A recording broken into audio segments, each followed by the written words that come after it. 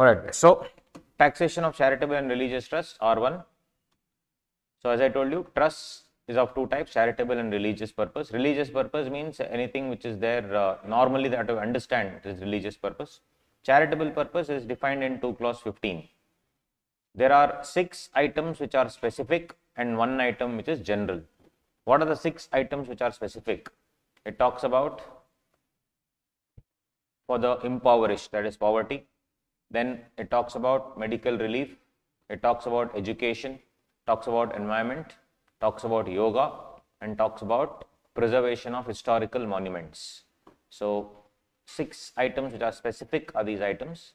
Anything that you are doing, any trust that you have opened for the benefit or for the advancement of these things, advancement of the poor, upliftment of the poor, education, yoga, medical relief, environment, and monuments. That is one. Then one general item, and that is called advancement of general public utility.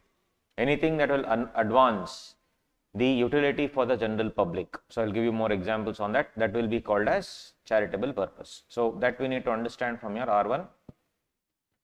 So advancement of general public utility shall not be for charitable purpose if it involves carrying on any activity in the nature of trade, commerce, or business for a fee or any consideration irrespective of the use or application of the income from such activity. So if you are doing it anything in the nature of trade, commerce, or business for a fee, then it is not called advancement of general public utility. We see relief for poor, education, yoga, medical relief, nothing here says cricket, but still BCCI has managed to, call themselves advancement of general public utility. Through various other associations they are doing it. Yeah.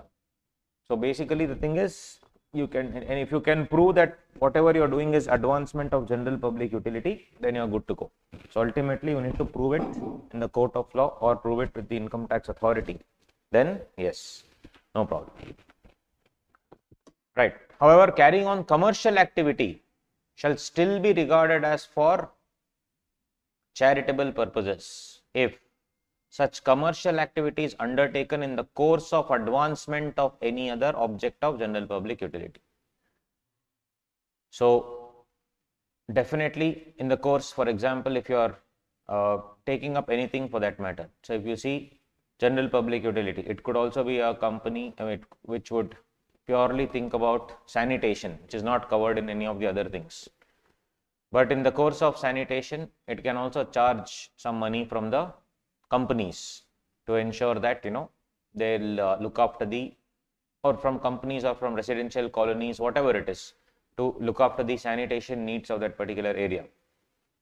So it could be making money in certain areas, still no problem, it is still called a charitable purpose, provided the second condition is also important, the aggregate receipts from such activity during the previous year does not exceed 20% of the total receipts. Does not exceed 20% of the total receipts. Very, very simple. So basically the receipts from such activity should not exceed 20% of the total receipts of the trust, which means if you have made 1 crore, maximum up to 20 lakhs. If you are into this sanitation thing also you are doing, then also that will be called as a advancement of general public utility. There is no hard and fast definition of general public utility. It's predominantly those things which will help, which is not part of the other 5 things. Now even yoga is covered, education is covered. If I am a company, if I am a trust is into education, and of my receipts of 1 crore, let's say 80 lakhs is coming from education. 80 lakhs is coming from education. Is this a problem? Is it still a charitable purpose or not? Or I'm doing yoga activities, 90% is coming from Baba Ramdev yoga, yes, Isha yoga, Sadhguru. So all these things, what do you think? Is it general public utility? No, that's not general public utility because that's a normal point. These are specific 6 points. That 20% receipt concept is applicable for 6th point or 1 to 5 points? The 7th point or 1 to 6 points, sorry. 7th or 1 to 6? Yeah, sorry? Yeah, it's applicable for 7 point or all the 7 points? 7th point only. So that is very, very important. You see the next note, where the gross receipts from commercial activities in relation to 1 to 6 above, it will be 1 to 6 above, exceed 20% of the gross receipts.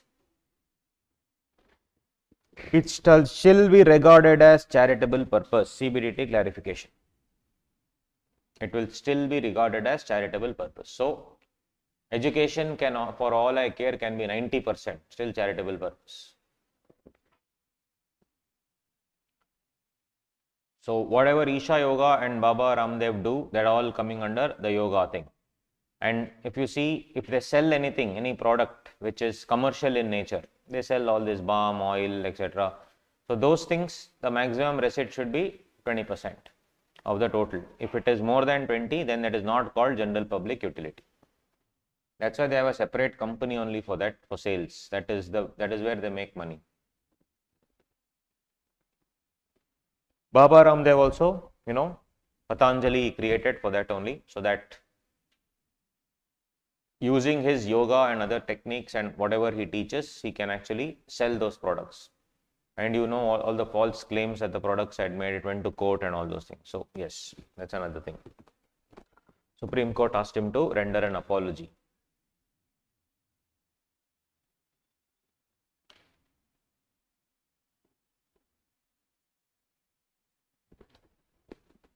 Now, the following income shall not be included in the total income of the religious or charitable trust.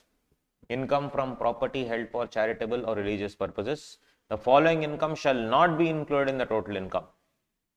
What is not included? 15% of the income derived from property held under trust wholly for charitable or religious purposes. So, basically 15% is like a standard deduction.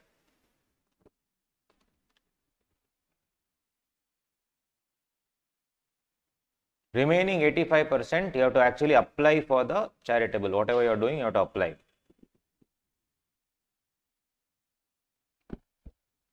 %15 is standard deduction. 85% you need to apply. To the extent of which the income is applied for religious or charitable purpose in India.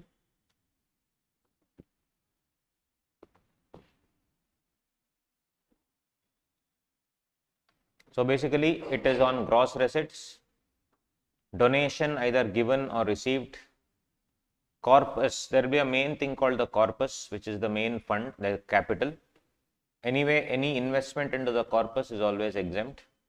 On the other hand, 15% standard deduction is there, 85% is purely based on application basis. So if you see, income in the form of voluntary contribution made with a specific direction that shall form part of the corpus.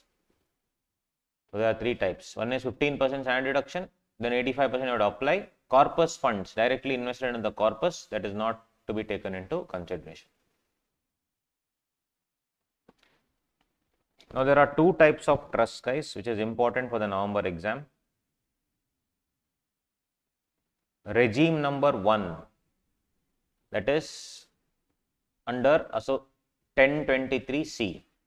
All the trusts which are exempt under 1023C, institutions, associations, etc., which is governed by a central government notification. If you remember, I told you one example. There used to be a hospital called Escorts Hospital. They were not supposed to use the money for anything other than the hospital. They started trading. So then the AO caught, and the AO said, whatever you are doing is wrong, so exemption I'll withdraw. The issue went to court, and the court said, yes, AO has no right to withdraw the exemption.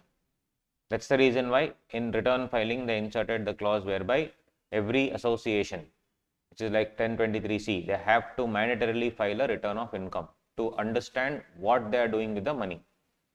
And if found to be doing something other than the objects, I am going to withdraw the entire notification, withdraw the exemption given. Now this is regime number 1. Regime number 2 is a charitable and religious organizations which are registered under 12AA, 12AB. Two different regimes are there. Regime number 1 is 1023C, regime number 2 is 12AA, 12AB. Now the timeline under 12A, 12AB is different from 1023C. Now in Finance Act 24, they have removed regime number 1. Sunset clause is there from 1st October 24. The reason I am telling you now this is because the last time ever anything related to 1023C can come is the November 24 exam. Because in the new act, Finance Act 24, regime 1 exists only till 1st October 24. That's it. After that, regime 1, regime 2 should be merged. Procedures will be merged, which means the last time ever anything with respect to 1023C can come is November 24 exam. This is the beauty of a fast track batch. We will know what is there in the future, and then we can tell these things can come in the last time ever. This you won't get in when you are doing a regular batch, you will be doing little bit earlier, so you won't get this benefit mostly. So 1023C, institution association, yes. So that is what we need to understand. So income, regime number 2,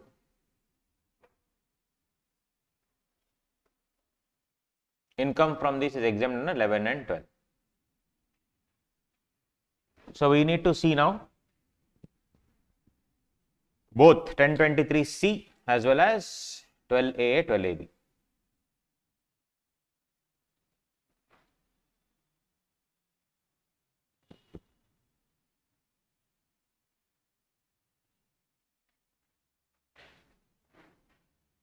Now percentages shall always be calculated on what, guys? Gross receipts. Percentage will always be calculated on gross receipts. The word applied to religious or charitable purposes, it will include what? 1. So basically I told you 15% is the standard deduction, 85% have to apply. Apply where? First, I can apply in purchasing capital assets if I want to. Revenue expenditure. I can also donate to other charitable trusts under 12AA, 12AB or even 1023C. That is also allowed in application. And it's an inclusive definition, that's why.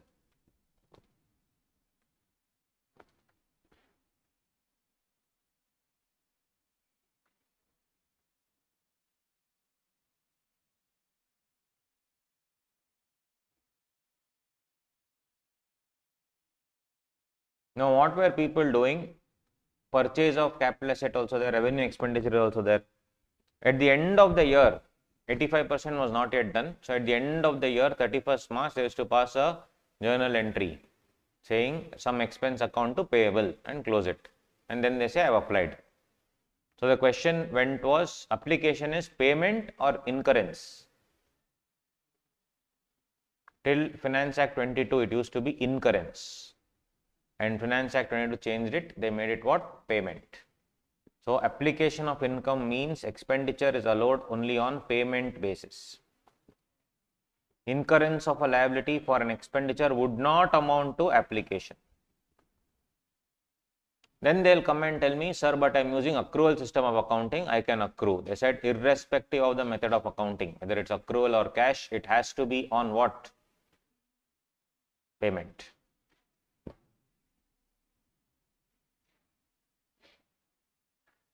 But this came from which year? Finance Act 22. My question is, in Finance Act 21, was it allowed? I mean, 1 year ago, was it allowed accrual basis? Yes. Now, last year, let's say we are standing in 2021. I accrued an expense, showed it as application. Next year, Nirmala Madam changed the law. Now, she said payment basis. Whatever I had accrued last year, this year only I will pay, right? So, can I claim it again? Now, people are doing that also. Awesome. Last year accrual. So, accrual, because in Finance Act 22, it got changed to payment. In 21, I accrued an expense, took it under 85%. Nirmala Madam changed it saying from now it is only on payment basis. whatever accrued till now, I again paid this year and then took an exemption again. No, in the sense application again, nothing doing. So that also they have clearly mentioned. However, during any previous year, if any expense was claimed on accrual basis, it shall not be considered as applied on payment basis in any subsequent year. Very simple. The trust, following accrual system of accounting, made a purchase of 1 lakh in March 2023, for which payment was made in May 23. 1 lakh is deemed to have applied on 23-24 and not 22-23.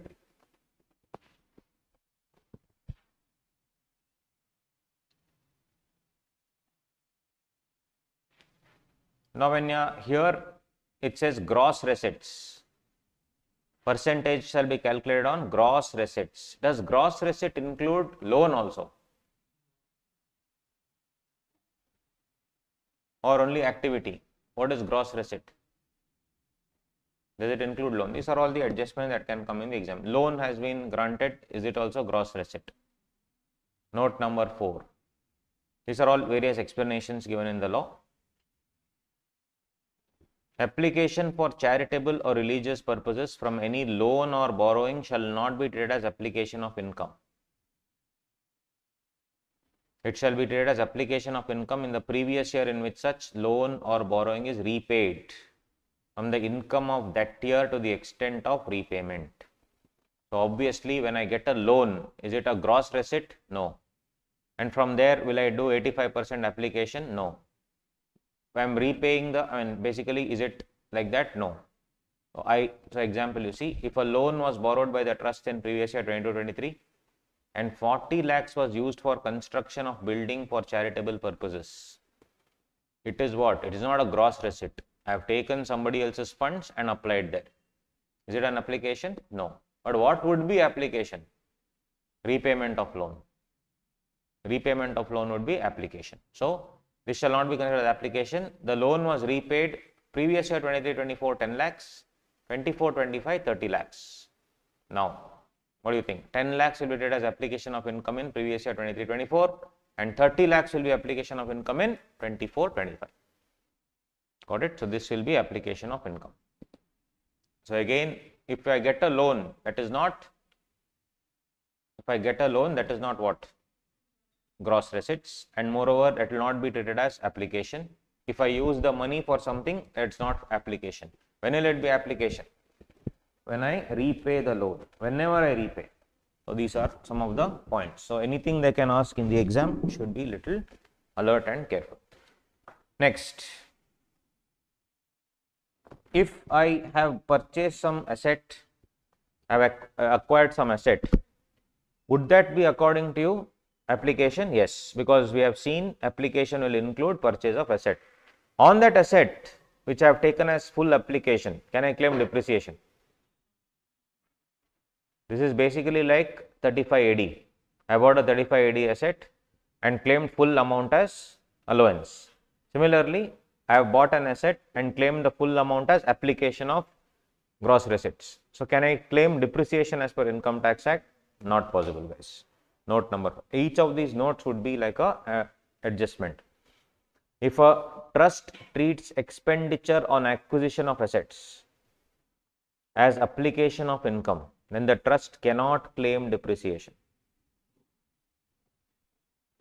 on the value of such assets, and such depreciation cannot be considered as application of income at any cost.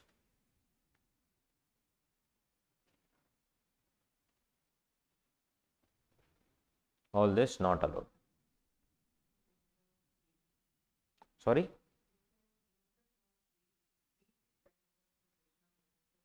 Yes, you can choose to do, no? If you see here, it says it includes. So this, whatever this I do is a choice. It is, yeah. If I do not take purchase, see, I already have made lot of, see, this 15%, it's a standard deduction. So can I actually spend 90% of my income if I want to? Yes. 95% can I spend? Yes. The 15% anyway they'll give on their own. 15%, even if it's a standard deduction, that money I still have, right? With that money, can I actually buy an asset? Yes, I can buy. My question to you is, when I buy an asset like that, will it be, should I take it as application or not? That's my choice. So if I take it as an application of income, then will I get depreciation? No. If I don't take it as application of income, can I claim depreciation? Yes. So that's why it says if here. It's a pure choice for the trust what to treat as application, what to treat not as application, but they cannot treat those things which are not allowed to be treated as application. For example, loan. Taking a loan and using that loan for something else cannot be treated as application of income. So if the trust treats expenditure on acquisition, if it does not treat as application of income, then this 11.6 will not apply. Can you claim depreciation then? Yes.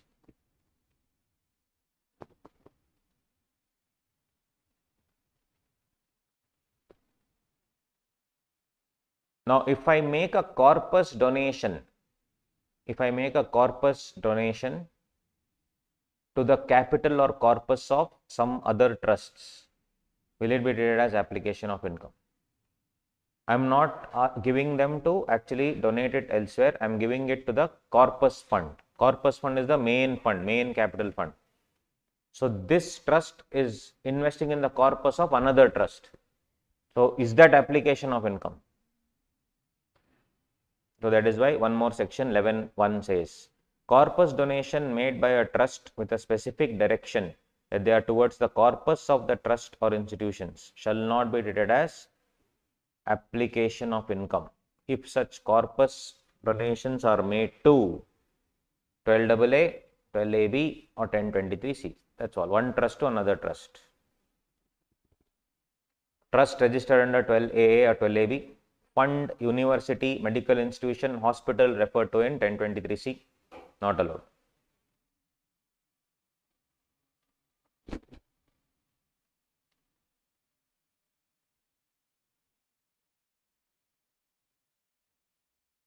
So when I say income from the trust, I will get everything except if somebody makes corpus donation into my trust, will I take that as gross receipts? No. So corpus donation is different, normal receipt is different. Normal receipts, gross receipts are used for activities of the trust. Corpus donation is like capital, it is used only for specific things. Corpus is like capital, I need to keep that money safe by investing in certain bonds, securities, etc. So I cannot use that money for day-to-day activities. So what I can use that for is given under 11.5. So what can corpus money be used for is given under 11.5. So if you just go down, you can find 11.5. There you go. Modes of investment. I can use my corpus donations which I have received only for these things. If I don't use it for these things, then it will never be that, then there is a breach of the corpus donation regulations. Yeah.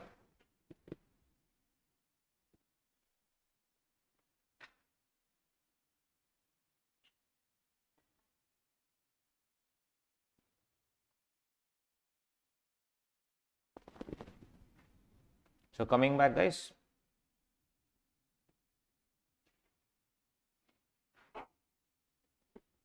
Income derived from property held under trust. So I am doing this very slow because all these are important points. And as I told you already, the beginning, there are three types of trusts for the benefit of the ones who just walked in now.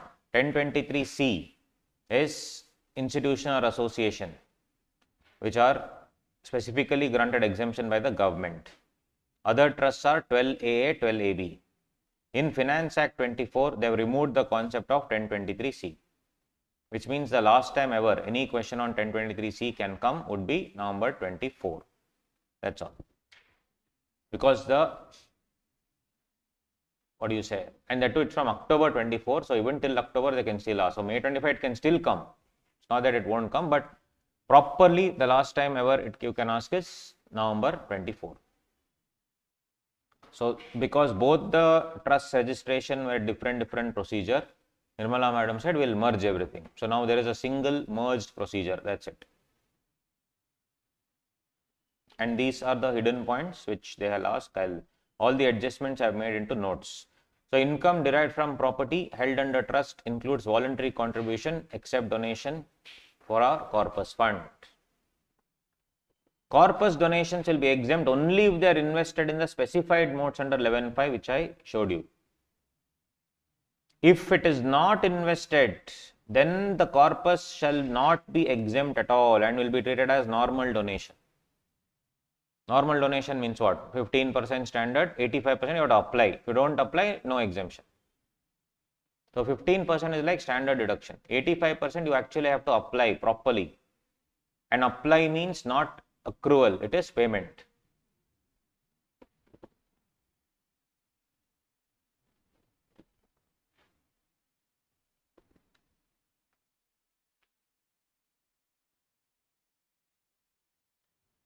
So in this 20%, I also told you that the general public utility here, advancement of general public utility, the maximum receipts, aggregate receipts should not exceed 20%.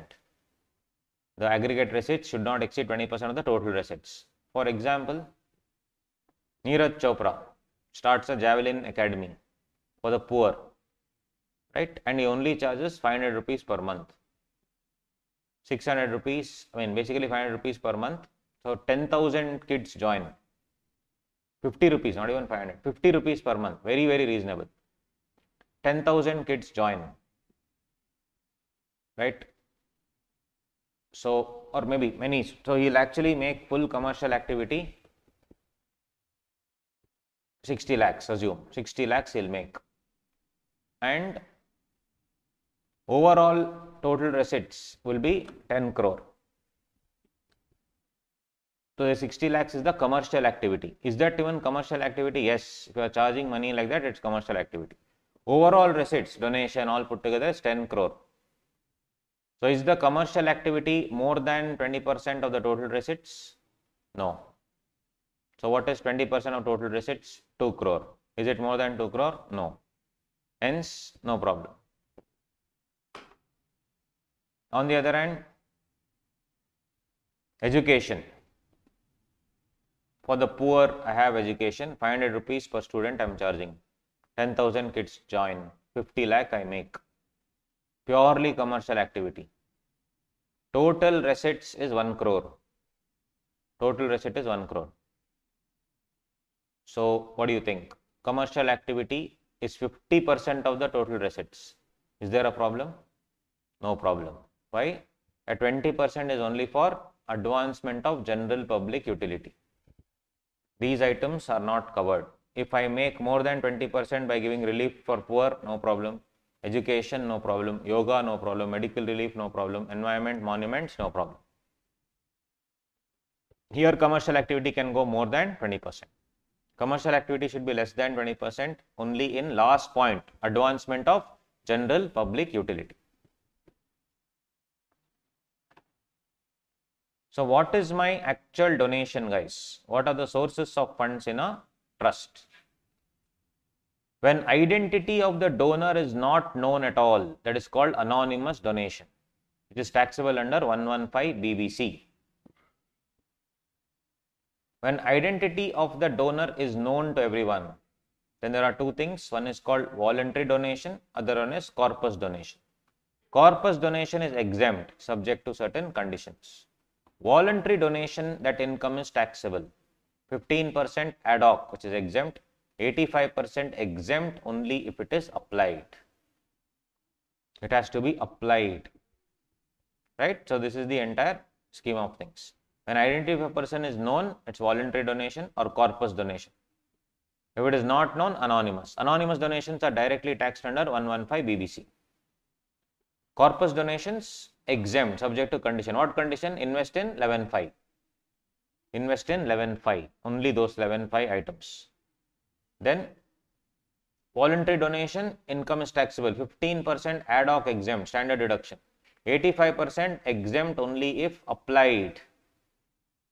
Can I apply in these things? Can I apply employee salary? Can I give? Yes. Can I buy a building? Yes. Can I buy a car? Yes. Depreciation on car? No. Incurred a liability as discussed? No. It is only on payment basis. Can I donate to any other trust? Yes, provided they should be registered under 12A, 12AB or 1023C. Because guys, trust can be registered under Indian Trust Act. Trust can be registered, need not be registered also, in the sense they can still run as a trust without registration. But if they want to run properly as a trust, it should be registered under Indian Trust Act. If I donate to any trust which is registered under Indian Trust Act but not registered under 12AA, is it still called as donation? No. So, just because you are registered under Indian Trust Act doesn't mean you are registered under Income Tax Act. For you to be able to claim donation, the exemption for donation, it should be registered. The other trust in which you are giving the money, corpus, should be registered under 12AA, 12AB or 1023C. Loan repayment, what do you think? Loan repayment also is deemed to be application. Now, if I look into relief of the poor or education, if I send money for education of the kids in Uganda, let's say you went to Uganda, you fell in love with the place, there are a lot of kids there who you love there, now you are sending money to them. From this trust is sending money outside India. What do you think? Is that application? No? Anywhere we saw in India? 2023C, yeah. Does it say it should be in India? No, they'll register here. I'm saying the donation is outside India. They'll register here only. They'll register here. 12A, 12AB, everything registration here. What I'm saying is, if I donate money to the kids in Uganda, is it part of the service education? Yes. What I'm saying is the final recipient, should they be in India or outside India? That's what I'm asking. They are registered in India. No problem. You can even donate outside. Registered in India, money is going outside. Charitable purpose. So if you see guys, 11.1 says India only. 11.1 is the normal donation, says India, but other sections 11.1b and 12, all these things do not tell anything. So that can be done anywhere. So you will see that can be done anywhere. Got it? We will see. So basically, if you check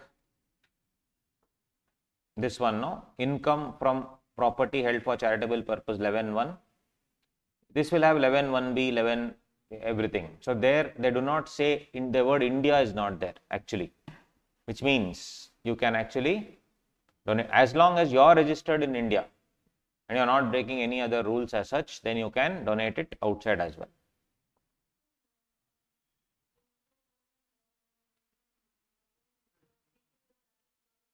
Correct, that's what I am saying. This 11.1 mentions in India, but there's one more section which we will discuss, 11.1b. There it doesn't say anything. So this 85% application, no, now that you asked me, see here, 85% application can be done in two ways. This 85% application can be done in two ways. Way number one is explanation to 11.1, that is 2.1 and 2.2, which is a complicated procedure. Can this be done outside India and all that? Yes, you can do. One more is section 11 subsection 2 to section 11 subsection 5. Purposes mentioned in 11.5 only. This is a easy procedure. So simplified procedure. That 85% application can actually be done in two ways. One is you can do wherever you want, in India, outside India, wherever, but you have to follow a little bit complicated procedure which is given in 2 subsection 2.1, 11.1, 2.1 and 2.2. But simplified procedure is in 11.2, where it says it has to be done in India till 11.5. It's an easy procedure. For our examination, and I mean generally when nothing is given, what will you follow? Complicated or simplified? Simplified. So that's why I have given that only in the notes here, which is what?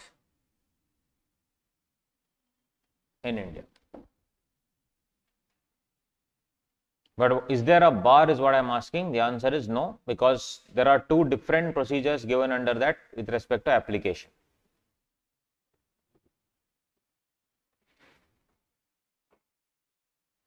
In the exam, always follow simplified procedure. This is the overall structure, guys. If there is anonymous donation, where will I tax it under? 115 BBC.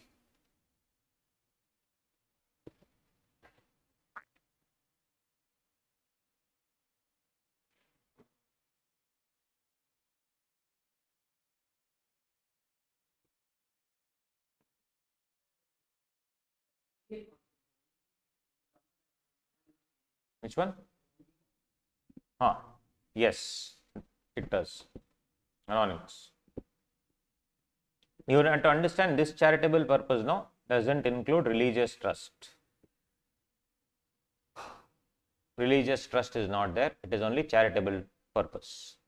So that hundi etc. in the temple, yes, it will come. Or here in a trust, if you have kept a hundi where you can go and put whatever money, that obviously will be anonymous donation.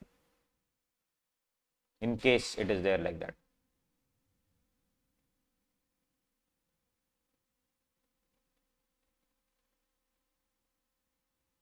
Application from corpus donation shall not be treated as application of income in the year in which it was so applied. However, it will be treated as application of income for religious and charitable purpose in the previous year in which the amount is deposited back or invested into one or more specified purposes in 11.5. Maintained specifically for such corpus to the extent of investment or deposit. So, I told you if I invest it into the corpus, is it exempt? Yes. And from the corpus, if I am investing, is it application of income? No. On the other hand, let's say I pumped in some 2 crore into the corpus. Is it considered as application? No, because it's going into the corpus. And from the corpus, they are now donating that money elsewhere. Is it application? No. From the corpus, I am saying. From the corpus, they will donate only where? In 11.5 specified, like in investment in section 11.5. Would that be, what do you say, actual application? No. What is the application part other than the corpus? Corpus donation that is going inside, and from there, whatever is coming out, it's always exempt. It is not to be considered as in any part of the calculation. But my question is, tomorrow, I am depositing some money back into the corpus. Will that be treated as application? So, see the example. A charitable trust receives corpus donation of 1 crore. Is that to be taken into any calculation? No. The trust has invested it as per the modes of 11.5. To be taken into any calculation? No. As I told you, if it is invested properly, then the entire donation of 1 crore shall be exempt. Just because you receive 1 crore in the corpus, that is not exempt. It should be utilized for purposes under 11.5. Only then it is exempt. Already discussed that. In previous year 23-24, from that 1 crore that they have, the trust spends 20 lakhs from this corpus for charitable purposes. Will that be treated as application of income? No. It is not application of income. When will it be application of income? When actually that falls under that 85%. Not from the corpus. This is from general gross receipts. However, in 2024-25, the trust replenishes the corpus fund by adding back 10 lakhs. Corpus fund has reduced. I am adding back 10 lakhs by using the income of previous year 24-25. From that year's income, they are replenishing, because corpus fund always has to be there. And if you do not give exemption to that replenishment, then people will never reinvest in the corpus. And not reinvesting in the corpus is dangerous. That is the reason why they have given this explanation very carefully. If you replenish it into the corpus 10 lakhs, it shall be treated as application of income in previous year 24-25. So in previous year 24-25, the trust replenishes the corpus by adding back 10 lakhs by using the income of previous year 24-25. 10 lakhs shall be treated as application of income in previous year 24-25.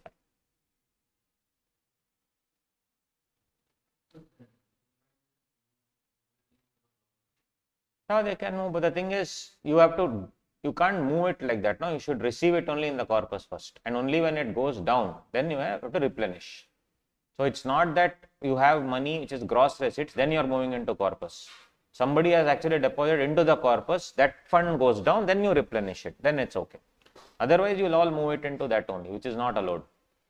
So anything that you received as gross receipts cannot be moved into the corpus, and even if you move, there is no exemption. Here they are only talking about replenishment, where somebody had actually donated into the corpus, then the corpus funds reduced because you donated it elsewhere, you did use it up as per 11.5, and now you want to replenish it, then it is allowed.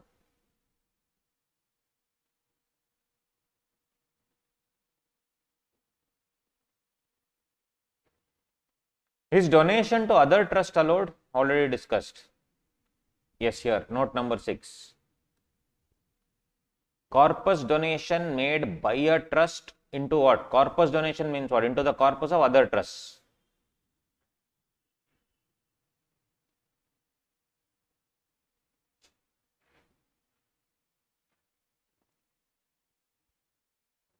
Yeah.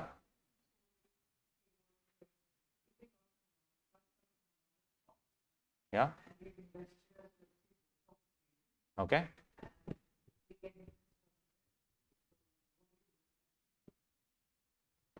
Interest. Yeah, it will form part of the corpus. Because you need some amount, no, for the, now you can use that money. Can you use that money to donate into the corpus of some other company, some other trust? You can. Ultimately, you should always have corpus. You should have the capital. And if you see the investment here, it is very, what do you say? Is it like high income generating or low income generating? Post office savings bank account, government securities. It is a risk-free investment. And apart from that, if you see, they also give you little bit units of mutual fund under 1023C, public accounts of India, very bare minimum, 3%, 4%, like that you will get interest. So that money, what will you do? You will generally keep it back. And is it allowed to be invested elsewhere? That part we will see when we reach 11.5. That I need to discuss that. We'll reach 11.5 and we'll discuss that. Now, one important thing happened. I'll discuss, don't worry. So, one important amendment happened in Finance Act 23, which we'll discuss. So, as I told you guys, for you guys, I will be giving you the whatever videos have been done till now. I'll give you, I will create that key and give you whatever 1.5 views, whatever it is. What do you want? 1.5 views? Yeah, 1.5 views. Fine. Whatever you want, I'll give. Don't worry. And those extra 5 days, which are the other content. Apart from that, I mean, if you want to check out some of the changes, like there are some amendments which I have given the entire section number. So I'll give you this material also. This material which I recently did, I'll give you the encrypted PDF on another device, so that when you are watching the video, you can see those changes wherever needed. Anyway, you have made all the changes, but in case you want to just refer to certain changes again, you can go through that material. So that also you will have that additional thing. So don't worry, I'll give you all those things. 6 months validity is enough, no? Or 8 months, 9 months, what do you want? Whatever you want to tell me, I'll give you 1 year, 6 months, okay. Right. So I don't care about all those things. So you tell, you guys have invested your money, that's all. So you will have to get everything.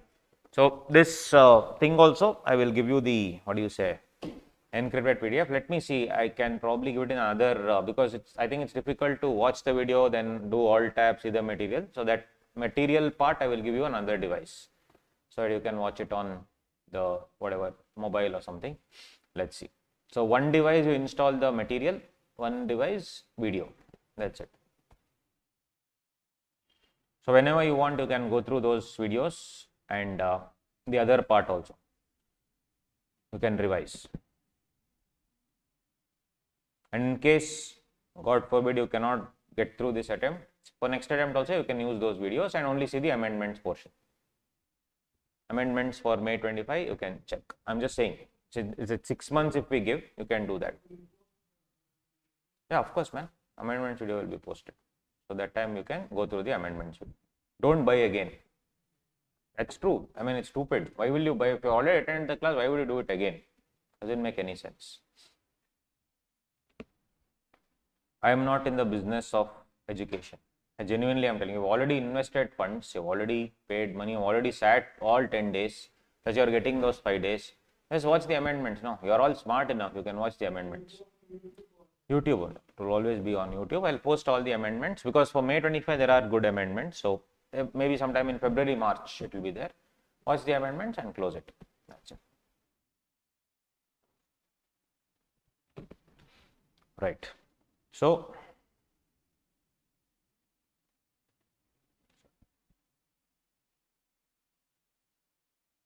don't worry, I'll give you this material also as I told you. So all the stuff which has like lot of content, in the sense I've just reproduced the Bare Act sometimes, so that if you want to verify you can check. Anyway, you have already written down the changes, but in case you want more knowledge or you want to read it coolly, then I'll give it to you, don't worry.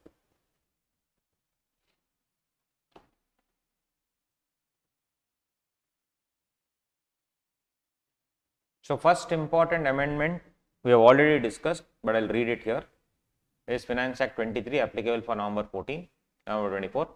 In order to ensure proper implementation of both the exemption regimes, it is proposed to provide that application out of corpus or loans before 1/4/21 should not be allowed as application where such amount is deposited back or invested, or where the loan or borrowing is repaid. Now this part we'll see in a while.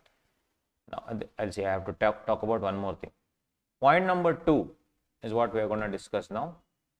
I am not going to read this, no problem, but I'll tell you the issue which people faced. Can I donate into the trust? Can I donate to some other trust? Yes, I can. Is it allowed under that 85% if I donate into the corpus of another fund? Yes. So let us say Trust A earned 20 lakhs. 15% is what? Standard deduction. Overall 17 lakhs. 17 lakhs they donated to trust number Z. They created a network of trusts. I donated into the corpus of trust number Z. Is it treated as, or let's say they donated to another trust. Is it treated as this thing, what do you say, 17 lakh fully? Is it treated as, what do you say, application? Yes, 85%, so 0. Trust number Z, income they got 17 lakh. 15% is what? Standard deduction. Total 14 lakh 45,000. Then donation, they donated to trust number P. 14 lakh 45,000. 0. Trust number P, 14 lakh 45,000 minus 15% donation to this. Then finally, the last one they applied as per the norms. So what is happening here? Ideally speaking, how much should you have got? How much should you have got actually? That 15% here. Don't you think so? On this 85%, again I am claiming 15%, right? On this 85%, again I am claiming 15%. On this 85%, I am claiming 15%. What should have been just normal 15%? Because of this network of trusts coming together, they are actually getting what? Almost 45-50% off by circulating the same funds in the network of trusts. And eventually, in the end, you are supposed to apply certain amount, but you are only applying another amount by taking the standard deduction 15%.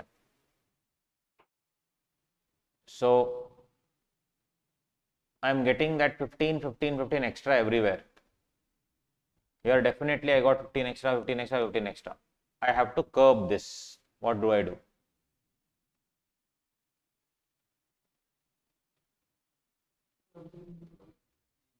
See here, basically 17 lakh, when it's shifted here, they are getting 15% on 17 lakh.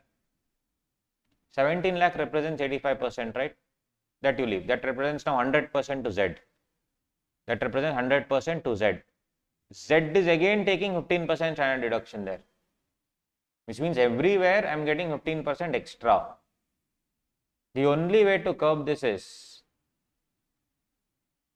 of this 17 lakh only, since you are going to take 15% of that and again claim exemption, I am going to change the law by saying I will only give you 85% exemption. 15% is taxable. Best. You are claiming 15% exemption of 17 lakh. How will I stop that? I will only give 85% exemption. 15% is taxable. So, main thing that came in Finance Act 23, I'll share you these notes, but I mean, one single point you can write on, but I'll explain this, I'll read this now. That's why I'm saying trust is very important, because there have been changes. You see, income of the trust and institutions under both regimes is exempt subject to following conditions. Some of the conditions are as follows: at least 85% should be applied. They should apply mandatory 85%. It should be donated to other trusts. Thus, every trust or institution under both regimes is allowed to accumulate 15%. Instances have come to the notice that certain trusts are trying to defeat the intention of legislature by forming multiple trusts and accumulating 15% at each layer. By forming multiple trusts and accumulating 15% at each stage, effective application towards charitable is significantly reducing. Hence, only 85% of the eligible donation made by a trust under the first or second regime to another trust under the first or second regime shall be treated as application only to the extent of 85% of such donation. So, what is the rule here? One trust donating to another trust.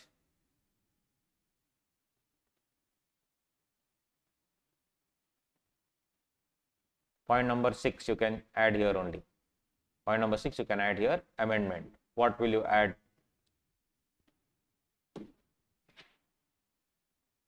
Corpus donation made by a trust with a specific direction that towards the corpus of the trust shall not be treated as application of income if such corpus donations are made to these things.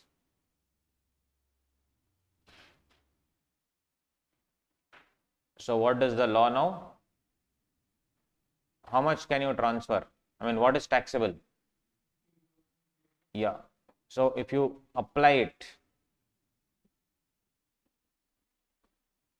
one second. Here,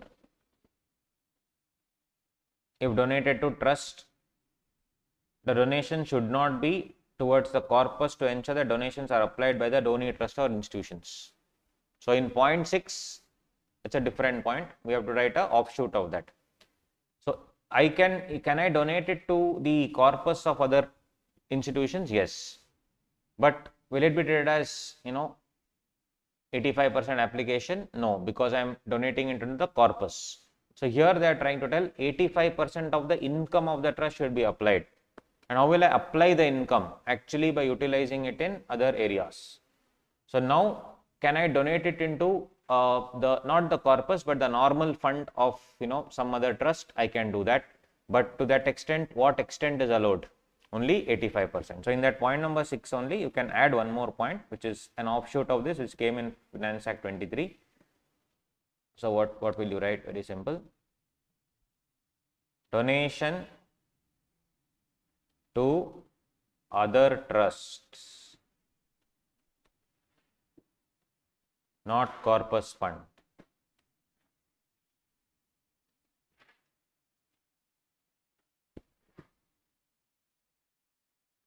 %85 of donation exempt, 15% taxable. That's all you need to write. That's it.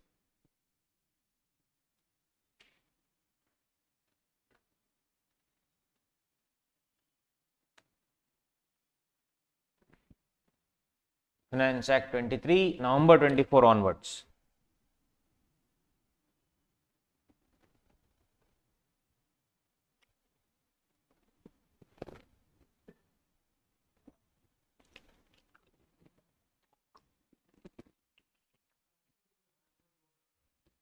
Yeah.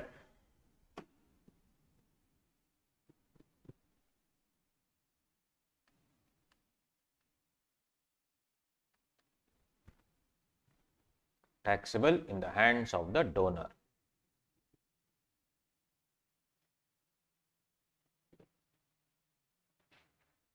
The logic I have given, you can, when I give you the notes, if you want to read the entire memorandum, I have given that whatever I read now, you can read it later. But for your exam, just remember this: donation to other trusts, which is not into the corpus of other trusts, 85% of donation exempt.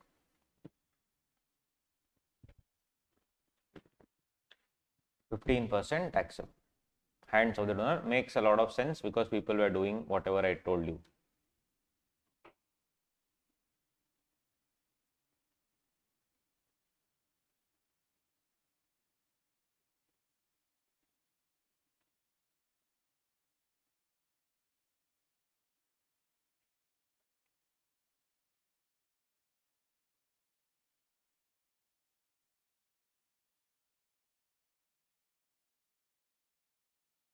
So I told you earlier law.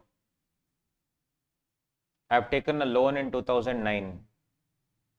I am applying it into the trust. Loan trust taken. And the trust is now applying for all the purposes. Was it deemed to be application? Yes. But after 1/4/2021, loan I have taken to the trust. Trust is giving it to the purposes. Is it application? No. But from the total income of the future years, if I am repaying, is it application? Yes, we just saw that, no? Is it application? Yes. Since earlier it was not exempt, now it is exempt.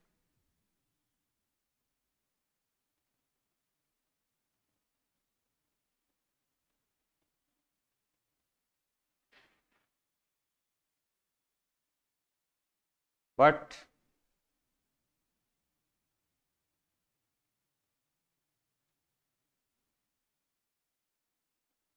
loan taken in 2019, I have given it to the trust. Was it taken as application that time in 2019? Trust use it for various processes? Yes.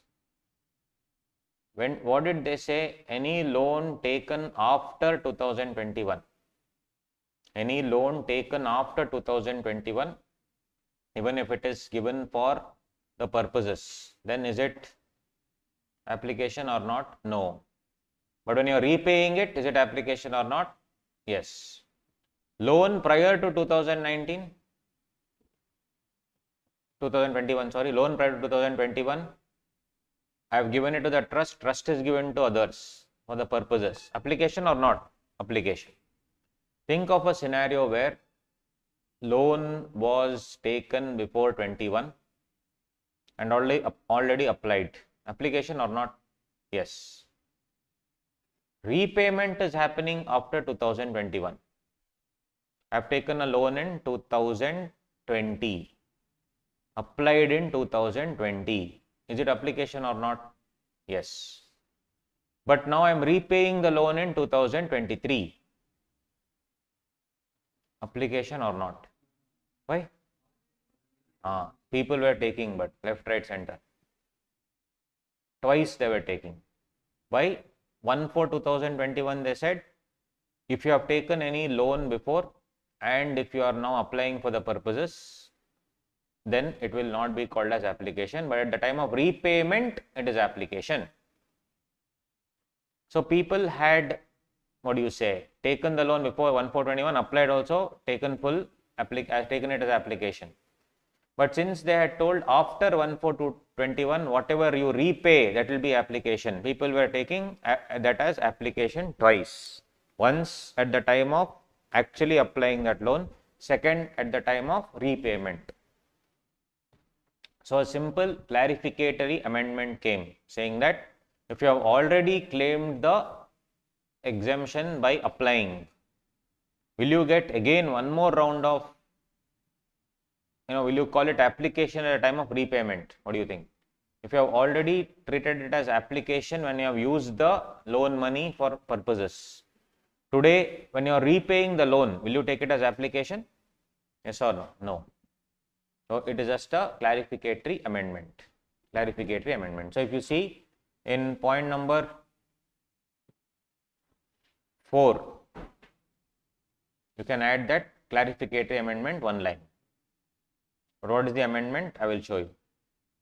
When I give you this material, you can go through later. You see first one.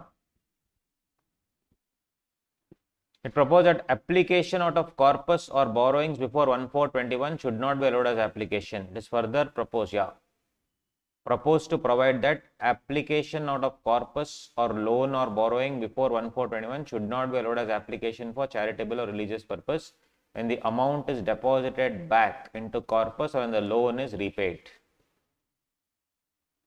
It is further proposed to provide that if the trust or institution invests or deposits back the amount into corpus or repays the loan within 5 years of application, then such investment or depositing back into the corpus or repayment of loan will be allowed as application for charitable or religious purpose. It is proposed to provide that where application from corpus did not satisfy the condition, it will not be treated as application. So, 2 changes. One is what? Very simple. Here only you can write down in note number 4. This is the application in the income of the previous year in which such loan or borrowing is repaid from the income to that to the extent of repayment. First change, this repayment should happen how many years? This repayment should happen within how many years? 5 years, because timeline was not given. Can I repay 10 years later, 15 years and still treat as application? No. So first change was repaid within 5 years. Finance Act 23.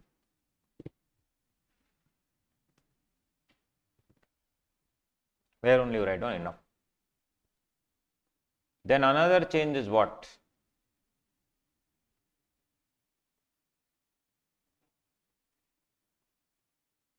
If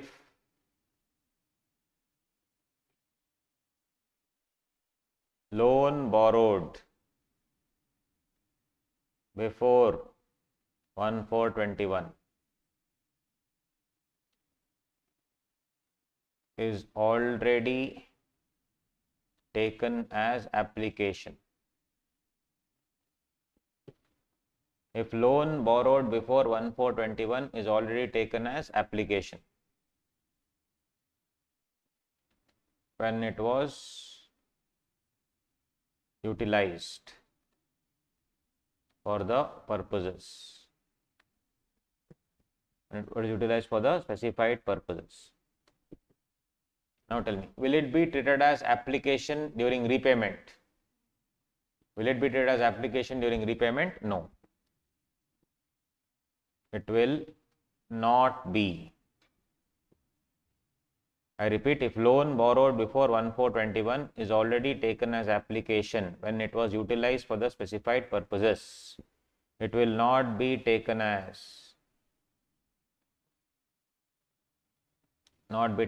application. It will not be taken as application when it is repaid. It will not be taken as application when it is repaid. If loan borrowed before 1/4/21 is already taken as application when it was utilized for the purposes, then when I am repaying it, it obviously will not be taken as application. So 2 small changes.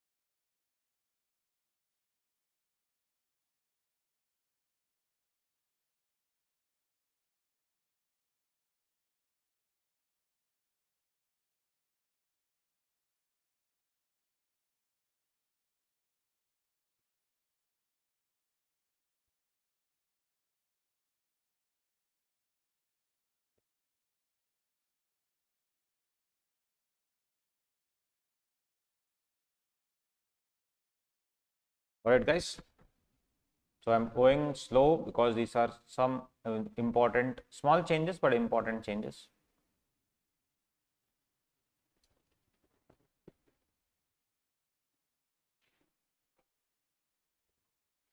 Now other things are fine.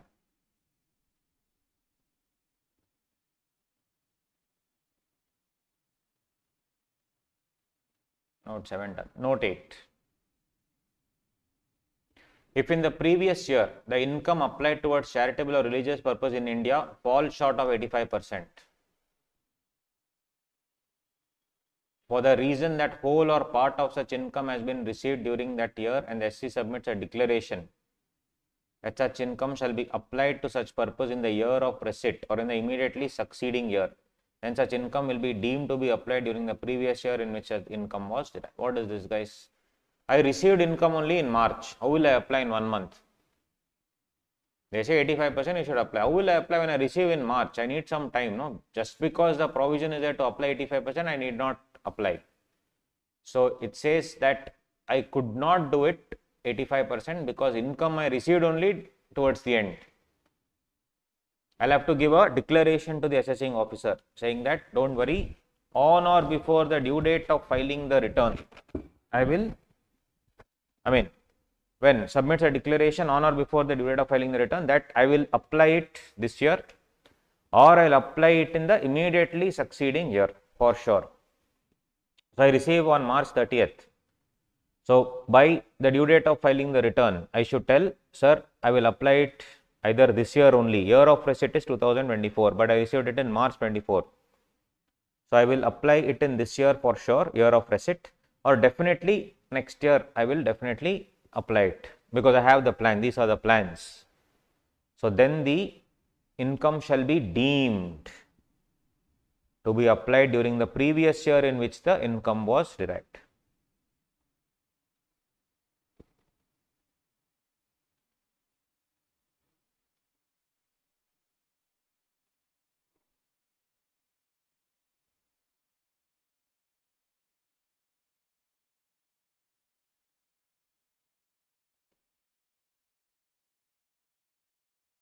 If such sum was not applied as per the declaration furnished, then the amount not so applied shall be deemed to be the income of the previous year immediately succeeding the previous year in which the income was received. That's all. So now you received it in March 24. You told the assessing officer, sir, I will either do it March 24 or I will do it by next year. Next year will be 1st April 25 to 31st March 26. Yes or no? 1st April 25, sorry, to 1st April 24 to 31st March 25. Next year also you didn't do it. So which year it will be income? 24, 25, 25, 26. See here, deemed to be the income of the previous year immediately succeeding the previous year in which the income was received. What is the previous year in which the income was received? 23, 24. What is the immediately succeeding previous year? Succeeding the previous year, 24, 25. In the previous year 22-23, 2 lakh was not received and a declaration was submitted to the AO that such income shall be applied for the purpose when it is received. Means either you receive it very late like March end, or there is a short commitment that you will receive it, but you have not received it. So 2 lakh shall be deemed to be applied in previous year 22-23. It is received or in the immediately succeeding previous year, then 2 lakh shall be deemed to be applied in previous year 2023 if you actually receive it and you spend it accordingly. Rupees 2 lakh was received in the year 23-24. The same has to be applied where? In either 23-24 or the next year 24-25. However, if it is not actually applied as per the declaration, then 2 lakh shall be considered as income for the year 24-25. So basically, you either receive very late where you cannot apply, or you have you have been promised to you have been promised that you will receive it in April or May, but you received it only next year March. How will you apply? Not possible. So that you should use it that year or the next year. You have to use it as per your promised. If you have not used it, then it will be taxable. So you see again, for the reason, yes, it should be that income shall be applied to such purpose in the year of receipt or in the immediately succeeding year. Then such income shall be deemed to be applied during the previous year in which the income was derived. Not received, income was derived. So in the previous year 22-23, 2 lakh was not received, but declaration was submitted that I am going to receive it soon. So it is deemed to be the income of which year? 22-23, because that is the year in which it was derived. It should be applied where? In 22-23 also deemed to be applied. So 2 lakh was actually received next year, 23-24. When should I spend it? 23-24 or the immediately next year I should spend it. If you don't spend it, then it will be considered in which year? 24-25. You see here. Deemed to be applied during the previous year in which income was derived. The amount, if such sum was not applied as per the declaration furnished, the amount not so applied shall be deemed to be the income of the previous year immediately succeeding the previous year in which the income was received. Income was received. Now, I will give you an example. You tell me which year it is. Let's say I was supposed to receive something on 1st March 24. Supposed to. This is which financial year? 23-24. I didn't receive it. I gave a declaration saying that, sir, whenever I receive, I will spend that year or the next year, because the taxability is when? Very clearly given. See the taxability. Deemed to be the income of the previous year immediately succeeding the previous year in which the income was received. Correct? Succeeding the previous year. Let's say I received it on 10th October 25. I received it. Which is this year? Or let's say, sorry, 10th October 24. Sorry. I received it. So, Finance Act 24-25. Right? So now, when will it be taxed? I mean, if it is used, no problem. Not used, that's what they are saying. The taxability is either when deemed to be the income of the previous year immediately succeeding the previous year in which the income was received. What is the financial year in which it was received? 24-25. When will it be deemed to be income and taxed? Deemed income in 25-26. So can I say you need to utilize it before 25-26, otherwise it will be deemed to be the income. You need to utilize it. Yeah. 1 second. Yeah. Tell. Yes. I will take the exemption here. I will take it as application 85% here. I have taken it as a deemed to be applied. Now, for that to hold good, I need to utilize it by 25-26. If I don't utilize by 25-26, whatever exemption you have claimed here will be added back, deemed to be income. That is what the rule says. So indirectly they are telling I will accrue it, I will add it back after a year, which means you have to use it within that year. That's all I am saying. Because here I have promised to use it. I have promised to use it. So here they are telling I am going to tax it next year, which means what? I have to use it within next year. Otherwise, then there is no problem. Otherwise, I could have simply said, no, it will be deemed to be the income of the year in which it is received. Why am I telling like that? Why am I not telling like that? I am telling like that because I know it's impossible for you to immediately spend. So when you receive it, no problem, take that year off, take next year. Before next year, you actually please close it. If you don't close it, if you don't invest in that, then I will definitely deem it to be the income. Yeah, you had a doubt? That one, fine. So very simple guys, on 1/3/24, I am promising the AO and I have to file it before the date of filing the return. I am telling that, sir, I haven't received it or I received it very late, I will apply it, whatever it is. So predominantly I have not received it, sir. it's coming. This amount is already set. There is a firm commitment that I'm going to receive this money. Unfortunately, I have not received the funds. Whenever I receive it, I will definitely use it that year. Assessing officer, I don't care. You use it that year. I will tax. If you don't use it, I will deem it to be the income, means reverse the application. In the year succeeding the year you have received it, which means indirectly I am giving you time to actually spend it one more year later, within one more year later. That's an indirect thing. That's why this is how the logic works. Now you may receive it any time. If you receive it, basically one extra year you will get. If you receive it, if you told that you will receive on 1/3/24, you received it on 31st March, you received on 1st April, then what we should do? 1st April will still be the same. You will go to the next year. What if you received on 31st March only? Use it by next year. That's all. So ultimately, they are not telling you to use it. You will get one more year. They are not telling you directly. They are telling you indirectly. They are telling you that I'll add it back to the income 1 year later, which means you actually have one more year to what? Use.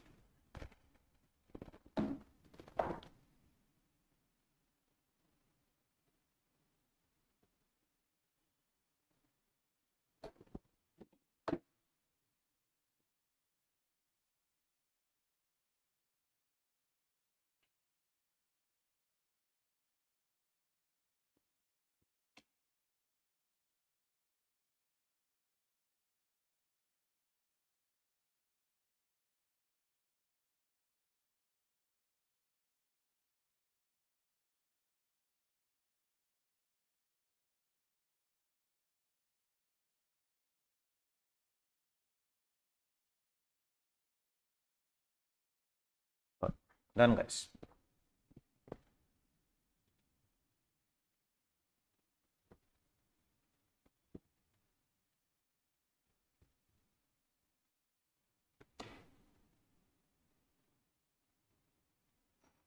These small points, that's why.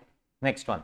For any reason, for any other reason, the SSC submits a declaration to the AO on or before the due date that such income shall be applied to such purpose in the immediately following year, then such income shall be deemed to be applied during the previous year in which the income was derived.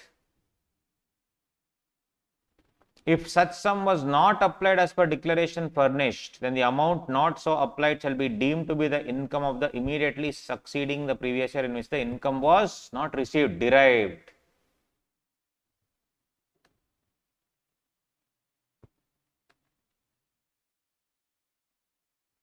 Is lack of time point. Lack of time point. I received it in March 23. I received it in March 24. Sorry, March 24. I told this fellow, boss, immediately next only I will apply. You didn't apply. When will it be taxed? 1 year from it. See, you have received it already. No? In the previous case, you received it late. Here, you already received it. But lack of time. March, if you receive, how will I apply? So, what are they saying? Next year, you please apply. Otherwise, next year only I will deem it to be the income. That's all. You see, the trust received 4 lakhs in 22-23, but could not apply due to lack of time. Furnished a declaration that income shall be applied for such purpose in the immediately following previous year, that is 23-24. In this case, 4 lakhs shall be deemed to be applied in 22-23, obviously, because you have made a declaration. If the income is not actually applied, then 4 lakhs shall be considered as income for 23-24. Because you have already received the cash. In the previous example, I don't know when I will receive. So, I will get 1 extra year time. Here, I have already received the cash, lack of time. So, if I am telling you I will do it next year, by next year end you do, boss, otherwise I will add it to the income. Makes sense? This makes sense. Previous one, I don't know when I will receive the cash. So, whenever you receive, I will give you 1 extra year time. They are all telling this indirectly. No direct. Indirectly they are telling. I hope you got the difference between the two. First one is what? In March, I am telling next year I will get and I will apply. They will say no problem. You do whatever you want. If you don't apply at all, then I will charge it the next year. 1 year extra. On the other hand, sir, now I've received now already, next year I'm going to apply. Or since you have received already, by next year if you don't do it, next year it will be taxed. Simple.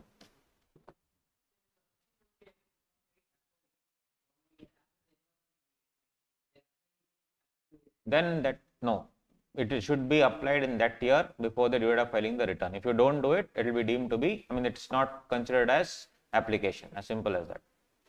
You will have to pay tax on that. It's very clear there.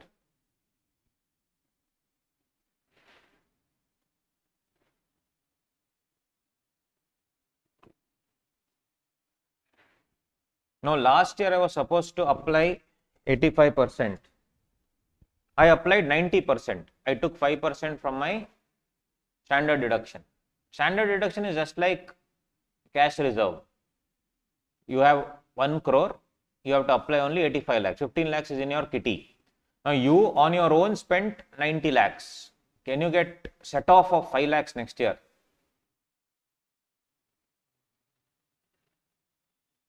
What about CSR? Will you get set off? Excess CSR set off. Will you get set off? Yeah, there are provisions there. Here, nothing like that, guys. Point number 9, read.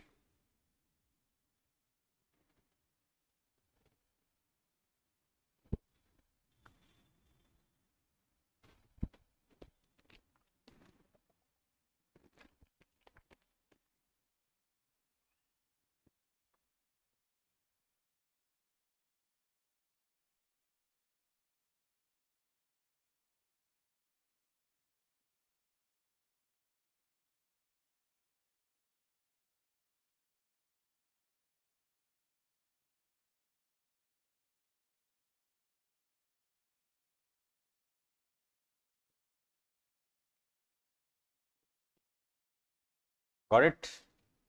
Note number 9. See how many minute points are there, guys. Very, very important points. 100% question on charitable trust. And there is no paper in DT without questions on charitable trust.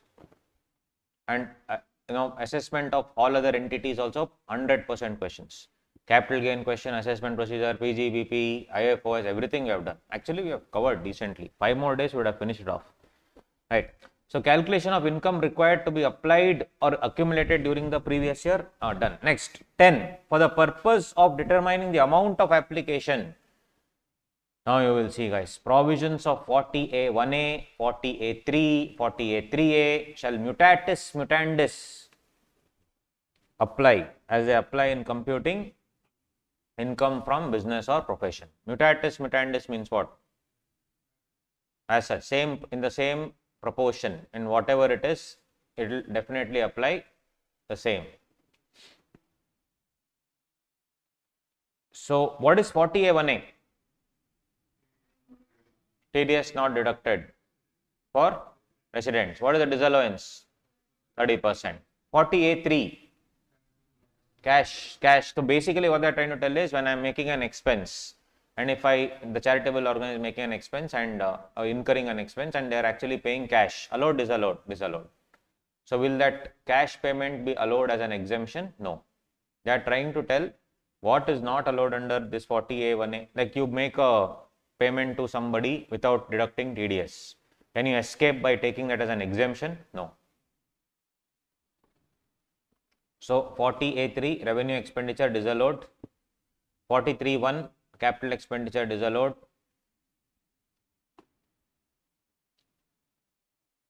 One interesting thing. And then 40A3A is what? This one. Expense account to expense payable, 20K. Expense payable to cash next year. I pay it in cash. Is it allowed or disallowed? No. Disallowed. They'll ask you one question. The trust paid 30,000 rupees in cash and bought an asset. Treated as application or not? MCQ question. The trust bought 30,000 rupees, an asset worth 30,000 rupees in cash. Allowed, not allowed? What is that? Application or not application? Single day, single person, single day, more than 30,000. Application, guys, 40A1A is TDS, 40A3 is more than 10K revenue expenditure, 40A3A is that payable entry, right? The asset portion is given in 43.1. Interestingly, 43.1 is missing here, capital expenditure, MCQ point, right? So, yes, yes, you can. That because it's an error of omission. It's not any, what do you say, malified intention. It is purely error of omission here. So, as of today, still it is open. Can you pay cash, construct something, and then take it as application? Yes. Provided that cash should be accounted for. It can't be unaccounted money. Then obviously your other provisions will come. Accounted money. So can you pay cash actually? Yes. Can you withdraw from the bank and pay cash? Yes. That's what I'm saying. Possible.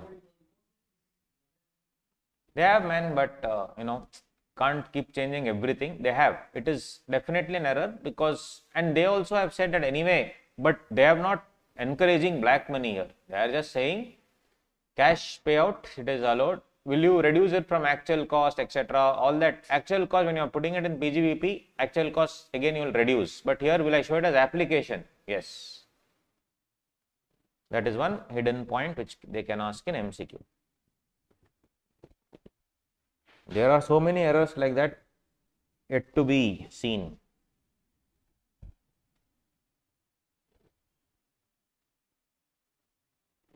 Nobody will ever still do it, but I'm saying you can do it, no problem.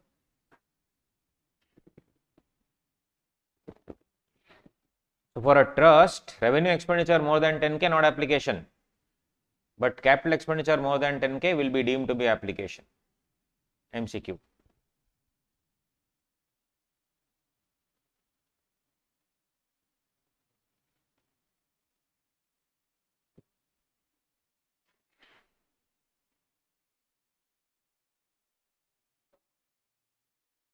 I've given it here. Can be inferred, inference. Revenue expenditure 48.3 shall apply. Capital expenditure 10,000, it will be read as application of income.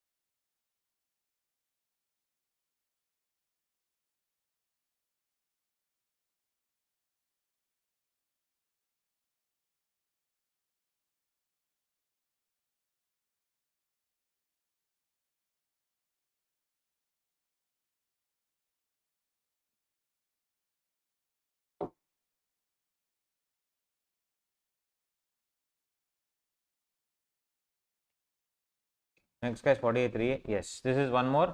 Property held under a trust. The property held under a trust includes any temple, mosque, gurudwara, church, or any other place of worship notified under 80G2B, and the trust receives a voluntary contribution for the purpose of renovation of these things. They want to renovate any of these things. Then trust at its option can treat the contribution as part of the corpus subject to the following conditions. So I receive money for what? Renovation of repair of temple, mosque, any of these things, guys. Then what are they saying? Then you can take it as corpus donation. Such contribution shall be applied only for renovation and repair. Such contribution cannot be given as donation to any other person. Corpus is maintained separately and is identifiable. Invests or deposits such contribution as per the mode specified in 11.5. Yes, you can do that, because guys, this is an amendment which came in 22-23 because assessment year 21-22 before only, because there was a lot of pressure with respect to in India religion cells, right? So the thing is, for temple, mosque, gurudwara, church, etc., if you receive money, there are some people who are not considering as, because it was not part of the religious activity. Religious activity, charitable, both are different. Even if you see, can you open search proceedings and can you impound books, etc., of a religious organization? Can you do a survey of a religious organization? No, it is only charitable.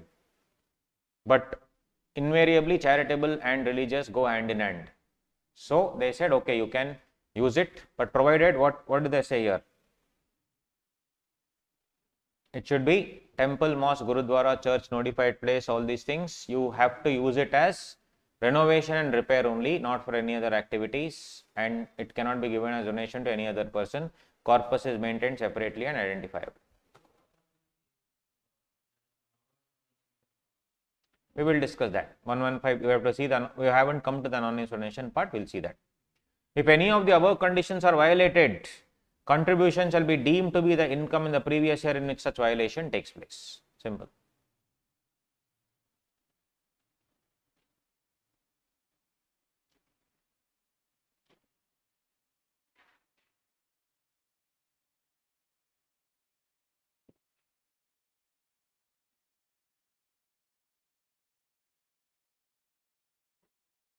One other amendment in the, what do you say, section.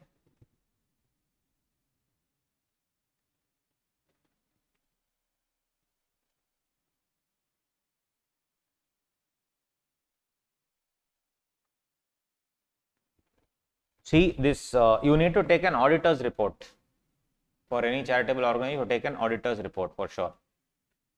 Now the thing is, the auditor, due date for furnishing this form number 9A and form number 10 is same as the due date of furnishing the return of income. So return of income is on 30th September, right, or 31st October. When is the auditor form also you should give? Same, 31st October. So audit also should happen the same, return of income also should happen the same. The trust also required to furnish audit report. Audit report is also needed 1 month before the due date of furnishing return of income. So the thing is, 9A and form 10 are all the forms which the charitable organization has to file with respect to what? What are the incomes? What is the application? Everything. And they are telling audit report should be 1 month before the certificate. How will you do the audit without getting the certificate? Yes or no? Like if I have to get the details of what is the application, if I have to get the details of everything, is it possible for me to do it? Difficult. So the thing is, there was a problem. The auditors are required to report on form 9A and 10. But they are saying my report should come 1 month before you give your report. How is that possible? It's weird, right? It was creating issue. It's a very small, simple amendment.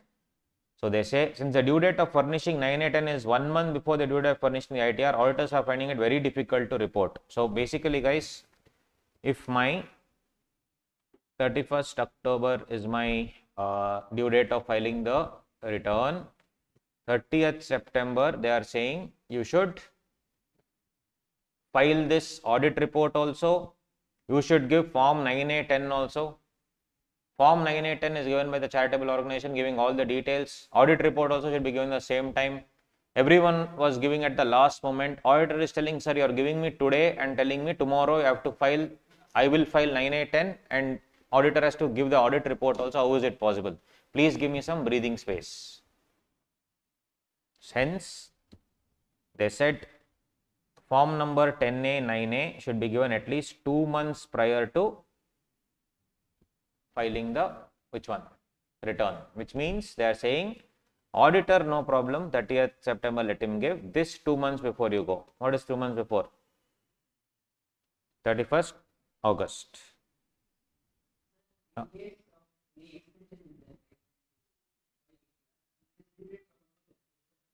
Yeah, correct. But if you see, it's been quite some time that Nirmala Madam gave any extension. Only I think after COVID, everything was stopped. COVID was the last. It's been 4-5 years. Only for 7 days. What I'm saying is like earlier 1 month, 2 months, 7 days here and there, okay. But earlier they used to give 2 months, 3 months. COVID though went off for 6 months or something, I remember. So that was the last. There was no more extension. So yeah, it makes sense, guys, because if the return filing is 31st October, 1 month before only have to give that form 9A, 10A, then also give the audit report. Where is the time for him? So now they are saying this time you make it before. So when should you give form 9A, 10A? 2 months before. So just simple point. Here only, anywhere you can write down. Form 9A, 10A to be given 2 months before ITR. Audit report 1 month before ITR.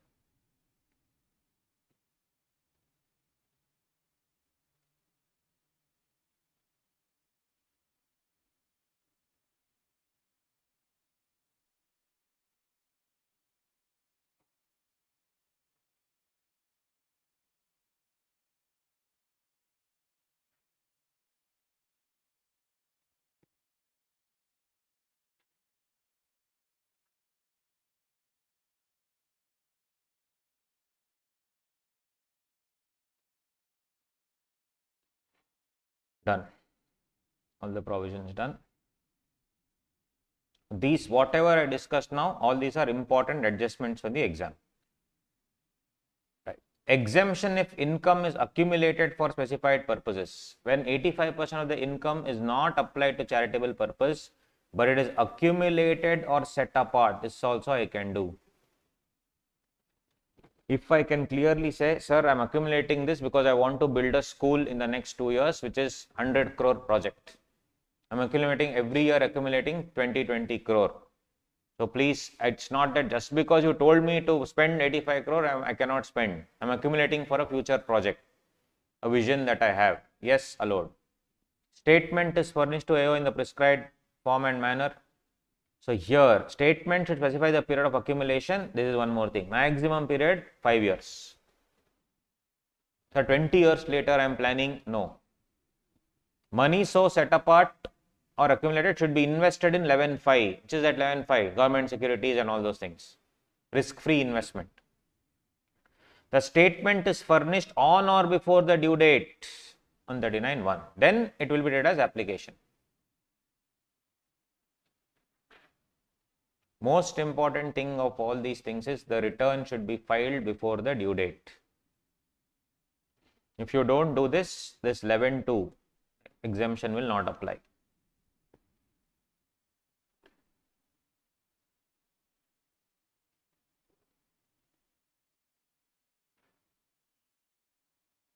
So once they asked in the exam that they told that they will apply in 5 years for a particular project, and they are already investing, everything they have filed before the due date. In the 4th year, and the next year the project is going to begin, they are already going to, 4th year, somebody put a court order against the land that you have acquired or planning to acquire, about the title deed of that land. That case went for 2 years. So that 4 years plus 2 years became 6 years. In the 7th year, can I apply and still claim exemption?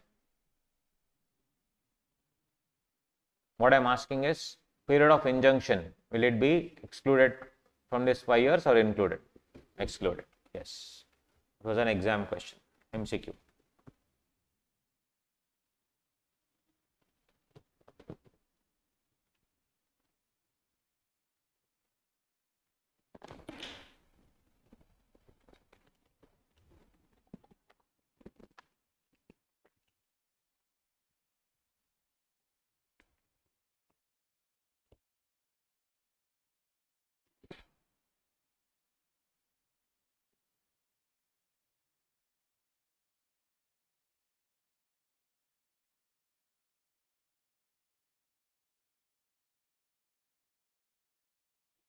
Exemption withdrawn if specific conditions are not satisfied. Yes, this is normal 11.3. If it is applied for purposes other than the purpose for which it was accumulated or set apart, it is deemed to be the income of the previous year in which it is so applied. Very simple. It ceases to remain invested in 11.5. Basically, if you break the rules, whatever you have already claimed will be added back. Simple. Not utilized, donated to any trust registered under 12A, 12AB or institution referred under 1023C. Yes, then it will be taken into account. 15%, already told you 15% will be taxable, 85% is only exempt. So, if you see the entire thing, it says the property held under trust. From beginning we are seeing property held under trust. So, what do you mean by the property held under trust? Income from business shall be treated as income derived from property held under trust and shall be eligible for exemption under 11.1 and 11.2. So, can I do income from business also? Yes, that is meaning property held under trust. Clear cut objectives, everything must be there. Yes, if I feel there is an excess income, the AO will add the excess income. These are all normal points.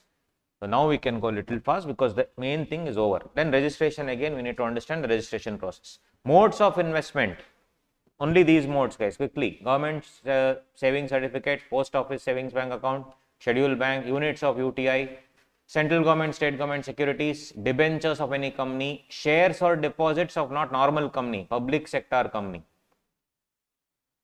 approved financial corporation bonds, bonds issued by public companies with long-term finance, basically all predominantly risk-free investments or less risky investments.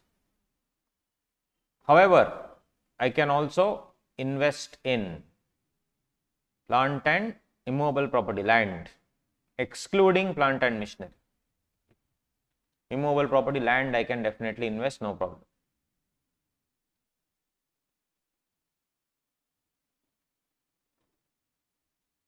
I am in the business, I am giving education to the poor. Can I install a printing press and can I take it as application?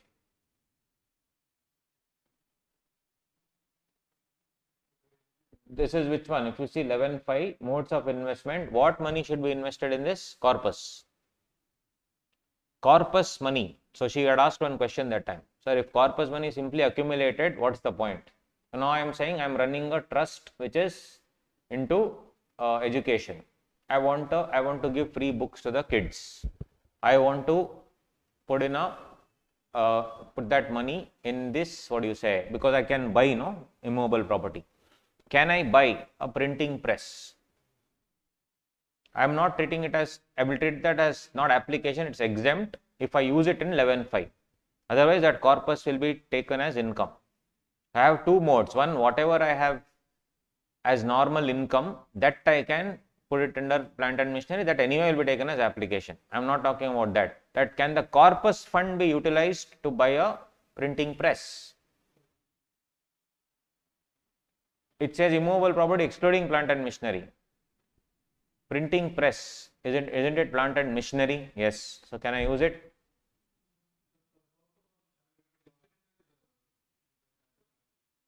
So can I use the corpus fund which is incident for something which is incidental to charitable activity? Or let's say immovable property excludes plant and machinery. No. Can I invest in your plant and machinery? You are doing some random business. Can I invest in your plant and machinery? The corpus fund? No. I have to buy my own assets. That anyway is allowed. So in the income which is separate, for which 15% is deemed to be application, 85% I have to actually apply, that I can buy assets. We have already seen that. You can buy cash with cash also. I am not talking about that. Corpus fund utilization. I don't want to invest in government securities and all that. I'd rather invest in a plant and machinery for which I will print books and give it to the kids. Because I have extra, that other funds, this funds I'll utilize here, other funds I'll do other application. So can I be smart and do all these things? You see one small note, plant and machinery installed in a building for convenient occupation. So there is no definition as such. So I can install in my building for the occupation, what occupation that I am doing here, I am anyway giving education. So for furtherance of that, I can install a printing press to give kids the books allowed. They have not defined anything like that. They have just said you can install in a building for convenient occupations. If I can prove it that it is convenient for me, rather than investing other money, this corpus only I'll invest for that, then it is allowed. I can buy land also. Land will appreciate always.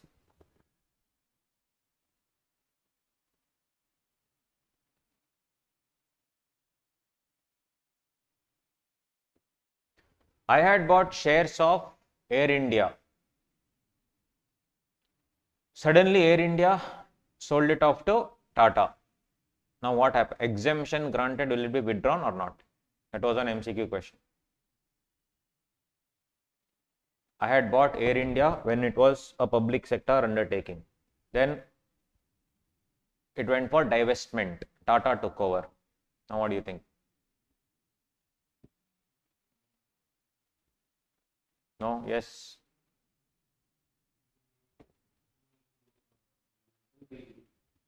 It will be?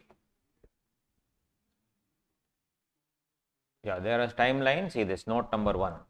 For 3 years, it will be investment. Within 3 years, exit. From the date of such cessation or date on which investment becomes repayable by such company. Terms and conditions change, whatever, 3 years you can keep.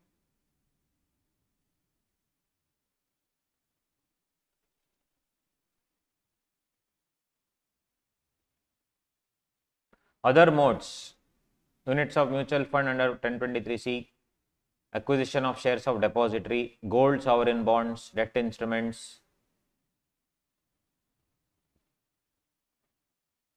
shares of National Skill Development Corporation, I can do.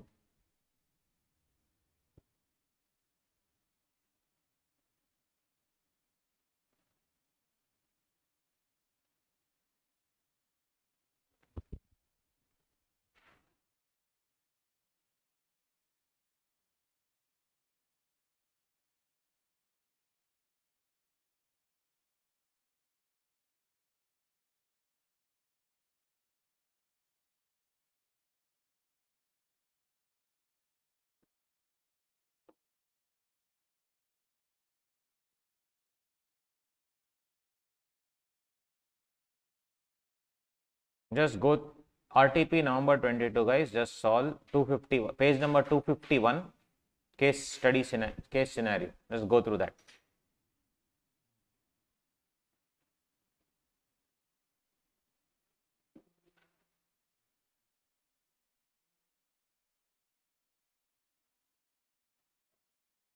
In that, solve question number 9 and page number 251. These type of questions come. We'll solve the full question later. Just go through the question just to see what all type of questions are coming.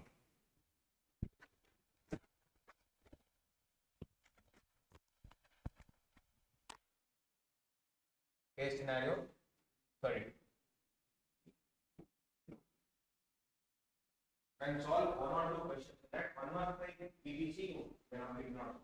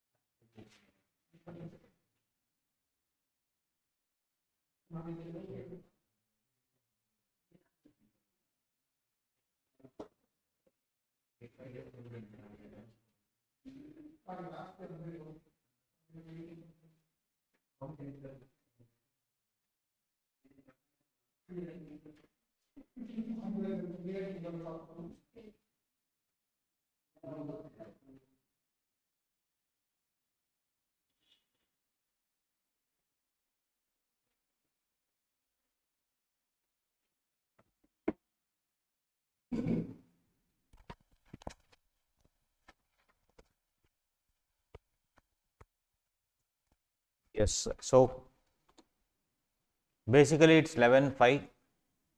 Can they invest in post office savings? Yes. So how much have they invested? 12 lakhs. No problem.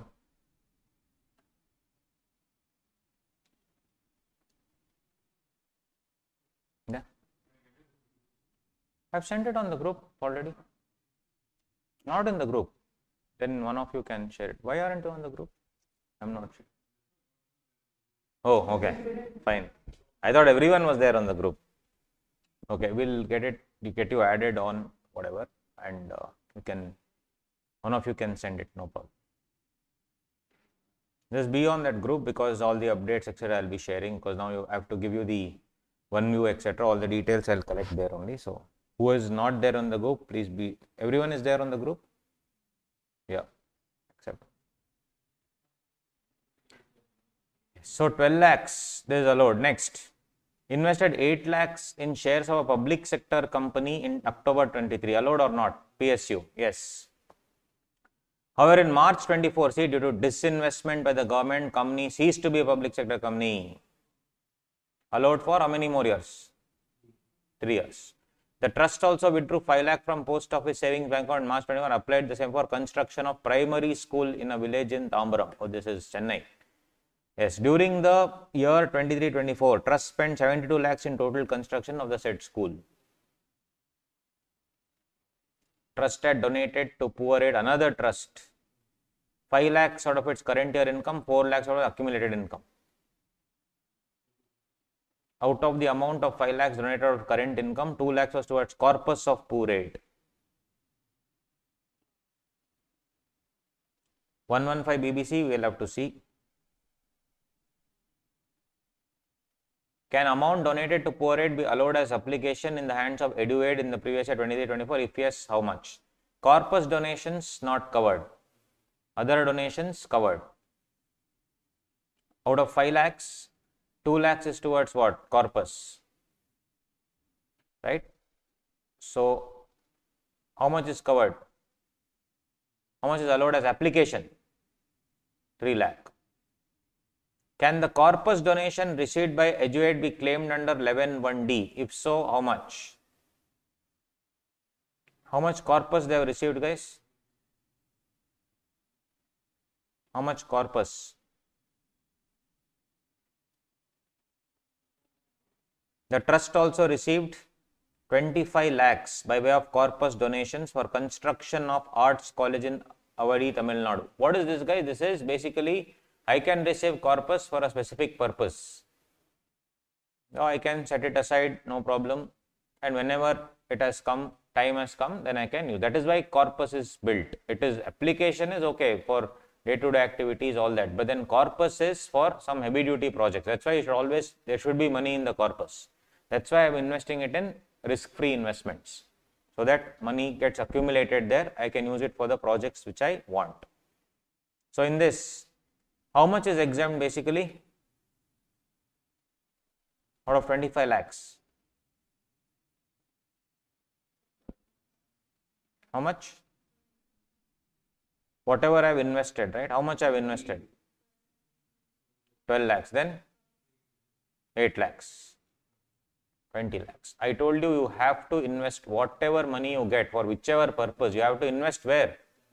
In 11.5. If you don't invest, you will not get. That's all. That 5 lakh will be chargeable to tax. So taxability we still have to discuss. Don't worry. So like this, you will get questions for sure, guys. 4 to 5 marks. Integrated MCQ.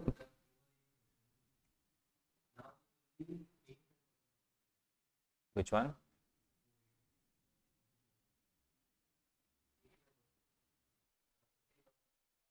Which question, man? Okay. Correct. Then, what is the quantum of amount spent on construction which can be treated as application?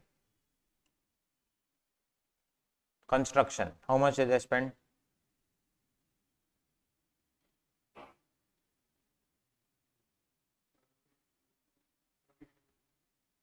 $72 lakhs.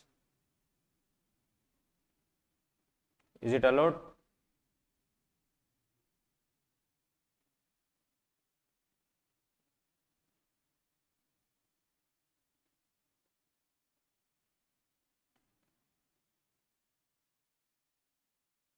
They borrowed 50 lakhs.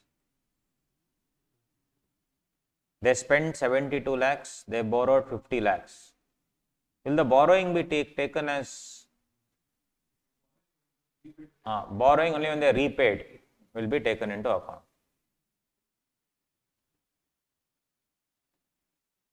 Yeah. So once you understand the taxability, you will be able to solve this question. Let's understand the taxability first.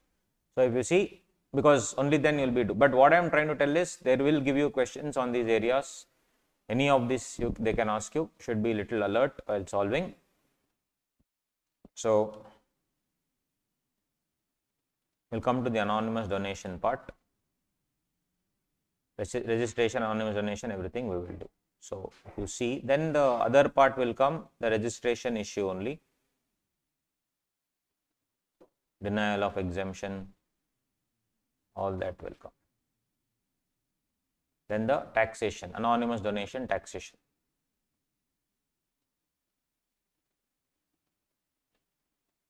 So basically, guys, I'll just do this and then we can take a short break. If you see,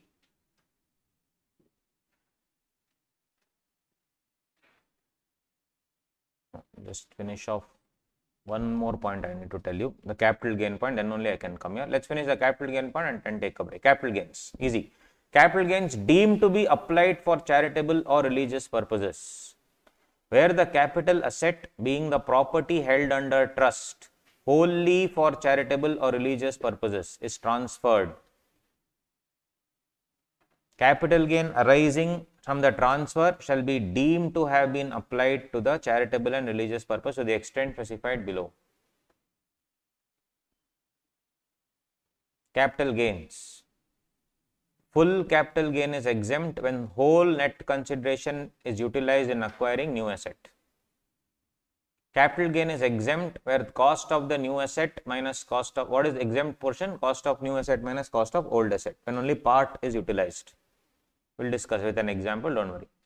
A trust holds a capital asset which was utilized for charitable purpose and was sold on 1/3/22 as follows. Sale proceeds 10,80,000, cost of acquisition 7 lakh. What is the capital gain? 3,80,000 rupees. In this case, net consideration shall be 10,80,000 itself, as there are no transfer expenses. Amount of exemption shall be determined as follow, various scenarios. Cost of, so I can utilize the net proceeds. In this example, 10,80,000 in buying what? In buying another asset. If I buy another asset, then no problem. So you see, for example, cost of the old asset for which it was transferred 7 lakh. Cost of the new capital asset 10,80,000. Net consideration 10,80,000. Spend the entire amount in buying a new capital asset. Full amount of 3,80,000 will be exempt. Second example, 10,80,000 is the money that I received from selling the asset. I bought a new asset for 10 lakh. Cost of new asset, old asset 7 lakh. So 10 minus 7, how much is allowed? 3 lakh. So if you see here, capital gains exempt is cost of the new asset minus cost of the old asset, when only part of the net consideration is utilized.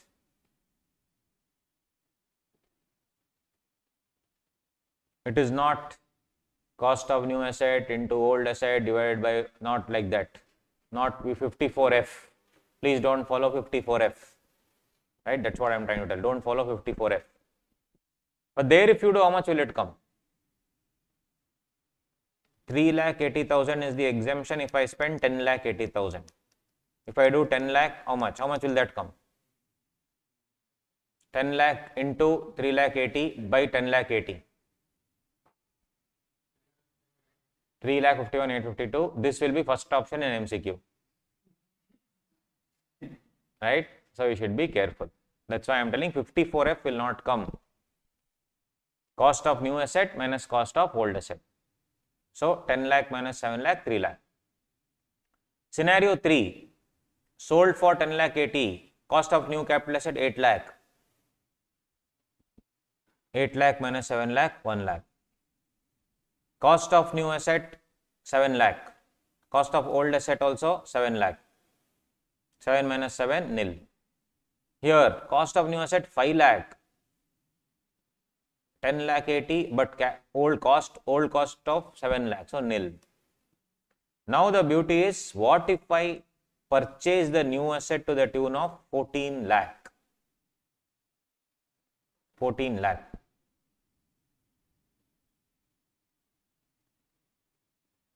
What is the net consideration? 10,80,000. New asset purchased 14 lakh. Old asset 7 lakh. Yeah, cost of the new asset, you see a dialogue, sorry. Cost of new asset minus cost of old asset. 14 minus 7, 7 lakh extra. So for that, separate rule is there. They say you only have this much money with you. So 10,80,000 minus 7 lakh, that is 3,80,000 rupees to be taken as what? 3,80,000 is the amount exempt. That's it. Extra money that you have to pay from your pocket, it is deemed to be application of income. It is deemed to be application of income. So 3,80,000 is what? Exempt. 3,20,000, that is 10,80,000 to 14 lakh. That is deemed to be application of income. So 3,20,000 is deemed to be what? Application of income. This is the important point on capital gains. So very simple, full capital gain is exempt when your full net consideration is used. When part net consideration is used, do not go to 54F calculation. It is cost of new asset minus cost of old asset. Assuming cost of new asset will be less than or equal to the consideration. If cost of new asset is more than the consideration, to the extent of net consideration, it is deemed to be, it is exempt. Extra money that you have to spend from your pocket you can take it as application of income. Application of income. That is regarding capital gain.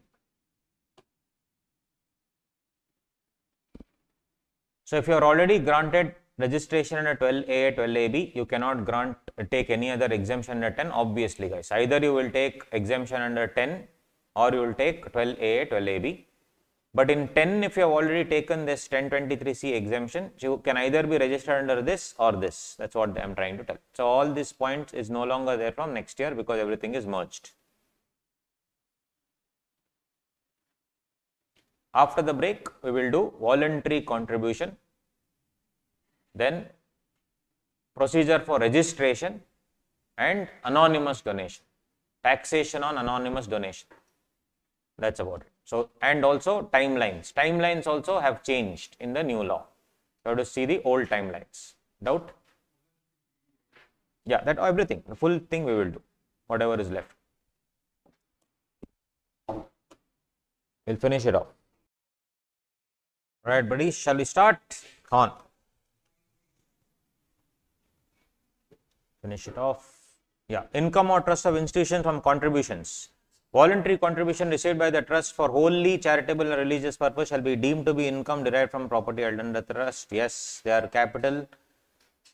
So corpus donations, basically if I do voluntary contributions which I receive, that is whole deemed to be the income held from property under the trust, and then it will go into that 85-15 bracket. Corpus donations, however, are capital receipts and they are not chargeable to tax. They have to apply all these things. Other voluntary contributions, any voluntary contribution that I receive, so somebody said in the undi I will put money. So will it be towards the corpus or will it be towards that 85-15? 85-15. Corpus should be clearly told that it should be for the corpus only. And will there be any voluntary contribution there? We will see. Or anonymous donation, can it be there for the corpus? We will check it out. So trust to be registered, basically other voluntary contribution can be claimed subject to the following conditions. You should have registered your trust. If the total income exceeds basic exemption limit, auditing is mandatory. You should apply 85%. Remaining income should be under 11.5, which conditions which you already know.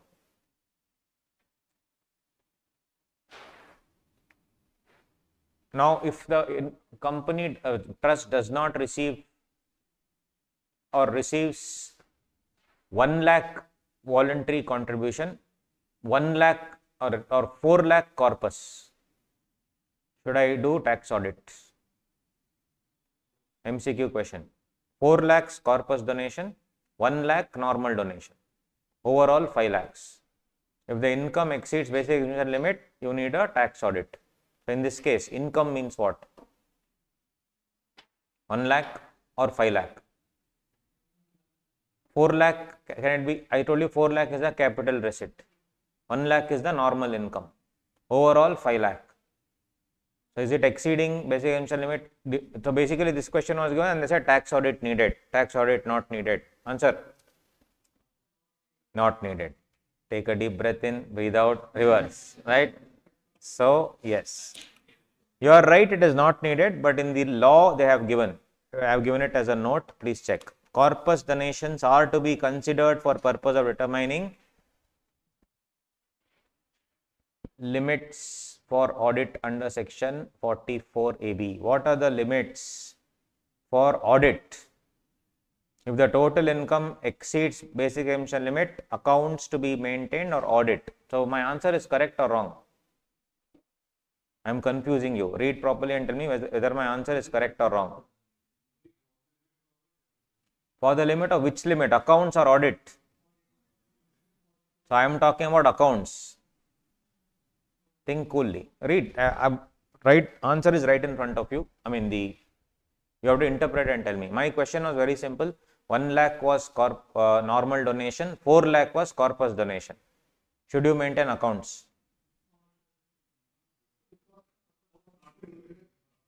But is it needed? Audit is needed or not? If your basic exemption limit crosses also, you need audit. Huh?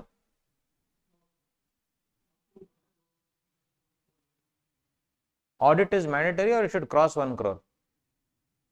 That's one more question. Income at least 8%. What do you think, guys? Do you need audit or not? Do you need the mandatory audit or not here? Yeah. Tax audit report. What issue? You do need tax audit mandatorily for this? If it exceeds basic exemption limit, accounts to be maintained or tax audit? No, read. Maintained and audited under section 44AB. So, for computing the limits, will you take or not? We should. So, very simple rule. 1 lakh if it is normal and 4 lakh if it is corpus. 5 lakh exceeds the basic exemption limit. Whether you take old regime, new regime, whatever it is, it will exceed the basic exemption limit. Hence, liable to maintain books, liable to get the accounts audited. Online people, are you with me? Understanding? Right. So, that is what, very, very simple. So, minute points they can ask, guys, anything they can ask. There is no hard and fast rule. Procedure for registration. Process of registration is completely electronic and you will get a URN, unique registration number. For new charitable institutions yet to start their activities, amended law provides for something called provisional registration.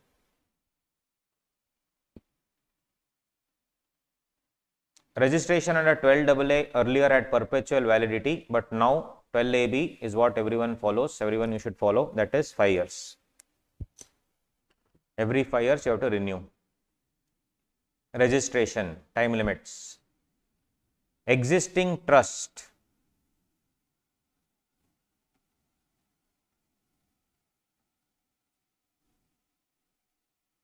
One second.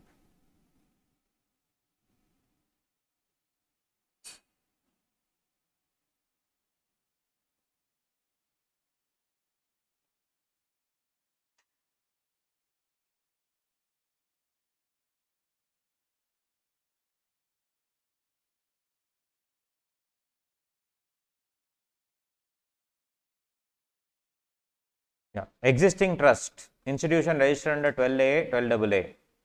Time limit for application of registration on or before 36/21, because the new things came here. Time limit for passing the order, 3 months from the end of the month in which application was received. This is irrelevant now, you leave it. Period for registration is 5 years. Now, new trust. New trust applying for registration under 12AB. 1 month prior to the commencement of the previous year, relevant to the assessment year for which registration is sought. 1 month prior to the commencement of the previous year, relevant to the assessment year for which registration is sought. If my registration is sought for assessment year 24-25, the relevant previous year will be 23-24. 1 month prior to the commencement. Prior to the commencement. Yeah, 1 month prior, which means any time before 1st March 23, I have to apply. Now, this was pretty stupid because, how will I know when I am registering? And if I am planning only, like let's say on 3rd March, I am planning for the next year, somewhere in the middle of next year. It's not possible only for me. Why? It should be in February. It was very, very stupid provision. So, this part also, there was an amendment. What is the amendment? You can just write down there only in that chart, guys. So, what is the amendment? I'll tell you.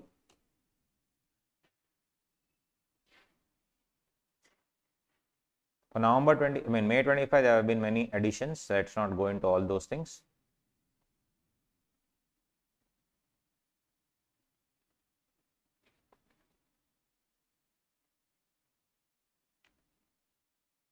So here they have given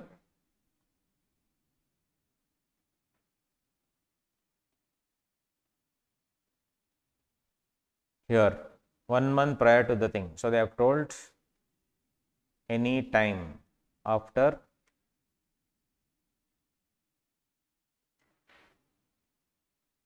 commencing the activities. Any time after commencing the activities. You see, as trusts formed and incorporated during the previous year are not able to get exemption for that year in which they are formed or incorporated, since they need to apply 1 month before the previous year, they can apply for registration at any time after the commencement of such activities, provided that no income has been exploited. Means they have to take all the income on board and they can apply any time after the commencement of the activities. So very simple provision, any time. I can write down any time after the commencement of activities, I can apply for the exemption. So registration I'll apply anyway 1 month prior. But because if, for example, if I am deciding only on 3rd March, I have to do it now on 28th February. How is it possible? Because of which the first year exemption I am losing. So they are saying, don't worry, you start the activity and then you can immediately go for registration. Once you go for registration, that year also you will get. That's what they are saying, that one simple change. Other things are fine only, same. It's not scrapped, still there, 1 month is there. If you can do it within 1 year, you do. Otherwise, basically, you can do it anytime. If you can do it, good enough. If you have already pre-planned it, anytime you can do. Or anytime once you start activities also you can. There's an option given, because at least to claim the exemption.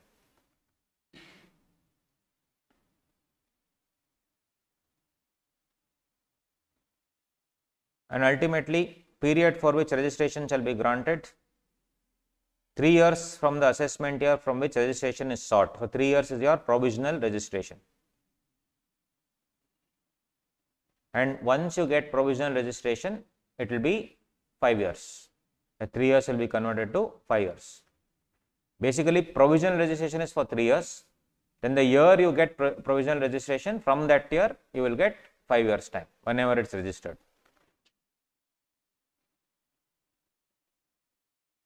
In every other case, it's 6 months. 6 months prior to the expiry of period of provisional registration, within 6 months of commencement of activities, whichever is earlier, all those things. This you can just go through, guys, nothing great in that.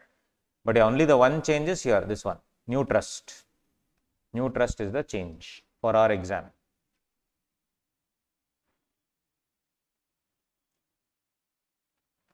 Now, I am a trust which is already registered, 5 years registration period is there, 4 years, 10 months over.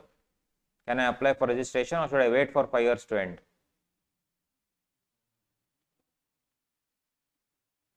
Or 4 years over, at the end of 4th year, can I extend from 5th year onwards? Or it should be 4.5 years. See point number 4. Trust is registered under section 12AB.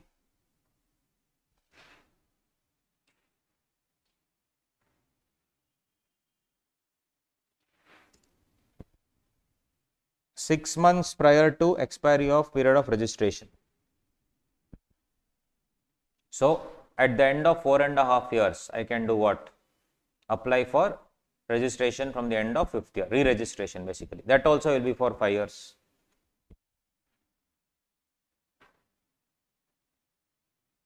Everything it is 5 years.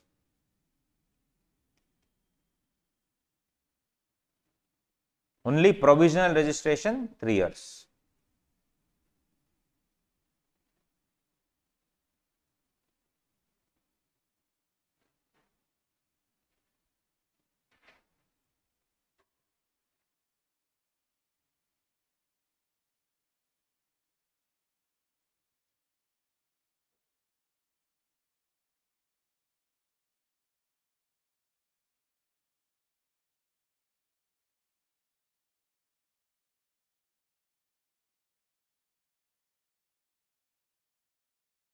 You see example, a trust created on 10/6/22 wants to avail exemption under section 11 and 12 from assessment year 23/24. The trust can avail exemption from assessment year 24/25 onwards by making application by 28/2/23, 1 month prior to the commencement of the previous year, relevant to the assessment year for which the registration is sought. The trust is not mandated to commence its activities or prove anything to PCIT or CIT, and they shall be bound to provisionally register the trust by passing the order by 31/3/23, 1 month from the end of the month in which application was received. Hence, provisional registration will be granted for how many years? 3 years, 24/25, 25/26 and 26/27. Provisional registration will be granted for 3 years, the moment you apply. If you want to make it final, you need to apply, you need to convert that to what? Final registration. Final registration is what? 5 years. 6 months prior to the expiry of the period of provisional registration or within 6 months of commencement of activities, immediately I can go for what? Final registration. But now after the amendment, this provisional registration has lost its value. Why? You can go for final registration only within the moment you commence the activity. Anytime you commence the activity, you can go for final registration. There is no concept of, they're still there. For May 25 onwards you leave. For November 24, the concept is still there. But what is the scene? You will obviously, at any time after you finish the, commence the activities, you can go for registration. So by that logic, there is no need for you to go for provisional registration first and then again final registration later, not needed. So in the exam, depending on what they are asked, even if you have provisional registration is okay. Final registration 5 years.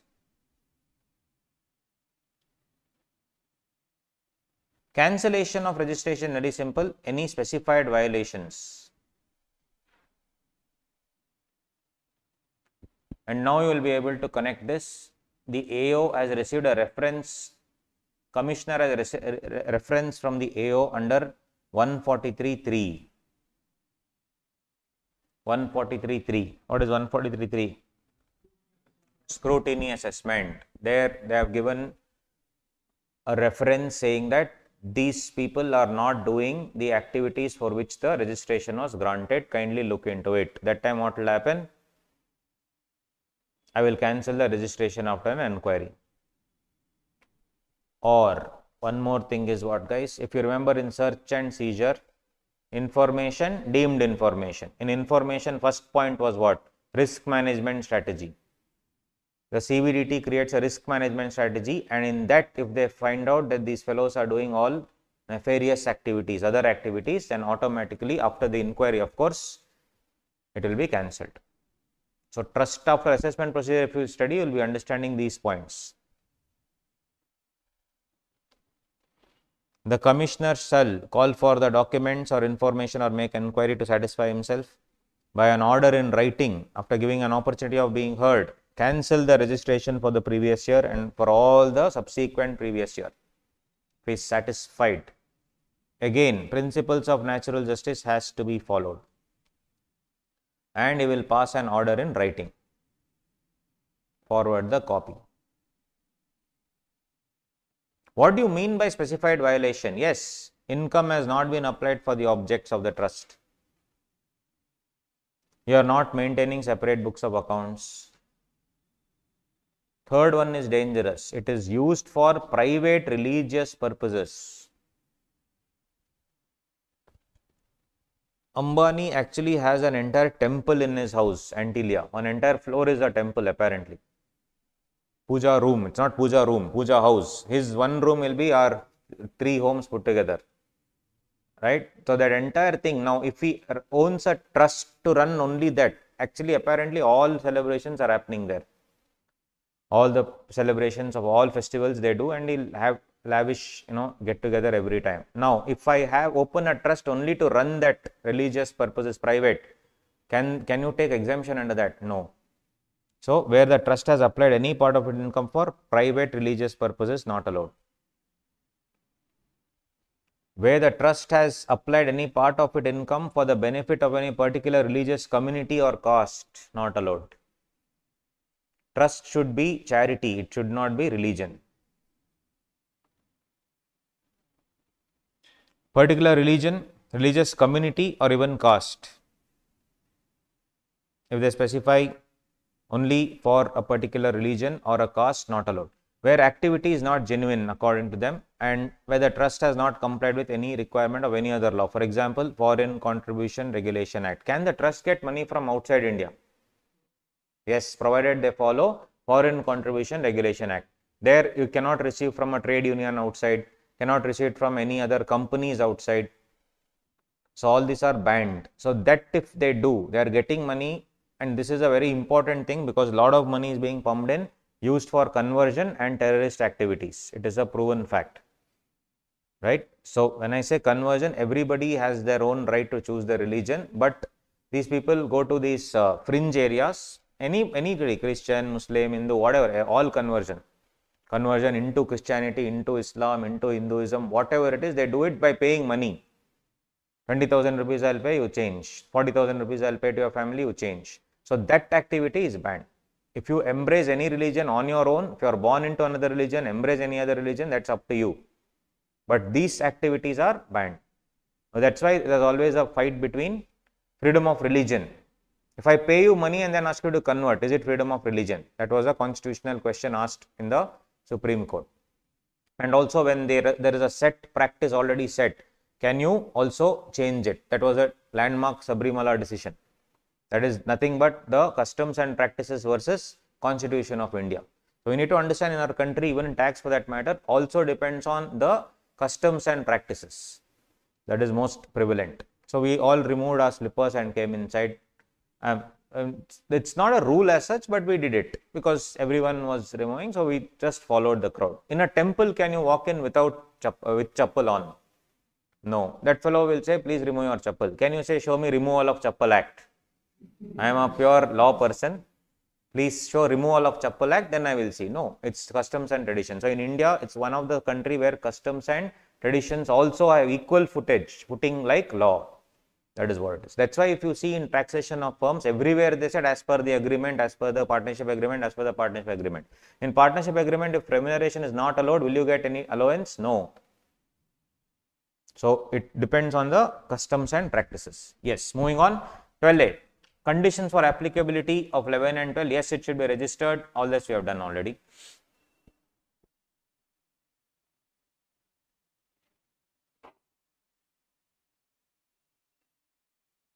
Exemption under section 11 and 12 shall be available as follows. Instance 1, from the assessment year for which the trust was granted registration.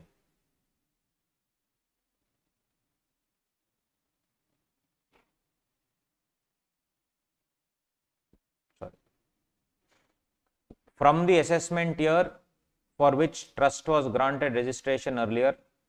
Okay, this part we'll see later, don't worry. This is not relevant here. It takes one more explanation that is not needed. Leave it.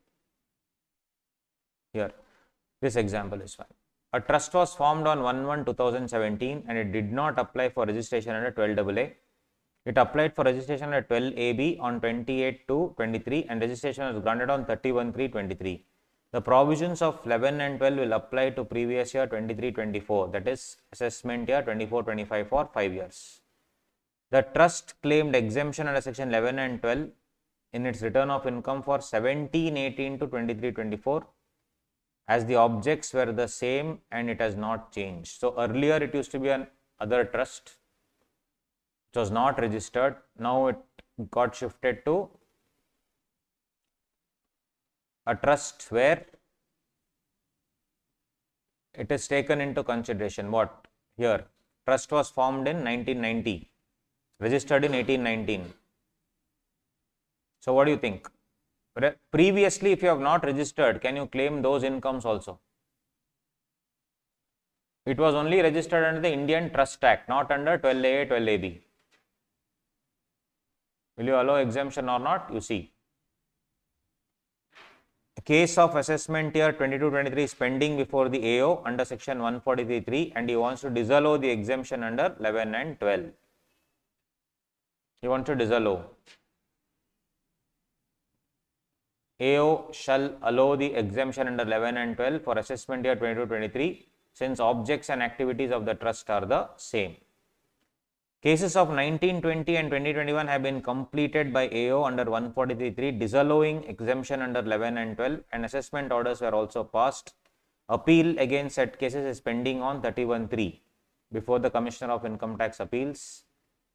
So, no relief to the assessee for assessment year 1920 and 2021 as the cases are not pending in assessment before the AO on 31.3.23. So, they are trying to tell if cases are pending as on 31.3.23, the year you register under 12AA or 12AB, whatever the case may be, only if it is pending before the AO, he can do certain things and he can grant you the exemption for all those years, right? Otherwise, not possible. That's the gist of the story. So, basically, what they are trying to tell is, it should be pending in front of whom? In front of the assessing officer, and only then he can grant the exemption. These parts little high level, not asked in the exam till now. Whatever you saw the question papers I showed you, right, that will all stick to the registration and the previous part. This I am taking it to a slightly higher level, merging it with assessment procedure. Ultimately, what I am trying to tell is, if it got registered later, the previous year's income, etc., previous years will be included or adjusted only if it is pending before the AO. If it has gone to the higher levels, then AO cannot do anything about it. That's the story. That's it. Now, if you see, if I open a trust which will only benefit one person, can I still take an exemption? I have opened a private charitable trust, but it is only for the benefit of one community or only for the benefit of one family, specified person. So, yes, income for the benefit of specified person, if any part of the income ensures directly or indirectly for the benefit of any person referred to in 13.3, such income shall not be eligible for exemption under 11 or 12. It cannot be for private religious purposes. It cannot be for a particular religious community or caste. Can I have a trust for the betterment of scheduled caste, scheduled tribe, minorities, OBC, other backward class? Possible? Sorry? But so is it possible? Unfortunately, in our country, that is possible. See, exception. Yes, it is possible. Nothing can be done, guys. That's why CA I respect it, because CA is only for the deserving, not for reserved. It's only for the ones who deserve, not for the reserved category. So, even if you are SC, OBC, ST, if you have to score 40 only, overall 50. Imagine how horrible it will be if they say SC should score 27 passing, OBC 17, horrible. That is there in your other thing. So, I am definitely for reservation, but it should be for the really economically backward. Because there are people who are stinking rich, still they claim the benefit of reservation, which is very, very sad.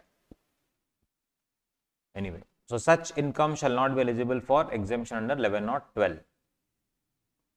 Now, it's a specified person. Who is a specified person? Basically, your founder of the institution or anybody who has made a contribution of 50,000 rupees. And their relatives, guys, relative definition you already know. Just remember this one thing, anybody who has donated more than 50,000 is called as a specified person. It's called a substantial contributor.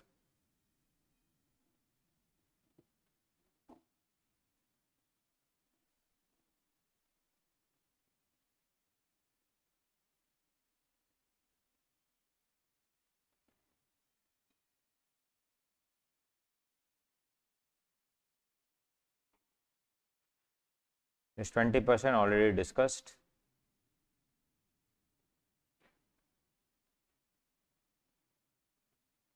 This also we saw. Yes. Now coming to anonymous donations.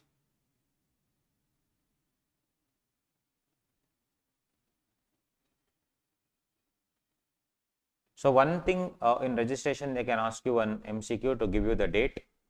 Trust registration ends on 31/3/25. It's eligible for registration renewal on 1/10/24. You have applied for renewal on 1/1/25. 1/1/25. So this you will not see. This is the new provision. Only in the old provision they can ask in the exam for November 24. This is the scene. Trust is ending on 31/3/25. Within 6 months before you can change, no? On 1/10/24 you can apply for renewal, and you have applied for renewal on 1/1/25. Anytime after 1/10/24 you can apply. You have applied on 1/1/25. What is the timeline within which they should grant the order? Here.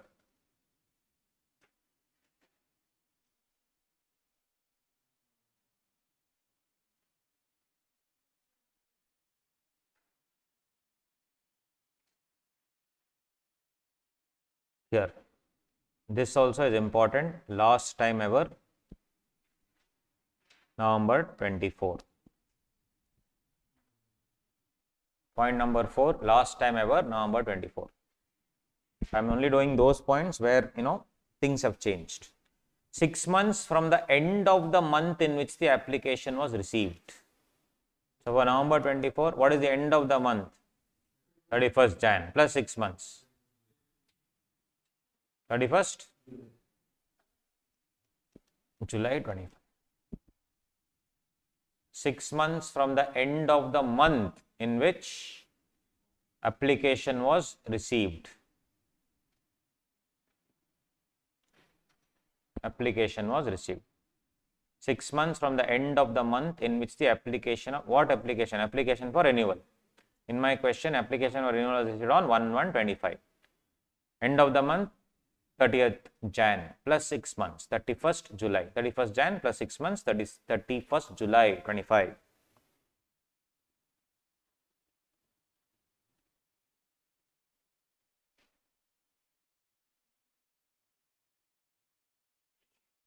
Done. Now comes the taxation part, guys. Last part, taxation part. Anonymous donation. Anonymous donation means any voluntary contribution where a person receiving such donation does not maintain a record of the identity.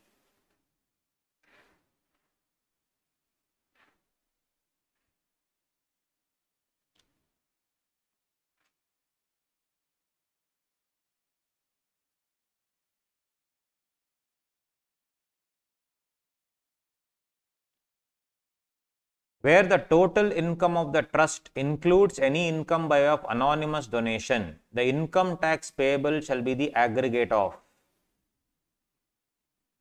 amount of income tax calculated at the rate of 30% on the anonymous donation received in excess of the higher of the following amounts.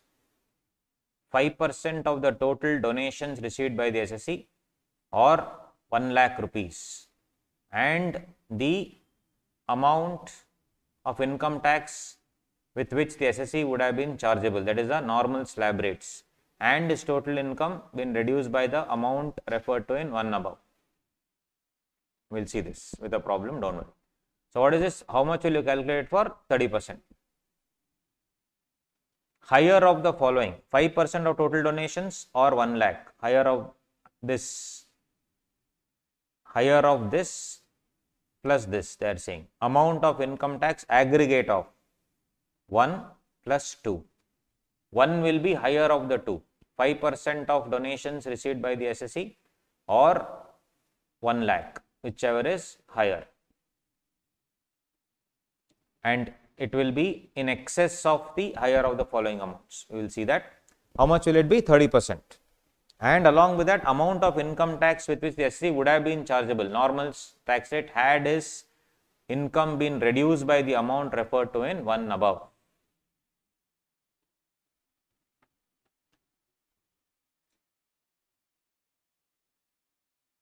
You see, anonymous donation was 6 lakh. Other donation was 3 lakh. Total 9 lakh. Other income from property held under trust, 10 lakh. Other income means what? They will get other income also in the year, no? They would have invested whatever, rental income, whatever they would have invested in some building, they are getting rent, that is other income. Donation is 3 lakh, anonymous donation is 6 lakh, other income is 10 lakh, totally 9 lakh. 19 lakh overall 19 lakh. Now guys, should I do 15% of 9 lakh, 15% of 19 lakh, which one? So one of you asked the question, no, is anonymous donation part of the application, all those things. So 15%, what do I do? If I put money in the hundi, if it's corpus, that's not covered. I'm not talking about corpus here, I'm talking about normal donation. Will it be taken? All types of donations and incomes will be taken in that 15%. So less application of income includes 15, that is 15% is how much? 5 lakh. What is 15% of 19 lakh?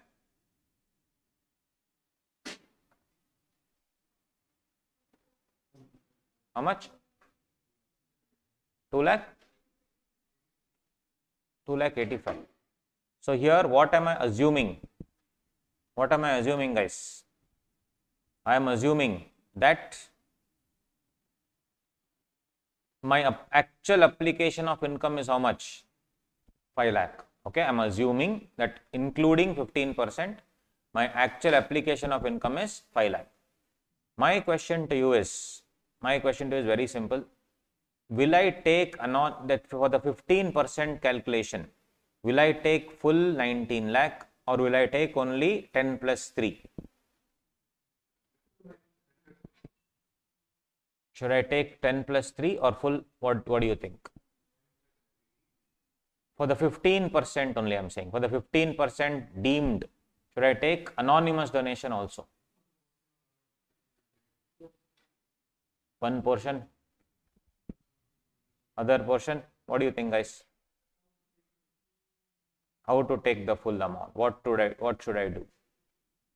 You see, anonymous donation is not covered in that 15%. You should not take it.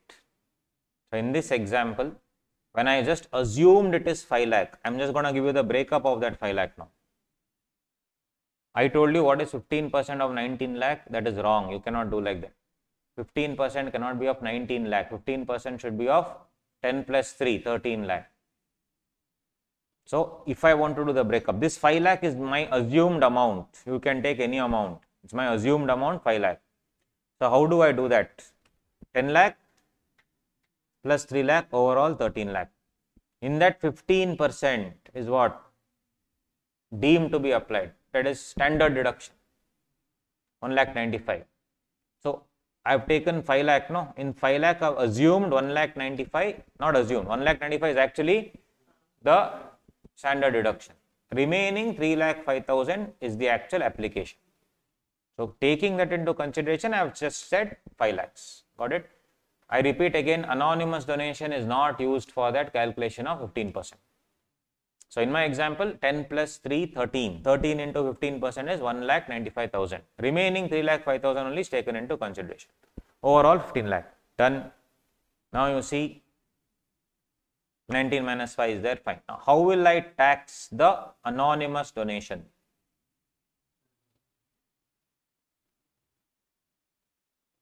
%5 of total donations or 1 lakh, whichever is higher. 5% of, you see a dialogue, 5% of total donations or 1 lakh, whichever is higher. In this chart, total donation is 9 lakh, 19 lakh, how much? Excuse me, 9 lakhs. Why? Excuse me, donation only I should take, guys. So 5% of 9 lakh or 1 lakh, whichever is higher. What is 5% of 9 lakh? 45,000 or 1 lakh? 1 lakh, whichever is higher, 1 lakh. So what should I take as this one? Total income of the trust, the income tax payable shall be the aggregate of amount of income tax calculated at the rate of 30% of anonymous donation received in excess of the higher of the following. In excess of higher of the following. What is higher of the following? 1 lakh or 45,000? 1 lakh. So what is, can I say 1 lakh is like the exemption limit? Because the tax is on 30% of the anonymous donation received in excess of 1 lakh. Are you guys understanding? I am going slow.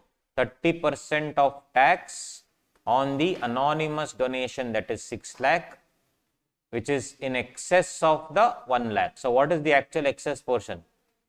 In my example, anonymous donation is how much? 6 lakh, no? 6 lakh. But in that 6 lakh, exemption limit they are telling. What is the exemption limit? Higher of 1 lakh or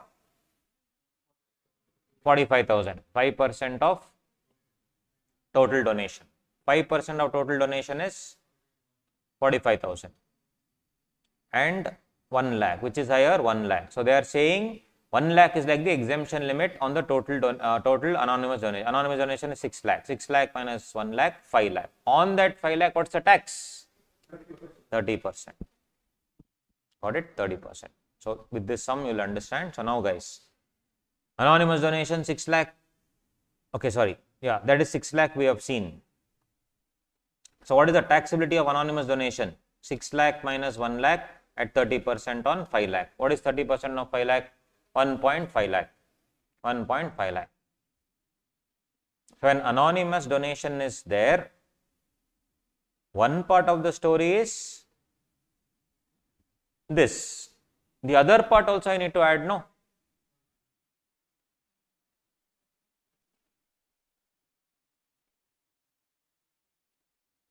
Remaining amount will be slab rate. 6 lakh I am charging at that whatever I calculated now.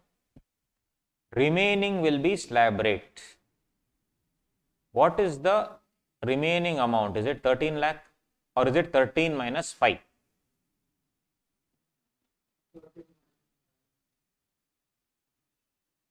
13 or 13 minus 5?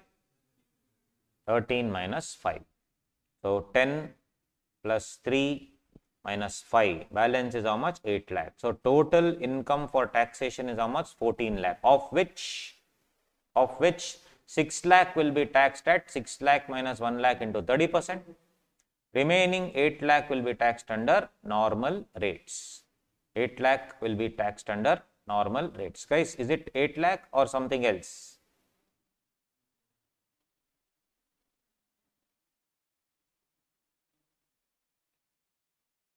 Will I tax it at normal rates? Which one? What standard deduction? Will that be taxed? Will that be taxed, guys? Standard deduction? Why 1 lakh? Yes. So hear me out carefully. Again, I'll repeat, guys, coolly. I'll write it down for you. Hear me out. First, we discussed what, guys? Anonymous donation is 6 lakh. Everybody with me? This is anonymous donation. Then what did I discuss? I'll write down so you will understand clearly. 3 lakh is the other donation. Overall 9 lakh. 9 lakh is the total donations. Plus other income. Other income I am taking 10 lakh. Overall I have 19 lakh rupees. Ultimately I have to tax how much, guys? 19 lakh. But I will now assume that there are some deductions. So my full application, everything put together, what did I say? I have to apply 85%. Let's say I have not applied 85%. Overall, I have applied how much? 5 lakh. This 5 lakh represents two things. One, that is 15% of 13 lakhs. 10 lakh plus 3 lakh, 13 lakh into 15% is how much? 1,95,000. So 1,95,000 is representing 15%. Then 5 lakh minus 1,95,000. 3 lakh 5,000 is my 85%, which I was supposed to do. I didn't do 85%. In that, I was only able to do 3,05,000. It's my example. 5 lakh is not some random figure. It's an example I'm giving, right? So 15% is this. I should have done 85%, but I only did 3,05,000. That's what I'm trying to tell. Which means that portion is removed. Only balance is taxed. Yes or no? Balance is taxed. If just think about it now. If 13 lakh into 15%, 1,95,000.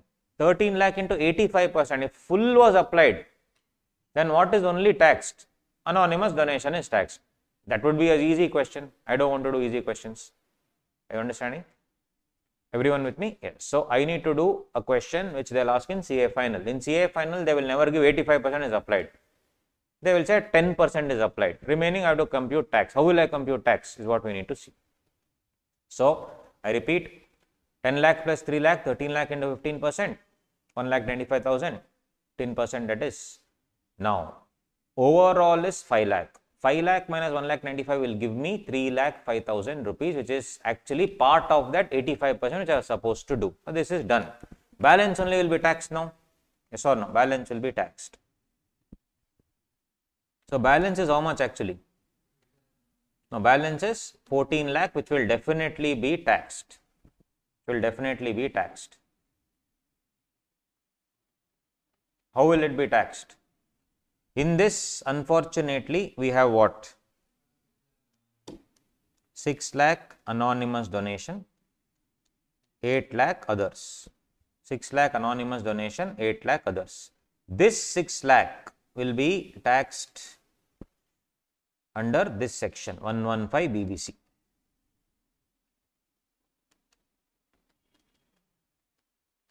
How? They will say, they are saying here, whatever 30% is the tax rate on anonymous donation minus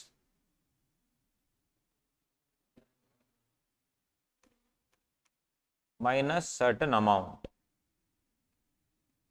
Only the excess is taxable. How will I compute that amount? 5% of total donation or 1 lakh, whichever is higher. My total donation is how much? 6 plus 3, 9 lakh. So 5% of 9 lakh or 1 lakh, that is 45,000 or 1 lakh, whichever is higher. So my anonymous donation 30% on how much? 6 lakh minus 1 lakh, which means on 30% on 5 lakh. 1,50,000 rupees will be my tax on anonymous donation under 115 BBC. Now this is okay. What about the next one? Balance is how much? Balance is how much? 8 lakh. But guys, this is the balance 8 lakh, okay. But I have got an exemption here 1 lakh, no? That should be taxed or not? Yes. Why should it be taxed? Because here this application 5 lakh is not taxed. This application 5 lakh will include 15% and balance 85%. I mean, whatever I have spent of the 85%. In my example, it is 3,05,000. I should have actually spent 13 lakh into 15%, which means I should have actually spent 11,05,000. Could I spend 11,05,000? No, I could only spend 3,05,000. I could only spend 3,05,000. But in the anonymous donation, 1 lakh is exempt. That exemption is only for calculation purposes. But that part of anonymous donation which is not covered under 115 BBC will now be covered under normal rates. I am not giving full exemption from tax. I am not charging it under 30%, I am charging it under slab rate. Are you understanding? Right? Did you get this? So, what is the other income now? 8 lakh. 8 lakh, yes, plus 1 lakh, that portion of anonymous donation not part of 115 BBC. This will be taxed at normal rates. This is the other type of question which will come under charitable trust.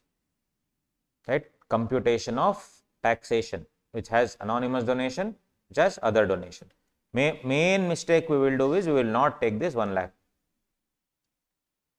Basically, that AD minus amount, this amount should definitely come here.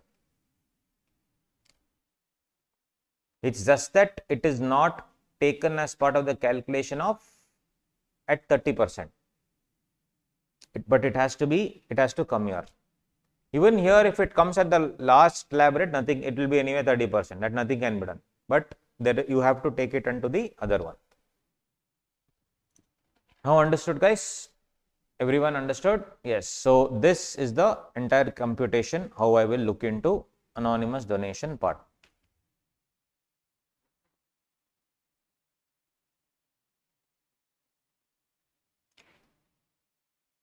You see, non-taxability of anonymous donation, which means that 5% will not come, in which case? Wholly religious trust, unfortunate.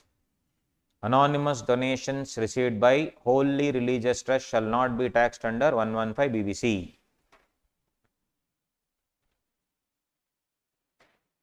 Wholly religious, temple, church, wholly religious trust, not allowed. Anonymous donation received by a trust owning a temple, not allowed. No tax.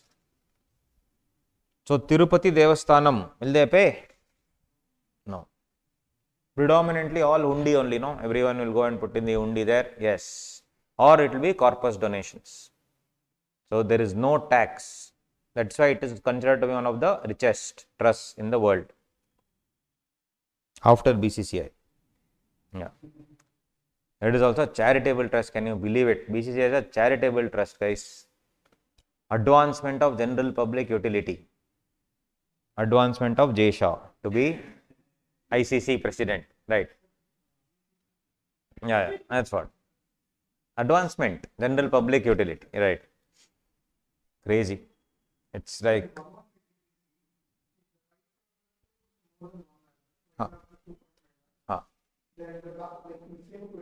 That will go there. Yes, yes. Whatever you took as the amount, no, that will go there.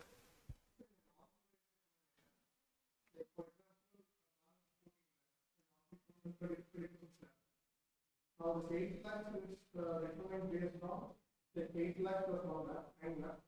It becomes whether below 10 lakhs or more than 10 lakhs. Normal rates means which rate should I take? Slab rate. New regime, old regime. What is now default regime? What is default regime rates?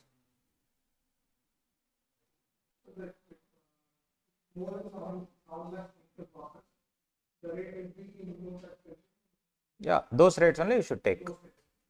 No change. See, trust at the end of the day, it's an association of person. So all that, which rate will go? Only for company are different rates. For trust and all, which one? We saw, no? Same rates. Slab rates.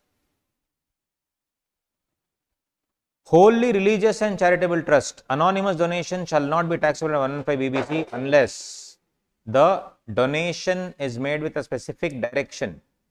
That such donation is for any university, education institution, hospital, medical institution run by such trust or. So this is also deadly. All these educational institutions, hospitals, medical institutions, etc., they will take money and say specifically it is going into these universities. So if you see, most of the politicians will have one university, stadium, you know what I am talking about, university, correct? Yes, where Coldplay will play, yes. So those universities will all be owned by, they'll have a hospital for sure. Or you take every politician will have a engineering college, will have a hospital, will have a medical college. It's because of this only. Everything is what? Who will go put in the hundi? Them. Anonymous donation. and not taxable. Think about it, guys. Why? Why do every politician, most of the politicians own, what do you say, engineering college, hospital, medical college? Same. This is the main reason actually. Anonymous donation is not taxable. I have a lot of black money. I want to put in that particular college. Where? Anonymous donation. Give. No questions asked. All this should be removed. Wholly charitable trust. Anonymous donation will be taxed under 115 BBC only under wholly charitable trust. So they'll make it wholly religious and charitable, wholly religious. That's it.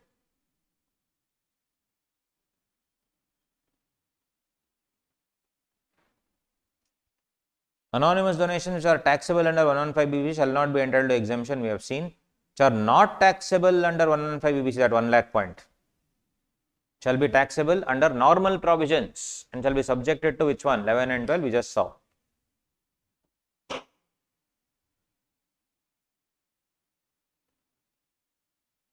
Then guys, 115 BBI, important, last time ever, November 24. Why? This is removed now, merged into other things.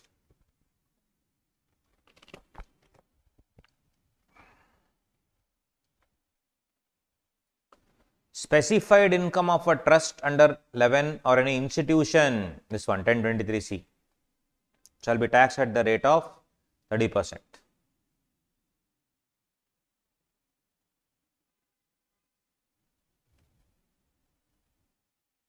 So here they are clearly mentioning that outside India and all you cannot use. If you use outside India, it will be taxed. What is specified income? Income accumulated or set apart in excess of 15%.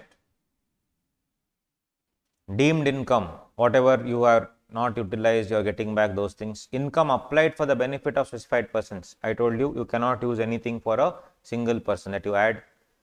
Income not invested as per the modes of 11.5. Whatever income you already have generated plus all these things. Income which was applied outside India, yes, this is not allowed. It should be added back. And on that 30%. Here I am not talking about anonymous donation, I am talking about specified income of certain institutions. 30% taxation.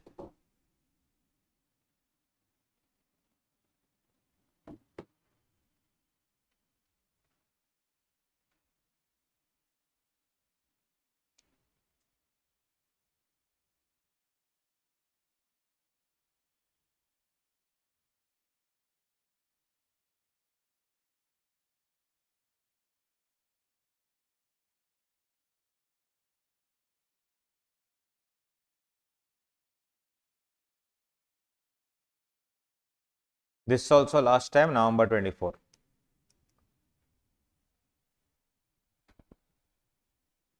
I mean, at least it's there till October 24 actually, but it's fine.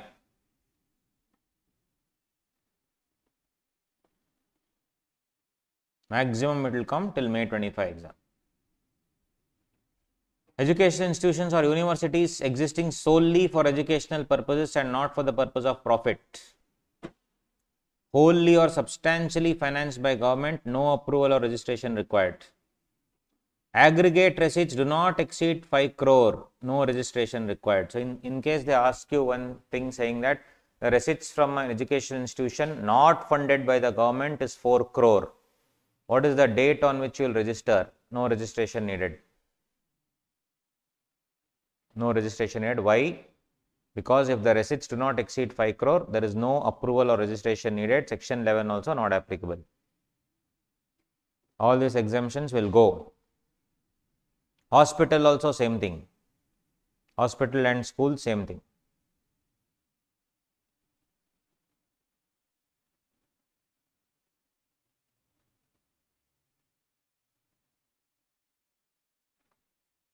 It is only under these things for philanthropic purposes only, not for the purpose for profit. Same educational institutions also. You have to think about the medical college, etc., for the poor, purely for philanthropy, free stuff, right, where money will come through undies, right, free stuff.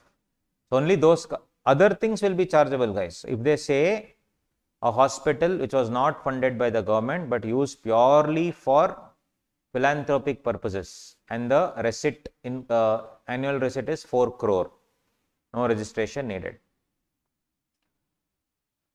Which is there any good famous hospital here? I'm sure it will be. What is a famous hospital? Which one?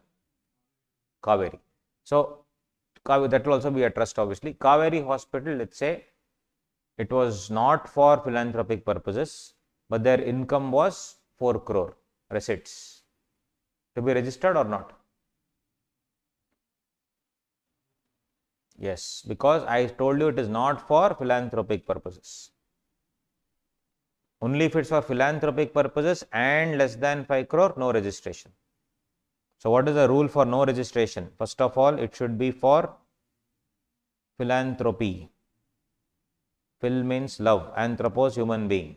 Philanthropic means obviously for the benefit of human beings. So philanthropic purposes it should be, plus receipt should be less than or equal to 5 crore. Only then no registration.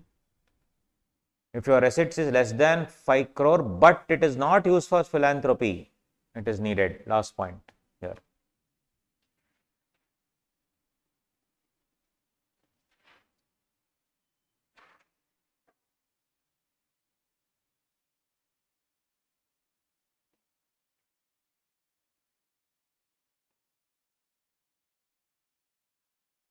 One question they asked, the trust was registered in India,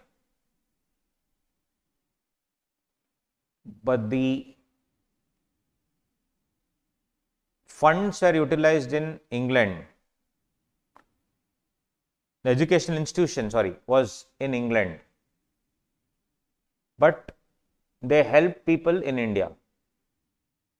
Trust was registered in India, educational institution was in London, and from there funds came in and they helped in education in India. Allowed or not exemption? Because if you see here, what? Arising to the educational institution. So whatever money came, etc., everything was collected outside India. Then the final use was in India. So there was one case, check out. Supreme Court judgment. Point number 3. It is not necessary for an educational institution to be established in India. However, educational activity must be carried out in India and primarily not for profit, then it's allowed.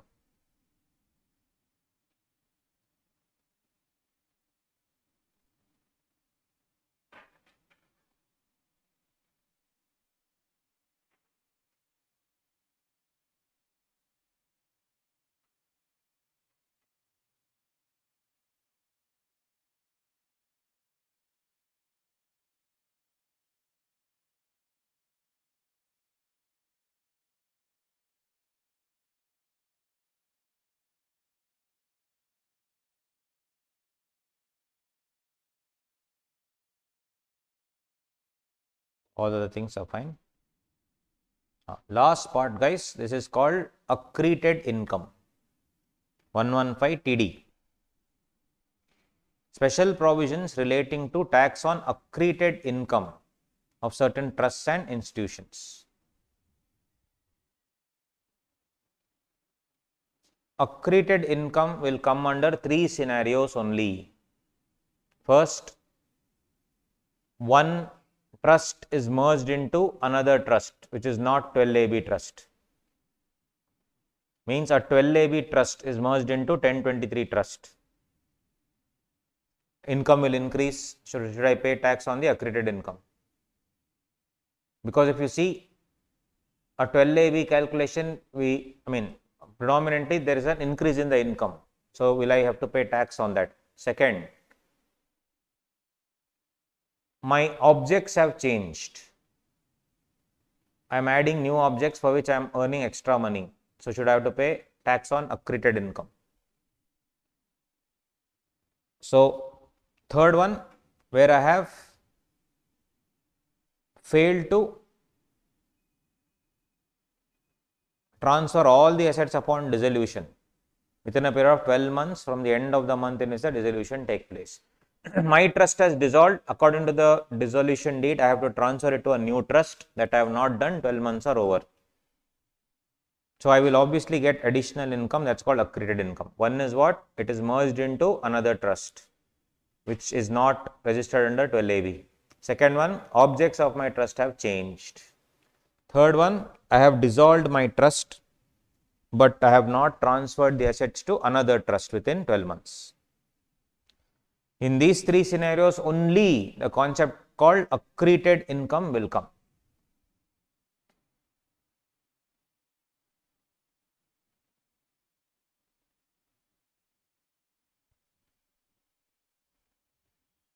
So, trust is formed in 1990, registered under 12A, 12AB in 2018-2019, and is merged into a non-12AB trust later. Merged into a non-12AB trust later. So, should I take all the assets into consideration when I am calculating the accreted income? Or should I only consider after registration till merger?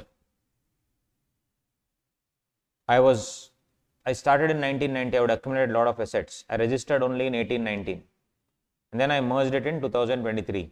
So these assets acquired in these 5-6 years, should I take, or from beginning? So they have clearly mentioned from the day you form the trust till 1819, those assets need not be taken into consideration. Then this period, that is 1819 till when it converted to a non-12AB trust, this I should take for sure. And assets which are bought out of agricultural income, that also I should not take, because agricultural income is exempt, the other one also exempt. This is the point, guys. So you see, a trust or institution registered at 12A or 12AB shall be charged additional income tax at MMR on the accreted income as on the specified date. What is MMR? 30%, 12 plus 4, 34.944% have to pay tax. 34.944%.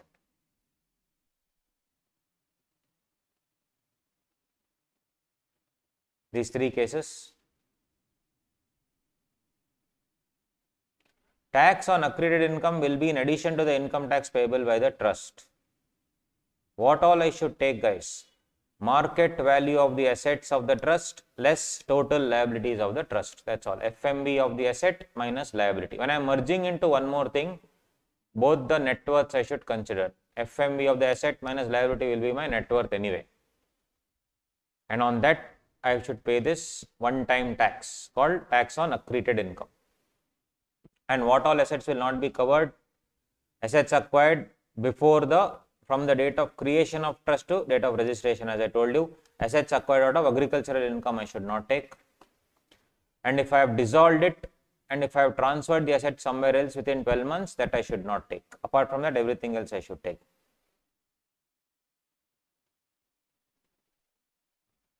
Liabilities, normal liabilities of the company should be taken. So now, few examples, and that there ends the matter. Examples first. Accreted income.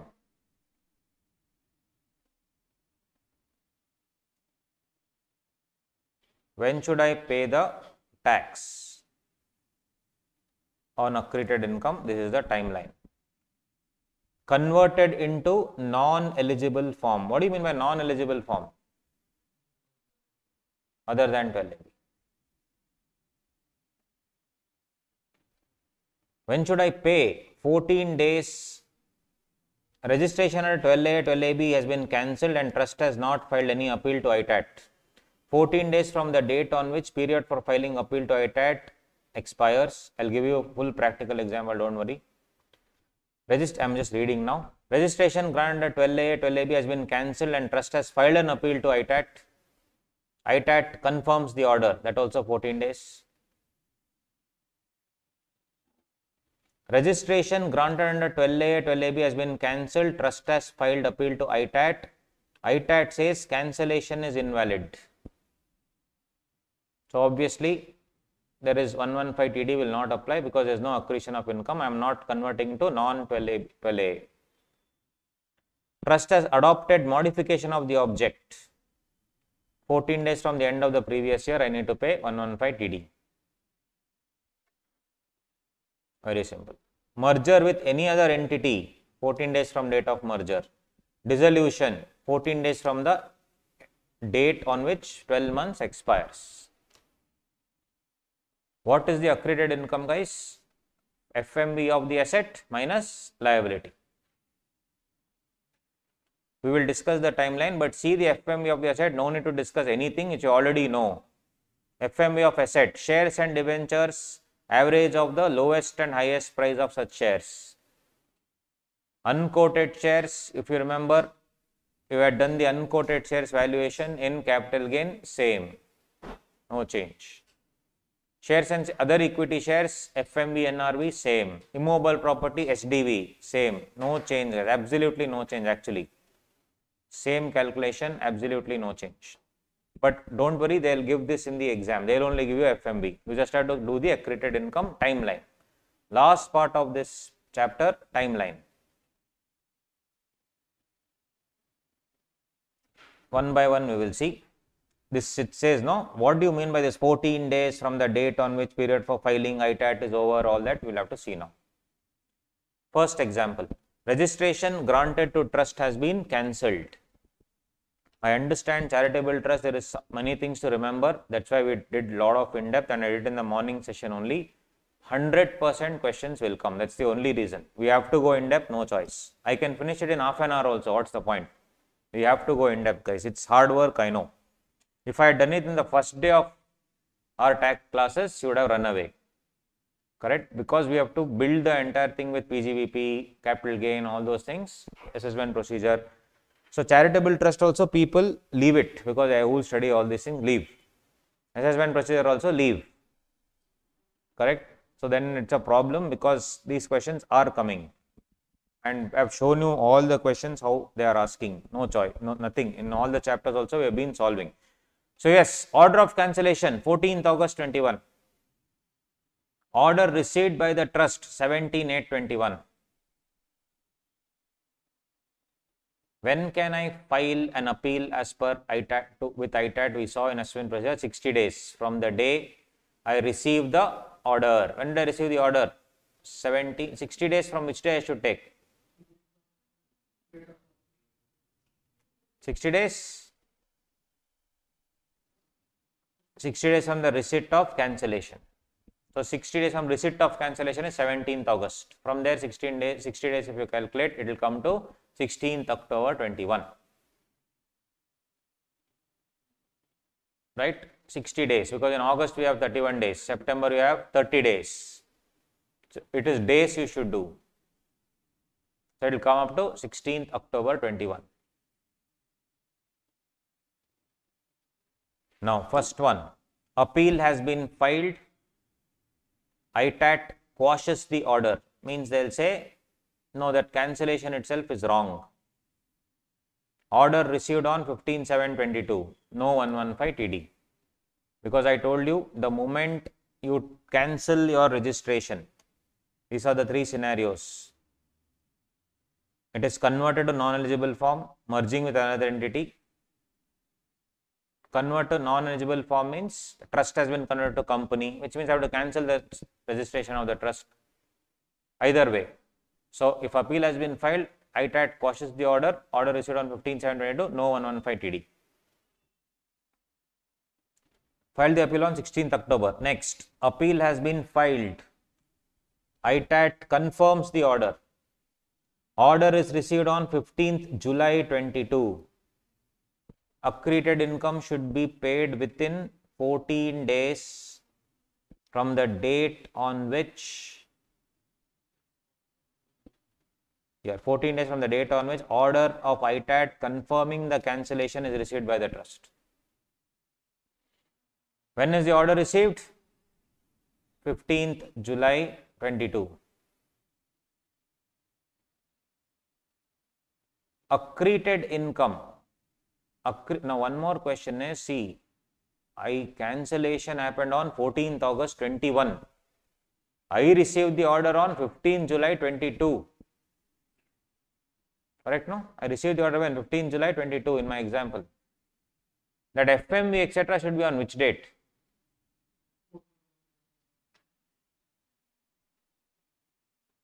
I'll allow you time to write this down, don't worry. So this is an important chart, guys. When should I? Because they can ask you a question. A 12 AB chart was trust was converted to non-12 AB trust, that is 1023 trust. All those questions cannot come later. This is the last time ever, because 1023 concept only is removed. So now tell me, guys. 14th August 21, they will give me an order of cancellation. But on 15th July 22, the final order is passed. So actually my trust is cancelled from 15th July 22. The FMV should be on 15/7/22 or 14/8/21. Valuation date. Which is the valuation date? On what date should I get it valued? That is 15th July. You think from Nirmala Madam's point of view. Yeah. The moment I give a cancellation order, you will stop working in that trust only. You will be like, oh, gone, this trust is gone, let's stop working. All the FMV, everything will be reduced as on 15/7/22. She wants more tax or less tax? More. So what is the date? 14th August 21. 14th August 21. 99.99% of the time, if you think from Nirmala Madam's point of view, you will get the answer. Very rarely, she will show some, yes, sympathy. Right? For that lady who died, she is like, you should trust God. You should not take tension. Sometimes she tells the correct thing, but she'll tell it at a very, very wrong time and a very blunt way. You should understand that people skill 0.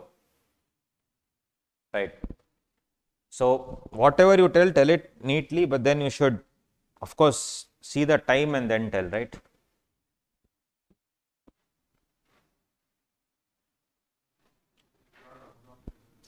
Yeah, she has 0 pressure, she should not absorb pressure. No, it's easy to tell, but each person is different, no?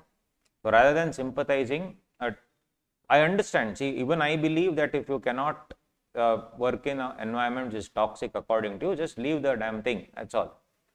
Right? Because at the end of the day, but then we don't know what her circumstances were. There may be a loan, you don't know. So you can't just judge, just telling you trust everything on God, do everything. It's not possible. So she talks the truth only in some way or the other, but then she doesn't obviously tell it at the right point, right time, or even the right occasion, right tone. That is also most important. Best is Rahul Gandhi, right? He's like, shall I raise this in the parliament? As if anybody listens to him. Anyway, right? ITAT confirms the order on 15th July, right? 15th July. I was like laughing when I saw that. Yes, should I raise it in the parliament? Yeah, you raise, everybody will just, ignore you. So, accrued income calculated as on specified date, 14th August 21. I like that confidence. Yeah, but tax is paid when? Within accrued income is calculated on which day? Specified date, 14th August only. But tax is paid within 14 days from the date on which order is received. Tax is postponed 29th July 22.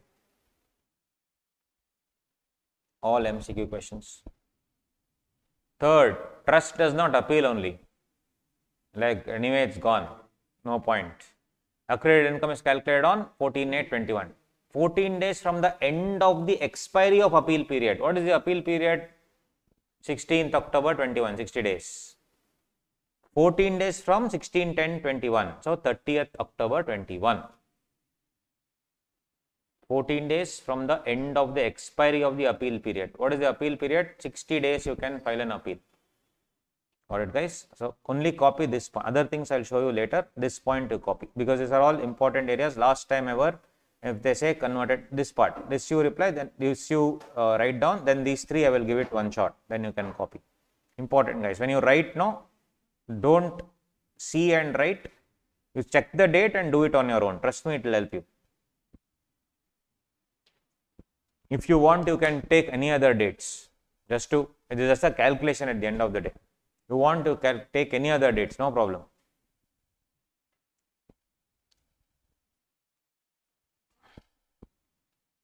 Because these are the things that they'll give in the exam.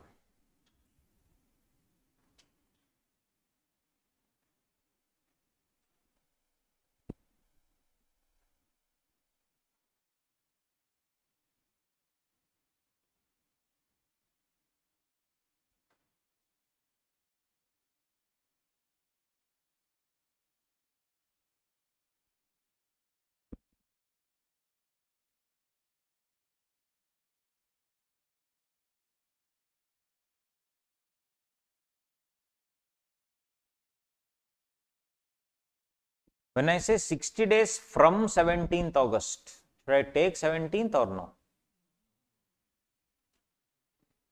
No. If I said 30 days of that order of receipt, for example, the, what do you say, dividend has to be paid within 30 days from AGM. First board meeting should be held of the company within 30 days of incorporation. Even in the law, any law, I am just giving company law example. When I use the word from, always next day, correct. When I use the word from, always next day. When I use the word of, including that day. When I say first board meeting should be held within 30 days of incorporation, it should include the day of incorporation. Just for your knowledge, I am telling, anywhere from means next day only. So that's why 18th August to 31st August is 14 days. September has 30 days. 30 plus 14, 44 days. Remaining 16 days will make it 60 days. So 16th October is the day you should take into account.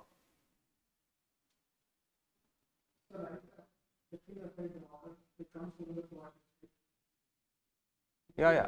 Setting aside means wash only. Correct. Can I go down and show these other three? Or maybe you write two, then I'll go to the right because it will be easier for you to copy. You give random dates. Now you know already. Appeal has been filed. They cautious the orders take some other day, no problem.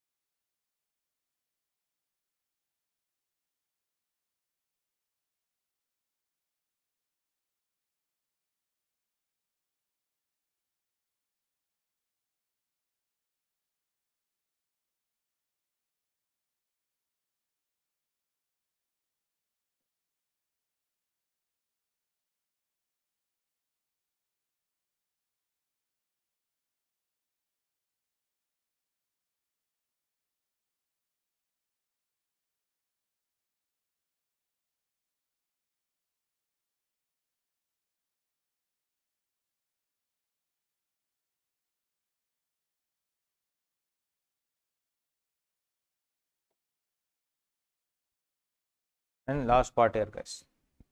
Trust does not appeal.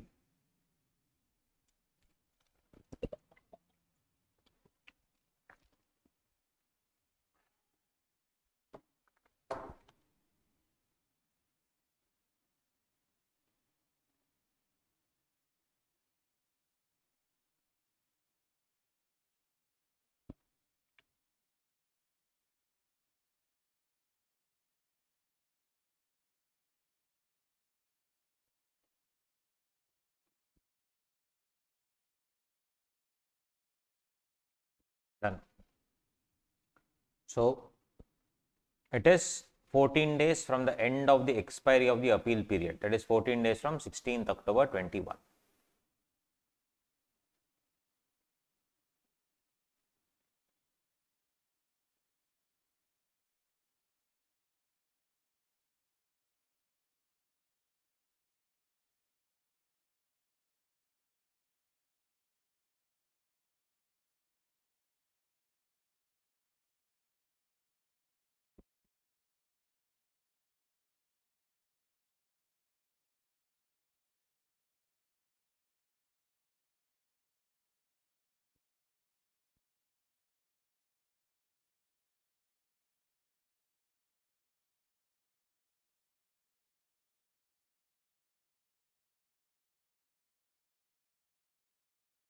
Finance Act 23 amendment, which I already done, no re-registration is applied. So basically accrued income where no re-registration is applied. You have to register for how many years? 5 years. After that you have to apply for re-registration. You don't do it only. So Nirmala madam says, okay, don't do it, but your FMV of asset minus liability, on that please pay tax, one-time tax. So this they can ask in the exam, because in May 24 it didn't come. November 24 they can ask this. What? When there is no re-registration applicable, accredited income is calculated on the last date on which the application is to be made.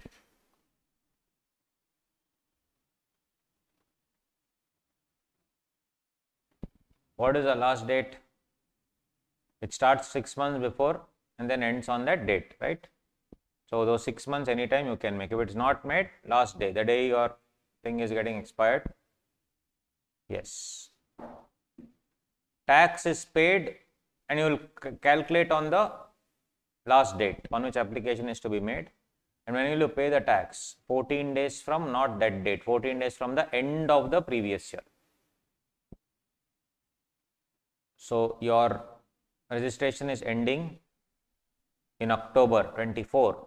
When will you pay? You will compute it based on October 24. But when will you pay the tax?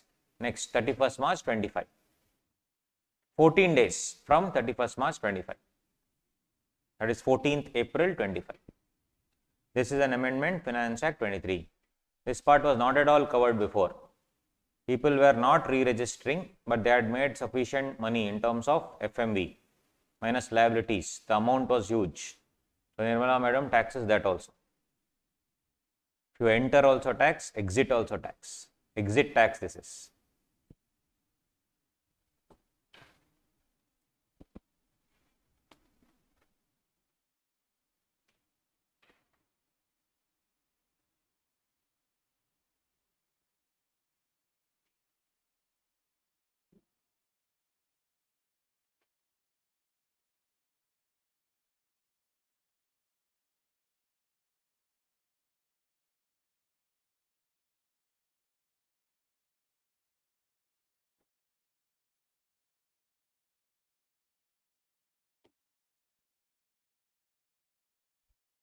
Next, last part.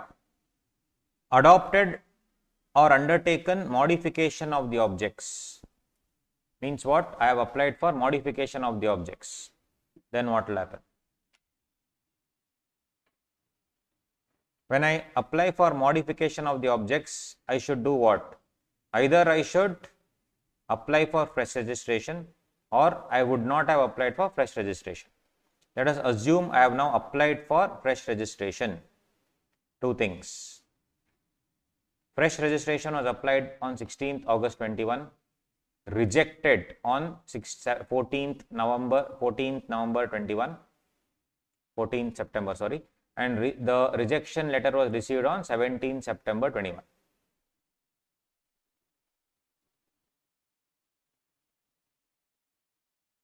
So same date I am taking. What is the date? Adopted or undertaken. When did I adopt or undertake?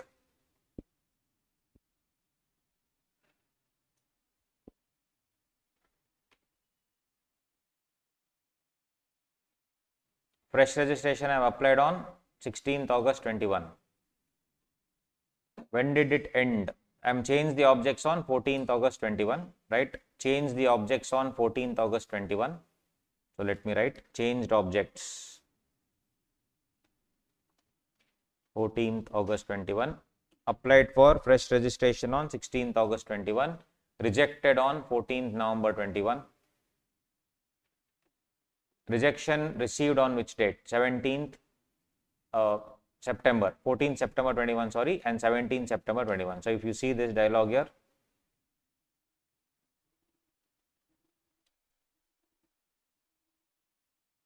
"14 days from the date on which order of ITAT confirming the rejection is received by the trust." You should do, and here the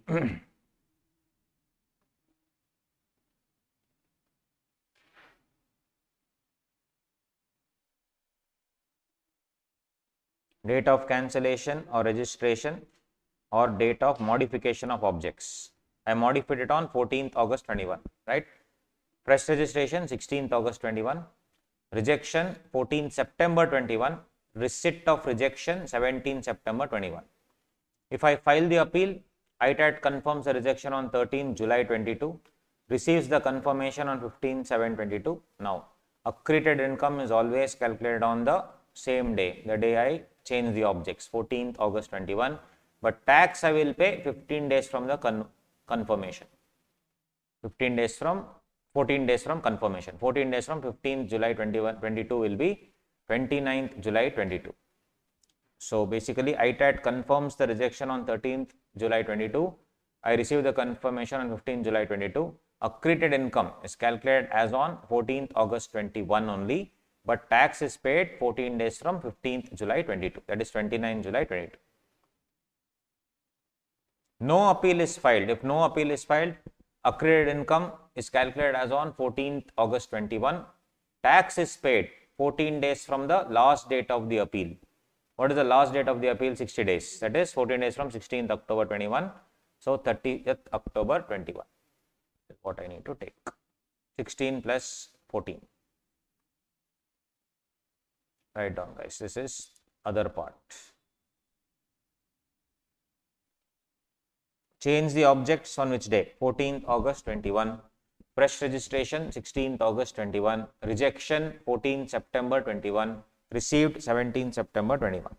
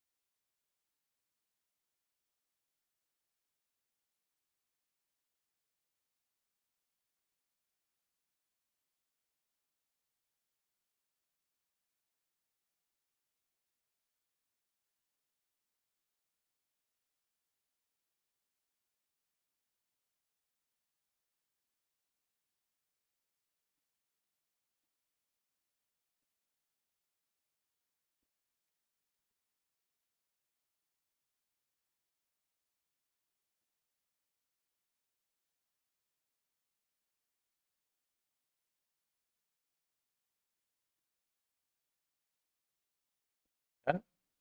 Last point, guys.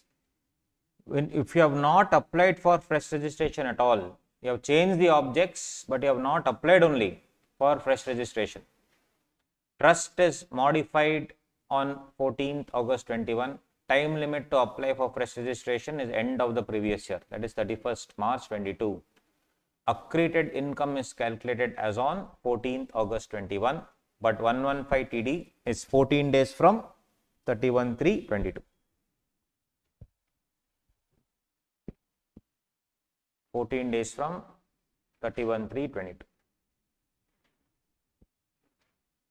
So it would be 14th April 2022.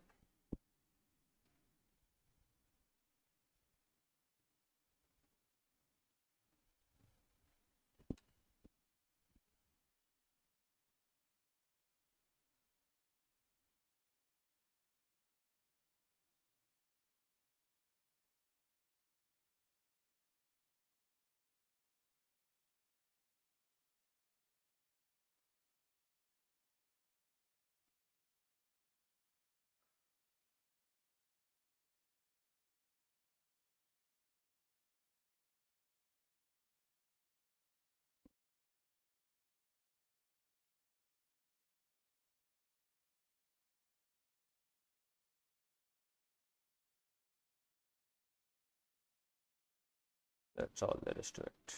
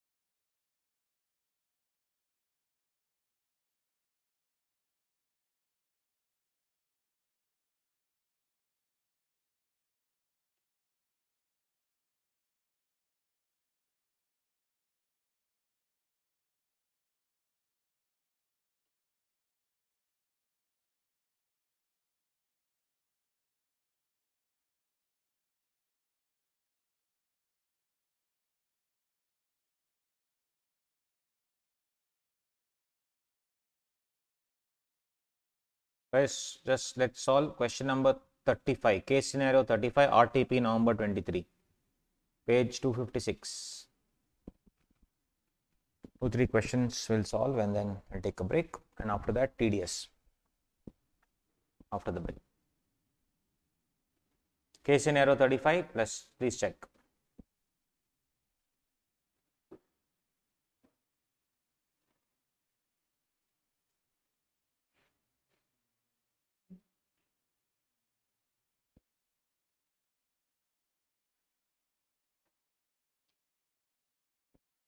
Testing officer with prior approval of Chief Commissioner of Income Tax surveyed the business premises of A Limited, which was within his jurisdiction at 9 p.m. on 1/6/23 for the purpose of obtaining information which may be relevant to the proceedings. The survey operations continue till 11 p.m. Business premises can you enter at 9 p.m.? Provided it is within business hours. We don't know. We'll see. On 15/6/23, assessing officer entered the business premise of B, which was also within the jurisdiction, at 8:30 p.m. Purpose of collecting information, and left the premise at 9:30 p.m.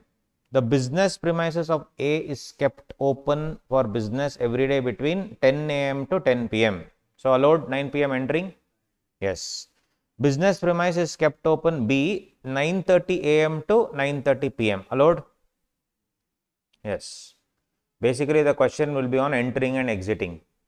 The second case is exited also within business hours. In the first case, he entered. Now that we know, it's easy.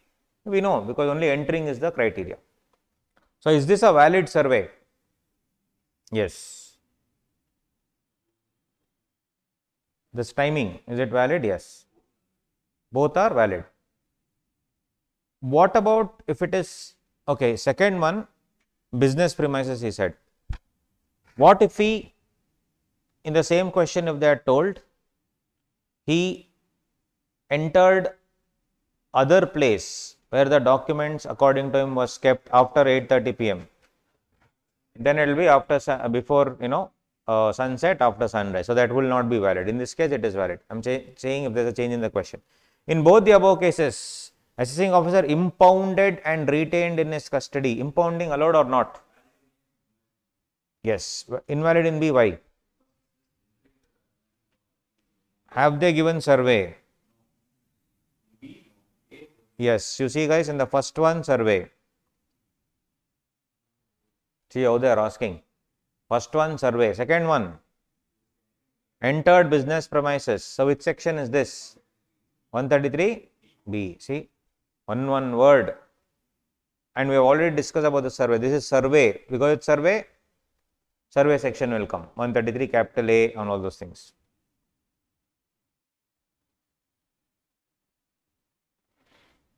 $12 days. In the first case, 15 days you can do. Beyond 15 also you can do with the permission.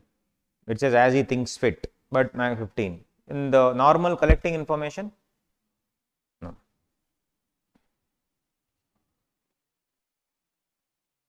He did not take specific permission. In July 23, business premises was searched after following the due procedure laid out in 132, consequent to which assessing officer is in possession certain documents showing information pertaining to shares of 28 lakh value purchased in 1718 and shares of 21 lakh purchased in 1819, both put together 49 lakhs.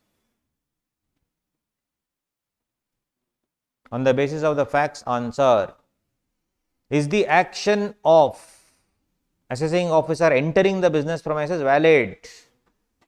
In both the cases, option A.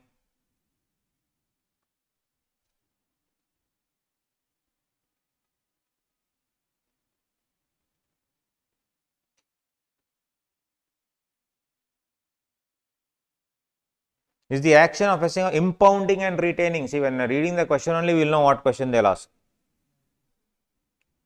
Is the action of the assessing officer in impounding and retaining books and other documents after recording reasons valid where he had not taken specific permission? Valid in A, invalid in B. See, minute points. One word is the answer, survey. Most of the people will write, yes, it is valid in both the cases. That 15 days I would have mucked up from some summary book, that is a problem. Right? So, you need to see the word survey. And these are exam questions. Can assessing officer issue notice under 148 to A Limited in respect of 2010, 21, 21, 22, 23 years? Yes, 3 years he can do. But what is the procedure he should consequent to survey?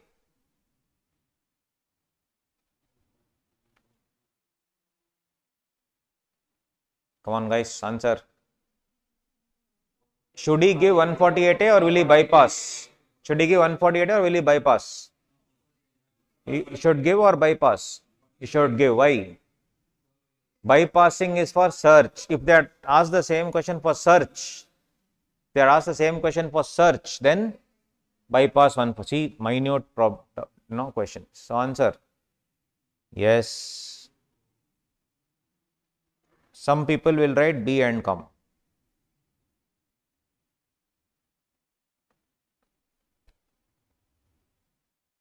Then blame on the valuation. No, the valuation was bad. Correct? Our concepts only were bad. That's why. That is what it will bypass. It will not bypass if it is survey. If it was search, then bypass.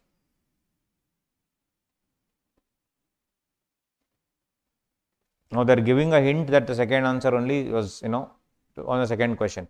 Would the action of the assessing officer in entering the premises and impounding valid if he had surveyed A Limited?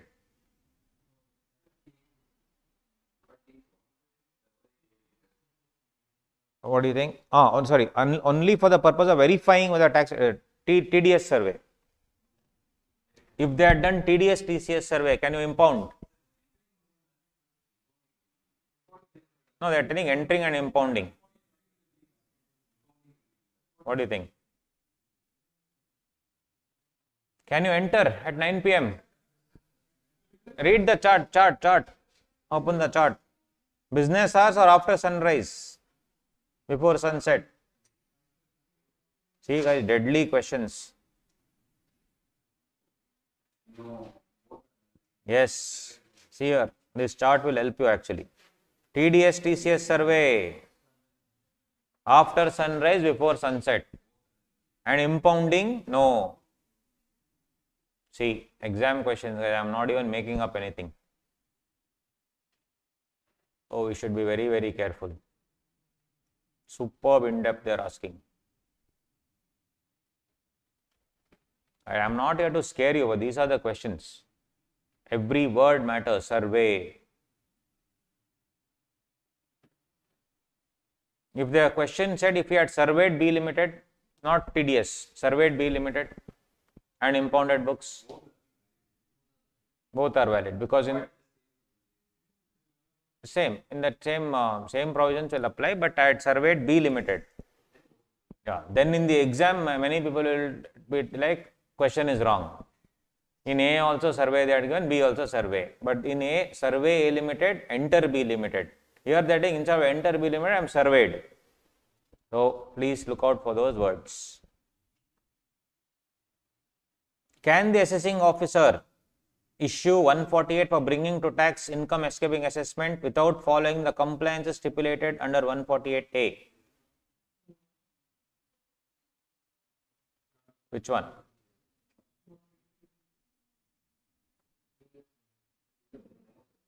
For those other 2 years, that 49 lakhs one, not allowed, no? Even if you follow 148, which is less than 50, so see, 5 into 2, 10 marks in our pocket. It's 2 marks each question. 5 into 2, 10 marks, only from assessment procedure. They don't have to give anything in assessment. This one 5 marks, 10 marks in the pocket, happy. 30 more to go, or 40 more to go. 50 at least you should score. 60. 60 is possible for sure. Minute procedures. Then, okay, 6th also is there. Next. Can the assessing officer issue notice, or 12 marks question, can the assessing officer issue notice under 148 for bringing to tax income escaping assessment in C Limited without following compliances stipulated under 148A if the shares purchased in previous year 17-18 were of 30 lakhs and 28 lakhs? Then yes. Can you do so? Yes. So it says without following compliances under 148A. It's a search. It's a search, definitely. But that's what. Initially, I should take the specified authority. If you see the chart, what is bypassed is that other procedure, that fit case, all that nonsense will not be there. Directly, you can go to SCM. That's what it is. So yes, he can do so. 12 marks in your pocket.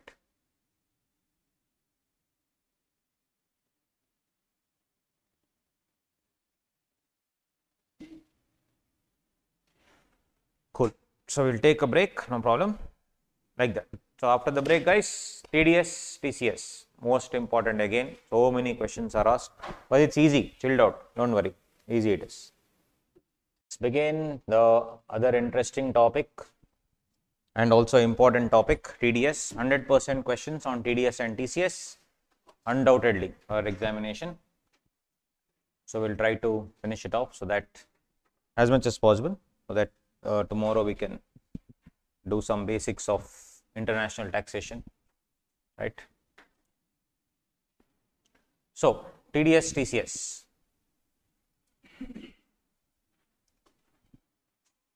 Important areas. So as you know, TDS is always paid on what basis? You should furnish the PAN whenever you are deducting TDS. If the PAN is not furnished, then the rate would be whatever rate is given or 20%, whichever is higher. TDS is always based on what? Credit or payment, whichever is earlier. Except few cases, TDS is charged on the payment basis. For example, salary, winnings from lottery or horse race, dividend, maturity of life insurance amount, compulsory acquisition of land. In all these cases, TDS is paid on payment basis. Otherwise, it's always credit or payment, whichever is earlier. So in compulsory acquisition of land, when government is, paying you the money, then they have to deduct TDS. It cannot be credit or payment, whichever is earlier, which means the moment I take the land without even giving you compensation, it appears that I need to deduct TDS that time. So that doesn't work that way. Will the TDS be done at a flat rate or it will include surcharge and cess? Flat rate. Always when I say 30%, it will be 30%. No surcharge, cess and all those things. Except TDS on salary and non-resident taxation. In TDS on salary and non-resident taxation, it will be not done on the flat rate. It will be done, on what? Along with the surcharge and cess. Perfect. Very, very simple. So one by one, guys, quickly we'll see. First one, you see the notes. First one we can take up is section 192. Any person responsible for payment of salary. So this is for who is the payer? Employer. Who is the person who deducts the salary is called as the payer. Person who deducts the salary is called, deducts the TDS is called payer, also called as deductor. Other person is called payee, deductee, yes. So, payer is employer, payee is employee. Employee can be resident or non-resident, and rate will be the slab rate. Very simple. I should collect certain details from the employee though. What details I will collect? I will collect details of house property, whether there is profit or loss. How will there be loss? Self-occupied property. And IFOS. IFOS income I have to consider. IFOS loss I should not consider. So, I do not care if you have any loss on IFOS. Will there be loss on IFOS ever?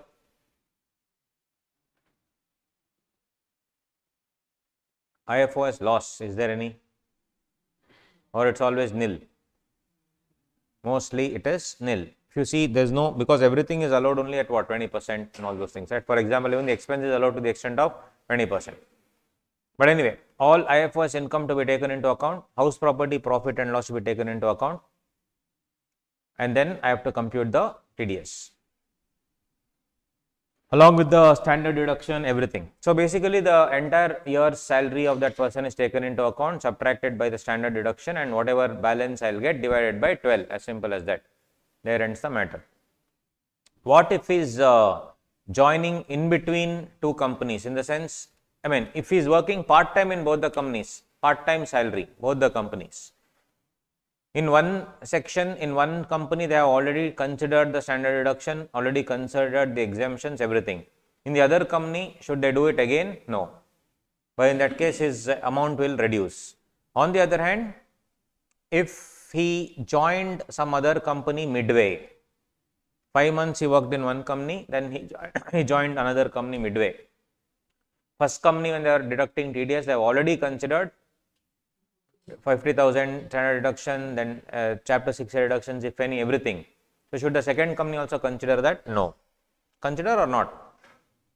I have already considered everything and done the needful. Second company, I have already taken that into account and only on the balance I have paid. So, here also you should see, basically what I am saying is you have to take the overall amount, that is what you are earning in the old company plus new company, then give that deduction, and finally on the balance only you should pay. Very simple, take the old company salary, new company salary, minus all deductions, etc.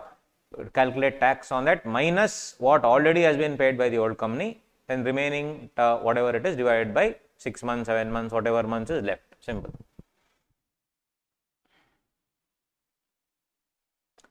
But there is one thing, how will you treat? You see that other things are all fine, guys, in this.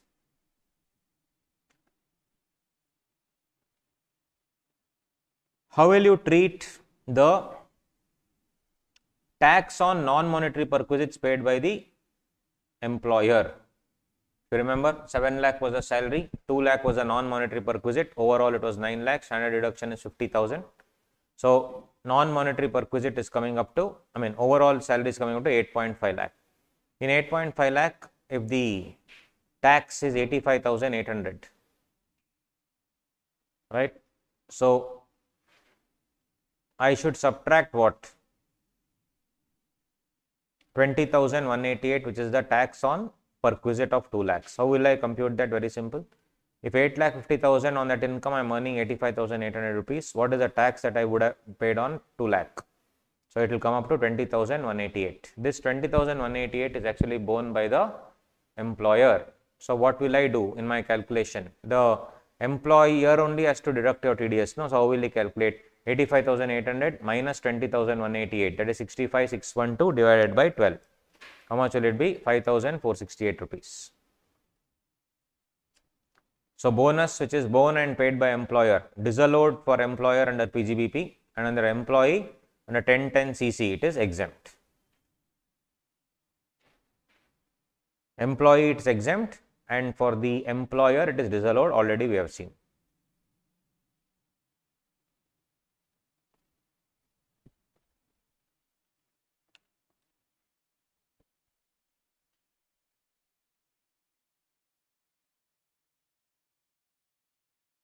(192) 2B,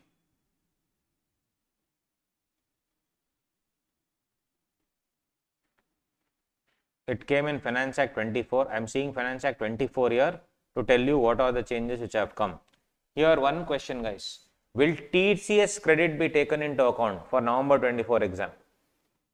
When I am already paying you the salary, when I am computing the final amount of TDS under 192 income from salary, should I subtract the TDS already deducted? Yes. Should I subtract the TCS already deducted?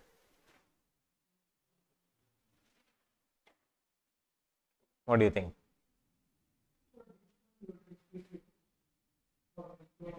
Yeah, like for example, employee in the old company has gone for foreign tour. For that, if it is more than 7 lakh rupees, you have to deduct TCS. So TCS employee has already paid.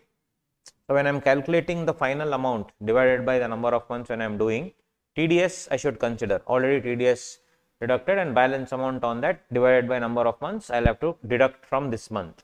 What about TCS? Should not be considered. So for November 24 attempt, TCS should not be taken into account.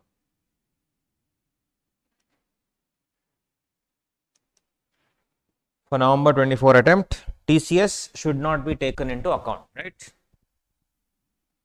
That has changed in May 25.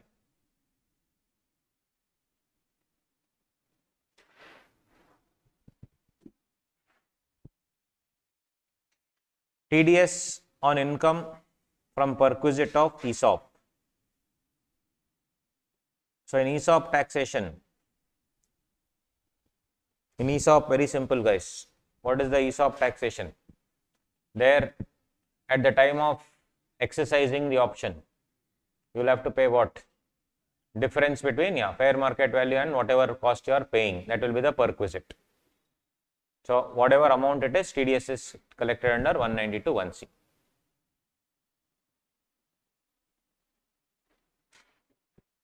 This question came in November 24 exam. November 23 exam, sorry, November 23 exam. So when it's as an adjustment it came. If I collect tips from the hotel, customers say I'll collect the tips at the hotel and they are paid to the waiters. Is it salary? Is it extra amount, guys? What do you think? Will there be TDS? Because in all these 5-star hotels, there will be one hundi and there they will keep everything. They will keep putting money and then eventually they will take out everything at the end of the year, end of the month, whatever, divided by number of employees and they will give it off.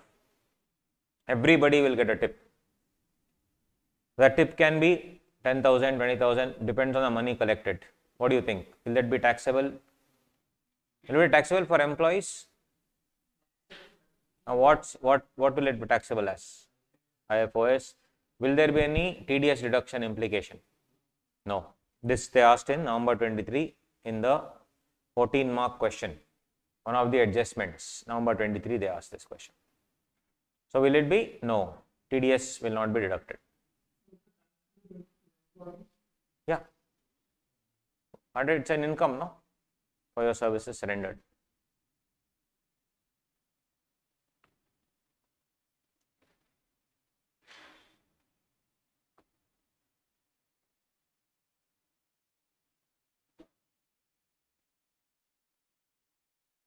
So guys, if you are investing in a recognized provident fund, which is not exempt from tax under 1012, if it's a statutory provident fund by the government, then that amount is exempt. Recognized provident fund, it is not exempt. If you do what? You have to keep that balance for minimum 5 years. Within 5 years, if you withdraw that amount in a company, you either have to put it in another company or you should not withdraw. Means you leave the old company, you take the PF balance and put it in the new company. That's okay. But for 5 years, within 5 years, you quit your job. Then in that case, whatever money that you get will be taxable, obviously. Otherwise, it is tax free. Now that when you are getting the money which is taxable, the PF authority, when he is paying you the money, he has to deduct TDS at 10%. What is the condition? Where there is taxable premature withdrawal, the sum shall not be considered as taxable premature withdrawal if withdrawal is made under the following conditions. An employee who has rendered a continuous service for a period of 5 years or more with his employer, whose service was terminated due to employee's ill health or due to discontinuance of the employer's business or other causes beyond the control of the employee. So, normally you have to pay the tax. One is what? Employee's ill health or due to discontinuance of the employer's business. Then no problem guys, you can withdraw. Otherwise, you have to render what? Continuous service of 5 years. Otherwise, that will be taxable under 192A.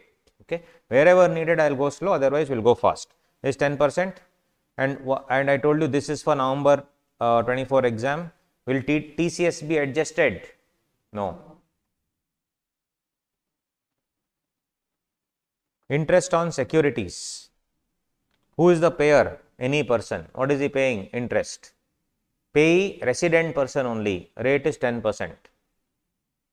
Any interest on security. This has to be taken into account. That is interest on any security of the central government or state government, or interest on debentures or other securities. So, for interest on debentures, when they are paying you the interest, they have to deduct TDS and give you. How much TDS? 10%.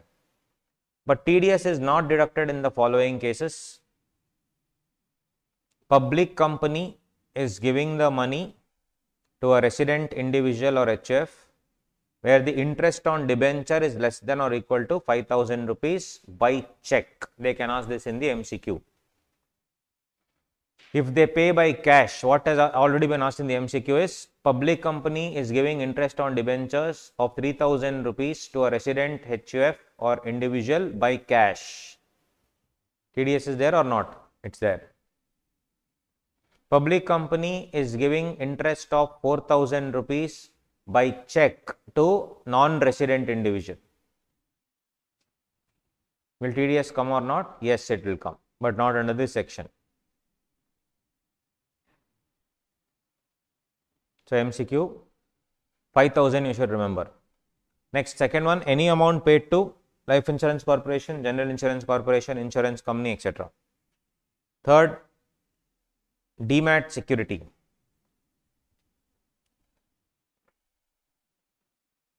That is, any security of the central or state government is one. And then, if you see these other things also, interest is paid to LIC, GIC, subsidiaries of GIC or any other insurer. Then all these bonds, National Defence Bond, National Development Bond, National Defence Loan, National Savings Certificate, NSC, all these things not covered. And also guys, if you have invested in 54 EC Capital Bond, Power Finance Corporation, that also will not be taken into account. Then any interest, you don't see that, any interest payable to a business trust. Remember, we saw business trust gives a loan to a special purpose vehicle, DHF Realty Limited in our example.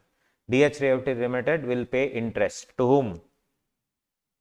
To business trust, and then business trust will pass it on to whom?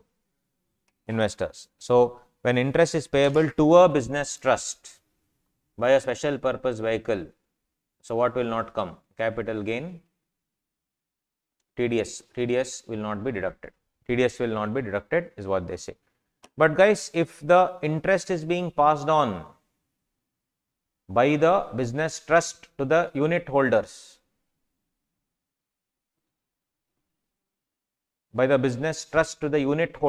then see here, business trust is giving loan to SPV. SPV is paying interest. That interest is being passed on to unit holders. This we have seen in the business trust chapter only, the TDS rate.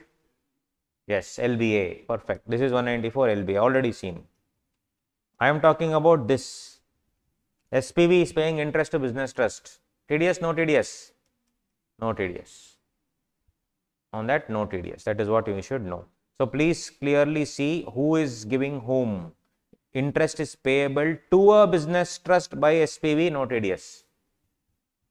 Interest payable by a business trust to unit holders, LVA.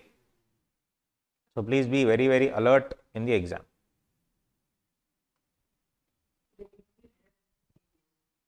Sorry?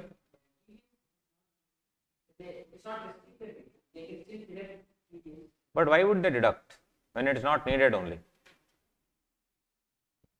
Why would they simply deduct when it is not needed?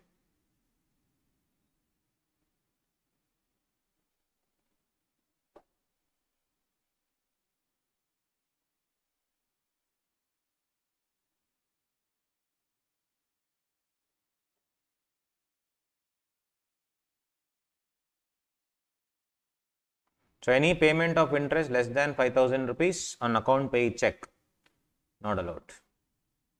TDS not needed rather. And one more interesting thing in MCQ.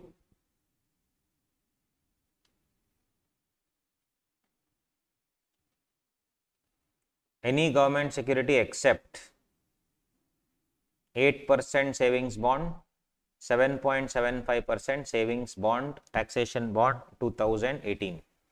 So except 2003 bond and 2018 bond, any government security, if they are paying interest on government security, no TDS. But for these two items, TDS is there if interest is more than 10,000 rupees. Only MCQ they will ask, guys. Just remember two things, 8% savings bond and 7.5% savings bond. This also they can ask because more items have been added in Finance Act 24. So as of November 24, only two exclusions, 8% savings bond, 7.75% savings bond changed, or other new items added in Finance Act 24 to this list. 2-3 items are added. For these items, TDS is deducted if the interest is more than 10,000 rupees.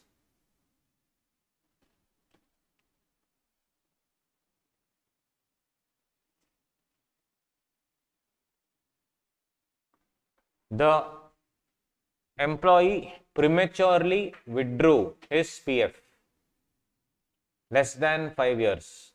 Amount was 40,000 rupees. TDS rate dash. Up to 50,000, no TDS. These limits only they keep asking and irritating you. It's more of memory game, TDS. I'm just telling those hidden points so that you can remember only those and at least concentrate a little bit more on that.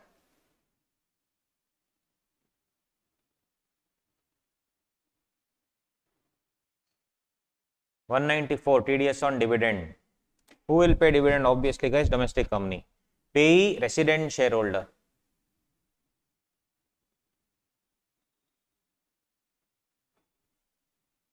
So if you give the PAN 10%, don't give the PAN 20688, 20%.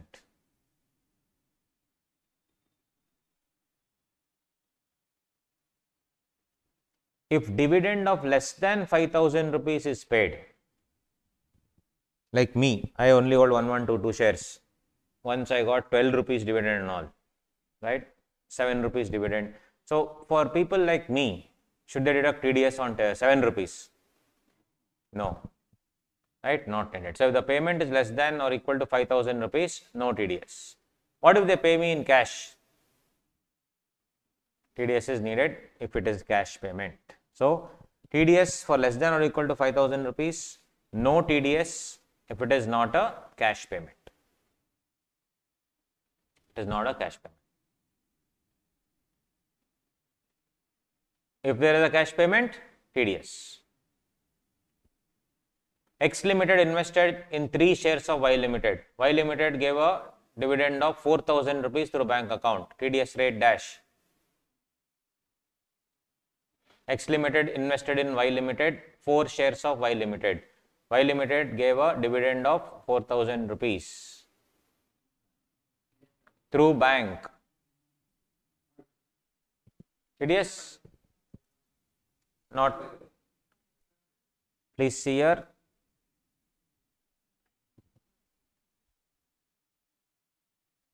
Who is an individual. So my job is only to tell you these points. Otherwise, you can only read TDS chapter. What is it, guys? Only individual. Company 1 rupee also if I pay, TDS is required. It's only for individual, guys. Only for individual.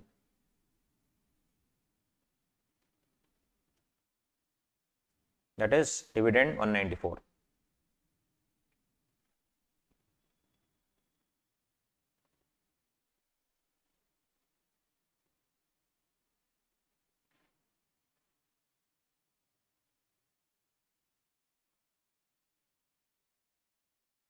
$194A.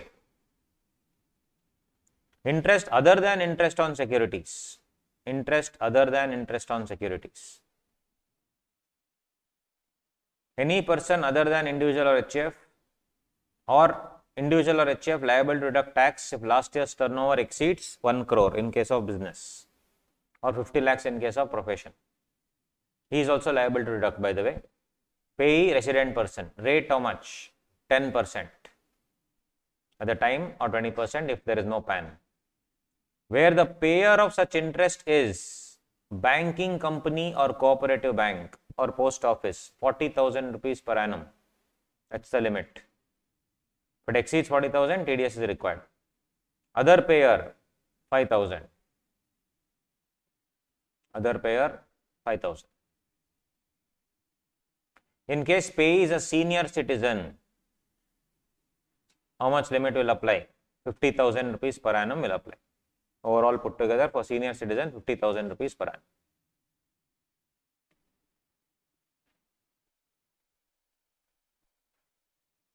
So one more hidden point, guys. If bank is paying 40,000 rupees income to interest other than interest on securities, savings bank interest for example, 40,000 rupees is the income of the normal resident, no TDS. So his income, overall income is 1,20,000. But if you remember, for savings bank interest, he will get a deduction under ATTTA, 10,000 rupees. Correct? 10,000. On the other hand, guys, if bank is giving savings bank interest to the tune of 50,000 to a senior citizen, for senior citizen, what is the deduction at ATTTB? 50,000. So 50 minus 50, you will get, for taxable for him is 0.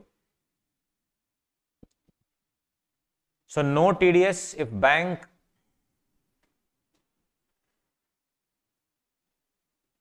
banking company or cooperative society, bank or post office is giving TDS less than or equal to 40K per annum per bank and less than or equal to 50,000 per annum per bank, resident senior citizen.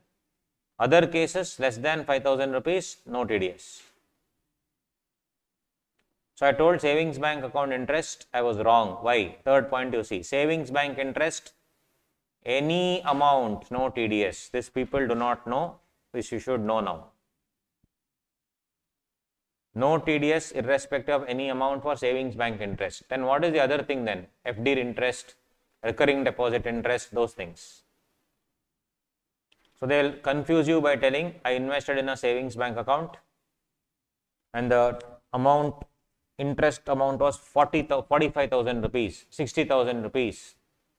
What is the TDS? Nil. Is it TDS at 0 rate or no TDS? No TDS. TDS is not at all applicable. It's not that TDS is charged at 0%. One more most important thing, firm is making any payment to the partner, interest on capital, interest on advances, TDS not there. This is for only November 24. May 25 onwards, definitely there is what? TDS, separate section they have opened. They have opened a separate section. They have introduced a separate section for this.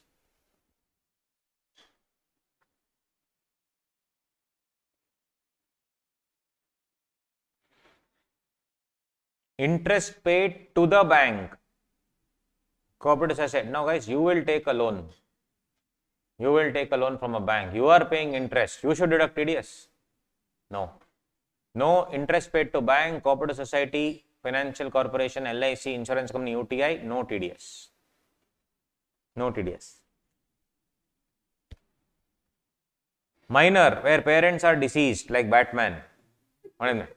TDS. For Batman, what do you think? He is dead, no, his parents are dead, right? So, minor, where parents are deceased. So, for Batman, TDS is in the hand of the minor. Only then you will remember, yes.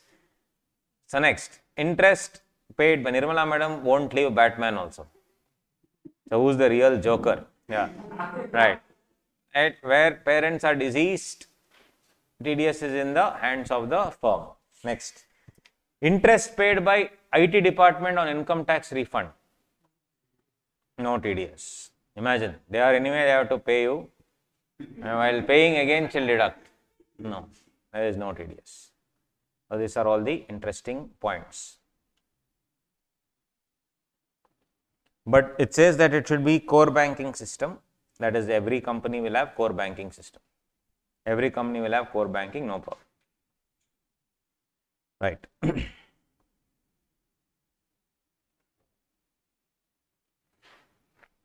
Other things are fine here.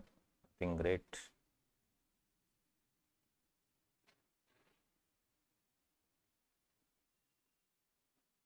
Now, gambling. That is especially lottery or crossword puzzle 194B and 194BB. 194B is for lottery or crossword puzzle, 194BB is horse race.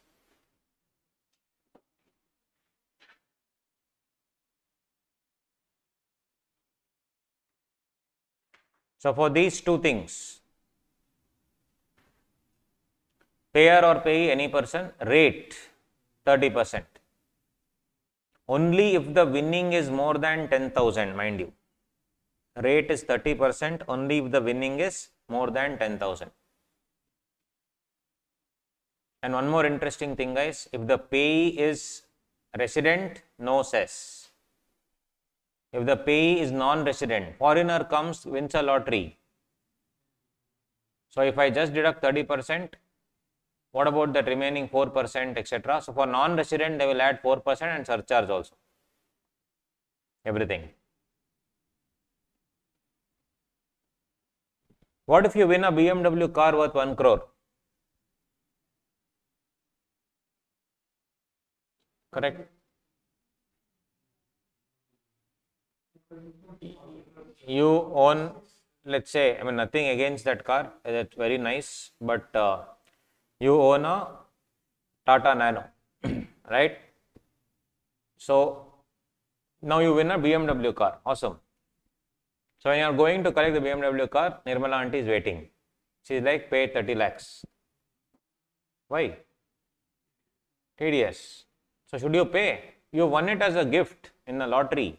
Yes, you have to, no choice. Right? Sorry? Yeah, I mean, they will deduct, no. So, they can't remove the tire and give you. Right? No, when they are giving the car, you need to recover from that fellow. But they will recover from you. How will you recover? See, money means no tension, guys. Very simple. 1 crore money, 30 lakhs deduct, 70 lakhs pay. So, recently, an auto driver from Kerala got 25 crore something in the special Onam lottery. 25 crore. Nirmala ma'am made 8 crore. Right? So, she won the lottery. So, basically, that's fine. But the thing is, yeah, the money is okay. What if you get a car?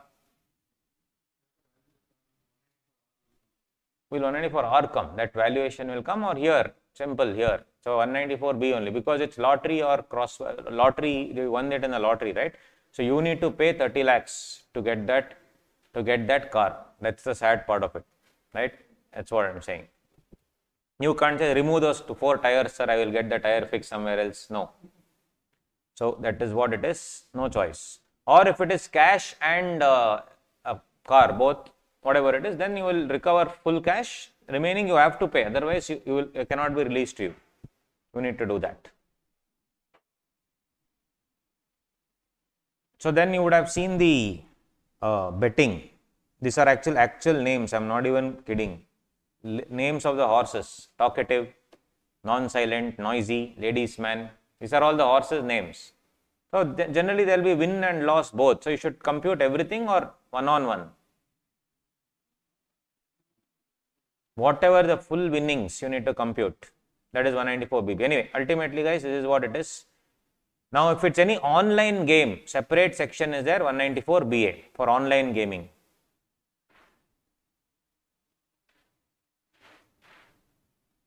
One more interesting thing. No TDS if winning is more than 10,000, I said. Only if the winning is more than 10,000, TDS is there. Less than 10,000, nothing is there.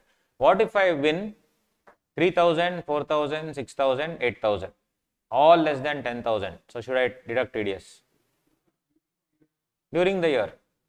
More than 10,000 during the year is aggregate or individually is what I am asking. I won 4 Kutti lotteries, 3,000 rupees, 4,000 rupees. Yeah, if you go to Kerala, you will understand what I am trying to tell. It's very normal there. Here you will feel, here is there lottery, no, right? It's banned, no?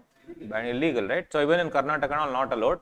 But there it is state sponsored, correct? So that is what it is. So when I went to Thrissur to handle the class, I wanted to explore the nightlife of Thrissur, right? So I got out at 8 p.m. Everything was closed, right? And nice town though. Definitely, I really like that town. Very nice. But then at 10, I was just walking around, and then one guy came menacingly with his complete proper lungi shirt. Everything is coming and menacingly, and then he came and said, "Cheta, lottery, one lottery ticket he opened."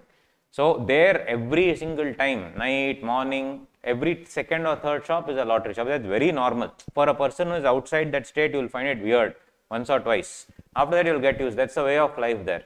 So now my question is, I bought 1, 2, 3 small lotteries, 2,000 rupees, 3,000 rupees lotteries and all will be there. 10 rupees ticket. So you buy that. Now the thing is, if you win like 4 lotteries like that, 3,000 into 4, then what do you think? Will you get deduct TDS? So if you see, to ensure that it's not just individually, it's aggregate, that also was amended.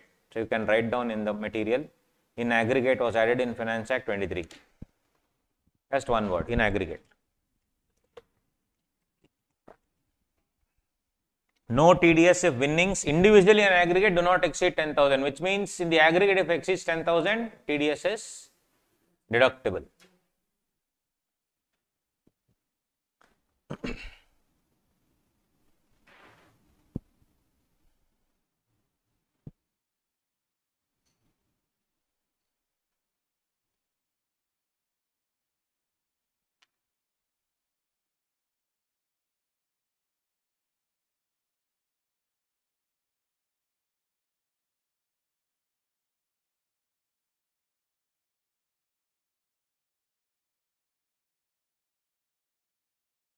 So one more question they'll ask is, guys, Vijay Mallya was also a owner of a stud. He had an entire sort of race horses under his kitty. He was actually a owner of race horses.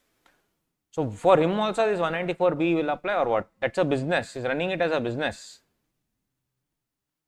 One is winnings from this race horse, 194BB for example, winnings from race horses. There's one more thing, no? Owning and maintaining race horses.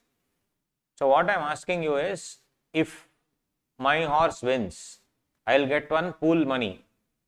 I would have obviously reared the horse, etc., used it as a business. Now I'm getting 5 crore because my horse won. That prize money also, will it be under 194BB? Is it winnings from lottery? Is it from winnings from horse race? Or is it maintaining race horse? This was a question asked. What do you think? Is it winnings from horse race? Or is it maintaining race horse? That is a income from maintaining and operating a race horse business. Sorry? Yes, that's what. That's a prize money that I am getting. Is it like that? Is it lottery? Am I betting on it? No. I am supposed to win. It's the same difference. RCB owner, if at all they win, they'll get some prize money, right? So that prize money, is it lottery for them? Actually for them it's lottery only, but anyway, bad example. CSK will take. CSK, at least consistent fellows. CSK, whatever they win, what do you think? Is that lottery? No. That is their, yeah. But if you bet on who will win and all that, if you do betting, that will be 194 BB. That one simple point question they asked. Actually, maybe somewhere here, Karnataka High Court decision. See this? Stake money.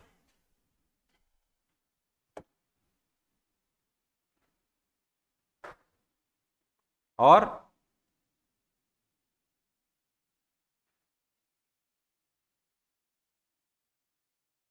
prize money paid by race clubs to horse owners would not attract provisions of 194B. Bangalore Turf Club versus Union of India.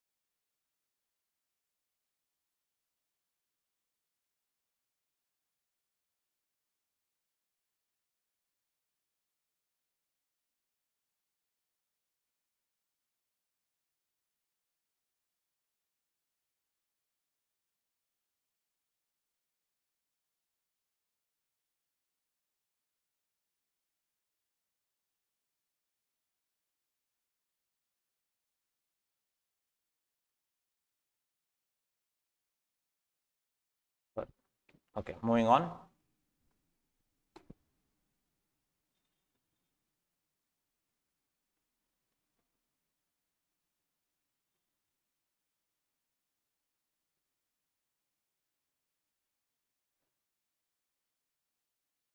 This we have already discussed. Online games, 30%. Net winnings you have to take, guys. Net winnings. Is all this is useless, no problem.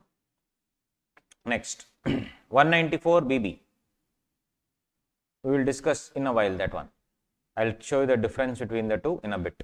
Horse races. Any person being a bookmaker or person holding license for horse racing is the payer. If he is getting the money, he will not get under 194 BB. Payee is any person. 30% at the time of payment only. No surcharge or cess to be added. That's fine. Higher rate of TDS, all that is fine. Normal. No TDS if the amount of winning in horse race does not exceed 10,000 individually or in the aggregate during the financial year. During the financial year, it will not, if it exceeds that, it will definitely not come into the picture. Now comes the real deal, which is the, what do you say, TDS under which section? 194C. Now this obviously we need to spend some time. It is often ignored in CA final, but a lot of questions definitely come. Interesting area. Let's move on.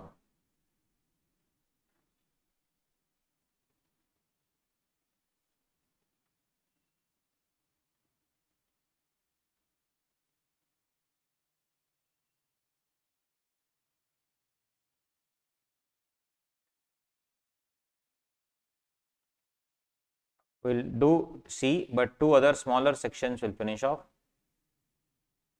194D, insurance commission, and the other one is 194G, D and G.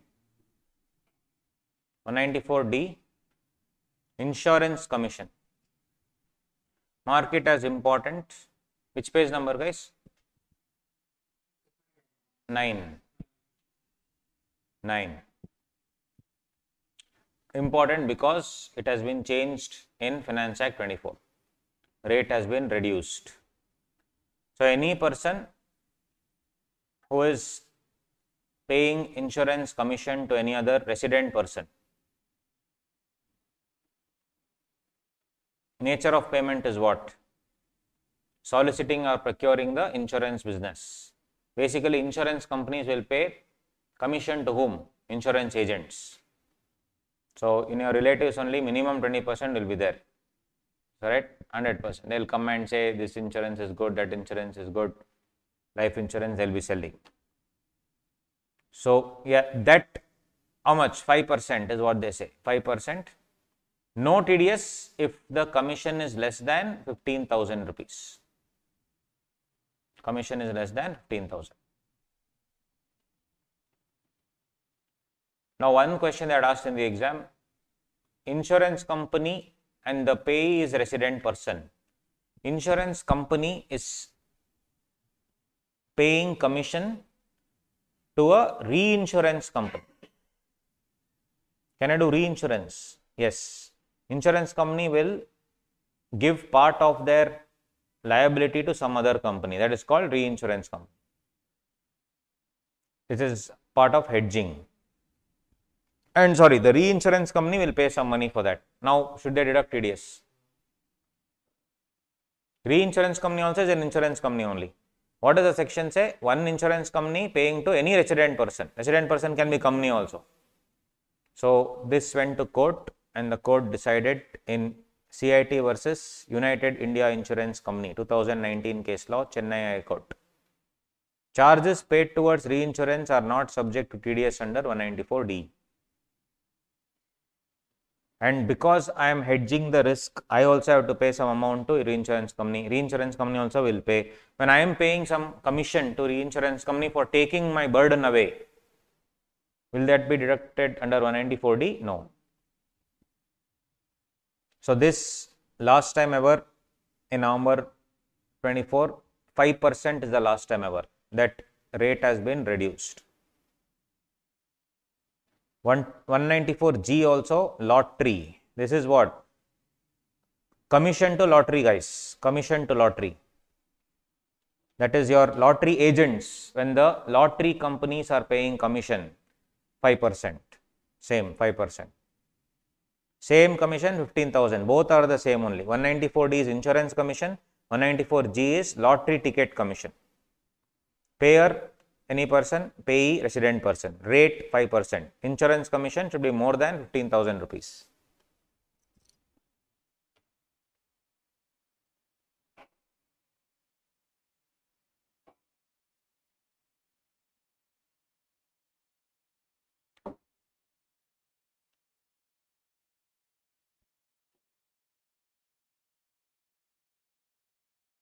(194E) is actually the international taxation, see that. But there is one section called 194E. It is paid to non-resident sports person. What is the rate there? 20% plus surcharge plus cess and all those things. So 20% plus surcharge is 4%, so 20.8%. That will be for non-resident sports person, athlete, entertainer, sports associate, commentator, all these people. That's fine. Anyway, so now let's come to the main section, 194C, guys. Which page in your book? 7. Very, very important section. 194C, 194J, and especially now the newer sections in TDS and TCS. We will do it properly, don't worry. You will have no doubts, I can assure you. So, payment to contractor, 194C.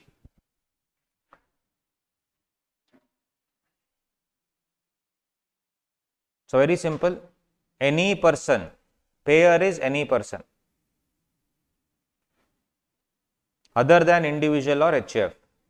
Any person other than individual or HF. Payee will be any other resident person. Payee will be any other resident person. But if you see here, any person other than individual or HF. An individual or HF to deduct tax when gross receipts or turnover exceeds 1 crore from business, 50 lakhs from profession. So guys, interesting to know, payer will be not only any person other than individual HF, but individual or HF is also covered. The ones whose gross receipts or turnover is exceeding how much? 1 CR. And 50 lakhs from business or from profession in the immediately preceding financial year. Payer, any person other than individual or HF. Payee, any resident person. Payee will be any resident person. Contractor.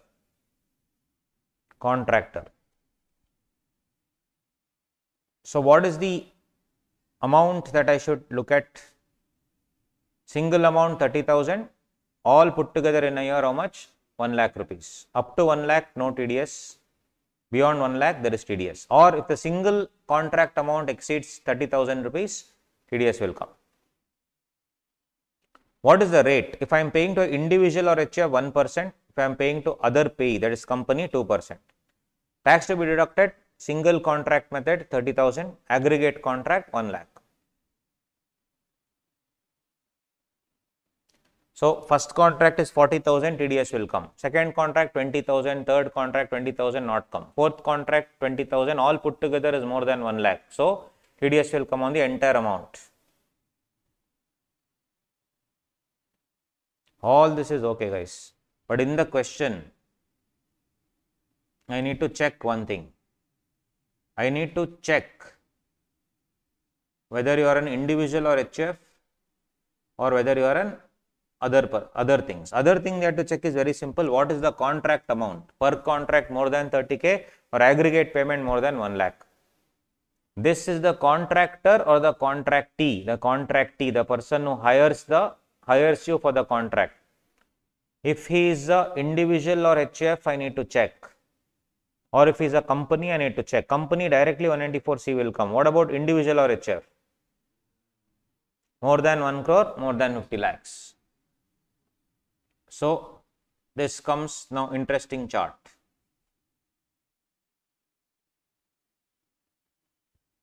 If your turnover or gross receipts is less than or equal to 1 CR in business or less than or equal to 50 lakh in profession, will you get any TDS? Do you have to pay TDS? No. Like you are an individual who is earning 2 crore in the last year. You are now hiring a contractor. Do you have to deduct TDS while paying him? No. No TDS irrespective of contract amount. But Nirmala madam wanted to such people also to deduct TDS. Why? Just to see what type of work you are getting done. Only for that reason, because anyway the other person will pay the tax, that's not the problem. But what type of work, how come you are getting it done, and what is the threshold you are seeing? So she inserted one more section, 194M. If the payment is for personal or business related stuff, more than 50 lakhs per annum, if you are paying, then under 194M, such an individual has to deduct TDS at what rate? 5%. Deduct TDS at 5%. Right? So I repeat again, if the turnover is less than or equal to 1 crore or less than or equal to 50 lakh, then TDS under 194C will not come. But you are a person whose turnover is less than 1 crore, but you are getting something done for more than 50 lakh. Whether it is personal thing or business, I don't care. You are getting a interior decoration done and you are hiring a contractor, 60 lakh rupees. You are showing in turnover as 1 crore, which means income you will show 20 lakhs, but you are getting 50 lakhs innovation done. How? So the burden of deducting TDS is on whom? The individual. So 194M has come into the picture now. So this is a simple chart. Turnover less than or equal to 1 CR, then 50 lakh. Now this you leave. Now the turnover is more than 1 CR or more than or plus more than 50 lakh. Business 1 crore, profession 50 lakh, then directly 194C gets triggered. 194C gets triggered. If it is for official purpose, guys, official purpose, Single payment 30K, aggregate payment 1 lakh, 194C will come. And 194C at 1% if the payee is an individual or HF, 2% if the payee is not an individual or HF. But if this guy, let's say Virat Kohli is an individual more than 1 crore. He is hiring a contractor for personal purposes. Hiring a contractor for personal purposes. He is hiring a contractor for personal purpose and the amount is less than 50 lakh rupees. Then will you get TDS? No TDS. On the other hand, you are making a payment to a resident contractor and the amount is more than 50 lakh rupees. Then 194C will not come, 194M will come, TDS at 5%. Interesting to note, Virat Kohli official business 194C. Virat Kohli personal business more than 50 lakh 194M. But normal guy less than 1 crore, anything is doing more than 50 lakh, automatically 194M irrespective of personal or business. Hope you got it, because it's just for tracking mechanism. Whereas Virat Kohli more than 1 crore getting officially done, no problem, 1%. Personally is getting done, personally more than 50 lakh is getting done, 194M. 194M says all those people who are not covered under 194C will be covered under 194M. Who are the people not covered under 194C?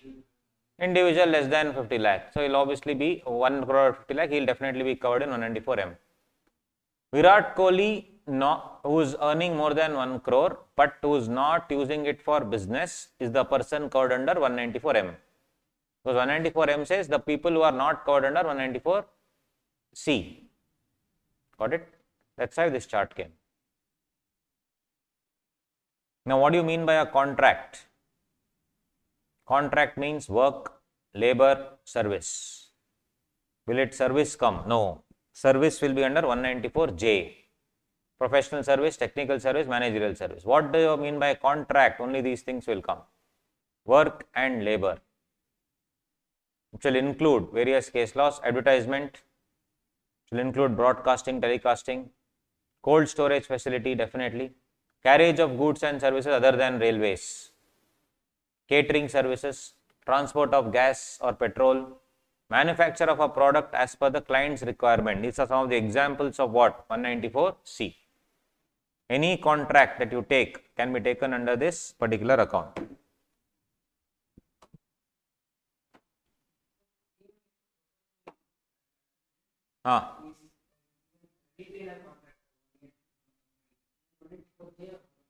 What is this nature? Construction.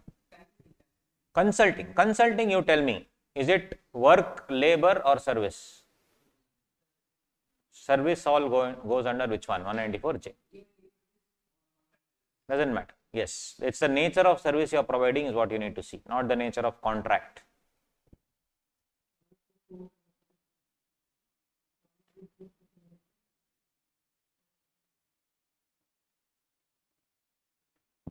You would have seen two types of things on Netflix. One is Netflix original.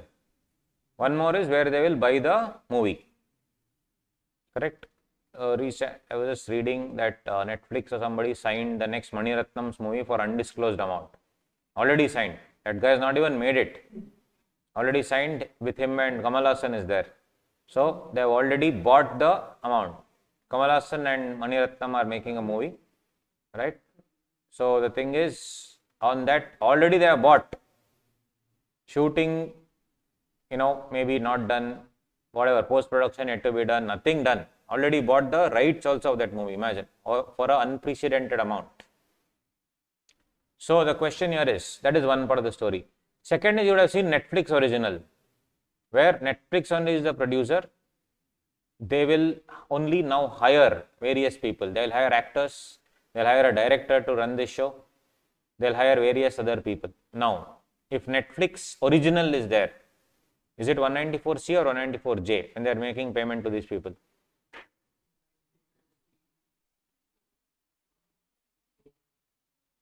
These specific questions were asked to CBDT.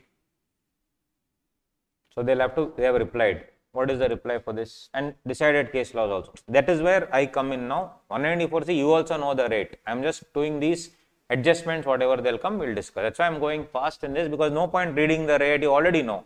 I'm only here to discuss the concept. Tell me guys, Netflix original, Prime original. So if you see, they have told that I have hired everyone, right? Hence 194C.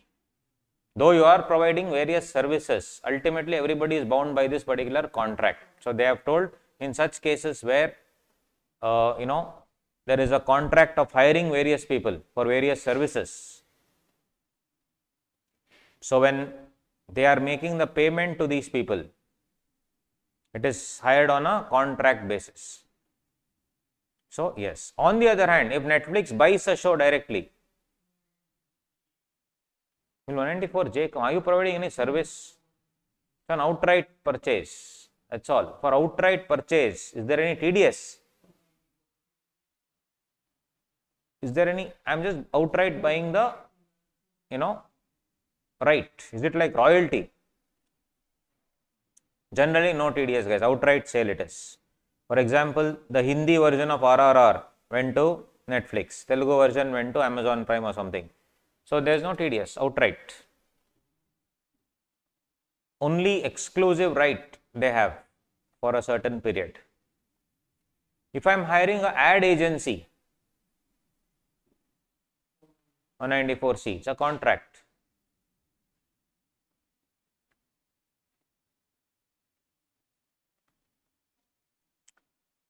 So let's say, next is what, one more thing, dialogue here I have given, carriage of goods or passengers.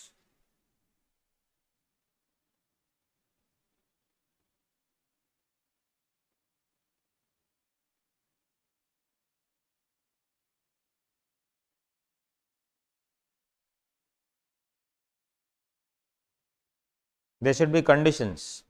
Does not own more than 10 goods carriages and furnishes a declaration confirming the same. Somewhere else you are seeing this. Where? Deja vu. 44AE. Yes, perfect. 44AE.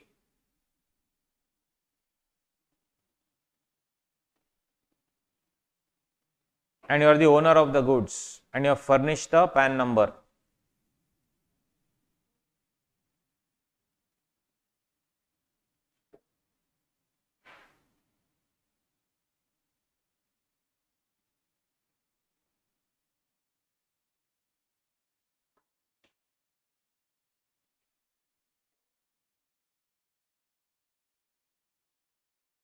So they are saying carriage of goods and passengers by any other mode other than by railways. No TDS. So basically you should own less than or equal to 10 trucks, declaration and PAN. Declaration and PAN.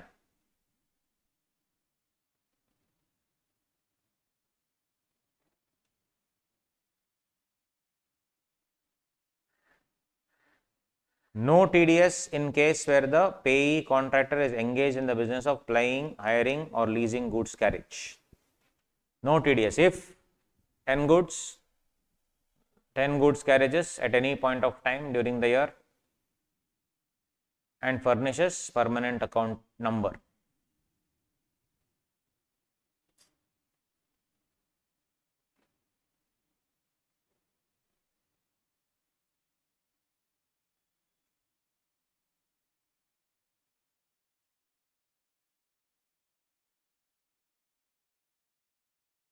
Company is making 30,000 rupees cash payment to goods carriage guy. What is the TDS and how much expense is allowed? He is making 30,000 cash payment to goods carriage guy. No TDS and his expense is allowed? Yes. Why? For goods carriage it is 35,000. So like that they can mix 40A3 and give. So 35,000, I give 35,000 cash no TDS under 194C, and no 40A3 disallowance. It's not that 1% of 35,000 have to compute 350 rupees, not like that. I can pay in cash to the goods carriage guy, no tension.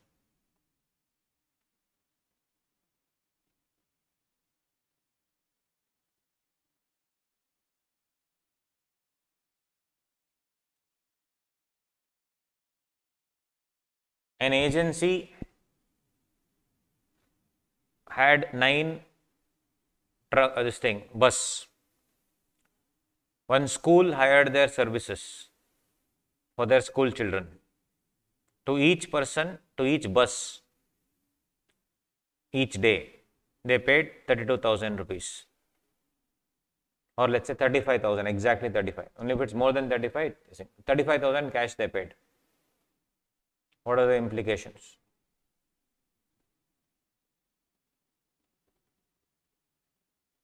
Nine school buses, as furnished pan, everything, no tension. Then what has happened? Yeah, is it a goods carriage? Is it goods carriage? No. So this will not apply to school buses and all that. It's very clear here. Plying, hiring or leasing goods carriage. For some parents, children may be goods, right? But for income tax purposes, no. Right. So 3 conditions, no TDS irrespective of the amount, mind you. No 40A3 disallowance for payer if amount paid in cash is less than or equal to 35,000. Other than goods carriage, ship, airways, school bus, 194C will apply. So just keep a note when you are solving.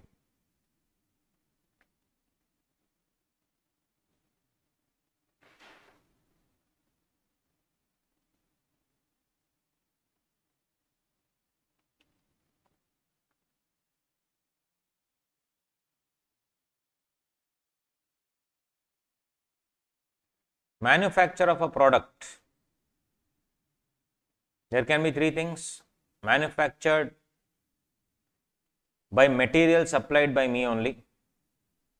I'll supply the materials, you manufacture. Tailoring, for example. Or I will give you the order. You procure from somewhere outside and give it to me. I'll go and order 3-piece suit. That's it. Material, I don't know. You only figure out where. This is the design I want. This is the color I want. Take my measurement. Please do. Close it. That's it. Now tell me, that one, if the material is supplied by a third party, it's an outright sale, correct? No, 194C will not come. But what if materials are supplied by the customer? I provide the materials for various contracts, and then you are providing me the, what do you say, work. I'll give a raw diamond. I'll go to Tanishq and order something, and then I'll give the design. That I am not supplying anything. You are only doing it. Whereas Tanishq will supply the raw diamond to the jeweler. Jeweler will be in-house. Jeweler sometimes will be outside also. So they'll give it to the polishing and also the entire, the guy who's going to make it. They'll have a separate contract with him. So in that case, will 194C be charged when I'm making the payment to the jeweler? Yes, job work. Yes. So invoice has material separately given. TDS will be only on the work related part. But the invoice has material value added to the work, then TDS will be on the full amount.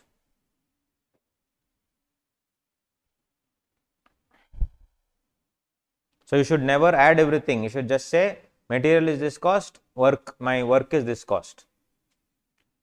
So what people were doing, that if material is supplied by customer alone, like Tanishq supplies the jewel to you, you are the goldsmith, you will make and give me. TDS used to apply. So what was Tanishq doing? Tanishq asked their sister concern to supply the jewel to you. Then it will be like third party only supplying. And then they said outright sale, no TDS. Which means I am buying from the goldsmith. He has procured from somebody. but that somebody happened to be my sister concern. They were cheating. Finance Act 2020, they said supplied either by you or by associate of the customer. Means what? Sister concern of Tanishq. All the companies defined under section 40A2 will come into the picture here. Right? That is also covered. Gas, petroleum, etc. guys. Indian Oil Corporation hires 10 buses exclusively for transporting the gas to the customers. Means they have gas and they are now transporting it to various factories to other customers directly. Which one? Lorry, big lorries, right? They are transporting goods only. Now the question is, Indian Oil Corporation, while making payment to these people, is it 194C or what? And these buses or lorries, whatever, when they are idle, they are not going elsewhere. They are only parked in the Indian Oil, their entire area, parking space. They are not owned by Indian Oil Corporation, but they are hired by them to transport the goods to the final destination. 194C will come or what? 194C? What do you think? Or is it sale? Am I selling it to the customer? So guys, if the lorries are owned by Indian Oil Corporation, then outright sale. It will include the transport costs, sir, take it. But if it is hired by SSE, like in my example, 194C will come.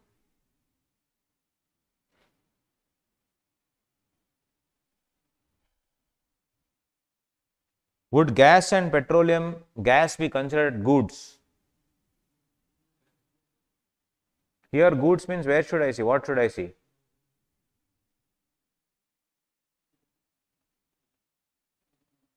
No, in the sense which act should I see to understand goods? Sale of Goods Act or GST? Because GST is what? Everything other than goods is service. Land also is service there according to that. So should I go there or should I go to Sale of Goods Act? Sale of Goods Act. Is a corporeal thing also good? For example, corporeal means living being. So if you have a kennel and if you have some 10 puppies, is it goods? Yes, as per Sale of Goods Act, even anything movable is good. Even PMLA, any corporeal item is good. So can you seize monkeys, chipmunks, marmoset? In Chennai airport, you would have to be seeing the news so many times. Yes, because of the word corporeal given, they can seize anything. Chennai airport is famous for that. People keep smuggling the animals.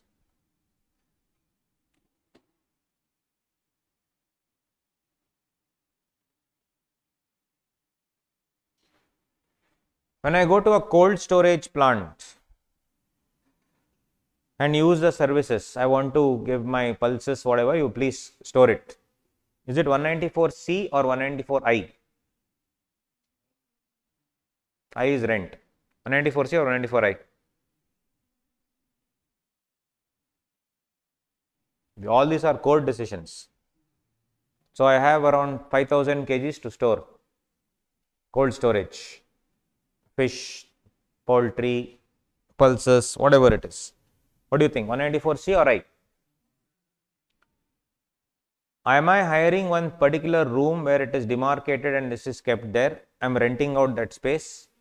Or I am just saying wherever place is there, you keep boss. This is your, I am giving it to you, handing over to you. Whatever amount you tell me, I will pay. Close it. You are preserving. So am I hiring a warehouse? Just a facility. So this went to perishable goods, etc. 194I is not applicable because there is no demarcated place.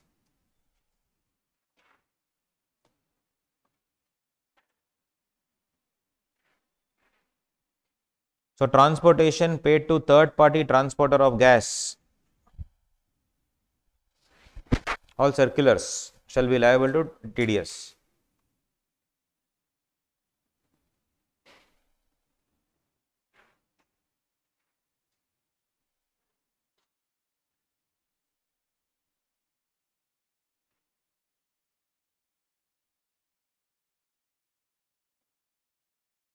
I am hiring a travel agent for my travels. He will organize everything and give. I am making payment. I am a company. Company has a deal with them. 194C or 194J. They are giving their services to me.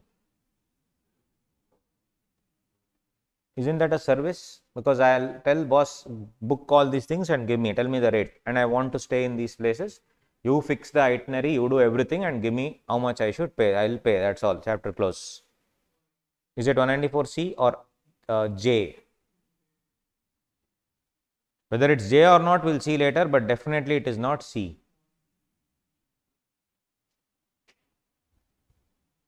You hire 2 private jets to attend Ambani's son's divorce proceedings. Example. Yeah. So you are a lawyer.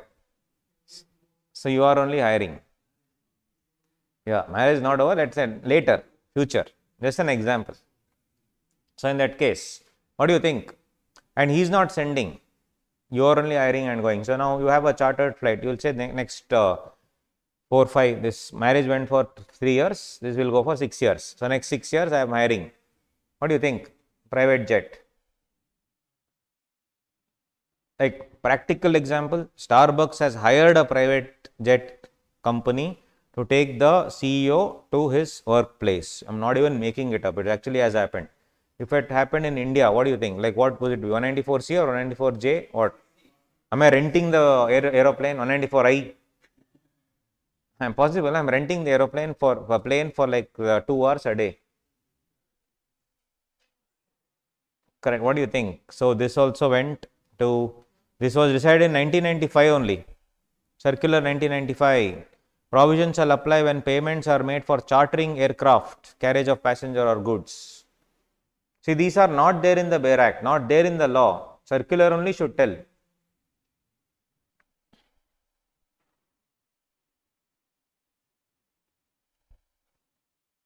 If I am hiring this a big board, billboard or hoarding everywhere, it's 194I or 194C. C. It's not, I'm not taking it on rent, I'm actually contract, advertising contract I'm taking. Courier agency 194C. So you are investing in seminars, college fests, etc. Company for their mileage, branding. Lot of college fests they are investing money in. When they are making payment of the sponsorship fee, 194C, or sponsorship fee is a capital payment, not taxable, or capital receipt in the other hands, not taxable. It's an advertisement thing only, 194C. Yes, all these are circulars, guys. I'm reading it from the circulars.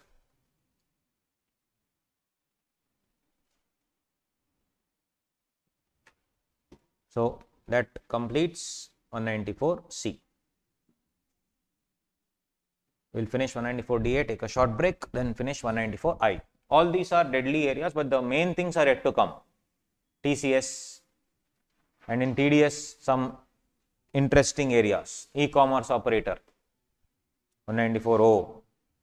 Right. So the thing is, 194DA is insurance, life insurance policy, payment in respect of life insurance policy. Life insurance.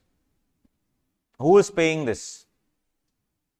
Insurance companies at the time of life insurance. So mark this also as important because this has also changed in November 24. Rates have been reduced. In Finance Act 24, rates have been reduced, which means the 5% last time ever. So 194DA will not come wherever 1010D has come. We have already seen that full in depth of 1010D, capital gains. taxation of ULIP. ULIP when we were doing, we saw some things are not exempt under 1010D, other things will be taxable under ULIP. We have seen that. You have invested 1 crore, you have gotten back 1.5 crore. Maturity amount is 1.5 crore. 1010D will not apply because premium payment is always more than 2.5 lakhs. So when you are receiving 1.5 crore, 1.5 crore is taxable or 50 lakhs? Ideally 50 lakhs. So what is taxable is maturity minus premium. And no TDS if the payment that you are getting is less than 1 lakh. Payment should be more than 1 lakh, whatever you are getting. So 194DA will come in the following circumstances: scheme and insurance policy, all cases. As an employee, salary you are getting, consultant, PGBP, or any other case, IFOS. Other than scheme and insurance policy, if policy is taken before 1/4/2012, the premium is more than 20% of sum assured. If it's after 1/4/2012, then if premium is more than 10% of sum assured. So before 1/4/2012, premium is more than 20%. After 1/4/2012, premium is more than 10% of sum assured. Disabled person after 1/4/2013, premium is more than 15% of sum assured. In all these cases, you will have to pay what? When you are getting the money, 194DA will come. So anyway, after 1/4/2012, remember, premium, if it is more than 10% of sum assured, then 194DA will automatically come. Done. Take a break. And after break, again, very interesting topic of 194I. 194IJ. Other things, small things are fine. Then we'll move on to TDS, TCS, which are more important. Next part is 194I, which is the, what do you say, rent. Let's see.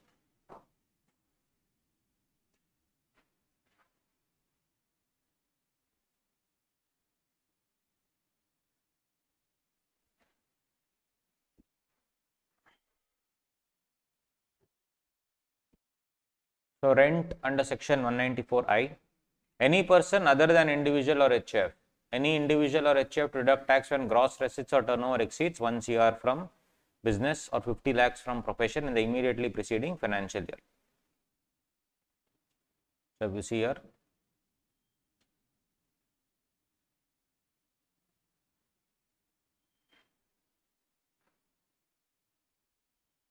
payer is any person other than individual or HF, but individual with turnover more than 1 crore, gross receipts, profession more than 50 lakh, TDS will apply for sure. Same thing, same like 194C.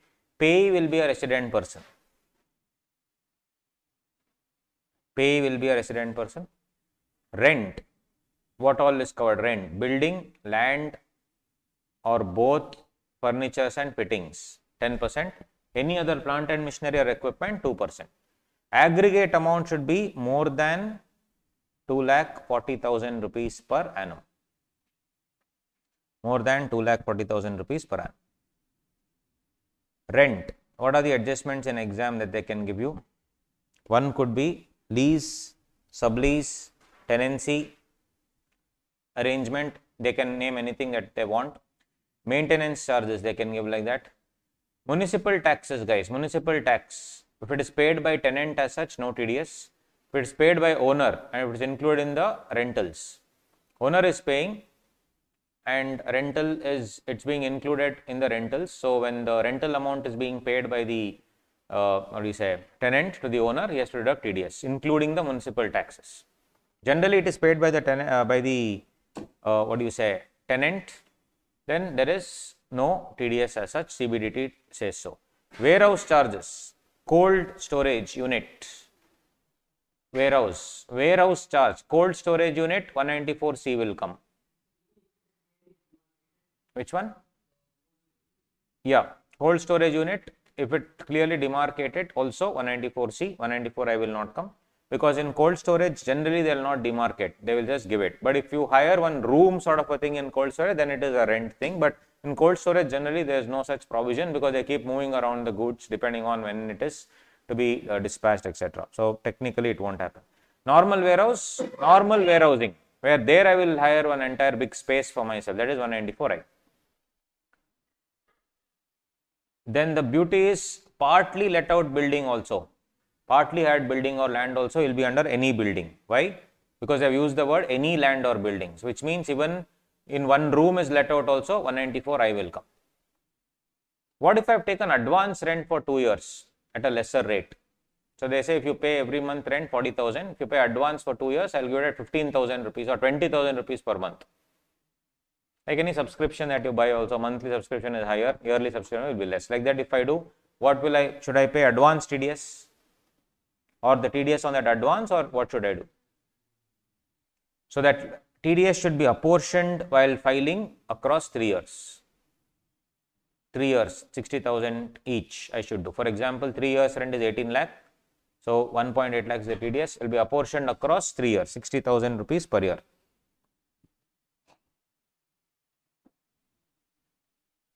What happens if the rent is cancelled? When the agreement is cancelled, then what will happen? What happens, guys? Sorry? Then whatever TDS that you have granted, they will have to refund and change the provisions, all that problem will come.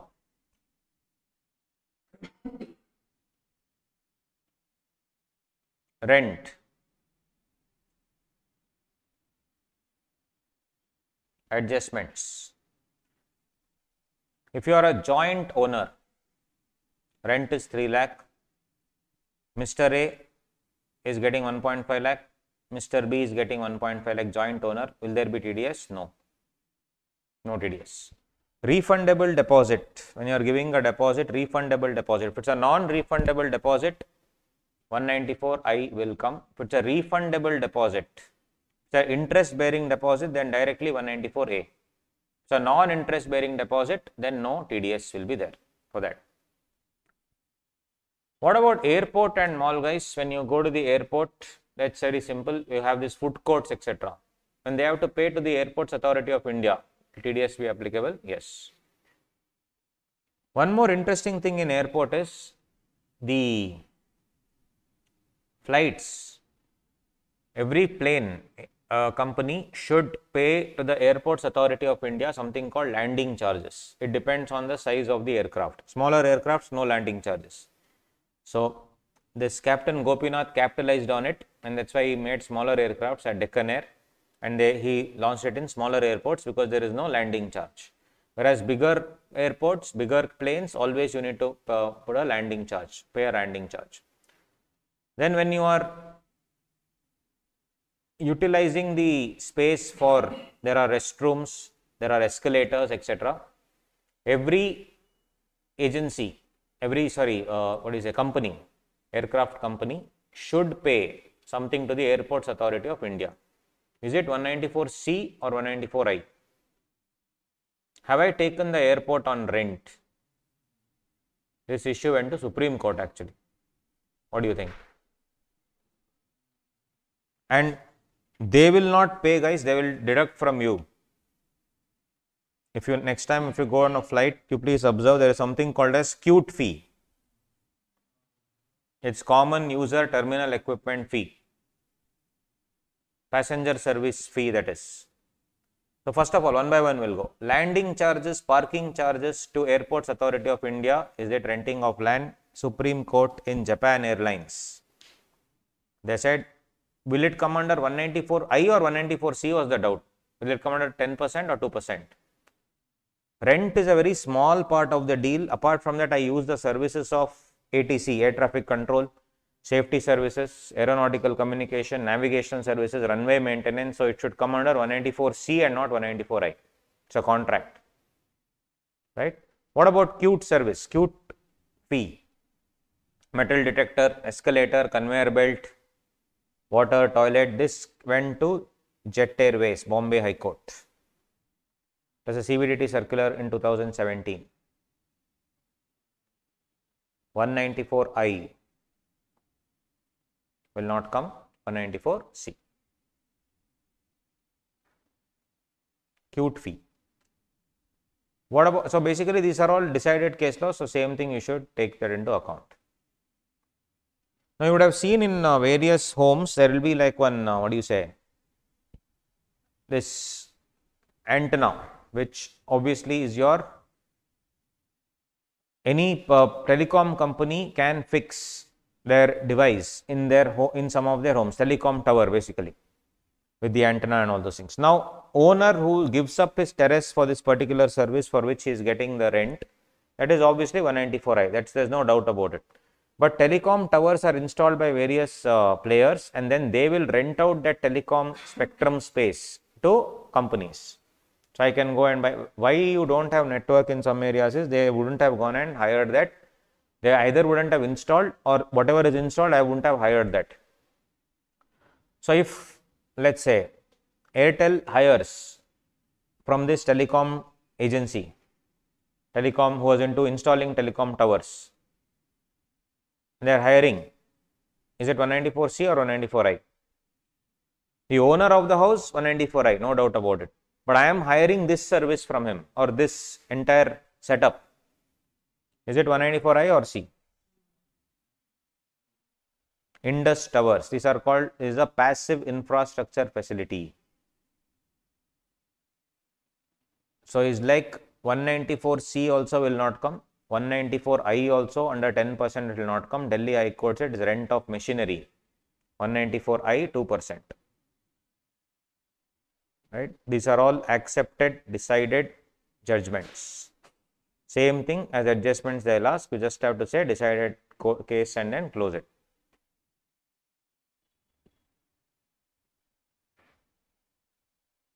Long term lease, if you take upfront payment, there is no TDS because there is no rent.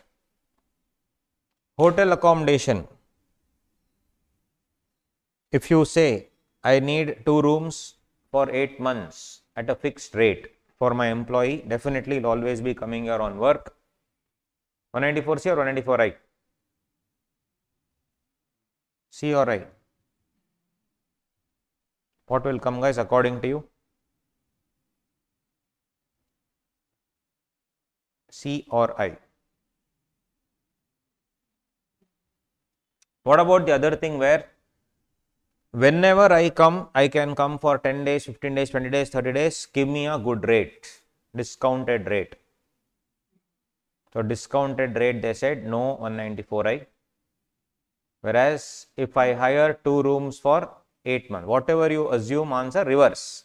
So 2 rooms for 8 months, if it is at fixed rate, 194I, because that is regularly hired. That is regularly hired.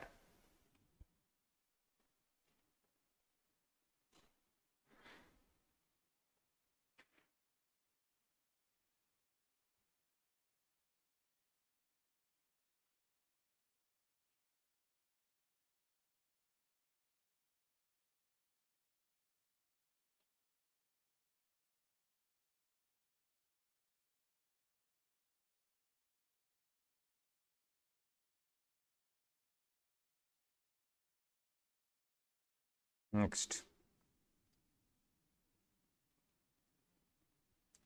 Yeah, if there is any hoarding or billboard, already discussed. Advertising contract 194C. Subletting. If I buy the billboard or I take it on rent and sublet it, that is under 194I. Subletting. What about hiring a car without a driver, self-drive cars? Company has some 10, hires some 10 self-drive cars for their employees. You can go around 194C or 194I. Renting of machinery, is it? So without driver, 194I, yes, it comes. On the other hand, if I hire Ola cabs for my employees and dropping them to the airport, because many of the employees keep traveling, that will be 194C. These are all decided cases. Yes.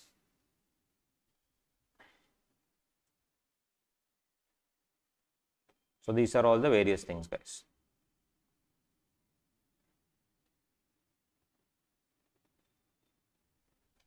Film exhibitor, distributor also, proceeds of film exhibition, 194I, other things are fine. Japan Airlines, everything I have covered. Next comes, if you buy a house, normal individual, you are buying a house other than agricultural land. Nirmala madam just wants to know how much you are paying, because of which, even though you are an individual who doesn't have more than 1 crore, whatever the case may be, you also have to do what? You have to deduct TDS under 194IA. Wherever TDS will be how much? 1% if the SDV or sale consideration is more than 50 lakh rupees. If you are buying a house in the future, whenever it is more than 50 lakh, if you are spending, you have to deduct TDS. Sir, I don't have TAN. No problem. There are special provisions for you. No need to obtain TAN. Simple form will do, but you need to deduct TDS. How much? 1% of higher of the SDV or consideration, whichever is higher. And if that amount is more than 50 lakhs only. Smaller homes, no problem. But nowadays, where you will get any house for less than 50 lakhs? Slum you have to live, that's all. Actually, where will you get, guys? 50 lakhs is like what? It's not even an amount anymore. So, any house, it has to be more than 50 lakhs. No choice. So, right, that's what it is. Per house, per house. Per house. If that house value is more than 50 lakh rupees, then your SDV or consideration you will take, and 1% you have to pay. Every time you are making a payment, 1% you deduct. You will pay in installments, right? Every installment, 1% you deduct. And interesting part is, if buyer is non-resident, seller is non-resident, IT Act will not apply. If buyer is non-resident, seller is resident, or buyer is non-resident and seller is resident, 194IA will come. If buyer is resident but seller happens to be a non-resident, 194IA will not come, 195 will come. Property can be India or abroad, that's why you can buy anything.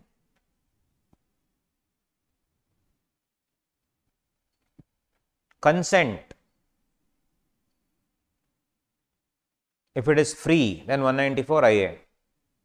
If consent, it's compulsory acquisition, one more section, 194LA. Means compulsory acquisition, government has compulsorily acquired, they are paying you the money. Should they deduct TDS? Yes. But if the consent is free, you are buying. So, when you are paying to buy the house, should you deduct TDS? Yes. Which immovable property is not covered? Rural agricultural land in India. 194IA will not come. Urban agricultural land, if sale consideration or SDV is less than 50 lakhs, TDS will not come. If you are selling urban agricultural land for more than 50 lakhs, TDS will come. This is only for what? Other than agricultural land. What is agricultural land? Rural agricultural land. They have given the definition here. This section is not applicable to rural or agricultural land, assuming it's less than 50 lakhs. If urban agricultural land is more than 50 lakhs, then it will apply.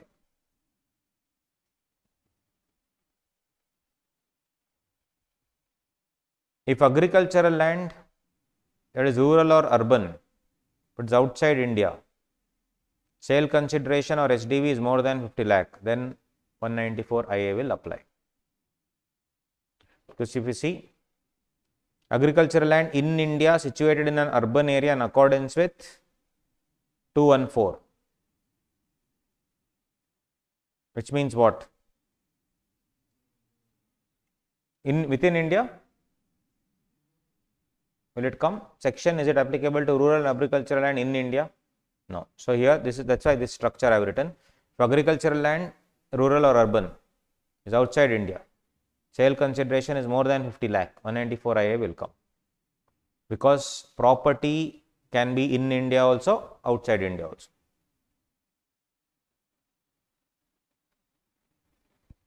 Buyer may take it as capital asset, seller may be take it as stock in trade. Both may take it as stock in capital asset, both may take it as stock in trade. Buyer may take it as stock in trade, seller may take it as capital asset. In all cases, 194 IA will come.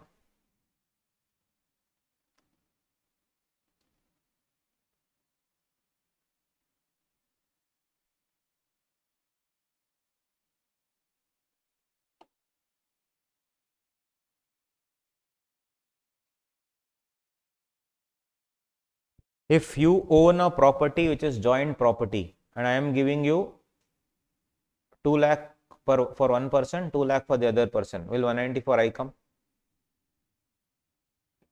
Your property rent is 4 lakhs per annum. I am paying you 2 lakh rupees for one person, 2 lakh for the other person. Will 194I come? I am a company which has taken your house on rent for my employee. 4 lakh is the rent.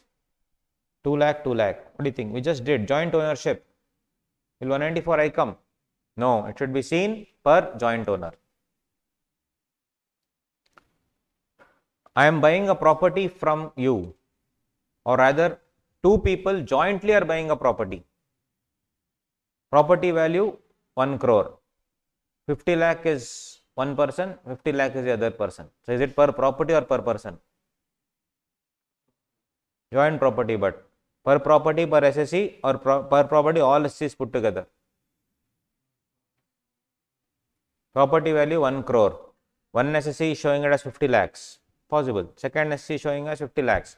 Should I take per property per person, that is per SSE, or per property? That's it. Per property. So,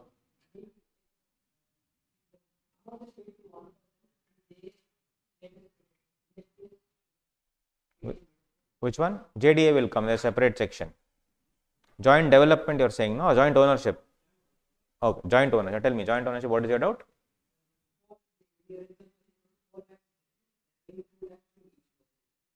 But they are paying to one person only, they are spreading it later. In this case, it's 2 owners only.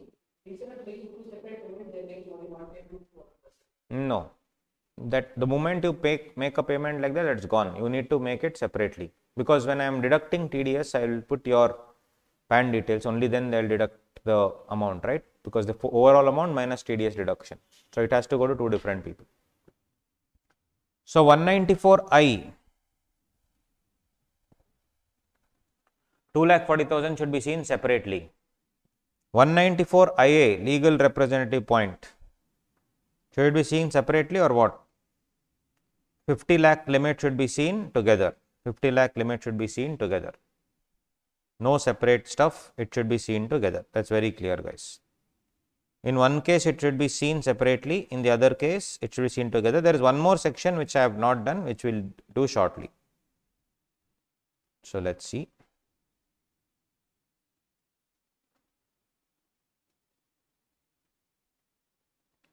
Seeing this one problem. Okay, next.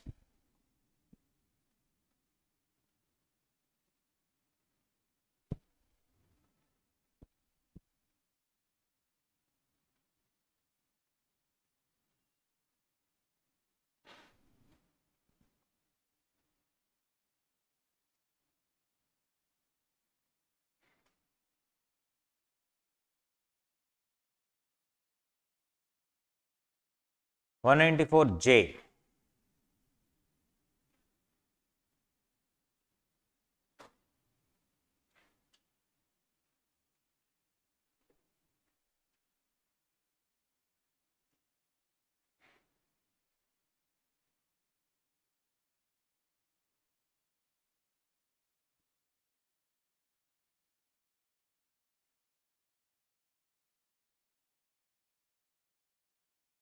There's one more IB, we'll finish it off.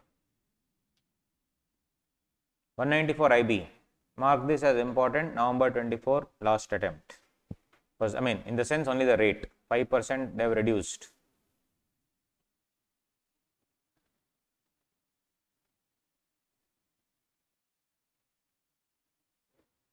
Guys, 194I includes companies paying and also high net worth individuals paying. But Nirmala madam observed many people who are showing their income as less than 1 crore, but paying rent, heavy duty rent. 2 lakhs per month, 3 lakhs per month, but they are showing income only 20 lakhs. So, in order to bring them also into the tax net and also to just be aware whether they are actually, how they are earning their money, etc.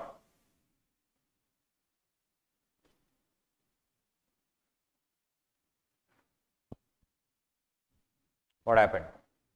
194 IB came. An individual or HF not covered under 194I, which means normal people.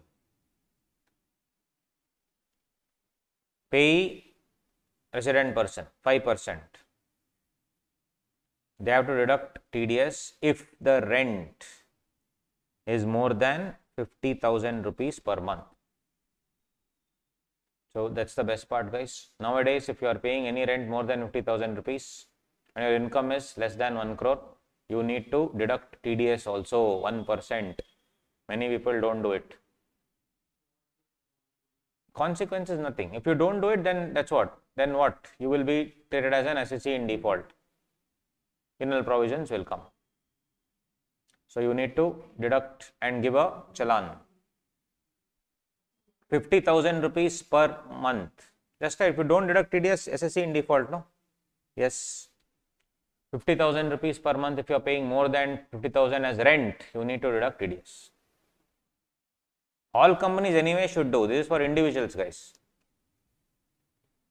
20, 30, 40k rent, okay. You are paying 70, 80,000 and you are showing income less than 1 crore. So she just wants to know how is it possible. 194 IB. Now this 50,000 rupees per rent,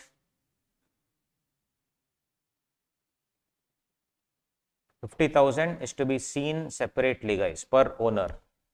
So if there are joint owners, 2 people own the building, I am paying 50,000 to one owner, 50,000 to another owner, no problem. So 194I and IB are the same, only IA, that 50 lakh limit, buying a house, that should be seen together, otherwise seen separately.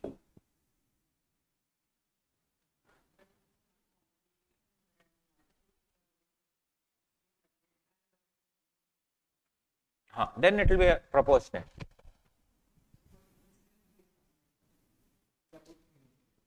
No, individually you need to see that. Like for example, it's your agreement, you should see your as per your agreement, that's all. Because in that case, if there are multiple people, then nothing can be done. What if it's a composite? Now that you asked me also, what about composite rent, where I'm taking the entire property, not just the property, but also with along with furniture and all I'm giving. Then 194C or 194I. In 194I, is it renting machinery or plant? Is it a plant machinery? No. Yes, so it's residential purpose, so 194I will come. And it should be seen per agreement wise. Each we will have a rental agreement, so that you need to see.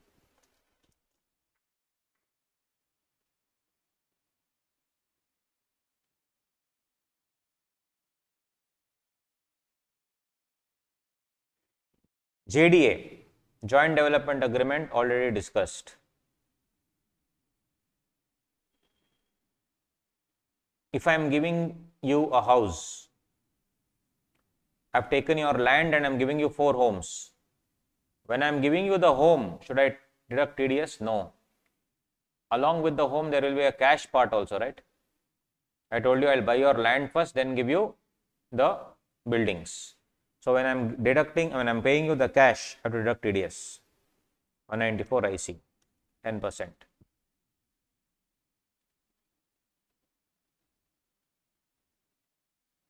(194J). Professional Technical Managerial Services. Professional Technical Managerial Service. So,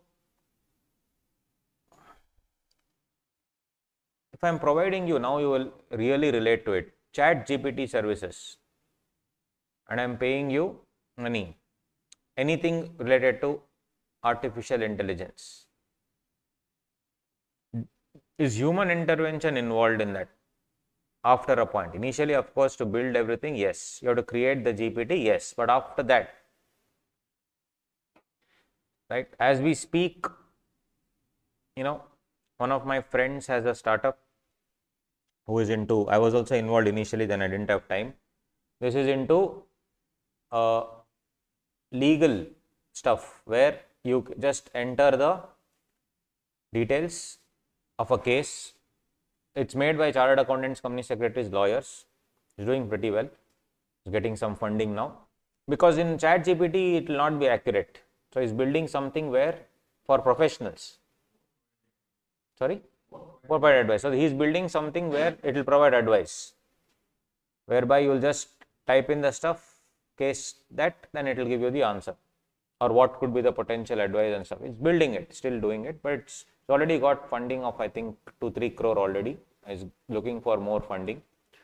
So, now that guy is providing services. He is charging 3,000-4,000 rupees per month. Now, is that 194C or 194J? ChatGPT, a computer is giving you the answers. Is it a technical service, professional service, managerial service? What do you think? Is it professional service? Is it managerial service? No. Right. Is it technical then? So, this issue was raised many years ago only when robotics was being developed. And also in Airtel case, Airtel picked up spectrum from other people. When they are buying the spectrum or when they are sharing, dealing in spectrum, some technical services was involved is what they said, because I have to transfer the spectrum to you, etc. So, they did not deduct TDS under 194J, it went to court. Similarly, now if I use ChatGPT 5,000 rupees per month, and there is a plan, no, 1,950 rupees per month, and I am using it, whatever you ask, it will give you. Is that when I am paying as a business? See, I am an individual. If a business, like a business, if I am paying, will 194J come? This issue went to court in various cases to understand what is the meaning of the word technical. Because technical word is in between professional and managerial. Right? So, if I say leave this DT, let's go for a trip, 1-day trip, if I say, and I say just pack your toiletries and a bunch of clothes and let's head out. So, if I say pack your toiletries, you would of course say like soap, towel, brush, paste, like powder, just example, deodorant, etc. Does etc. include cricket bat? I am asking just pack your toiletries. So, this generic word etc. does it include cricket bat? No. So, this interpretation of statute you may have heard is called adjustum generis. The generic word etc. should have the meaning derived from the words which it is associated with preceding words. So, all these things talk about it should be what? Related to toilet kits. That's fair enough. There is no doubt about it. So, when it says decathlon, sports and other goods, can I go and say 1 kg basmati rice? Because other goods is written. Other goods is written. Right? Others can be anything. No. But, okay, that's fine. Now, what is this powder? When I say toilet kit, what is this powder?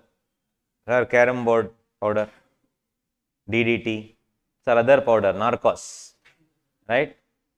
Those powder, Breaking Bad powder, yeah, right? So, not baking powder, Breaking Bad powder, yeah, Baking Bad powder, yes. So, is it that, are we baking something? That is what we need to see. So, what is this powder? In the normal parlance, if it's associated with words which are linked to toiletries, this powder also should be talcum powder, as simple as that. Does it require any brains? No. So, this interpretation of statute is called Nocitar Associes, which was there in CA Inter, deemed to have studied, right? And then it was in final removed and then brought to CA Inter. Nobody studies this chapter only there. One of the most important chapters of CA Inter is interpretation of statutes. In final, definitely people are not studying, so they go to Inter. Inter, they don't even seeing that chapter. one of the most important chapters. So, the powder here is what? Nocitar associes. That is, the meaning of the word powder is derived from the company that it keeps in and around. So, now tell me with that logic, when I say technical, you should see in and around. Professional is there, managerial is there. Both require human intervention. So, technical also should be a service which will include human intervention. AI is not human intervention. Hence, I mean, to create the product, yeah, but what results it describes or gives you is, as the name suggests, artificial intelligence. So, that's how it is. That's going to replace many jobs. So, it will replace us also if we don't know how to use AI. Not, yeah, no TDS. No TDS. If it's like a contract separately, then yes, otherwise no TDS.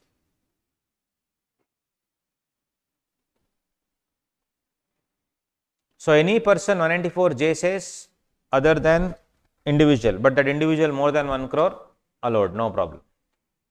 So, example, if I want to link 194J, 194C, 194M and all that.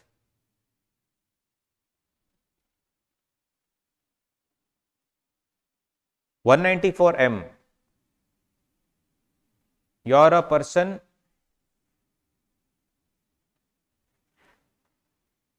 deductor who is earning how much? More than 1 crore in business, more than 50 lakh in profession. Fair enough. In this 194J, if you are earning more than 1 crore, if you are doing, then yes, that is what we need to see. That's understandable, no problem. If the value of service in a financial year is more than 30,000 rupees, value of service is more than 30,000 rupees, then what? 194J will come. 194J will come for sure. On the other hand, if it's a professional service, aggregate value is less than or equal to 50 lakh, 194M also will not come, J also will not come. If it is more than 50 lakh, guys, 194M will come. Why? You are an individual or HF with that limit. I'll just show you 194M. 1 second. I just want to show you that section.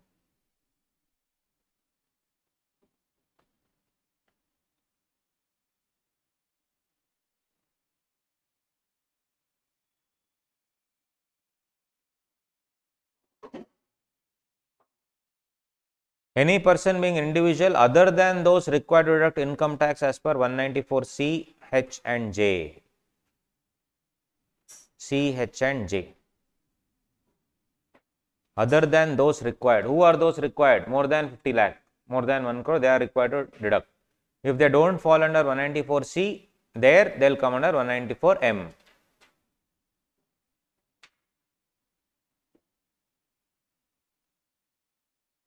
Shall not exceed 50 lakh rupees. No deduction under this section. If the aggregate sums shall not exceed. So, if it exceeds 50 lakhs, what happens? It will come under this section.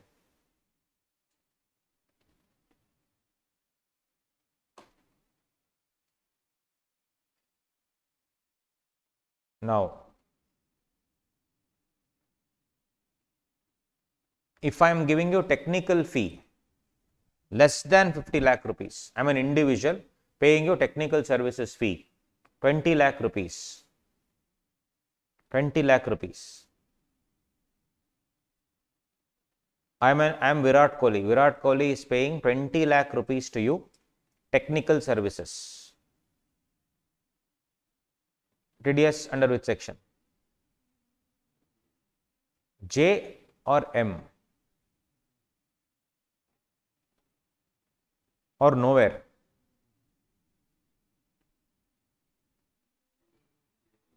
Why J? Huh? Or nowhere? 194J does not cover personal services, right? So, we just discussed if it is personal, whatever it is, less than 50 lakh will not come. More than 50 lakh, 194M. Now, I am taking official services now. Official services less than 50 lakh, where will it come? J or M? More than 50 lakh? Why not M? Business. What if I take personal services more than 50 lakh? M. Technical services, personal more than 50 lakh. What could be technical service? Anything which involves, humans, anything. So he wanted to learn certain things, so professional and technical. Technically, he wanted to learn certain things, so he took the services in this personal capacity. More than 50 lakh. 194 J or M? M. 100% wrong. You see, very, very shockingly, professional is given here. Technical is not given. So, minute points, guys. You also have seen how minutely they are asking. Technical services less than or equal to 50 lakh or more than 50 lakh also 194M will not apply because the word technical is missing in 194J. That's the only reason, nothing else. Error of omission, maybe, perhaps. I don't see any other reason why they didn't include that. So, if the aggregate value is less than or equal to 50 lakh, 194M will not come, J will not come. More than 50 lakh, 194M will come because it's professional. Professional services which are what in nature? Personal in nature, because the entire thing is about personal use. Professional services, personal in nature, more than 50 lakh. Sorry? No, but it's personal use, no? Professional services for personal use.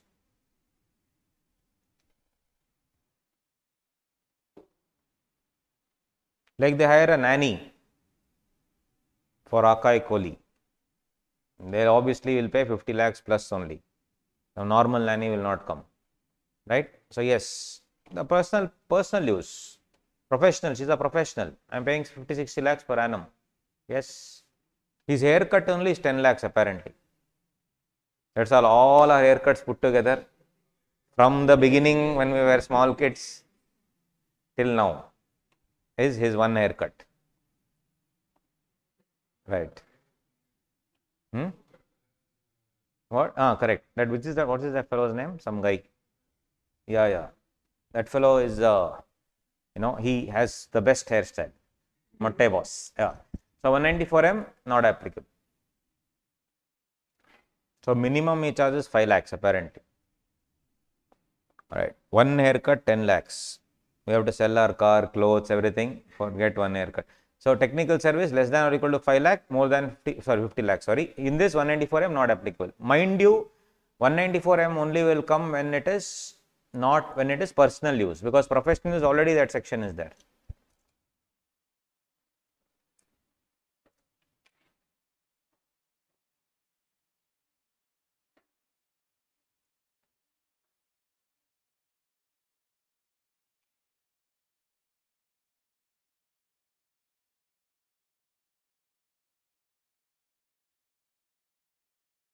What about Indian umpires and all if I pay money? Match referee, umpire. Indian 194J. Will it come or not? Yes. Legal, medical, engineering, architectural profession, etc. Information technology, everyone. Which one? But contract is there, but for what service am I entering into contract? For example, like you are teaching in an academy, assume you have taken a 2-year contract. But when they are paying you money, they will give under 194C or 194J. What services are you providing essentially? Professional. So, like that, he asked a question. Retainership basis, I am hired. Every month they are paying me 50,000 rupees. Contract or professional? They are paying me for professional service. Some months there will be work, some months there will be no work. Sports person, umpire, referee, coach, trainer, team physician, all these people, 194J. If it's foreigner, different section. Yeah. Payment of software, guys, already discussed in PGBP. Payment for software is no longer depreciation, no longer asset, it is royalty. It is falling within the definition of royalty, liable to TDS. But no TDS when software is acquired in a subsequent transfer and it was already transferred without any modification. I bought from USA and the USA Indian distributor is selling it to other people in India. Which TDS is required? No. Why? When he is purchasing, is already deducted. All the purchasing, it's an outright sale. I'm not taking any service as such. Outright sale. And tax has been deducted under 194J or 195 already for any previous transfer. Transferee obtains a declaration that you already deducted along with the PAN number. So, for subsequent transfers, not needed.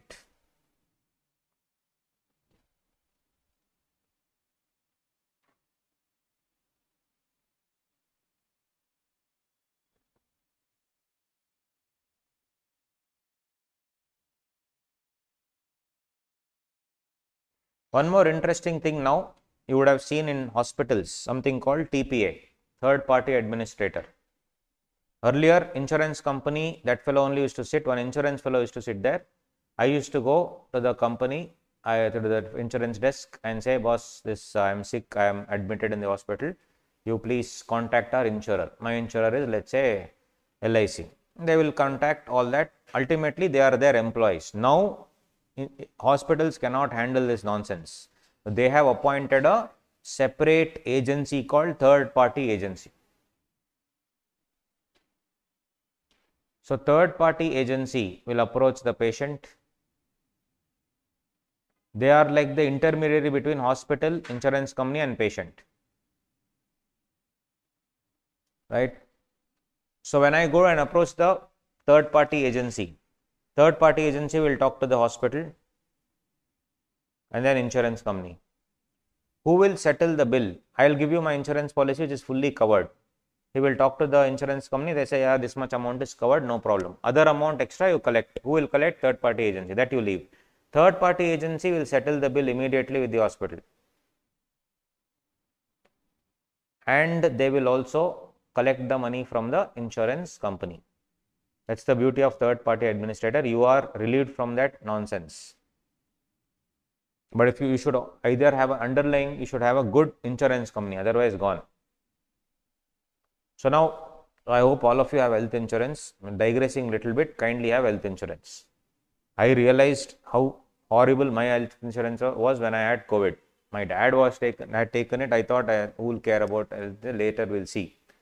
So in 2020, when I was down with COVID, I had to be rushed to the hospital. But the thing is, I was fine only, but internally I was not fine. So ambulance, first time in my life, I got onto the ambulance. I coolly walked in the ambulance. He said, who's the patient? Me only. Right? Fever was there, but I was not feeling breathlessness and all those things. But admission was very essential. So when I went to the hospital, then I didn't know like what insurance I had. This was 2020 only, 4-5 years ago. Because my dad had taken when I was a kid and all that. But anyway, I asked him, then I got to know that of course during COVID peak season, so 5 days I stayed in the hospital, 7 lakh was the bill, right? So I didn't die till then, till I saw the bill, right? And then 7 lakh for 5 days. I was like, okay, then I thought insurance in that so many exclusions, bed is not there, you have to stay in the general thing, separate room is not there, whatever. So ultimately insurance paid only 2 lakhs. Remaining 5 lakhs I had to pay from my pocket. Then I realized the importance of having a good insurance. And that to give that also, they took 1.5 days, for which one extra day I had to stay in the hospital. So you should always go for the first thing I did after coming back was cancelling that insurance policy and buying a good one, so that you can do your research. So now the question here is, they didn't have any third party administrator, but nowadays all these hospitals have, because it's a very painful thing. Main thing, insurance, they'll start blasting that fellow. So that's why third party administrator will be there. He will say, okay sir, I'll settle it, you don't worry, I'll settle with the hospital, you go. Hospital, they'll pay. Now they'll recover from the insurance company. Now the entire thing, when they're paying the hospital, TDS is needed or not? But discussion is that now, coming to the point, should I deduct TDS? Similarly, insurance company is paying to the third party administrator, TDS is needed or not? And if yes, 194C or 194J?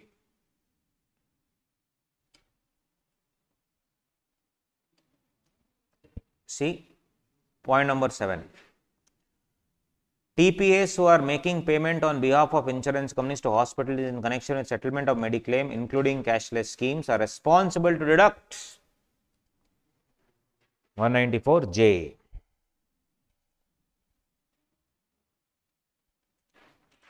They have to deduct 194J. And when they are getting reimbursement from insurance companies and no TDS as such.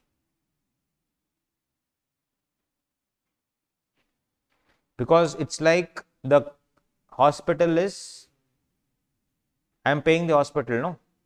So, hospital is giving me professional service. That's the reason why when I am paying, I am deducting 194J.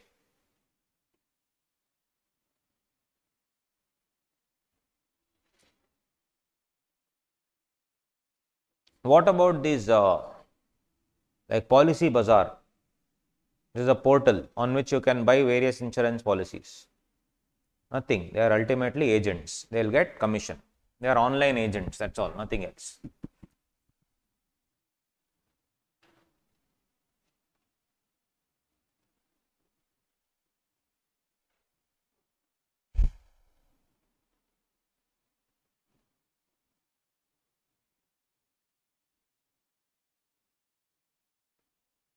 So, some doctors will be associated in some companies, hospitals. I will pay them per surgery or I will pay them monthly payment. 194J, 194C or 192.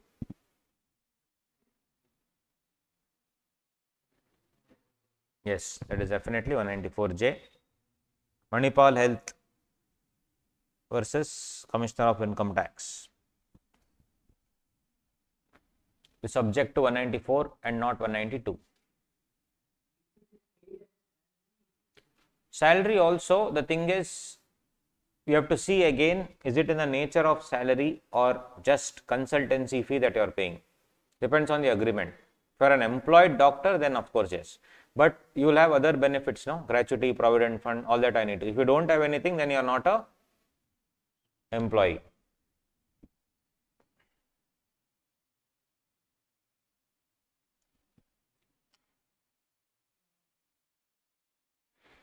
And guys, 194 LA, other things are fine. We will see 194 LA, compensation on acquisition of certain immobile property. Excuse me. So, acquisition of immobile property with consent is 194 IA, already discussed. Without consent is 194 LA.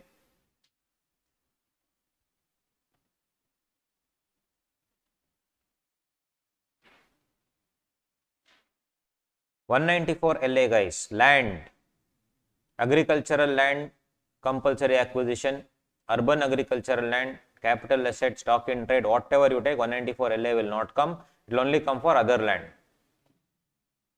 Building or part of the building, compulsory acquisition, 194 LA will come.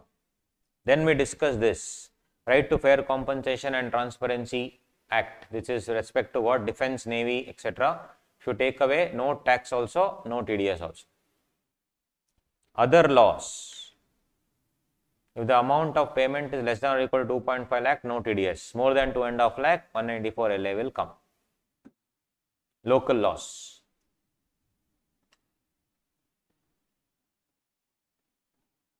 Commission for profession, etc. 194M. 194M also market, guys, they have reduced the rate 5%.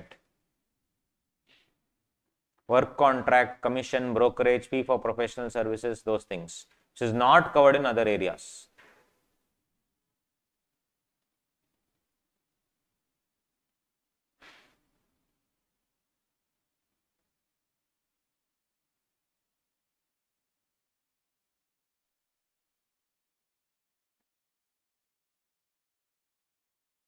Then come to 194N, that is also important. Nothing has been changed as such, but it's an important point in MCQs. Generally, they keep asking. 194N, we'll discuss now. This is what you go to the bank, you have good balance, 4-5 crore, you withdraw 1.5 crore cash. Nirmala madam, alert. Why are you withdrawing so much? She'll never let us live in peace. Right, my money, it is there in my bank account, I am withdrawing in cash. And when they are withdrawing, she is telling bank should deduct TDS and give me. That is the section 194N. It is predominant to check cash payment, cash dealings. It's in a way good because 1.5 crore, why do you need?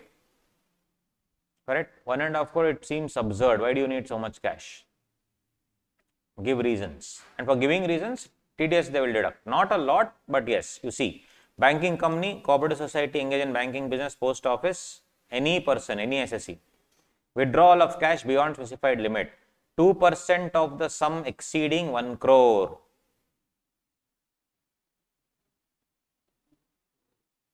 Exceeding 1 crore. Yes, we'll see this. We'll see an example, we'll understand. So, then I will check your history.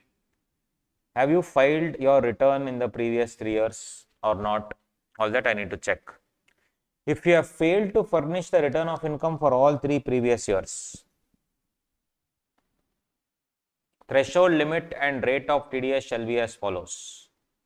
Exceeding 20 lakh but does not exceed 1 crore, 2%. Exceeding 1 crore, 5%. Example. And TDS is deducted only at the time of payment.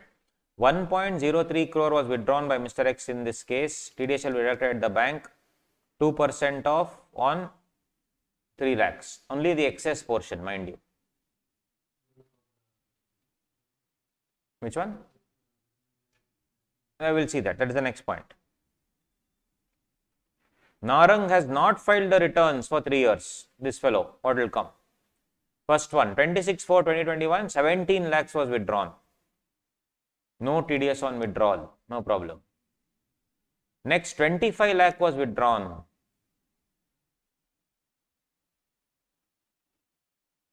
Guys, now 17 and 25. On 17, no problem.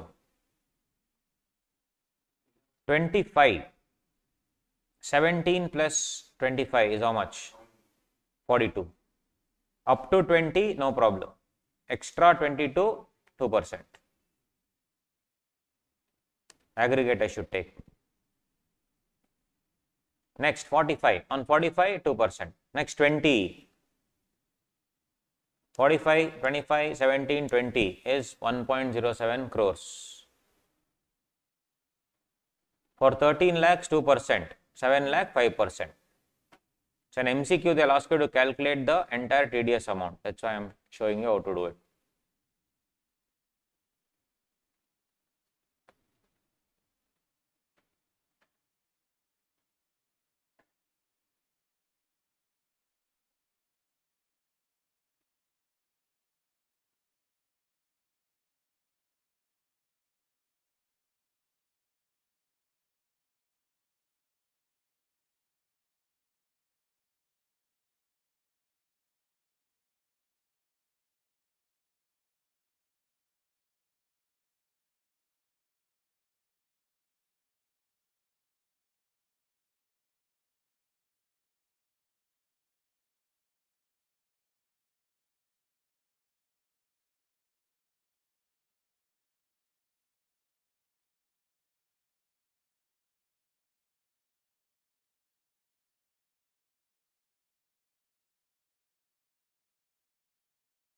Now,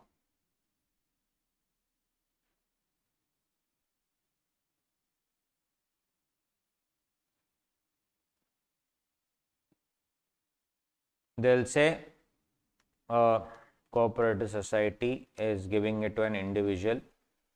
This fellow has not filed 3 years also. He has withdrawn various amounts. He has withdrawn, let's say, overall put together 3.5 crore. First he withdraws 15 lakhs. Then he withdraws 1 crore. Then he withdraws 10 lakhs.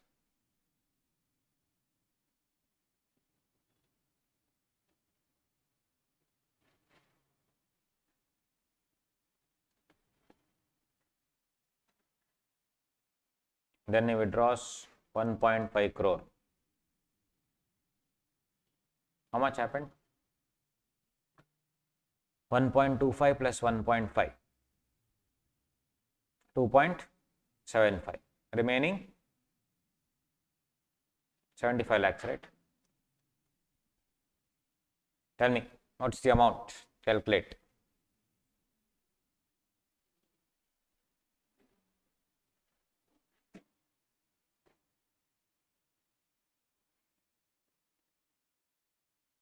Three and a half crores. They have not filed for 3 years. Calculate.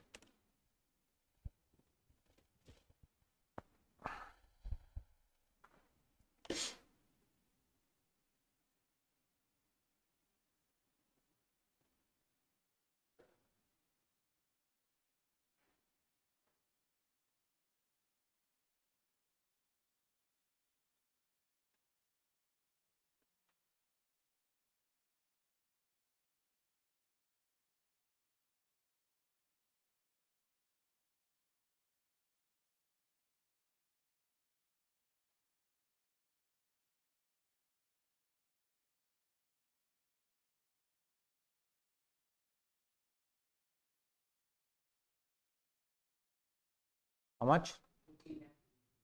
14 lakh. How? First 15 lakh, 0. Then in this 1 crore, 5 lakh will not be there. 95 lakhs, how much?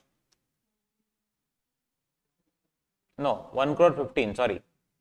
1.15, no. In that, for 5 lakhs, it will not come. Remaining how much? Alright, return it. So how much will it come? Sorry, 80 lakhs. 2%, then 5%. Then here, everywhere 5. Here, overall 10,000.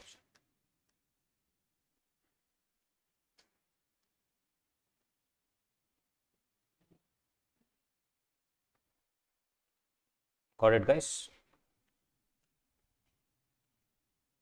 So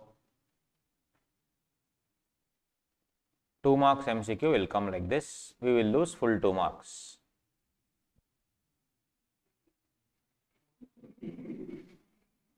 Right? I told you, cooperative society amendment has come, Finance Act 20. It has not come till now, guys, in the exam. Very important small amendment for November 24.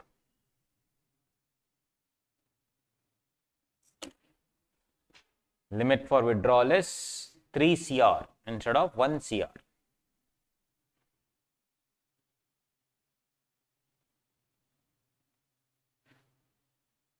Wherever there is 1 CR, it will become 3 CR. Means what? See the bare act. Here they have given what? 25 lakh rupees. Deduction shall be 25 lakh rupees, sorry, 20 lakh rupees does not exceed 1 crore. 5% exceeds 1 crore.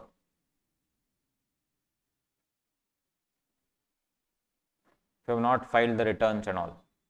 Then you see one dialogue here, where recipients cooperative society, the provision of this section, not subsection and all, section, full section, as if for the words 1 crore, 3 crores has been substituted. So for the cooperative society, it will be what? 20 lakh to 3 crore, 2%. More than 3 crore, 5%. So first option will be that only, whatever you told, 14 lakh something. So to be alert. That's why this is important.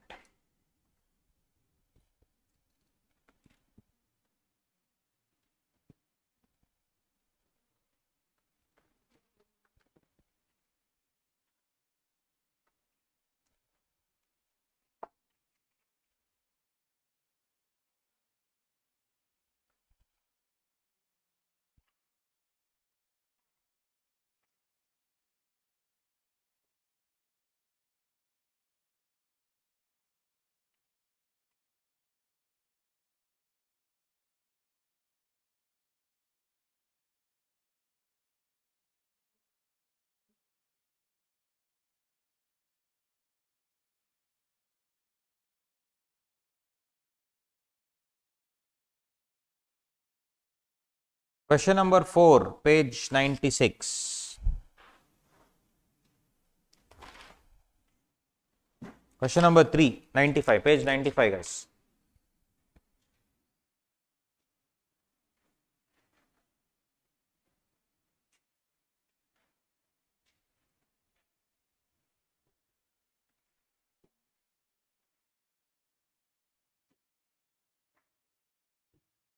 Question 3.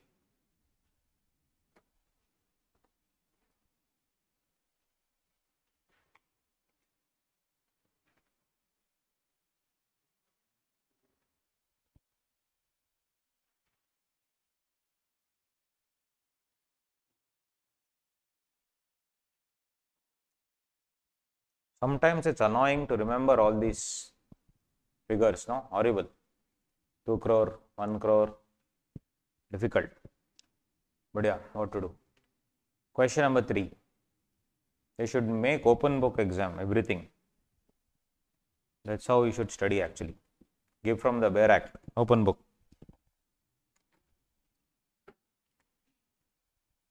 Only the true knowledgeable people will clear. That's how it should be. Yes, MNO Limited and Sahil and Company.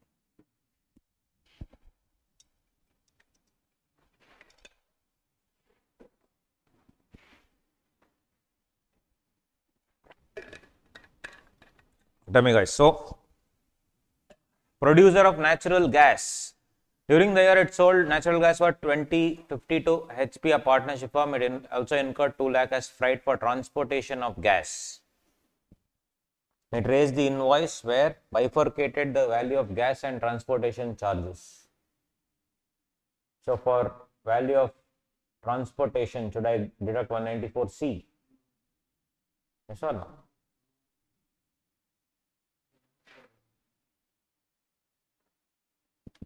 Till the point of delivery where ownership is simultaneously transferred, manner of raising the sale bill does not alter the basic nature. So when I am selling it till there, it is a contract of sale and not works contract. TDS under 194C will not come because I am selling it till there. I don't care how we have bifurcated it. Sahil and Company is engaged in business of stock broking, depositories, mobilization of deposit, marketing of public issues. Registered member of NSE. Every year makes payment amounting to 10 lakh to stock exchange by way of transaction charges in respect of fully automated online trading facility. Service is given to everybody. Would this be technical service?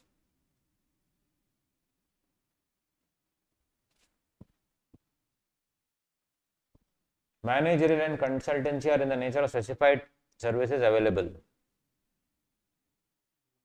Service provided by NSE for which transactions are paid does not give any specialized individual service. It's just a normal thing. For doing a stock broking, etc., you are doing what? Transaction charges you are deducting, fully automated online trading. Is there any human intervention? No. See how they are asking. Again, whatever we discussed, Nocitar associates. So if you apply that concept, then definitely you can answer this. I hadn't even seen this question to be honest, but I'm happy they are asking such questions. Transaction are not for technical and the nature of payments for facilities that I'm using.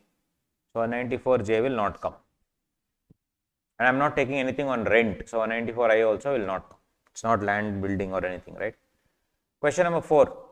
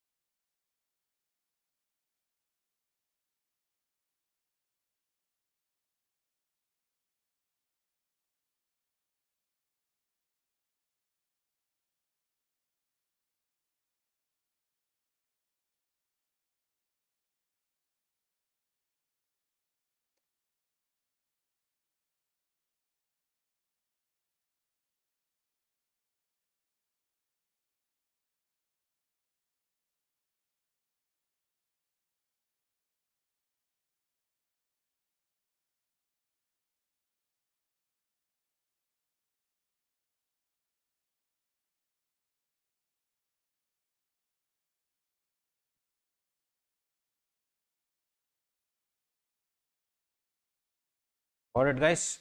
Building sublease. Sublease if I do which section? 194I. Yes. Sarthak, an individual whose turnover from business carried on by him during financial year immediately preceding exceeded 100 lakh. Paid to an architect 54 lakh for furnishing his residential house. Will M come? Yes. 194M.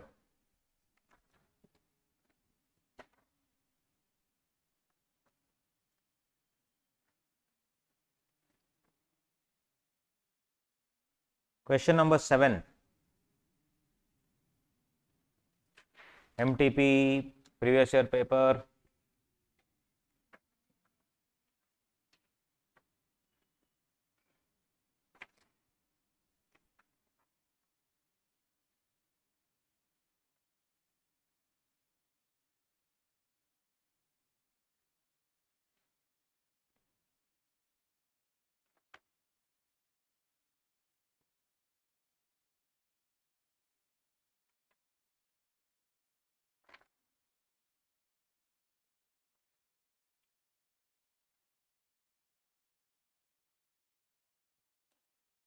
$194N, guys. How much? Exceeding 1 crore.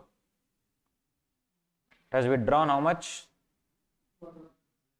12 lakhs in cash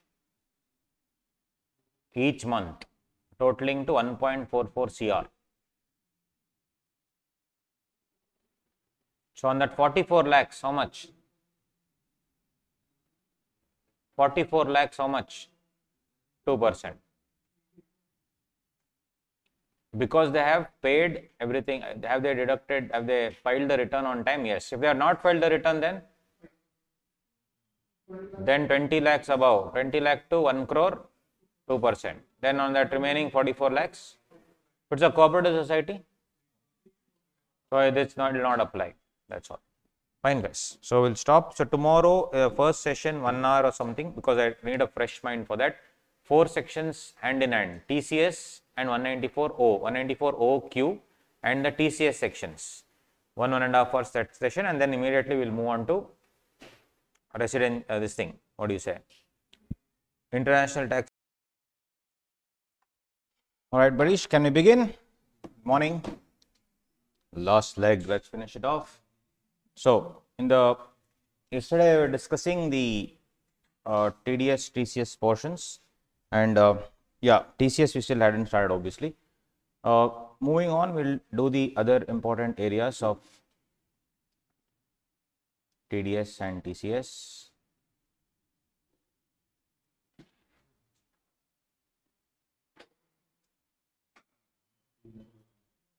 We saw some of the important hidden points, the other adjustments.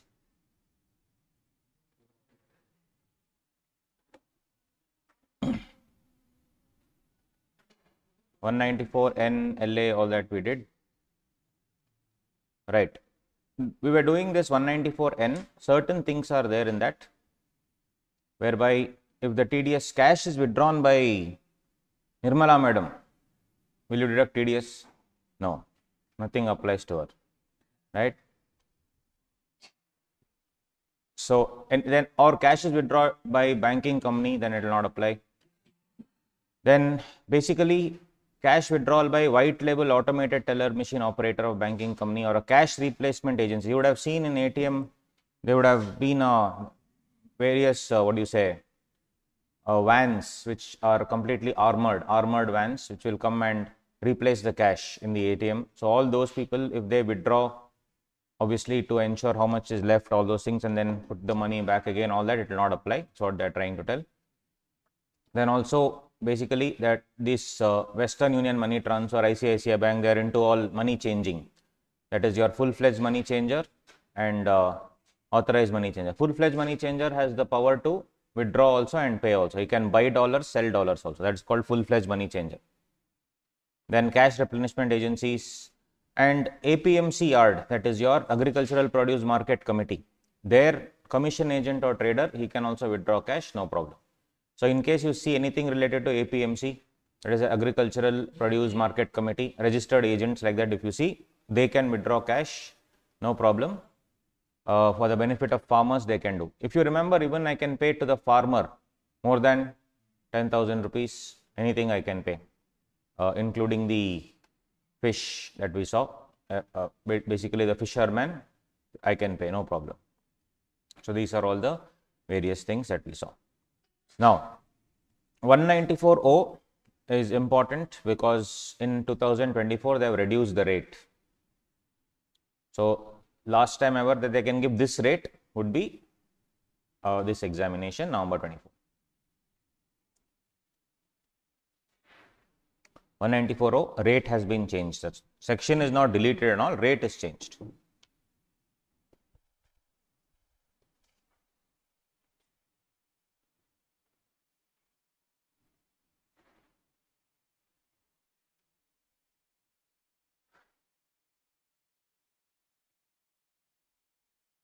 So what is this, guys? We have e-commerce operators like Amazon, Alibaba, Walmart, etc. And Amazon, for example, sellers list on Amazon and buyers can buy the goods. Now, when the sellers are listing, Amazon collects the payment from the buyer, makes some adjustment, takes their share, and then gives the rest to the seller. The question is, while paying money to the seller, should I deduct TDS? I am talking about like selling lakhs and lakhs of products. So they'll cut and then they'll give it back, right? So when they're giving to the seller, I had also given my books on Amazon on the platform I had hosted, made a mistake because students are very smart, didn't realize. They bought the book, took photocopy, then returned it saying, so there is some defect in the book. Awesome, right? Actually, it happened. So because I got the PDF copy of my, somebody sent it to me only. Do you need PJ's PDF copy? I said, sure. Give me, bro, I'll compare. Yeah. So then I realized that that order was linked to Amazon. So they used to buy, take photocopy, Xerox, whatever it is, and then send it, return it back, imagine, and claim the refund, saying there's some defect in the book or this page is missing. They should tear pages and all. All that used to happen in Amazon. That's why I delisted it. But there, and then the best part is Amazon charges a penalty also for that from the seller. So whatever it is, what I'm trying to tell is they'll adjust certain payments. They'll adjust this penalty. They'll adjust their share. Their share will be some 25%. They'll adjust their share and then pay you. When they are paying you that money, should they deduct TDS is the question. So that is 194O. 194O. So the structure, you just read here, any person who is the payer, e-commerce operator, and payee is a resident person. He is called as a e-commerce participant. So one fellow is the e-commerce operator, other fellow is the e-commerce participant. When I say participant, guys, it's the buyer. I mean, it's the seller, sorry. It's the seller. E-commerce operator is Amazon. Buyer is no way related in this entire section. Buyer will not come in this section. Amount paid towards sale or goods or provisions of services or both. It is 1% of the gross amount for our attempt. So how is this structure? Very simple. This will be the structure, guys. You can write it down after I explain, because these four things are important. First one, because I have written everything, all the important items here. Seller is a e-commerce participant, and mind you, he is a resident in India. He is called as a payee. He will sell goods and services to e-commerce operator, that is Amazon. E-commerce operator, interestingly, can be resident or non-resident, doesn't matter. Payer, deductor is, and he is now giving it to the buyer. He'll give the buyer, but paying to the buyer, no problem at all. But now when the e-commerce operator is making payment to the seller, yes, that time he has to deduct TDS. How much, guys? 1% of, now this is interesting, 1% of not the amount transferred. Because as I told you, if I sell a book for 500, penalty is let's say 50 rupees and share is 20%, 200 rupees, 300 rupees only I'll get, 280 rupees is what I'll get. Should I deduct tax on 280 rupees or should I deduct tax on 500 rupees? What is the gross amount of sale? 500. What is the share actually given to the seller? What is the seller's income from Amazon? 280. But shockingly, here you need to deduct TDS on what? 1% on gross amount of sales, 500. That's the catch. So you need to do it on 1%. This 1% has changed in November 24. So last time ever you will get 1% is November 24. In Finance Act 24 rates have been changed. So please write down this chart, guys. Like that 194 O, Q, all that 206 C, 1H, like that 4 charts if you write. Actually do one thing, just make a separate page if possible and divide the page into 4 parts or 3 parts and write down 194 O, because I'll tell you why. There are 4 sections similar to this only, that's why. 194 O, 194 Q, 206 C, 1H. So if 4 are in one place, now it will be very easy for you to understand. So any page you can divide into 4. Only the structure, nothing else. Only structure I am asking. Which one? Correct. Because that anyway will be GST will be collected and given to the government, right? So other normal sales. Sale amount.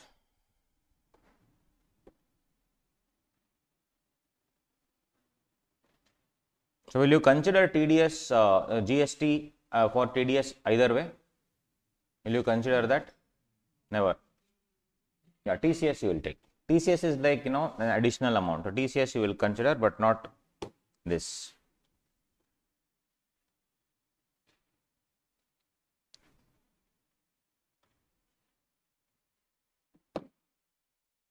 So kindly jot it down. You can make it into 4 parts. First part is this 194 O. Other adjustments no need to write, only the main structure, because all those 3 to 4 sections are kind of similar. That's why. Same structure. Then it's very easy for comparison. And also predominantly they have removed it from inter also. Earlier they used to ask in inter, and I think they found it very difficult for inter students, so they removed it. So now only in final they can ask all these sections.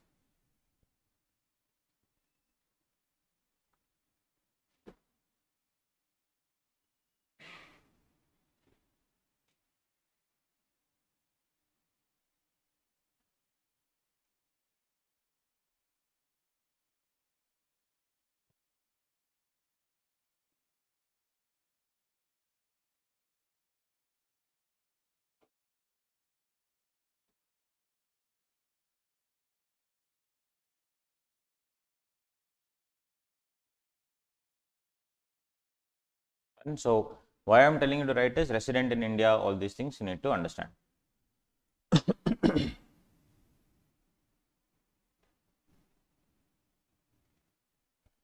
So example, if what do you say, on Chroma there are many buyers, or Amazon many buyers are listed, or let's say in the Tata Chroma, it's Tata only, no? Chroma store, you have many TVs. Sony TV is also there. So Chroma, on Chroma website, you can buy online also, you can buy offline also. You can pick up a Sony TV, and when you buy a Sony TV, the thing is, after cutting the share, Chroma transfers money to Sony. So tell me, is that 194 will it apply? No. If Chroma, if you have a app, isn't it an e-commerce operator? Yes. Anything which has an app which aggregates will be called as a e-commerce operator. So in Chroma, if Tata products are sold, that's a different thing. But they also aggregate other people. So let's take Amazon only. Amazon, when you are selling any TV or anything for that matter, so that will come.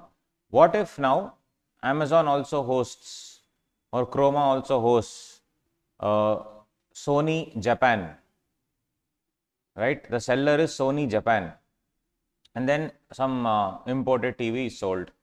Money is going to Sony Japan. Will 194 come? Will it come? No. Why? Seller should be a resident in India. Seller should be a resident in India, right? So e-commerce operator can be resident or non-resident. Seller should be resident in India.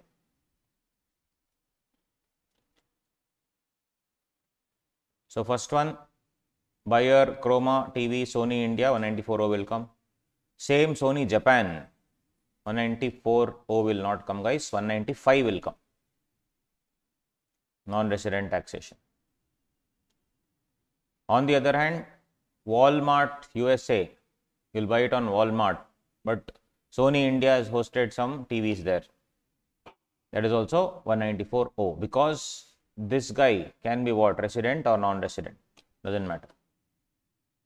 E-commerce operator, yes. Which one?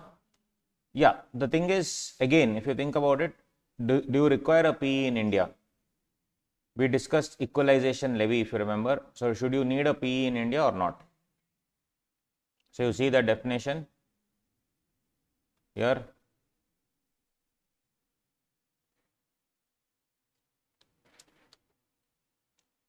Here. If the payee fails to furnish the PAN, rate of TDS will be 5%. So, payee will be a resident, right? So, no problem. So, then again, if you see, the board will issue the guidelines, etc. Yeah, now, meaning of certain terms. A person who owns, operates or manages digital or electronic facility or platform for electronic commerce. Does it say having a PE in India? No. So, this will basically, even the onus is on the outsiders when they are selling it in India. That is the reason. That's why it was creating a lot of confusion. That's why I told you what happened to equalization levy in Finance Act 24, right? So, accordingly, all other things are getting adjusted. So, there is no such thing that you should have a PE in India.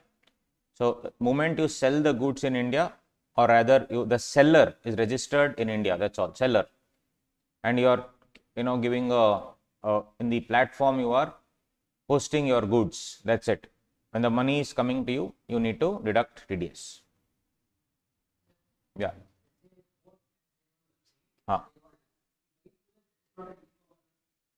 Correct. That is, oh, you mean to say normal website? Does this say aggregator or operator? What is Amazon aggregator? It's basically, you can host anything there. A person who owns, operates or manages digital or electronic facility or platform for electronic commerce. So, what do you think? Will it come? Yes, it will come. But the thing is, what I am trying to tell here is, who is the seller there? Are you hosting anything? No. That is why, when seller only is not there, no tension. So, if you are selling your own website, then it will not come, though here under this it will come, because here they should have a seller. See, e-commerce participant, resident selling goods including digital products through digital or electronic facility or platform. So, if boat ties up with somebody else and they also sell the goods on boat platform, then boat will become an e-commerce operator. But if boat is selling on their own products, Amazon, so boat itself will be the seller. So, then 194O will not come. Chroma has tie up with various other parties. Only Tata products are not sold. All other products are sold on Chroma, if you say. Which one? Correct. Capacity of dealer. But the thing is, dealer in what way? They will obviously give a share, right? So, the thing is, some TVs are not available on the app. Some TVs are exclusively available only in the showroom, and vice versa. So, that's why I am saying, because I am now choosing to sell it through various the means that I want to sell. So, that will become an e-commerce operator. Here, nowhere it says it should have a PE in India. Nowhere it says anything else. So, no problem. Now, one interesting thing used to happen, guys, in this 194O. Very smart fellows like Amazon, for example. Amazon had a tie-up with Razorpay, who's a payment gateway. And how it generally happens is, the money comes to the payment gateway, and payment gateway will take away their charges, 2%, 3%, whatever, and the remaining money will come to you in 1 or 2 days. Sometimes 4 days, sometimes 5 days, or 1 or 2 days. Simple. Now, what used to happen was, the buyer directly pays Razorpay, because obviously that's where the money comes. This e-commerce operator, very smartly, what he used to do, from here only, he used to cut the share of this guy, seller, and transfer directly to the seller without it coming to the books of the e-commerce operator. Directly from Razorpay, that is the payment gateway. In gateway, you have an option of doing that, used to have before, but anyway, let's assume it's there still. So, you can just cut that particular share, you can segregate, directly transfer to the seller, this portion to the e-commerce operator, my share. So, in my example of 500 rupees, 220 rupees will come to me, 280 rupees directly to the seller, directly from the payment gateway. Now, should Amazon pay TDS when the money did not come to them only? But if I allow this to happen, everyone will do this only, right? So, they said nothing doing.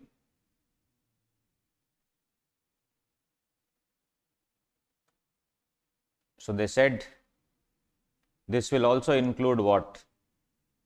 Payment gateway. So, for example, they say the provisions of 194O shall not be applicable in case of indirectly, they told. It will not apply to payment gateway. If the tax deducted by e-commerce operator under section 194O, deadly, means what? If they don't deduct 194O, who should deduct? Payment gateway should deduct.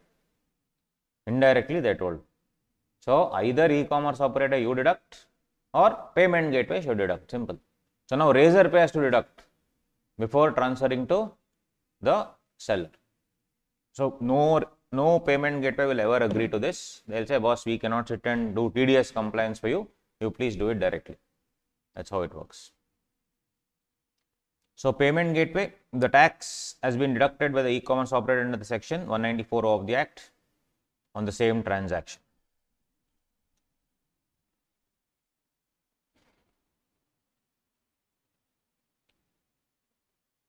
What about Policy Bazaar? They are also an aggregator. Money will be paid on the Policy Bazaar website, and then they will transfer to HDFC, Ergo, ICICI Bank, etc. What do you think? Aren't they e-commerce operator? 100%. On Policy Bazaar, you can buy any policy of any company with comparison and all those things. It's just like the Amazon for insurance policies. That is what Policy Bazaar is.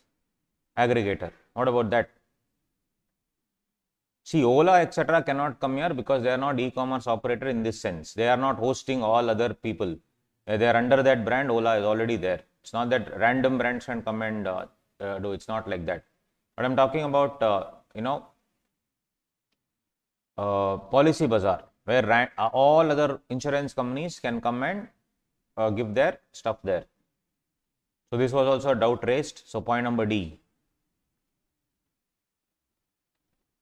Interesting. We'll come to that. Don't worry. We'll come to that. Now, the question is, guys, you are a simple guy. You are an individual who is putting your product on Amazon. Very normal person. Now, you are selling some 1 lakh, 2 lakh goods, or like for example, me, 500 rupees. On that 500 rupees also should TDS be deducted. So, you see, individual HF, where the gross amount does not exceed 5 lakh rupees and you have furnished the PAN, there is no TDS. Gross amount, not the share, gross amount. So, entire per annum, what your sale from Amazon should be how much? Less than or equal to 5 lakhs. Gross sales. No problem.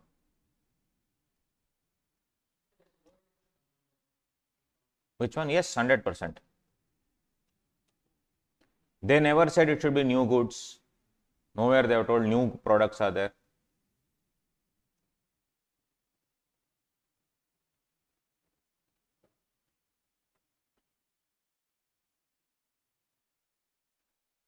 So, individual selling Nandini perfume on Amazon, correct? 194O will not come, right?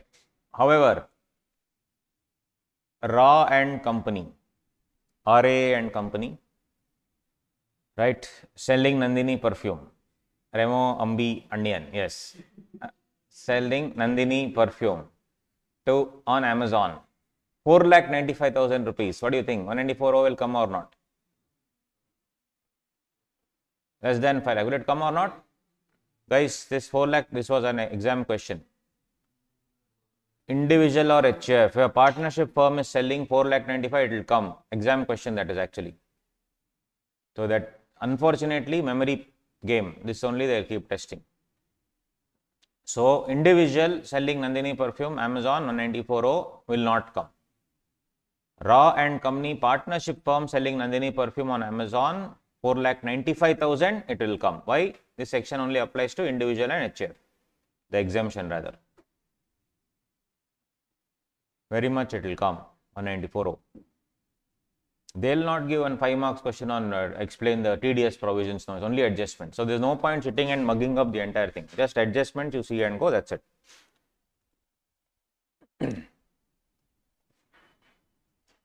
Next time I'll plan 15 days. I can finish off everything.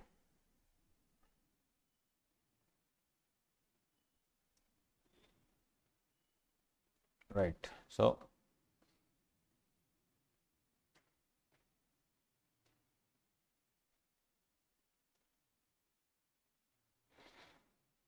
Policy Bazaar, as I told you.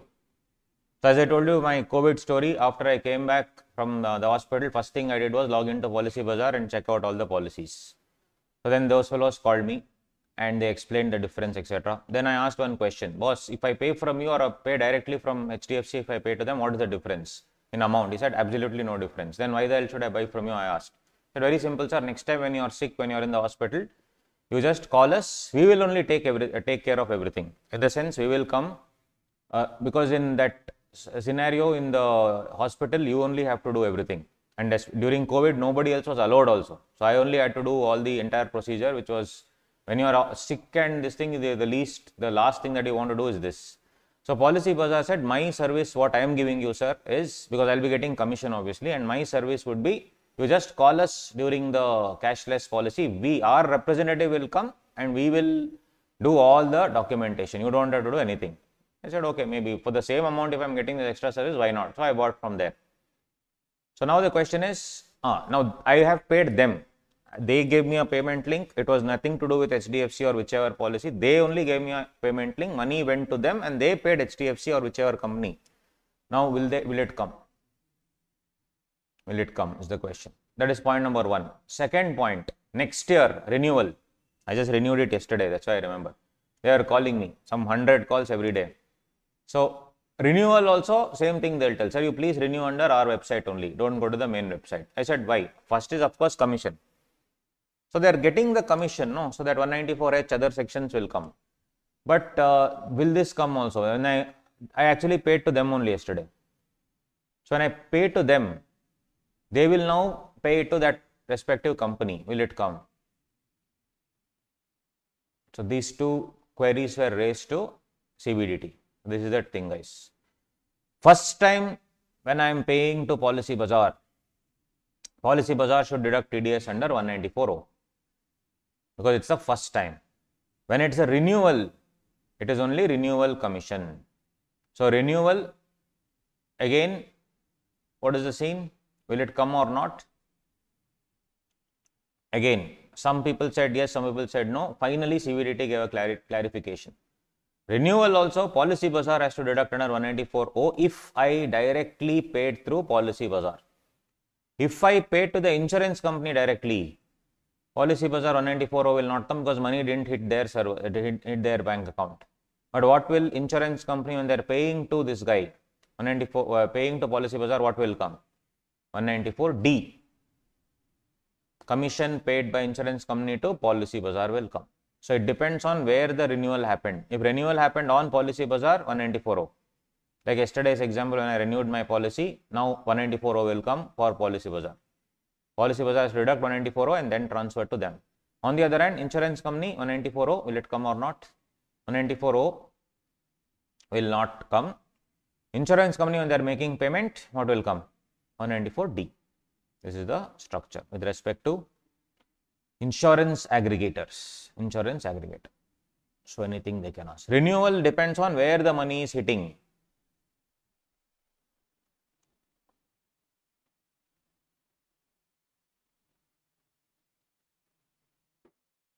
Then there is one more small section, 194P.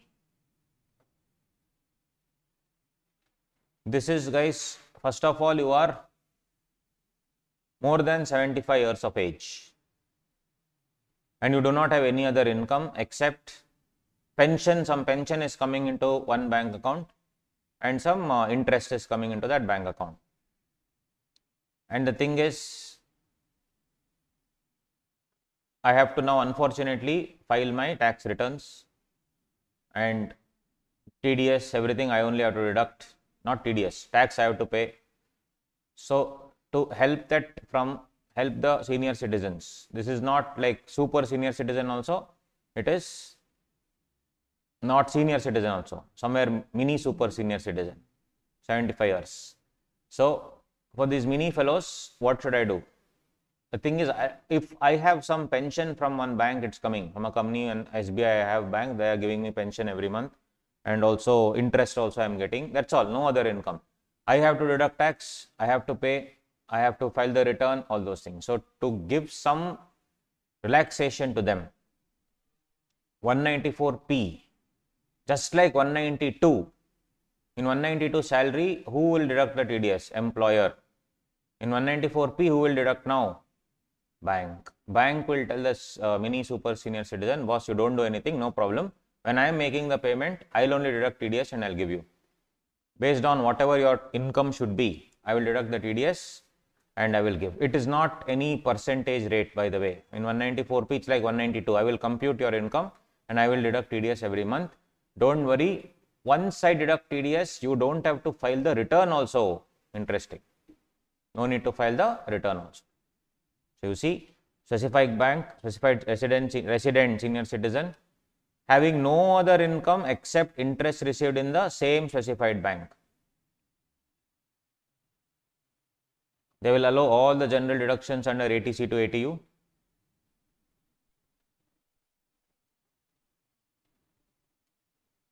Tax shall be computed on the slab rates applicable. Payee has to furnish declaration under 12 BBA.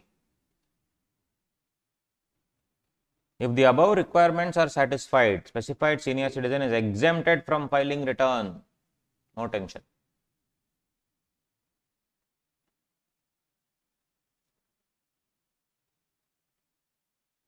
He should have no other income except interest income in the same bank in which he is receiving pension income. So pension plus interest, that's all, nothing else. It is only to help those people.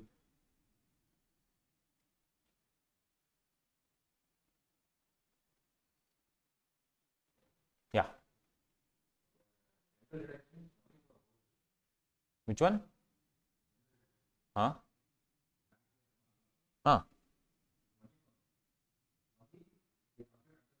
Huh? On the old regime. Correct, correct. I heard it as old residents. That's why I was wondering what are you asking. Correct. Yeah, old regime. You're right. Correct. Old regime only. Otherwise, new regime it will not come, no.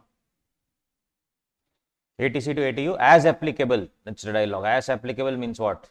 First of all, if you opt for the old regime. And those people actually opt for the old regime. They are that mindset where they have to do all those things. In 1 or 2 years, Nirmala Madam will remove the old regime. I am sure of it. Next year only she may remove. Old regime is gone. First of all, she said it was an option first. Then now she said this is the default regime. 1 or 2 years they'll remove, because none of us even want to invest in national pension scheme, that scheme, this scheme, correct? Because all of us now will not live beyond 60, 65. That your age has come down now. Earlier it used to be 90, 95. Now 55, 60 are out. That's good enough time. So that's genuine. That's actually a trend. They are already analyzing that. I'm not even joking. So they said, yes, there's no point in having savings for the future, all those things. So now we are all living in what? YOLO. You only live once. YOLO. So the thing is, YOLO people, we cannot think about the future. So 60 years later, what you will do and all that. It's all about in the moment. So they have analyzed that. That's the reason actually. I was reading up why they did it. So going forward, you can see they're going to remove that also. So it's called the DINK mode now, double income, no kids mode. I'm not joking this. I wanted to understand why they brought all these things. So I'm just sharing that. It's called the DINK culture, double income, no kids culture. So they said they all want to enjoy the life at present. So that's the reason why they do it. Most of the things, it's slowly moving towards that trend actually. So there's a reason why governments do all these things. So it's interesting to analyze the reason. So these fellows will definitely go into ATU to ATC to ATU and all that. For them you can give, no problem. Right. Deduction of tax on payment of certain sum of our purchase of goods, 194Q. Right. So that is the moment when you think that you are doing CA and almost half the life is already over. Think about it. It will hit you slowly. Right. And the other half is only downhill then.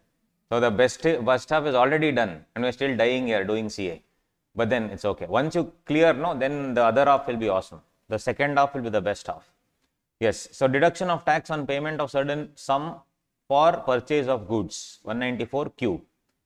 So now, as I told you O, then in that other one, it's Q, guys. I'll just quickly read and then we'll make that chart. Payer, every person being a buyer, resident, seller. This is purchase of any goods of the value exceeding 50 lakh in the previous year, 0.1% of such consideration exceeding 50 lakh in a previous year. So, and buyer, they have given definition, all that. We'll do a chart, guys. We'll close. This is the chart. So, I'll just explain, then you can copy in that. There are 4 parts you did know. Second part, you can copy this. See this. What is this? Seller is the payee and is a resident. Mind you, he is selling goods, not services. Value should be more than 50 lakh. He is giving it to the buyer. He is giving it to the selling it to the buyer. Buyer should be a resident or a non-resident. Now they have given non-resident having a permanent establishment in India. So other non-residents 194Q will not come. And he should be a big buyer, guys. Buyer should be a big buyer. Who is a big buyer? Turnover or gross receipts from business is more than 10 crore in the immediately preceding financial year. If all these conditions are satisfied, TDS will be 0.1% of the sum exceeding 50 lakh. Of the sum exceeding 50 lakh. If I am selling for 60 lakhs, only for the 10 lakhs it is charged. So all these conditions must be satisfied. 194Q. So in the next place, one you have written 194O. Next you can write 194Q. So just keep on reading this, you will be able to figure it out. So that structure should be in your brain. Seller selling it to the buyer, only goods, not services. Value should be more than 50 lakh. And the buyer must be a big buyer. 194Q will come if you are a big buyer.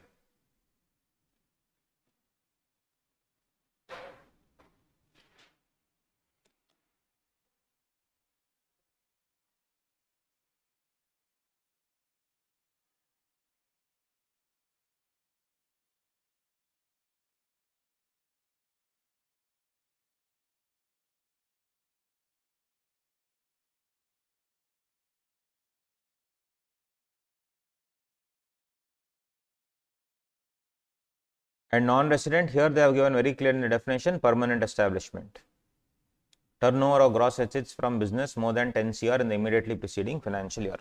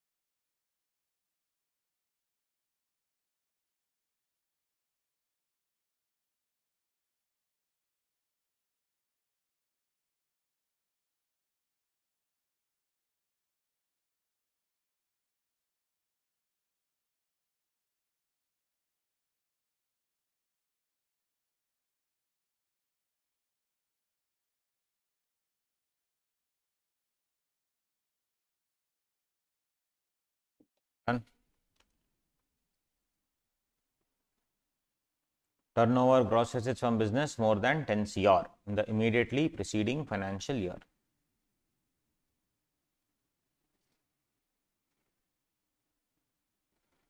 The reason I made you write certain things only is because once you write them, because otherwise we'll be lazy, we will not write, we'll see later, that later will never happen. So better if we write it in the class, and we made only few things we wrote, not so many things. So because these things when you write only, I think it will be better than studying. One round of writing really helps. Right, what you need, yeah. Goods, services are not covered, guys, so they can, now you only know the iterations. They'll tell 51 lakhs services, not to be considered, no TDS, right? Then they'll say 49 lakhs goods, right? And they'll say exactly 50 lakhs goods, iterations. Exactly 50 lakh goods, what do you think? No, because ultimately you are paying only for more than 50, no? If it's 51 lakhs, only on 1 lakh there is a TDS. And they will say 51 lakhs, but the first option will be 51 lakhs into 1%. We'll tick that and come. It should be 1% on what? Excess, 1 lakh. Then they'll confuse you by 1x. Superb thing. They will say seller's turnover is more than 10 crore. Not buyer. Seller's turnover is more than 10 crore. So this section will not come. But there is actually one more section. That's why I am saying you should write it in those 4 parts. TCS section comes for that actually. So that's why we will see that. No problem.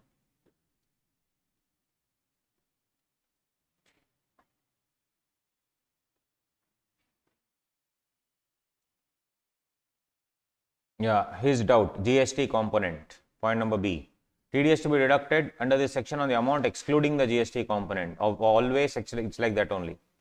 However, TDS component on payment would be on the whole amount if it is not possible to identify the GST component of the amount to be invoiced in the future and all those things. So basically, if it's in all inclusive, then you have to put it on that, but separately generally everybody will give that.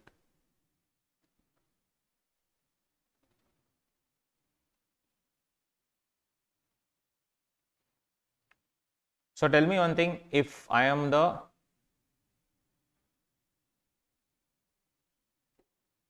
buyer in the very first year, will TDS come? I am buying 1 crore worth of goods. Buyer is buying 1 crore worth of goods. It's his first year of business. No. Why? Immediately preceding year. That's why. Automatically it will not come. Now one more thing. The seller has sold goods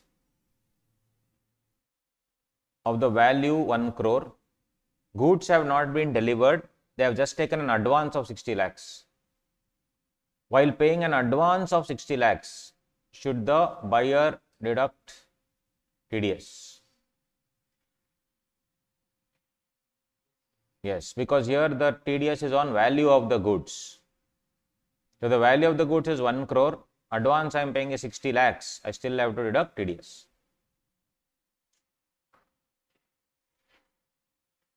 It is there in point number E and point number F.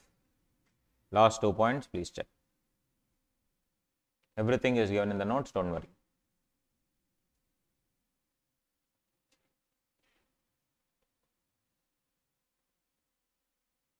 So the kind of advance is 10 lakhs are to be in the 10 lakhs. 10 lakhs, correct. balance 40 lakhs into Yes, perfect. And also,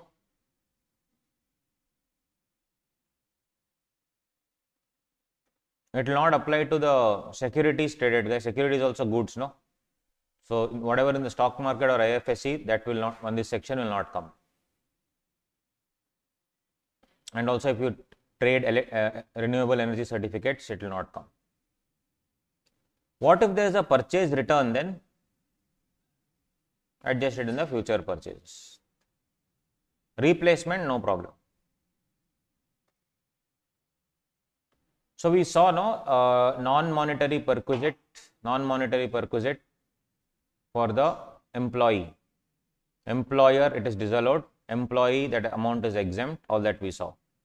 Now, slightly newer section came a couple of years ago. This is what? Tax on perquisite or benefit of business. If I give you a watch, should I deduct 10% of the value of the watch? I am gifting you a watch because you did really good work. I am gifting you a car. That is section 194R. Any person other than individual or HF is the payer. Payee will be any resident person. Or Virat Kohli is also covered in the payer. Nature of payment, benefit or perquisites arising from business, 10% of the value, wholly in kind, partly in cash, partly in kind. What do you think, guys? Yes, I need to deduct TDS. This section many people don't know. I need to deduct TDS if I am giving anything. So if I get a 15,000 rupees diesel watch from the client, to be deducted? No. Why? That one thing, 20,000, no TDS.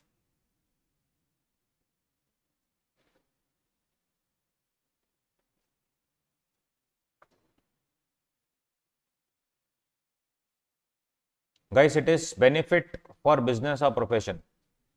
I am always buying from you. You are my supplier. I am also into business. You are also into business. And since I have been like a supplier, buyer for so long, you give me some 10% discount. Should they deduct TDS on that also? It was a valid doubt because it's a benefit or perquisite. Cash discount. So that is, they have clarified point number 10. Clarified that the board, that there is no tax to be deducted under this section on such benefits allowed to the customers.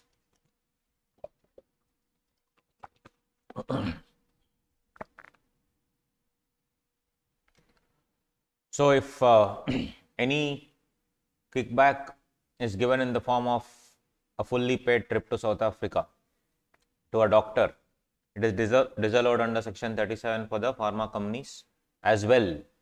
When they are doing it, they will deduct TDS, deadly, under 194R.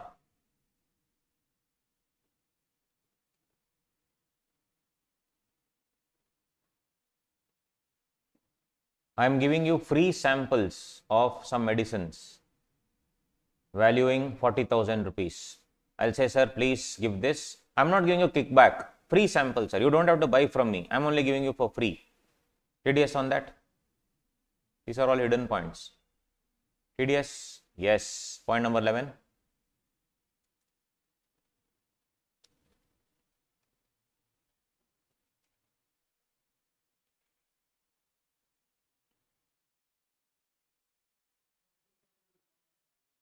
Why? FMV. Why won't it have value? It will have value. What is the worth you are giving me free sample? Definitely it will have value.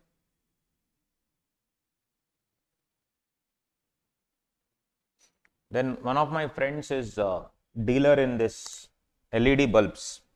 So every year he meets the targets and every year they send him. Now he is in Bangkok enjoying, right? So the entire 20-30 people, that entire bunch goes, whoever crossed that target. Now what about that? Company spending that expense on that fellow. So each person they are spending 50-60,000. He is not an employee. He is a, what do you say, associate. Basically he is selling. He is a dealer, reseller I can say. So he has targets. He is not an employee. Targets are there. Business associate. Targets are there. He meets the targets. Every year he goes. This year also he has gone.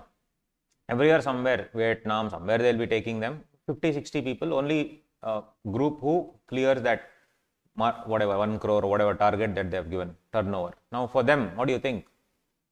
I book a all expense paid trip. 100%? Yes. Point number 14.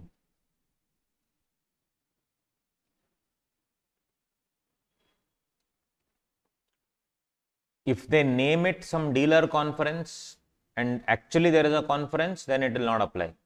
But if it involves some amount of leisure component, which definitely will be involved there, so that you have to take this for sure.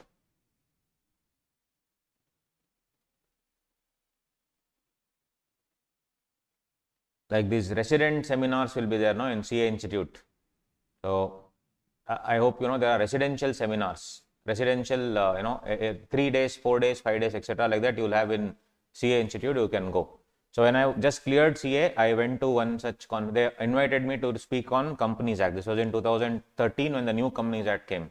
And I just cleared also the exam, so they called me. I thought it will be like, what do you say, 5 days of hardcore, what do you say, discussion. So I had prepared some 3 or 4 hour presentation and I went there. I had gone there. So the moment I went there, I saw, it was in Ernakulam, Munnar, it's a very nice hill station. So I had driven down there and went. Then I saw, when I went there, I got down in a full 3-piece suit. I was on dumb fellow that time, right? Full 3-piece suit, where? Hill station. I wanted to give this talk. There I am seeing all CAs in shorts, banyan, chilling there with families. And that was my first experience, and I am a speaker also, I am not going there to chill. So then they made me feel very welcome actually. They said, come man, how are you, and all those things. And then night, I had reached there in the evening, and they are all already out, spiritual activities were going on, right? They were all in high spirits, right? So basically, they were all out, but then they were very, the next day morning, 9 a.m. was my talk. But still, after seeing the state the previous day, young fellow, I think I had still josh that people will come. So the next day morning, 9 a.m., I was sitting there. I was sharp 8:55, I went. You've seen here also in class means generally I come on time always. I don't like to waste time. So yes, I went there, 8:55, set up everything, ready for Companies Act 2013. 9 a.m., 9:15, 9:20, nobody came. Right? 9:30 when CA came in shorts and banyan, holding his breakfast, Kerala parota, curry, nicely is belting, right? So then I was like, sir, talk. Yeah, man, wait, everyone is having breakfast.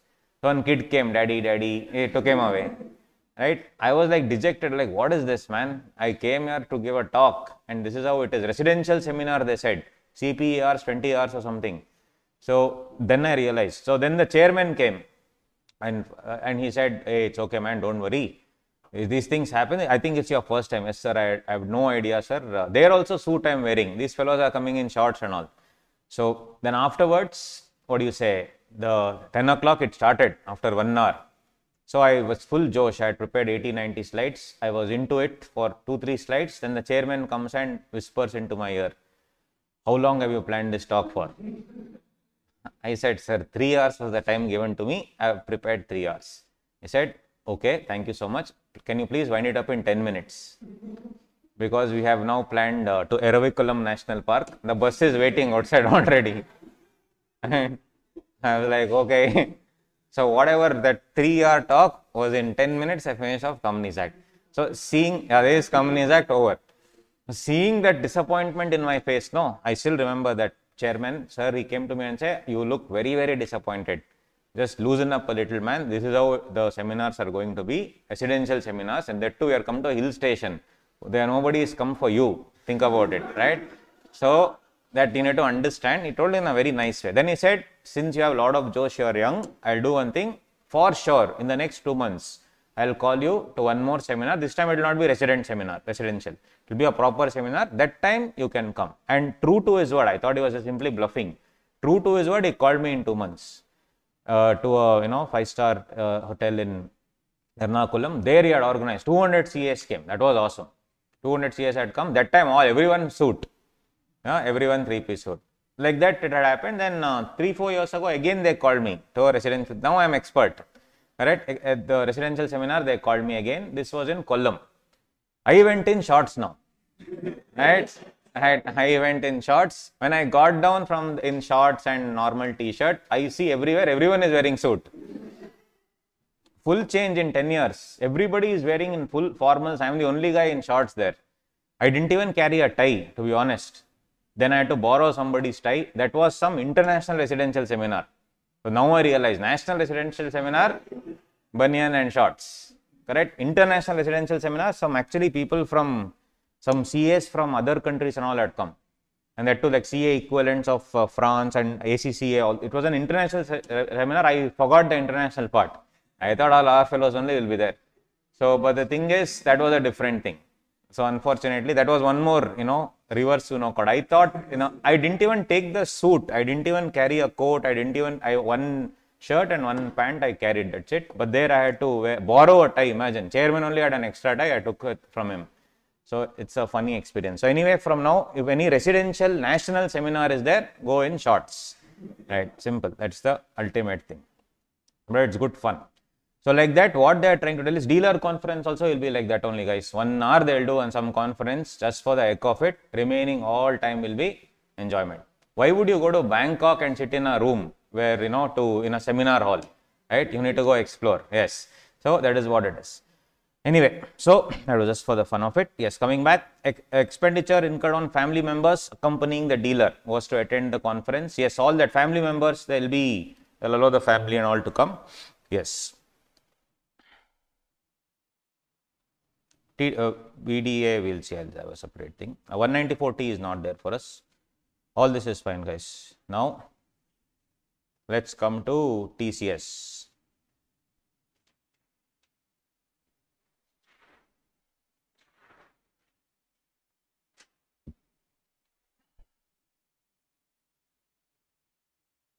All this is you can go through.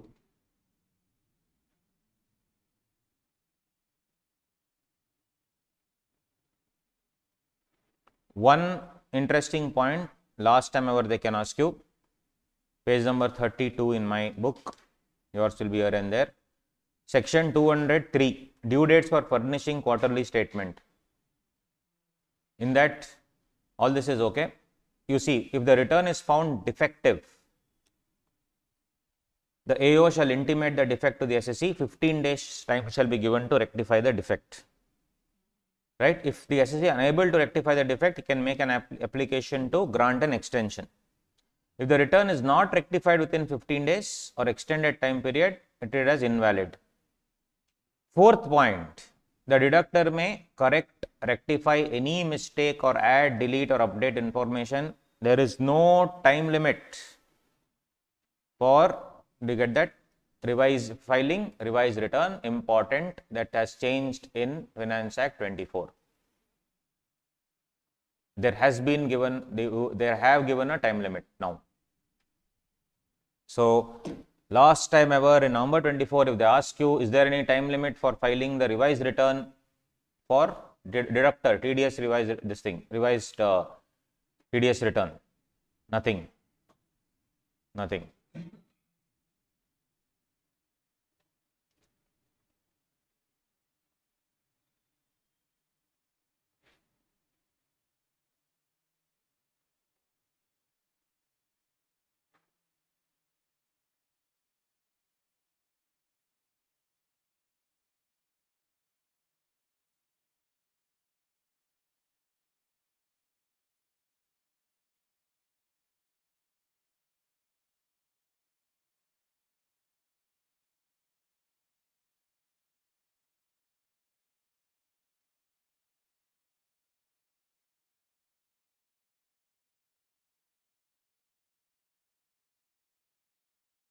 The next 34, consequences of failure to deduct or pay TDS.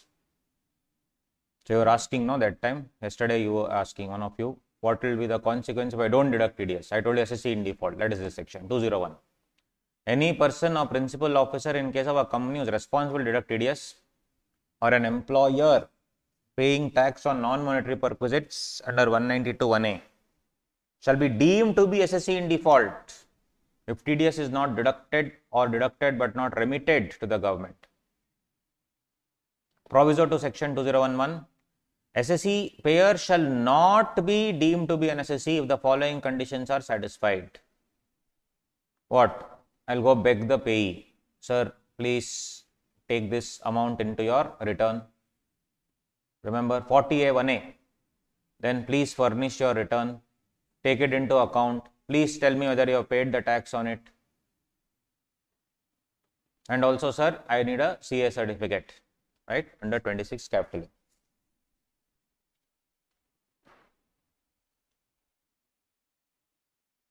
Now the next note. When can I pass this order, guys? I am passing this order of SSE in default. When can I pass?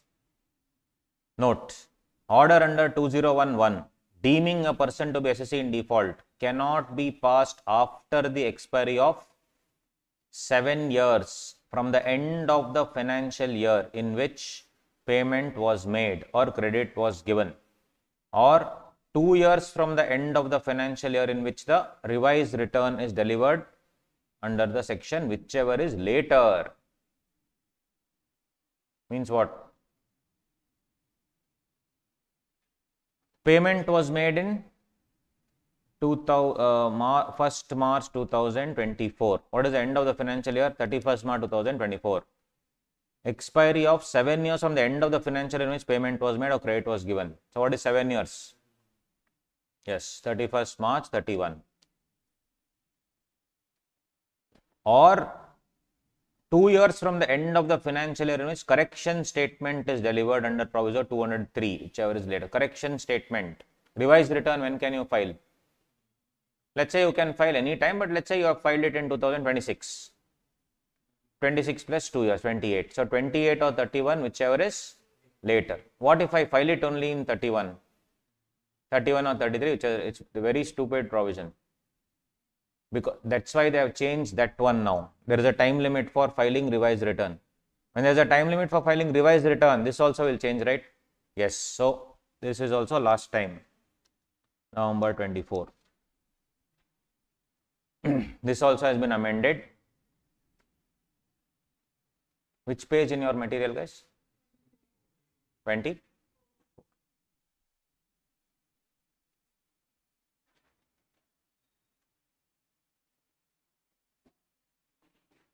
Change there also. What is the change and all? Let's not go there obviously, but there is a change.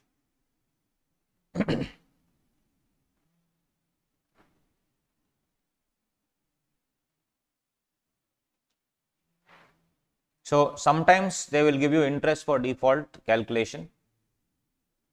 Failure to deduct tax 1% per month or part thereof from the date on which tax was deductible till the date of actual deduction.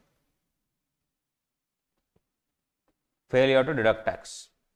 Failure to pay tax 1.5. Failure to deduct, failure to pay, both are different. Failure to deduct is what? I forgot to deduct full amount I paid you. Failure to pay tax, I deducted but did not remit to the government. That is more dangerous. You are keeping it with with you. That's why 1.5% per month. If you fail to deduct, then 1%. See the example. TDS was required to be deducted on 10/10/22 and was to be remitted to the government by 7 next month. 7. Case 1. SSE deducts TDS on 10/10/22 but pays TDS on 31/12/22. In this case, failure to pay or failure to deduct? Failure to pay. So how much will he pay? 1.5% from the date of deduction till the date of actual payment. Till the date of deduction to the date of actual payment. Date of deduction 10/10/22. Date of payment 31/12. 10/10 to 10/11. 10/11 to 10/12. 2 months. 10/12 to 31/12 is 20 days. Consider as 1 month or ignore? Part of the month. So it's 2.5 months is considered 3 months. So 1.5% per month for 3 months. This can be like an MCQ. They'll ask you to give the amount. On the amount, 1.5% per month.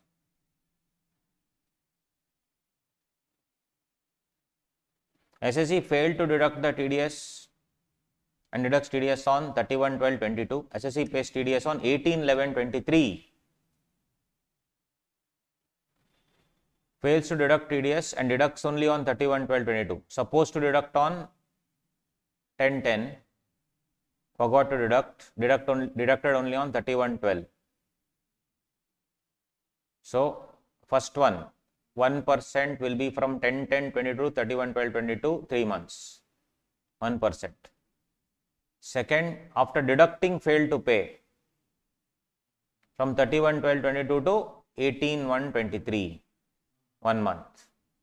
It's actually 18 days to be considered as 1 month. Got it? So failure to deduct is different from failure to pay.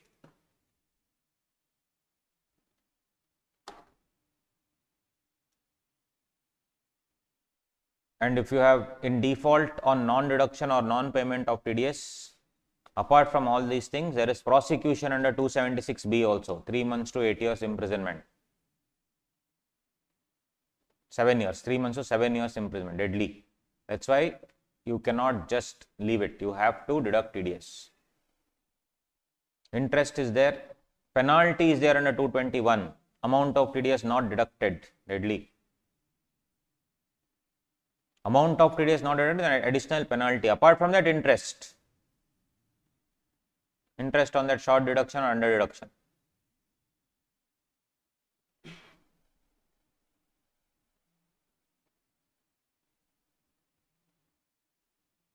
Now, one more thing. If I did not deduct, there is a way where I can escape all these things by doing what? I'll go to that other fellow, ask him to file the return, beg him, then I will take the certificate. Isn't there no interest there? See, this is when you are deemed to be in default under 201 means what? SSE in default. Once a payer is deemed to be in default under 201 is, he is an SSE in default, then all these things will come. My question to you is, he has gone there and begged and done all those things. Will this section come? No. Which means there is no interest.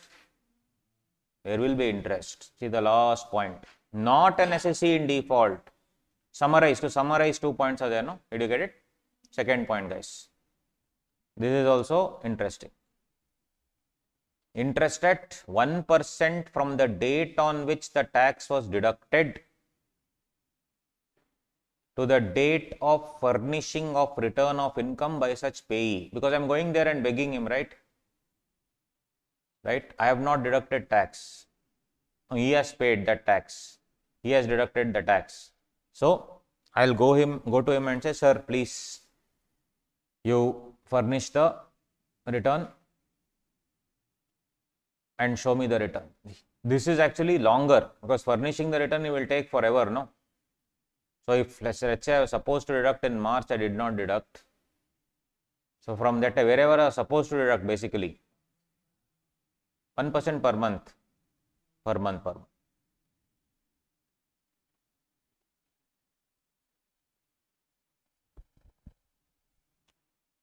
So, not that you will not be in default.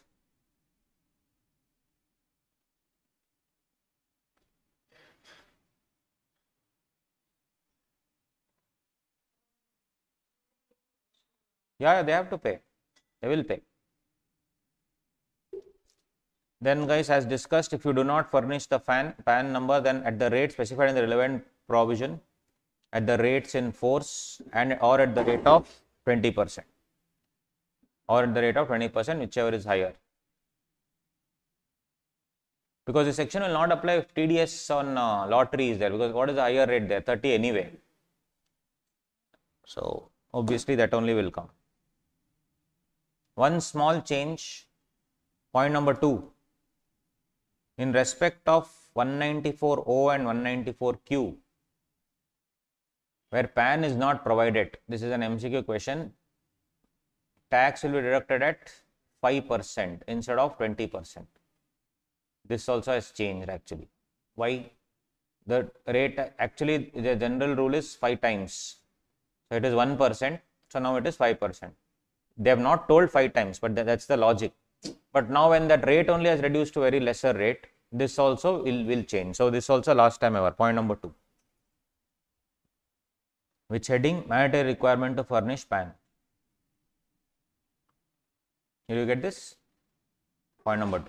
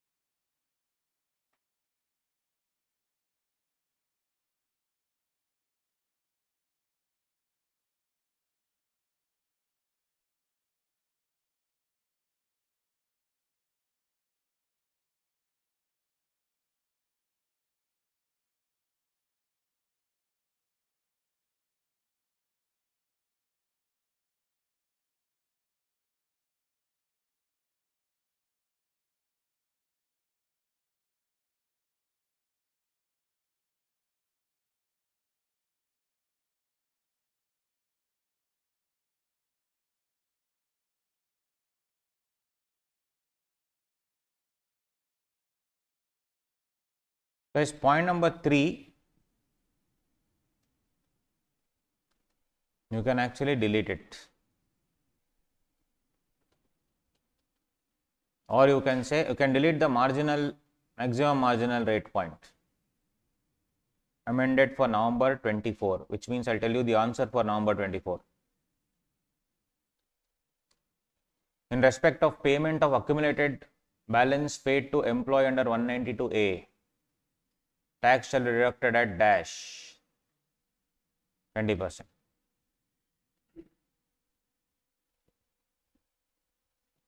Earlier, it was MMR. So for November 24 exam, it is 20%. There is no change going forward. From November 24, it is 20%.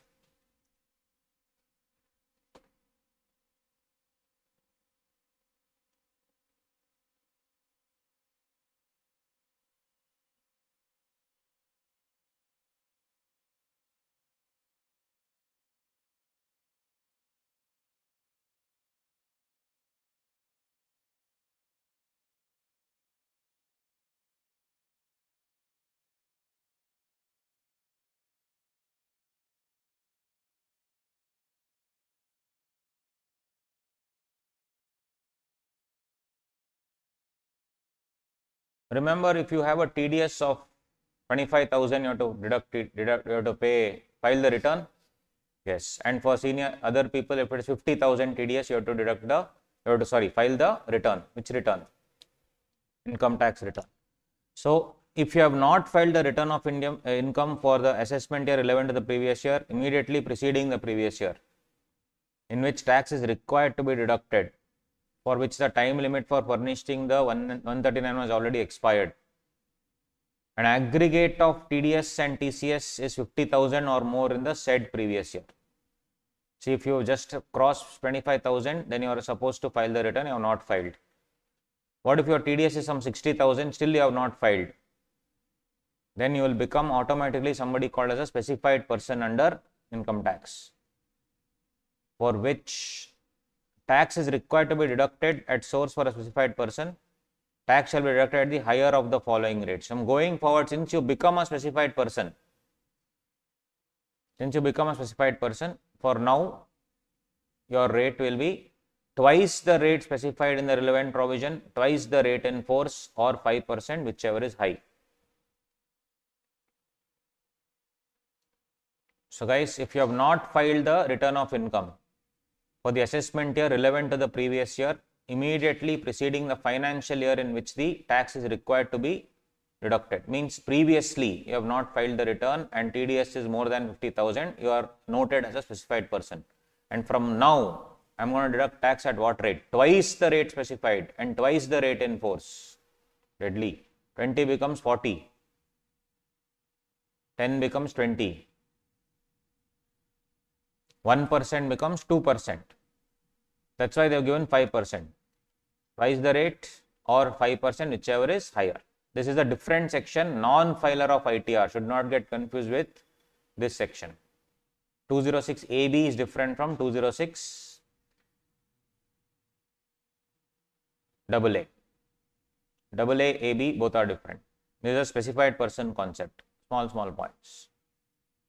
Anyway, now come to another interesting area, TCS.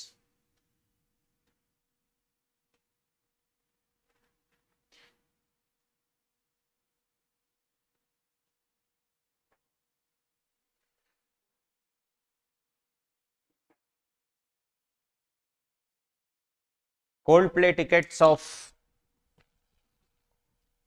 12,500 was given to influencer by a company so that they can make a video reel on that particular company. Will 194R come? You should think everything from tax point of view. They actually gave to influencers. Many companies gave away tickets to influencers. In fact, Book My Show, they are investigating now, are in cahoots with all these fellows, lending. Before only they had allotted almost apparently 30-40% of the tickets to these influencers and companies. That's why people didn't get only. That's the reason. If you go other places abroad, etc., a very structured mechanism. Random people cannot buy. You have to upload your passport and all that. That's why you can relatively, compared to what happened here, it's easier to get it outside India. And to be very honest with you, it's better to watch it outside India. So if you didn't get tickets, don't worry. Once you become a CA and all, travel outside India and watch. That is way better. In India, our fellows will be there. Think about it. You know how our fellows are in a crowded place. Horrible. It's gonna be horrible, right? Because I've been to many concerts here. Our fellows are horrible, man. Right? So at least outside, the thing is, I mean, at least a little bit cultured. Nothing against our people, but we know we are all Indians only. But you know how it is. Anyway, so what I'm trying to tell is, now tell me this practical example. 12,500 tickets I gave away. You're an influencer. I told you, boss, now you have to tell that this company gave me, and you should put some, what do you say, 1, 2, 3 reels. And for that, I'll give you, apart from the money that I'm going to give you anyway, give away tickets. You go enjoy the concert. Should I do? 2 tickets I give you. Or let's say that lounge access, 35,000. Lounge access I'll give you. Yes, I have to deduct TDS. Deadly. Because why? Benefit given to a person, business or profession. So think about all those things. 20,000 up to what amount is not allowed? 20,000, no tension. So if I give you 2 tickets of 12,500 each, yes. 4 standing tickets, yes. So if you relate to whatever is happening now, you will be able to remember. Lounge access 35,000, yes, no doubt about it.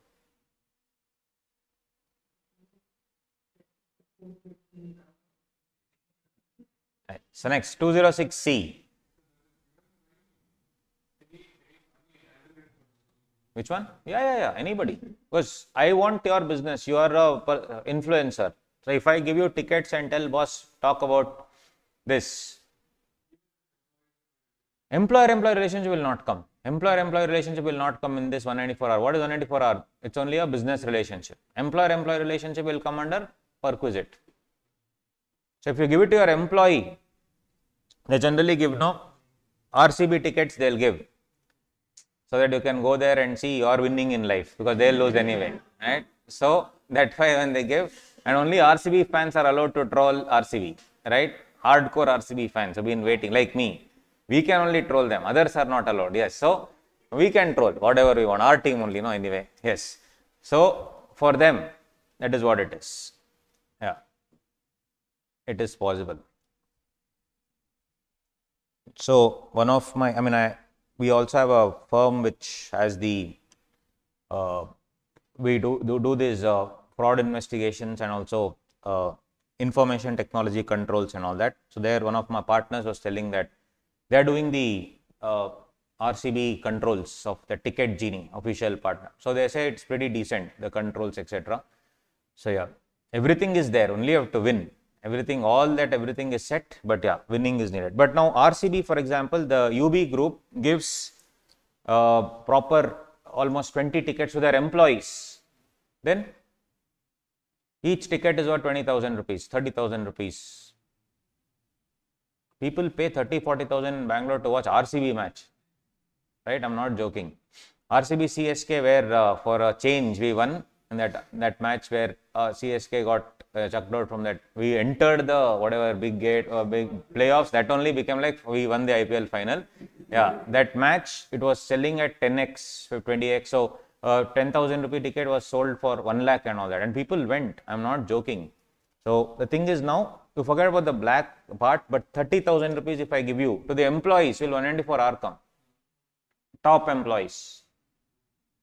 No guys, because it is not employer-employee relationship. It is only business. So if you give it to other business associates, then it will come for sure. You need to remember that. Yes, TCS 206C. TCS means collection of tax excess by the seller from the buyer of specified goods. So here, interestingly, when seller is selling the goods to the buyer, selling price is 1,000 rupees, he will add TCS, like GST, he will add TCS, and 1010 he will give. So collection is done by the seller from the buyer. So buyer has to, generally what will happen, buyer will deduct TDS. Here buyer will pay TCS. So if the amount is 1000, seller only will add extra 10 rupees and collect 1010 from the buyer. And buyer has to, and the seller has to do what? Pay that amount to whom? Government. Generally in TDS what happens? Once again, TDS what happens?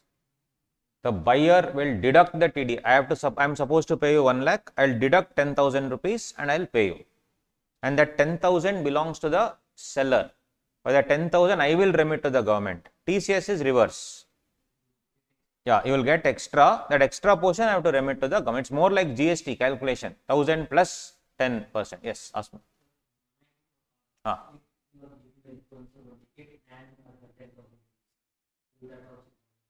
Which one? That is the money that you are giving anyway. So is that a benefit that you are giving? The 10,000 is the money for the reel or is the gift? No, in your question. For the reel, then that's payment, no, 194J. That's your service that you are giving me. That's a different thing. So, Danish Seth is a very famous Mr. Nags in if you tell Mr. Nags, you'll understand. So that guy is very famous comedian. So one reel he charges around 13 lakhs. That's his rate. One reel 13 lakhs.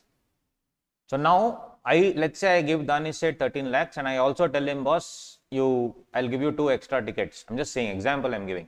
So I'll give you 2 extra tickets, 2 tickets for the Coldplay concert. So you make a funny reel about my company. That's all.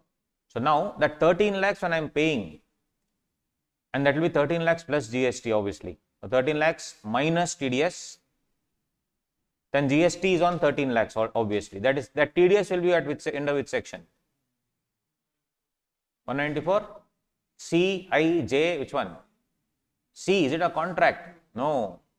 He is giving a professional service to me because he is an entertainer. So 194J 10% I deduct. Right? And GST I have to pay him because he is obviously a registered practitioner, this thing. And then now when I am giving him 2 tickets extra, on that 194R will come, I need to pay.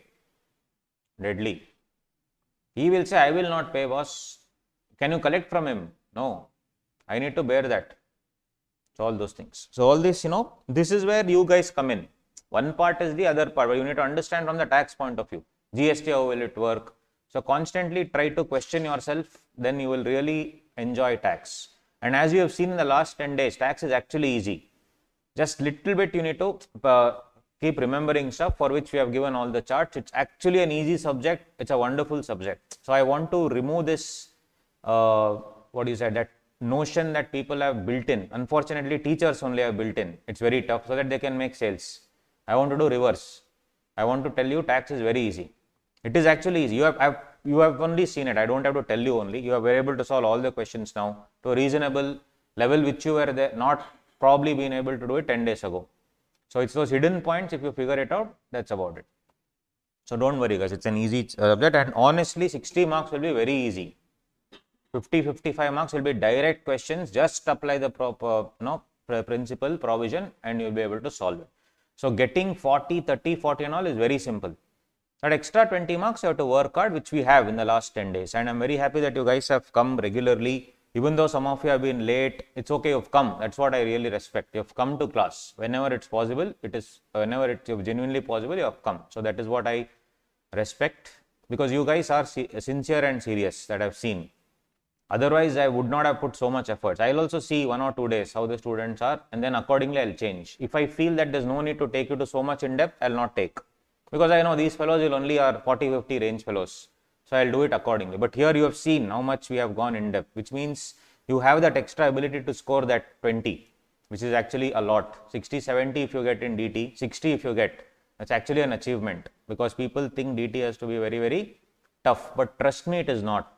It's an easy subject. Just need to keep on constantly reading and revising. It's fine. And trust me, 40 to 50 marks will be very breezy. Easily you can score. Extra 20 you have to work hard. There will be definitely 10 to 20 marks which are bouncers. No doubt about it. So leave that 20 marks. 80 marks also, in that 50 will be easy. In 30, even if you end up getting 10, 15, that's good enough. So 50 to 60. 60 you can actually score. If you really work hard, 60 marks is actually simple. So please remove that block from your head with respect to direct taxes. 206C, 1C, 1F, 1G, 1H. Let's see all those things one by one. 206C, 1C.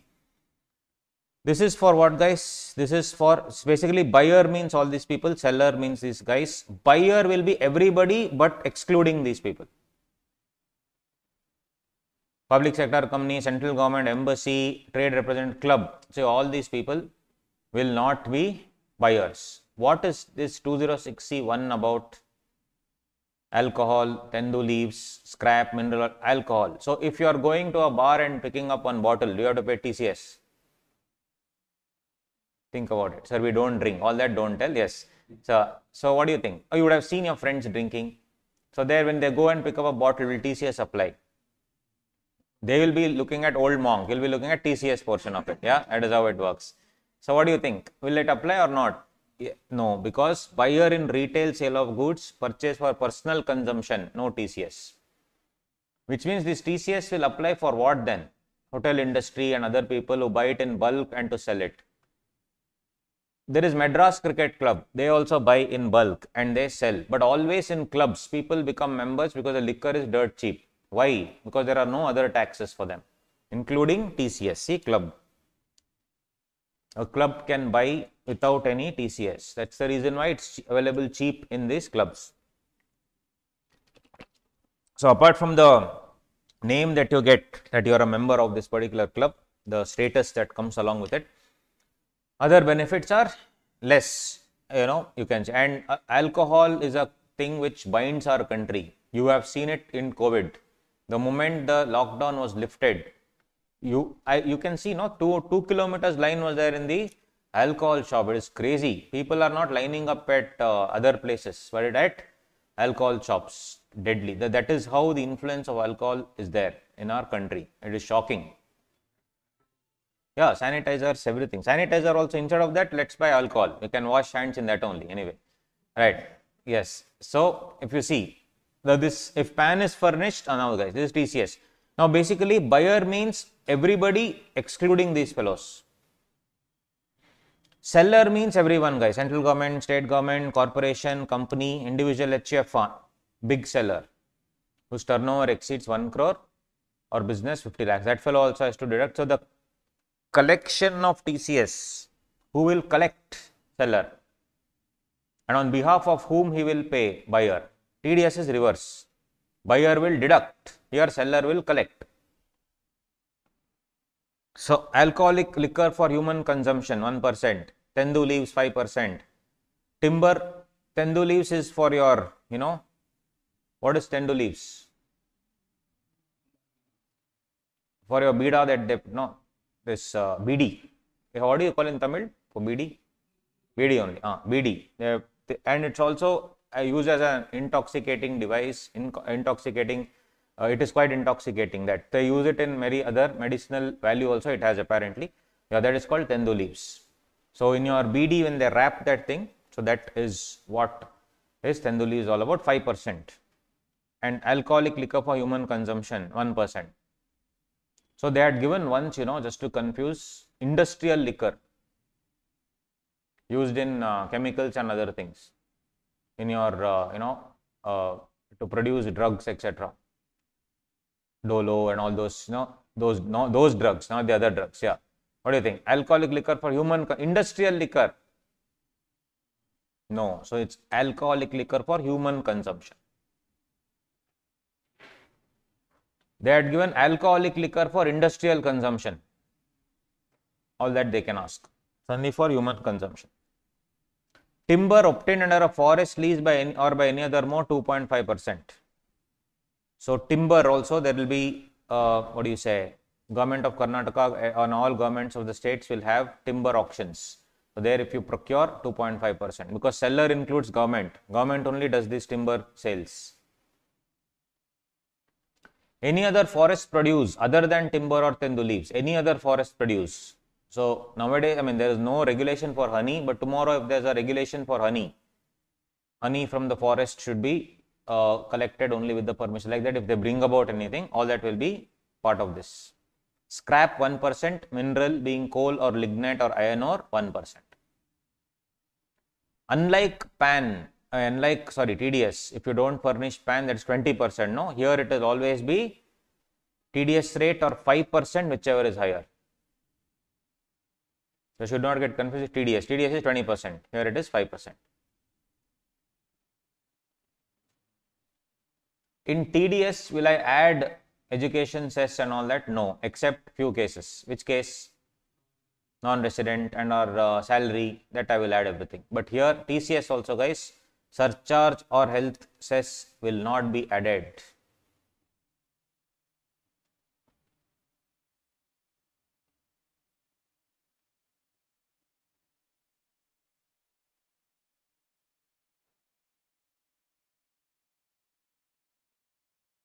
So, you know, one more thing they asked, license fee paid to the government for production of alcoholic liquor for human consumption. TCS will apply or not? The license fee paid to the government, liquor by United Breweries, they are paying license fee for producing alcoholic liquor for human consumption. Just to confuse. Answer, no. Why? It is for buying these things, not for producing. There was a case law also, you see. Union of India versus Om Prakash and Company, Supreme Court judgment.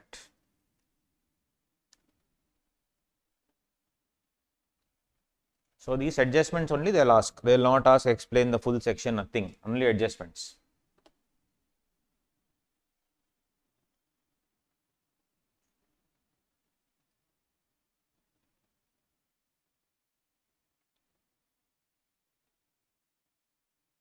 So scrap means waste and scrap from the manufacture or mechanical working of materials is definitely not usable because of breakage, cutting up, wear and other reasons. So one company was only into dealing with ship scrap, scrap from building the ships. So he was into those things. Will that apply to them? It went to court, Gujarat High Court, check. Ship breaking activity. So old ships, his job was to cut open all of them and sell the scrap. He was into selling old and used plates, woods in the ship. It was not considered as scrap. Because anything which can be reusable in another production is not scrap as for TCS. This particular thing, when I break the ship, those items could have been used anywhere for multiple things. That is not called scrap. Directly usable. Scrap is something where I have to completely do a proper processing, destroy everything and then reuse it.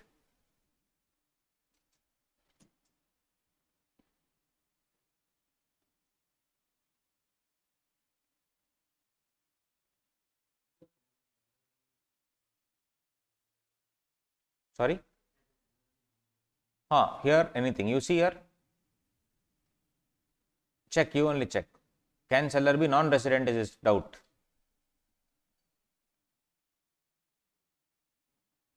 What do you think? Individual, does it say resident in India? No. Any company, resident in India? No.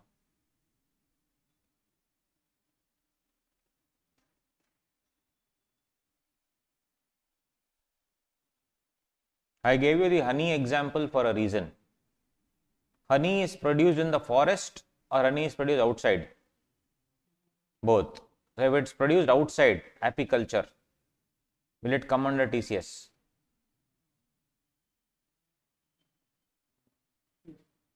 Will it come under TCS? What do you think? Sugar cane, sugar production. Sugar production. There is one type of bamboo which is grown in the forest which produces this kind of rice once in 20 years or something. Forgot the name of the bamboo. It's only available in the forest. You can't grow it outside. So this forest department collects that and sells it in the market. So what about that? Yes. So guys, here one interesting thing that you need to think of is it's called forest produce, not agricultural produce. So apiculture honey will not come under this because that's an agricultural produce. Sugar cane will not come, that's agricultural produce. should only look at forest produce, whatever is directly taken from the forest. Pushpa movie you would have watched, they smuggled timber, right? So all those things. They smuggled timber because they didn't want to pay all these taxes. Timber or anything related to the forest produce. Some medicinal herbs, etc. are found only in the jungles. So all those things will be what? This.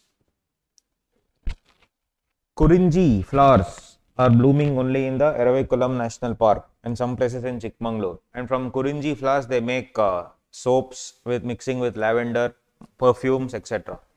And that is protected by the government because it is what? Erevikulam National Park.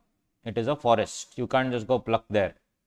What about that? Whatever you find there, they'll extract that Kurinji flowers and make some product out of it. That will also be called forest produce.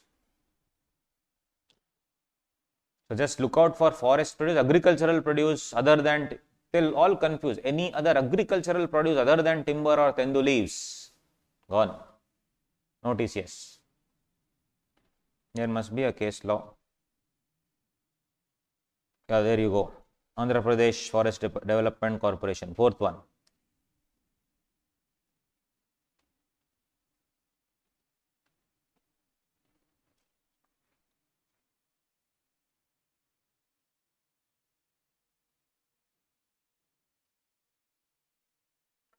Yes, 2060-1C guys, the collection of TCS on certain contracts, parking lot, toll plaza, mining and quarrying. Parking lot, basically if you are having a parking lot contract, nature of contract, 2%. Toll plaza, 2%. Mining and quarrying, other than that of mineral oil, including petroleum and natural gas. So apart from mineral oil, etc., that is petrol, natural gas, mining and quarrying 2%. What's the difference in mining and quarrying? Mining is under the ground, quarrying is on the ground. You would have seen various quarries, no? Looks very nice, and water gets collected in that quarry and it becomes like a, what do you say, lake. So you will say it's like the Grand Canyon of India, all that you will say, yes. So those things are called quarries. Man-made thing. It's basically for all these marbles, etc., they do the quarrying. So they'll do it not underground, it will be on the ground itself. So they'll mountains basically. If you go underneath tunnels and all, then it will be mining. So gold is mined, gold is not quarry. So in Kolar Goldfields, KGF, that they mine inside, used to once upon a time, yes. Right, 2%. Now comes the other deal guys. 2061F TCS on motor vehicles. Every person being a seller who receives any amount as consideration for sale of motor vehicles of value exceeding 10 lakh is to collect 1% of the sale consideration at the time of receipt.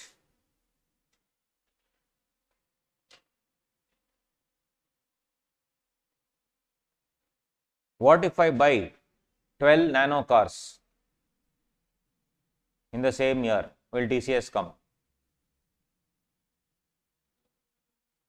When I say motor vehicle here, does it clearly mean it should be some luxury vehicle? Nothing like that.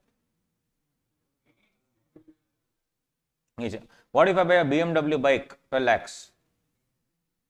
Is it motor vehicle? Yes, it doesn't say motor car, it is motor vehicle. That's what I am trying to tell. Generally, motor vehicle, when people think car. It's not a motor car, it's a motor vehicle. So, including bikes, you have to pay TCS. So, some examples, TCS applicable only at the retail levels, guys. Like Mercedes manufacturer sells it to luxury motors retailer at 400 crore. So, obviously, it's more than 10 lakhs. TCS will not come. Luxury motor retailer will sell it to Mr. PJ, not me, some random guy. Yeah, 80 lakhs. 80 lakhs he will sell. So, will TCS be payable? Yes. At what? 1%. I have to collect. TCS will be paid 1%. At 1%, more than 10 lakhs, definitely yes. Point number 2, these examples will help you understand. TCS is applicable on sale of any motor vehicle of value exceeding 10 lakh, even ordinary car. Now 10 lakhs is hardly anything, guys. You won't get anything for less than 10 lakhs. It's any safe car you will not get.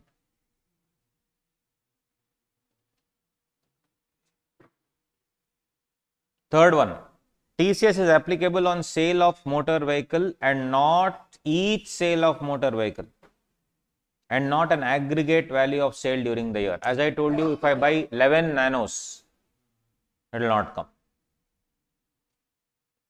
No TCS, no TCS. On the other hand, what if I pay in installments, but the sale value is more than 10 lakhs? On every installment, I have to deduct TCS, I have to collect TCS, sorry. So, luxury motors retailer is giving to Mr. PJ 860 lakhs vehicle. First payment is 5 lakhs, second payment is 55 lakhs. On both, TCS will come. Will I get a credit of that TCS? Yes. This is just to identify for all these items who is paying. That's the only reason, no other reason. That's why TCS is collected, because that will be credited to your in your account 26 AS. I'll come to know this is what you have done.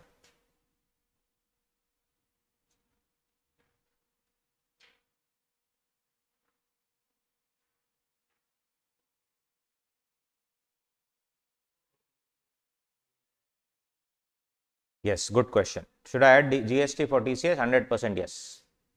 So it is the amount plus GST, on that TCS will come. Correct. Mark this as important. This section has been amended. So these provisions, whatever we did last time ever, November 24.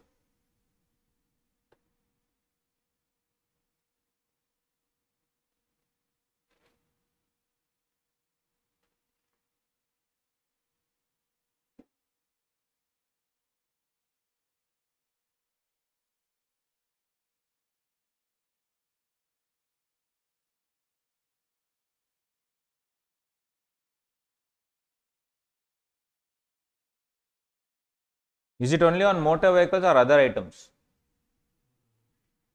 Other goods, only motor vehicles, yes.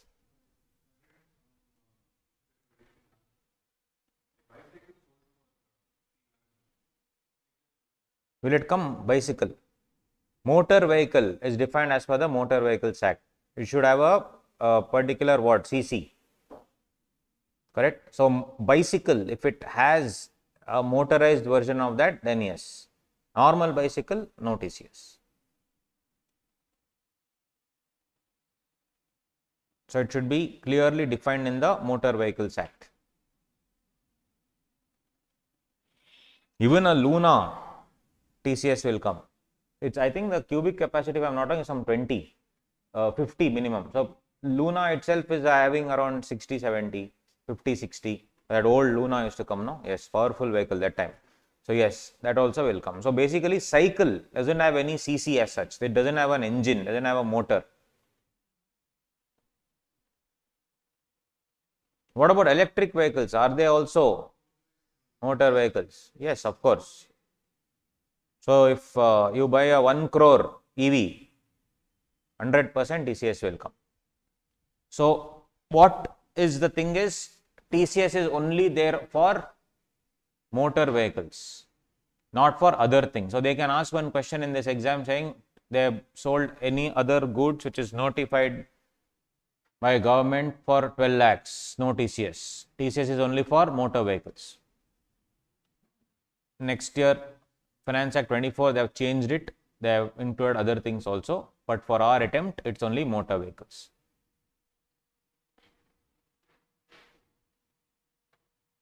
(2061G) is also important, guys.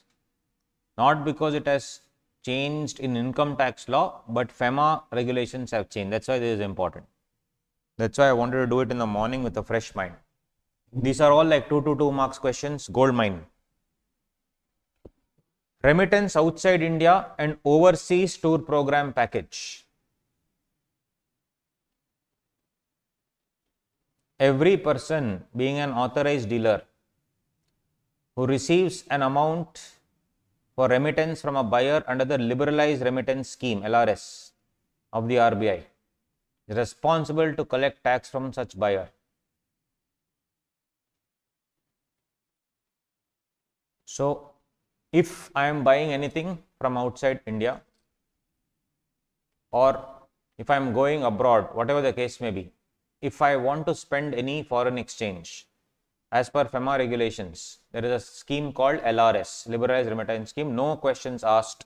They will give you $250,000. No questions asked. But you will have to give the proof of all those things. If you are going for traveling, they'll give you 250,000. If you are going for medical treatment, they'll give you. Education, they'll give you. But education, medical treatment, you can ask for a slightly higher amount also later with some permission. But normally, anything that you are going out, they'll tell where are you going, show me the passport, give me the visa, show me the tickets, that's it, chapter closed. 250,000 will be given to you. That's why when you are, it's easy to collect foreign exchange when you are going abroad, because you will get all these benefits. Every person being an authorized dealer who received the amount for remittance under the liberalized remittance scheme of the RBI is responsible to collect tax from the buyer. And anybody being a seller of the overseas tour program package, there are many overseas tour package guys. You have your Thomas Cook, you have Kesari tours, you have Chariot World tours. So many will be there in Chennai also. Yes, so these people, when they are collecting money from you, they will collect along with that TCS. This is just for the government to realize that, okay, you are also going on foreign trips. TCS will be bare minimum, but you are also going on foreign trips, which is good, which is what I need to understand. How come you are doing all these things, but you are showing your income as 1.5 lakhs. So that's the reason why TCS is collected.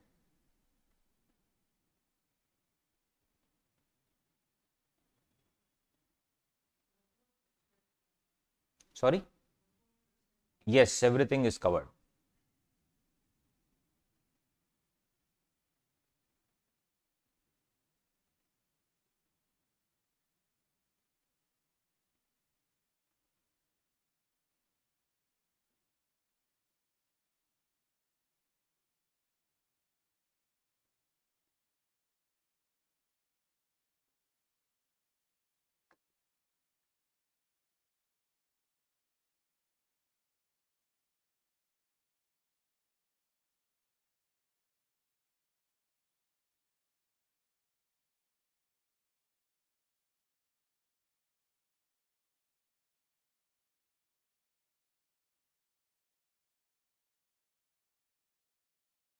So if you see,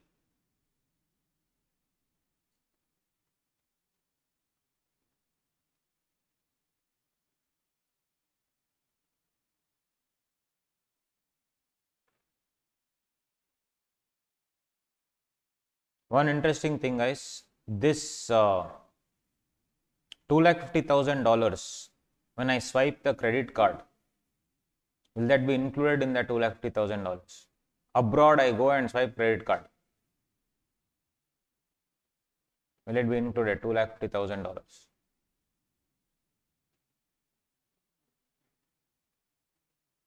When I say $250,000, will it include that also?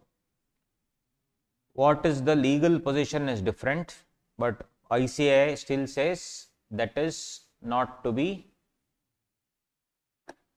no TCS is applicable. This part, I will share this with you. So no TCS is applicable, guys. On what? Credit card. You can write down somewhere, no TCS on credit card, which means, which is actually shocking. I don't know why ICAI still retained it, but yeah, that is for the exam purposes. We should retain that. So will there be TCS on credit card swiping? No.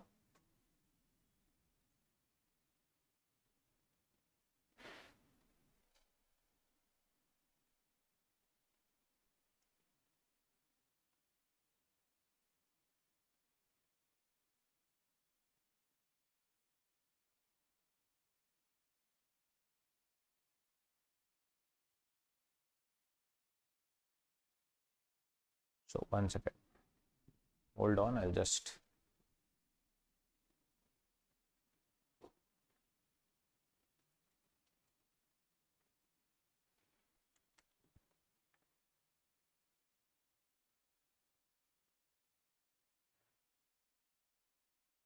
All right, guys, shall we begin? Yes.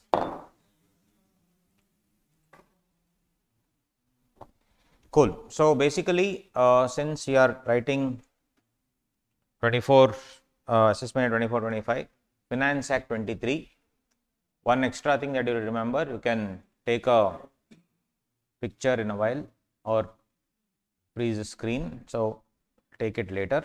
But what I am trying to tell is one extra table is to be added because the TCS rates changed in 30th September 2023, and that got notified that it's there for the exams, and actual changes whatever came was not taken into consideration for exams. So leave all that, just stick to this chart.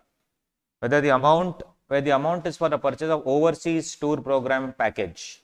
So till 30th September the rate is 5%, means all the overseas tour program package, if you are buying and you are paying the amount without any threshold limit, you have to pay 5%. Now after 1/10/2023, it is 5% till 7 lakhs and 20% is after that, right?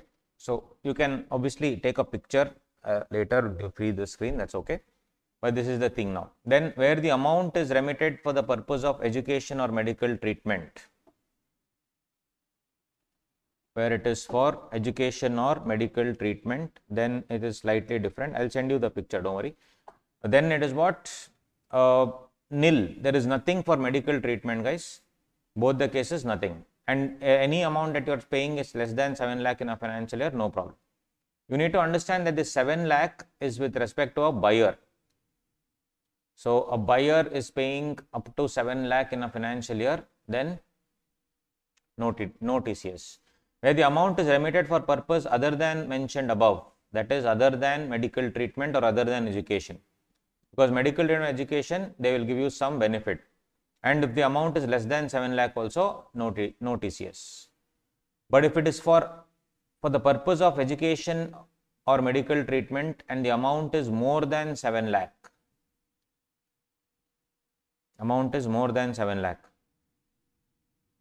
then guys, it will be what?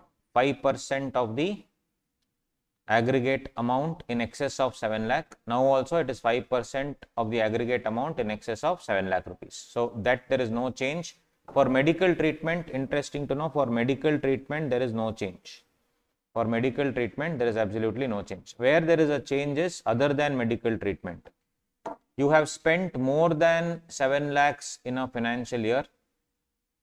You have spent more than 7 lakhs in a financial year, right? And what is our batch called? Fast track, no? Okay, I'll give that.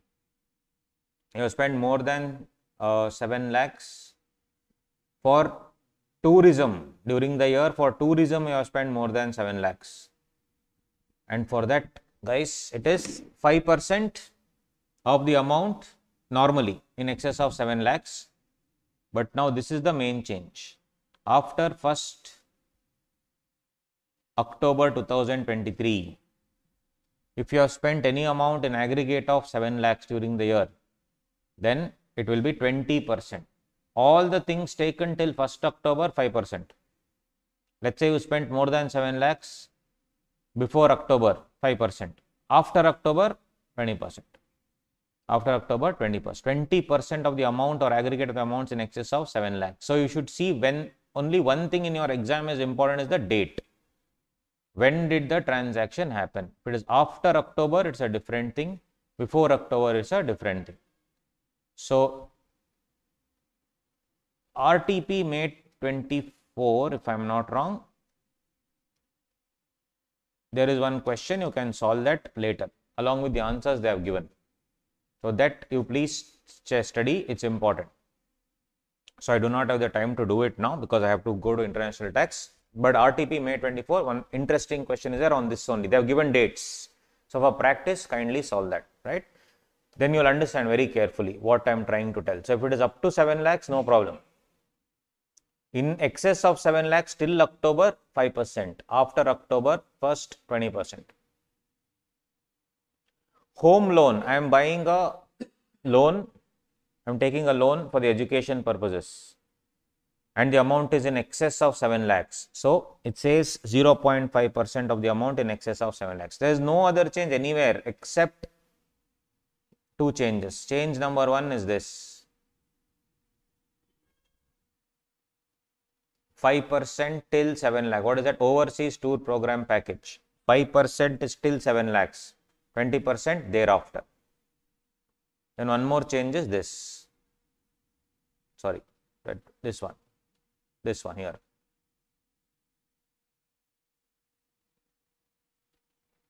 %20 of the amount or aggregate of the amounts in excess of 7 lakh rupees.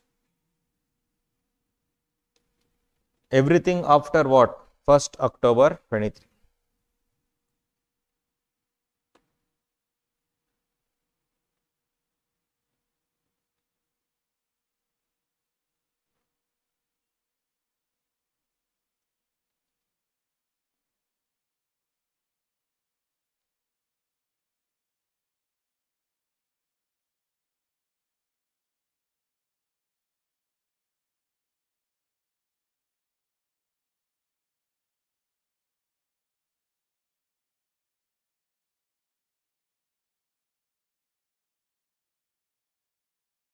So please solve that question. That's why.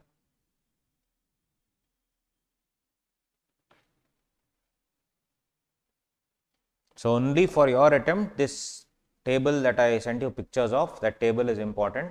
Afterwards, for May 25 onward, no one cares about what happened in October 23. So it is not needed.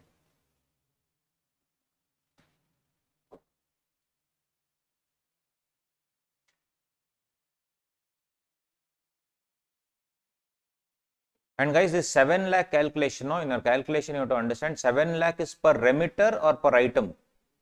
Means I will spend 3 lakhs on overseas tour package, 5 lakhs on what do you say, medical treatment, like that. Should I add everything? Is it per remitter or is it per authorized dealer? Who's the remitter? The guy who collects it, right? So couple of other points just for that. Threshold of 7 lakh is a combined threshold for applicability of TCS irrespective of the purpose of remittance. And threshold of 7 lakh for LRS is qua remitter and not qua authorized dealer, which means details of remittance by the remitter during the financial year may be taken by the authorized dealer through an undertaking, because I will go to Western Union Money Transfer and give 4 lakhs. Then I will go to ICICI and take 3 lakhs. Then I will go to somebody else and take 2 lakhs. So the third fellow should take a declaration from you saying that, boss, this is the third person I am coming to. If they lie and tell first person, then I am not responsible. That's what they are trying to tell. It is per remitter and not authorized dealer. So remitter, details of earlier remittances also should be taken by the authorized dealer through an undertaking. So you are asking me for more than 7 lakhs. I will ask you, sir, have you, or let's say less than 7 lakhs. I should ask you, sir, have you done other dealings like that with other people? Please let me know. Otherwise, I am not responsible to collect TCS. Undertaking, I should take that I have not done anywhere. Then that is my protection mechanism for the authorized dealer. Which one? I mean, who's the, okay, cool. Oh, I am not the, I don't know if I am the admin. I'm not the admin, man. Office fellows are there, they'll do it. Right.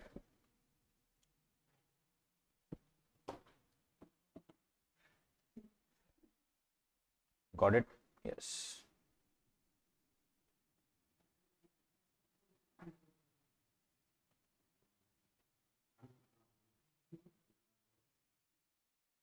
And guys, overseas tour program package. Overseas tour program package, does it just mean going to other countries and only flight tickets, or does it include accommodation also? Accommodation. What about flight and accommodation, or it should be just only flight? That is also overseas tour program. I'll say, boss, you please book the flights, other things I'll take care. Is it an overseas tour program package? No. To clarify, they again told Only international travel, only hotel accommodation, it will not cover this. Means what? Only hotel accommodation if I book from somebody else, like Go IB Bernal, I'll book the hotel accommodation. Will they deduct TCS? No. Even if it's more than 7 lakh, not needed. These are some of the newer ones which came recently, which is not part of the deal, but anyway, I'm sharing these pictures, guys. Just go through because you never know institute when what they'll ask. Anyway, that's done. Next, I've shared everything, all the relevant stuff on the group, no tension. 206C1H, seller to collect TCS from consideration of the buyer. So this one you had written two things already, right? So this you can write in the third one. So as I told you in 206AA, if PAN is not furnished, lottery, etc., if the rates are higher, then those rates will come, guys. 194O and 194Q, interesting part. If PAN is not furnished, it is just 5%. And 192 capital A, as I told you, MMR is deleted and now it is 20%.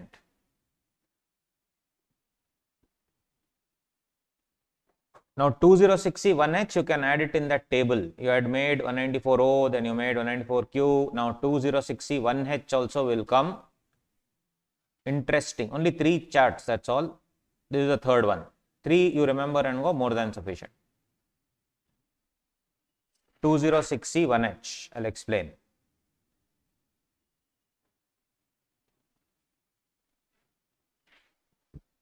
Check it out. 206C1H is for seller of goods, not an exporter, seller. Mind you, seller can be resident or non-resident. And guys, this is a big seller, not big buyer. 194Q was what? Big buyer. 206C1H is big seller. In CA final, they'll ask, what if big buyer, big seller both come? Will Q come or 1H? That we'll see later. There are interesting CBDT clarifications which will come only for CA final. We'll discuss.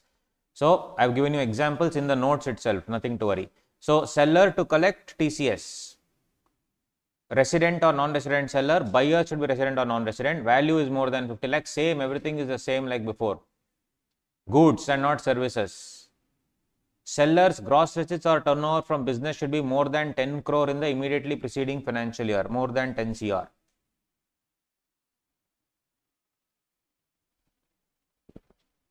And the buyer must be what? An importer of goods. Buyer must not be an importer of goods and must not be central government, state government. And seller should not be an exporter of goods. Seller can be resident, non-resident, buyer can be resident, non-resident. TCS is 0.1% of sale consideration more than 50 lakh rupees. TCS. TCS is for big seller.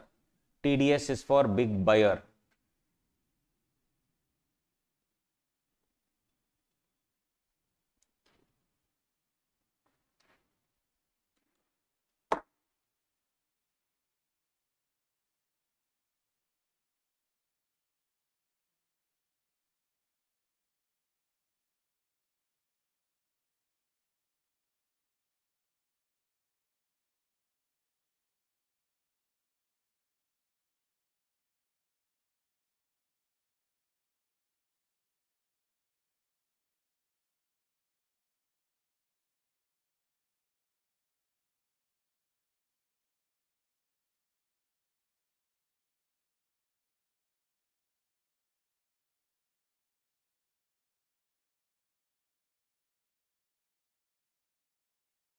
Got it?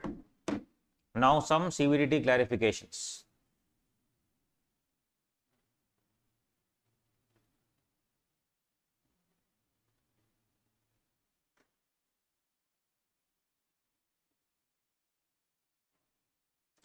Yeah. Now 206C1H versus 206C1F. Interesting thing. I told you if Mercedes is giving it to the dealer, what will not come? 206C 1F will not come. But will 1H come? Because Mercedes is a big seller.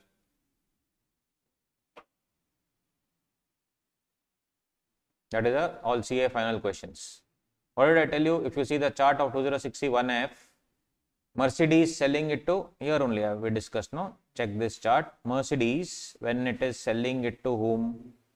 Luxury motor retailer, and luxury motor retailer sending to PJ. This, in this time, 206C 1H will come.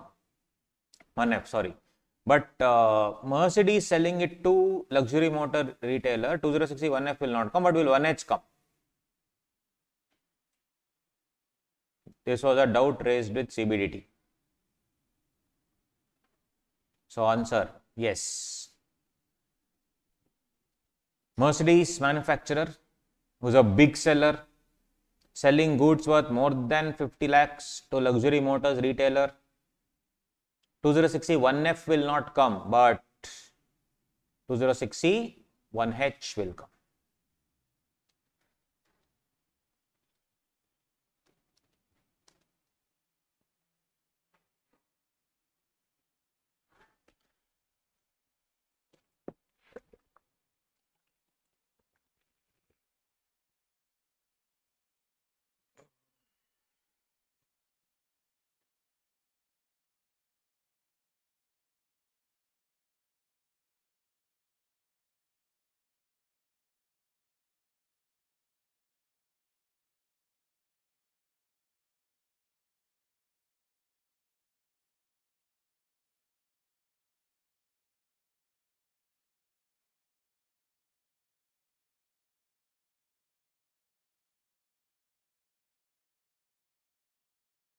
Then, in case of sale to consumer, more than 10 lakhs, guys, this also, no?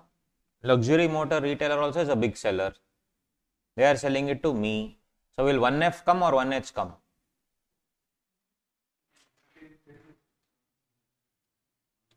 Then why, if everything 1H comes, what is the point of 1F then?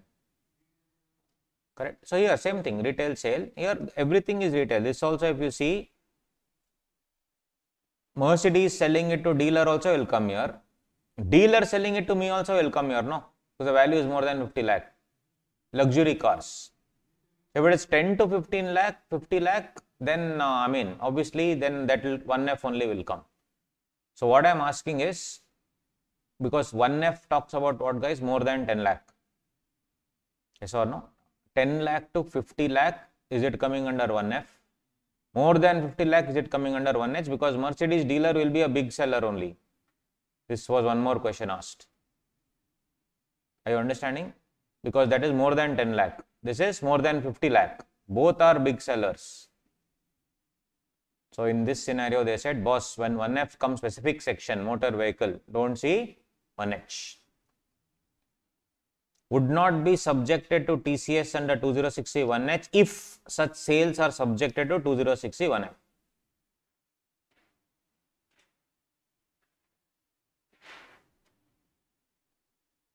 One more thing.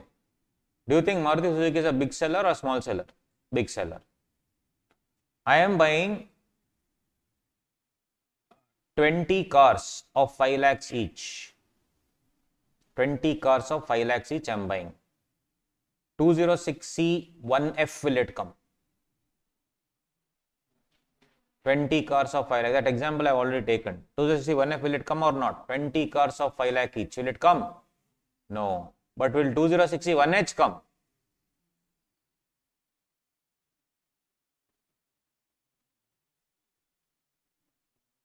$20 cars of 5 lakh each. 206C 1F will not come because that is per car.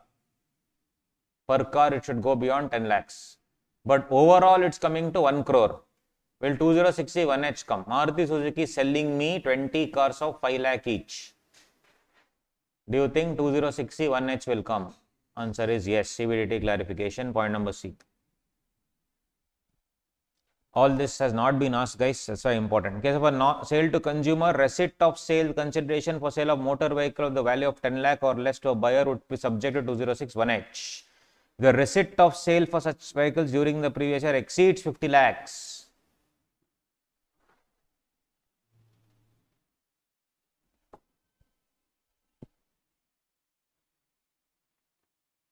So April, May, June, July, August, every month, one car I am buying. This is the person who paid 12 lakhs for Coldplay ticket, right? Every month, one car.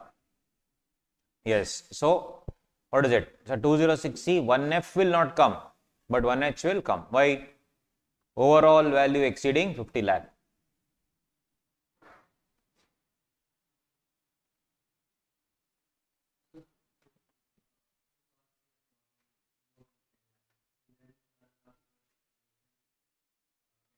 Huh. If it has gone through 206C 1F, then it will not come here. Yeah. Yes, all the sale consideration full you add, minus TDS under other section you subtract, remaining you should pay. Very simple. Because ultimately you will get the, sorry, TCS, ultimately you will get the credit, no, it's not that you will not get the credit. That's the compliance.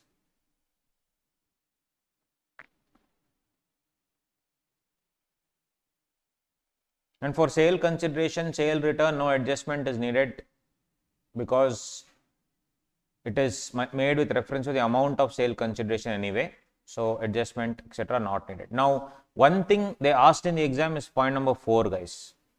The fuel supplied to non-residents. Big seller. I am supplying fuel to Cathay Pacific, Qatar Airways when they come to land in Bangalore. What do you think? So yes, 206C1H ideally will apply, but they say it will not apply. It's given by them in the law itself, that's why. On the sale consideration received for fuel supplied to non-resident airlines at airports in India. This was asked in the exam already.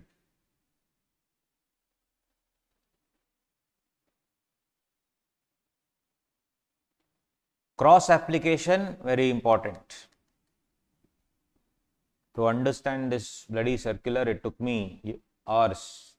But anyway, now whatever is there, just these 3 cases you study and go. It's very simple.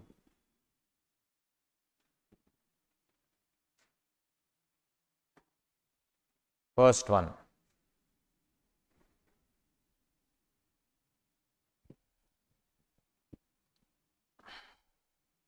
Seller has given 2 crore sold to e-commerce operator. E-commerce operator is giving net amount 1.5 crore after all commission and all those things. And Flipkart is giving goods worth 2 crore to the buyer. Will 194O come or 194Q come? 194Q is for what? Which buyer? Big buyer. Let's say PJ is the big buyer here. What do you think? 194O will come or Q will come? Because if you see, e-commerce operator is also there in this and big buyer is also there in this. Right. So 194O, Flipkart to deduct TDS under 1% on 2 crore. 194Q will not come. Shall not apply to Flipkart or Mr. PJ as section 194O has already applied. These are all CBDT clarifications. I don't know who framed those clarifications. Horrible it was. Right. And I made the mistake of reading that first. Correct. It was no illustration, nothing. Simply some 5 lines. That's it. Next. And we created this. It becomes easy. 194O will prevail over 194Q. Since 194O rate is higher. Correct? What is 194A rate? 194O rate, what is the rate? 194O, what is the rate? Now you see that chart. Now that chart will help you. That chart where you have written all 3 together. 1% on the gross sales, right? 194Q is how much? 0.1% of only amount exceeding 50 lakhs. So which is higher? 194O only. 194O will definitely prevail since 194O rate is higher.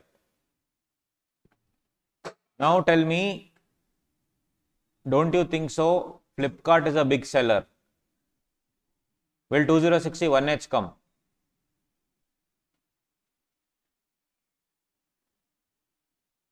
When TDS is deducted, will TCS come?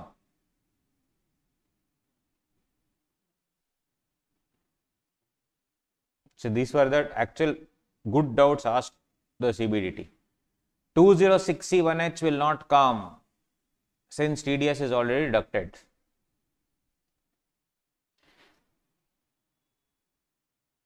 But then we are Indians. Sir, but what if they have already collected TCS? What to do? Like that I can ask, bro. Seller has Flipkart has collected TCS. He has added in that invoice, sir. So for that also they give a clarification. In spite of the above, if the seller has collected TCS of, seller, big seller, this guy, I'm talking about this one. Because this e-commerce operator is just an intermediary. Seller is a big seller, right? So now he has collected TCS from this guy. Means when I'm giving an invoice to this guy, I'm collecting 2 crore plus TCS minus all the commission, etc., all put together and giving an invoice. There are certain circumstances where TCS was already collected by the big seller.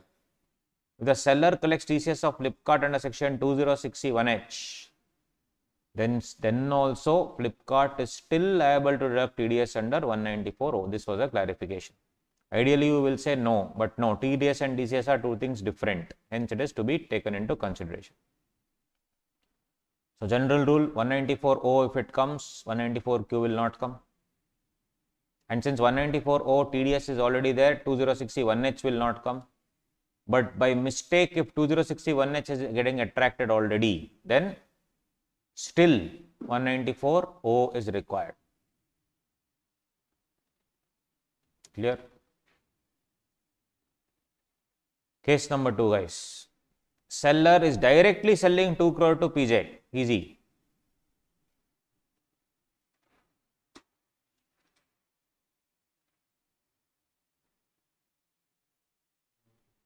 That's a big buyer, big seller. Both. It says if 194Q gets attracted, then 206CH will not come. Means if you already have a big seller, 194Q is big buyer or big seller? Big buyer. If you already have a big buyer, then for big seller, it will not apply. Because as per proviso to 2061H, if TDS applies, TCS will not apply.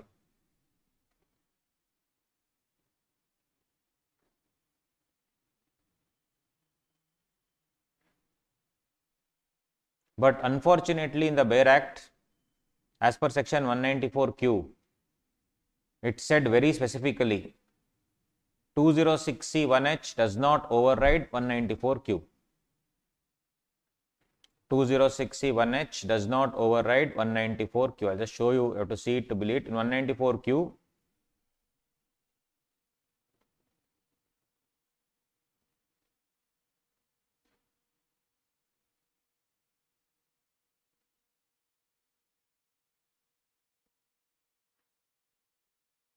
provisions of this section shall not apply on which 206C 1H, no, 206C other than 1H applies. Means that is what it means. Does it mean 206C 1H override 194Q? No.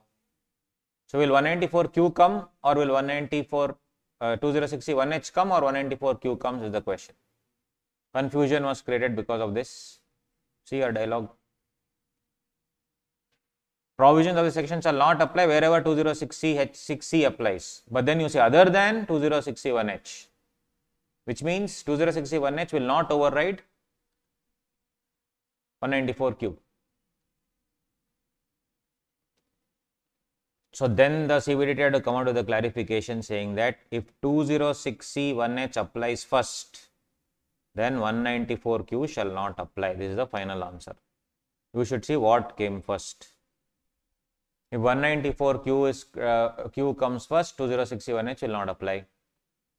But if the seller has collected 206C1H, then 194Q will not apply. These questions have never come in the exam. Sorry, in the sense if you have already collected TCS, then TDS will not come. Who will collect TCS here, guys? Tell me. Seller or buyer? Seller. So seller has already collected, in the invoice has already collected TCS, is added the amount and given it to the buyer. Now buyer, when he is making the payment, he will have to add the TCS and make the payment. While making the payment, should he deduct TDS? That's the question. That is what they are saying. They said not needed. Yeah.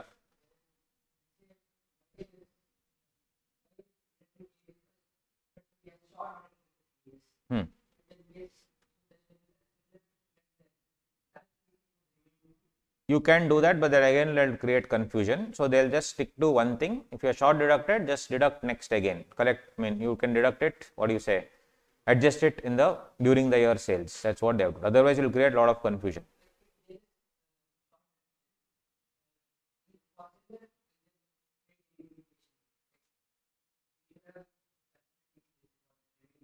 No, but the thing is here, if you are collecting TCS, both are different SSCs. No. If buyer is deducting TDS, the credit will go to whom? Seller. But if seller is collecting TCS, is actually, what do you say? The SSC is whom? The buyer. Both are different. So here the compliance is you should have deducted X percentage, you have deducted less. So that will become short deduction and normal SSC in default provisions will come. So better to do what? Tell the seller, boss, you include this in the income and pay tax.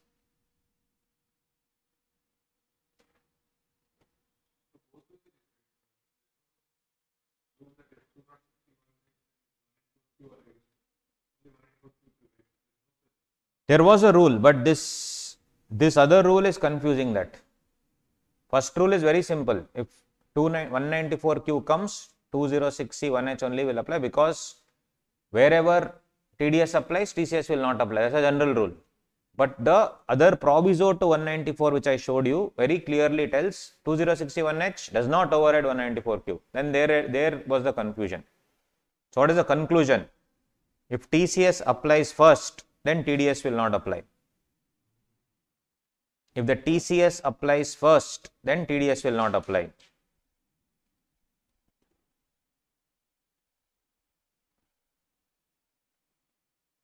None of these questions have come till now.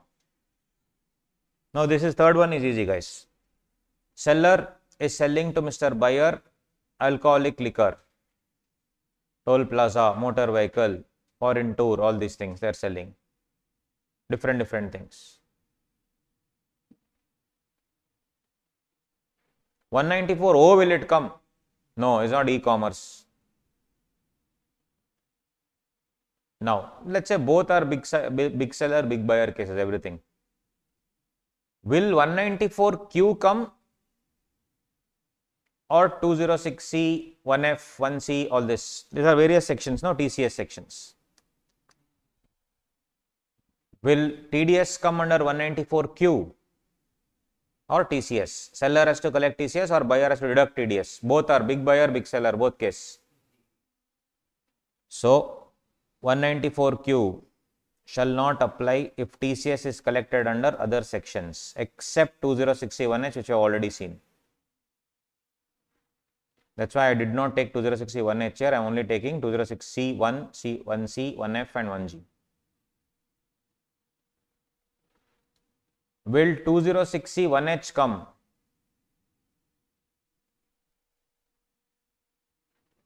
(206C1H) shall not apply if TCS is collected under other sections.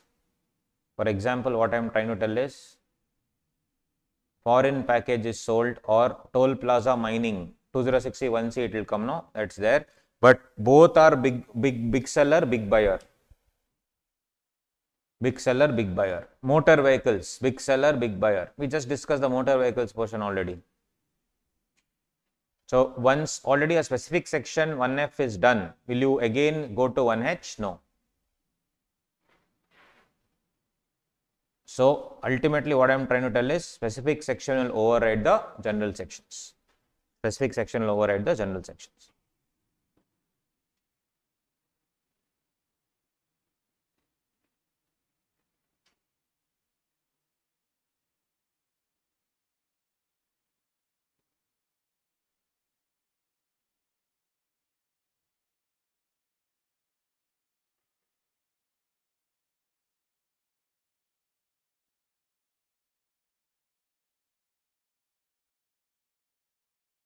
Non-resident is visiting India and he will buy a tour package, Indian tour package. He will pay in dollars. Should I collect TCS?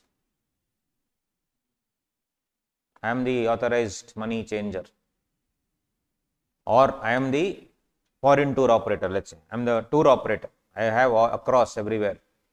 Indians want to go abroad, I will give. Those fellows want to come to India, I will give the package. Along with other countries, I will add and give. You want to travel in India, I will give you. And everything, end-to-end services. So, foreigner is visiting India and then he comes to you and he says you give the tour of India and somewhere abroad, whatever, everything you give me. I'll give you dollars. Dollars anyway I already have. What do you think? Will it come? More than 5 lakhs, more than 7 lakhs? Yes, overseas tour program package. So, this one 2061G will not apply to non-residents visiting India.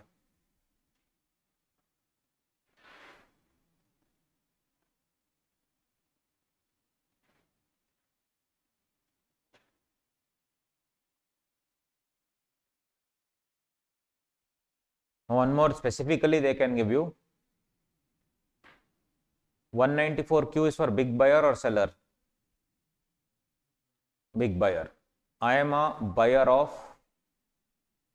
goods for power generation. So, will 2061, both are big seller, big buyer. You are selling me goods which I am using it for my factory for power generation. Lot of components have to be bought. 5 crore worth of deal I have done. Will TDS apply or TCS apply? If TCS is paid first, will TDS apply? So, just remember for power generation, fourth point. For manufacture or power generation, TCS is not at all applicable. Hence, buyer is liable to deduct TDS only under 194Q.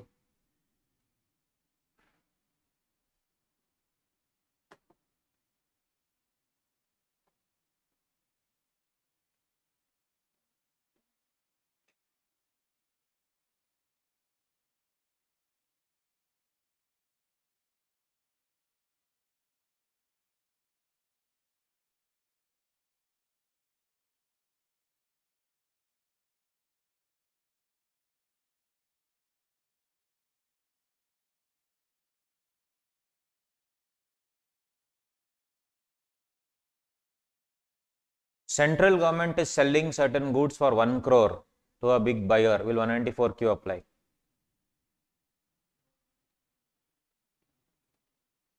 You see the seller definition. Seller means, are they seller? Central government. But that is for 2061C and all that. I am talking about 194Q.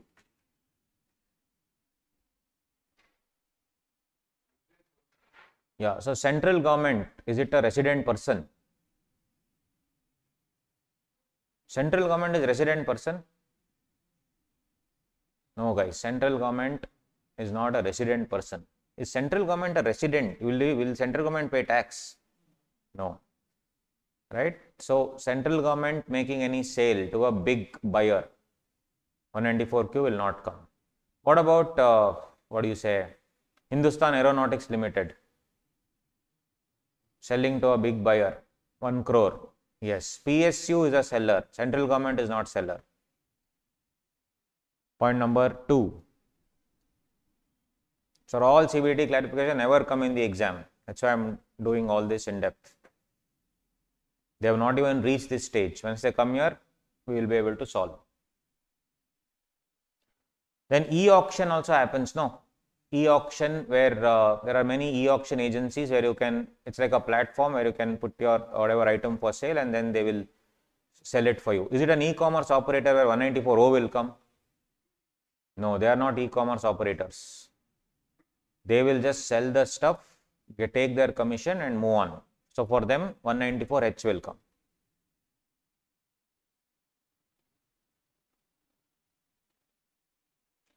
But if he has not deducted while giving you commission 194H, and you are paying the full amount to him, then only in that case you may have to deduct under 194O.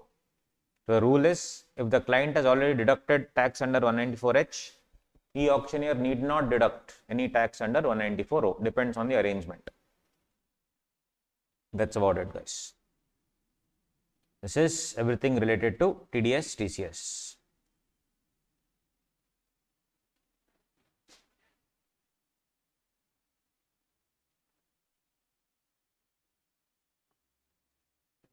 Cool. Hi guys, how are you doing? So guys, come on, let's continue. So now, a very important concept today from Finance Act 2022. A short question, if you ask me in the 2023 examinations, be it May or November, 100% they should ask, because it's a brand new amendment. It's trending, so to speak. Yes, it's about virtual digital asset. So let me take you through the memorandum explaining the finance bill. So this is revenue mobilization. Nirmala aunty gave her speech, if you remember, Nirmala madam's speech. So if you see, scheme for taxation of virtual digital assets. So VDA, virtual digital assets, have gained tremendous popularity in recent times, and the volumes of trading in such digital assets has increased substantially. Further, a market is emerging where payment for the transfer of a VDA can be made through another VDA. So guys, before we go into all these things, obviously we need to understand what is a VDA, virtual digital asset. You would have heard of many things, right? Cryptocurrency, which has, Bitcoin, Dogecoin, and so many other coins, correct? Deso, Monero, so many things are there. Thousands and thousands of coins are there. Then you would have heard of, metaverse, something called as metaverse. You would have heard of land on metaverse. You would have heard of something called NFT, non-fungible tokens. So we need to understand what these things are. As I told you, short question, because the income tax department is now ensuring that a completely unregulated sector like VDA is going to be regulated to some extent in terms of taxation, correct? So there may not be a regulator like SEBI is there for stock markets, or RBI is there for the banking industry, but at least through tax regulation, they are trying to bring things under control, correct? So they have inserted sections 115 BBH, it's what we're going to do today, and also they have released 194S, introduced 194S, that is TDS, tax deducted at source, on these cases, along with various things. Plus other things also are there. Very important, guys, very important. And they have defined what do you mean by a virtual digital asset. This is the entire memorandum. What do you mean by a virtual digital asset? Everything. Anyway, come to our notes. To VDA notes. Come to our VDA notes, my dear friends. In that, 2 clause. So basically, this is applicable from assessment year 23-24. So extremely important for the May 23 and November 23 examinations, my dear friends. I expect a short question, maybe 4-mark question, right? They should ask. It will be awesome. So they have defined 2 clause 47A defines what do you mean by a virtual digital asset. So you will see 100% nothing you will understand if we read the definition. But of course, I'm going to explain to you, don't worry. So this is just probably like a 1-hour video. What a short video. Please listen in. 4 marks in your pocket for sure. Pocket only is not there. 4 marks. Okay, guys. Cool. So what do you mean by virtual digital asset? Any information or code or number or token not being Indian or foreign currency. No mugging up in our classes. No bloody mugging up. This only you read this and go. Exam will come. Question. Even if you do not know virtual digital asset definition, you will still probably be able to write the question. But that's not what we are here for. Correct? We are here to what? Ensure that not only we write the answer and get full marks. Tomorrow, if any chartered accountant, if any person asks you, sir, what is VDA? Sir, that one thing I wrote, I left it as choice in the exam, sir. In fact, except the definition, other things you ask me, sir, I've mugged up everything. No, that is not what we are. You all know. We all know how we are studying this particular tax paper. Correct? We are bringing about a revolution in DT education. We are doing it the way nobody else has ever done, nobody else can ever do. Okay, that's the intention of these classes, my dear friends. Come on, no mugging up, pure concept. Okay, yes. Any information or code or number or token generated through cryptographic means, brilliant, providing a digital representation of value exchanged with or without consideration, the promise of representation of having inherent value or functions as store of value or a unit of account, including its use in any financial transaction or investment, can be transferred, stored or traded electronically. Sir, mother promise. Nothing I understood, sir. Excellent. Very good. No problem. So for that, my dear buddies, what we need to understand is what the hell is a cryptographic means? What do you mean by cryptographic means? How does this cryptography work?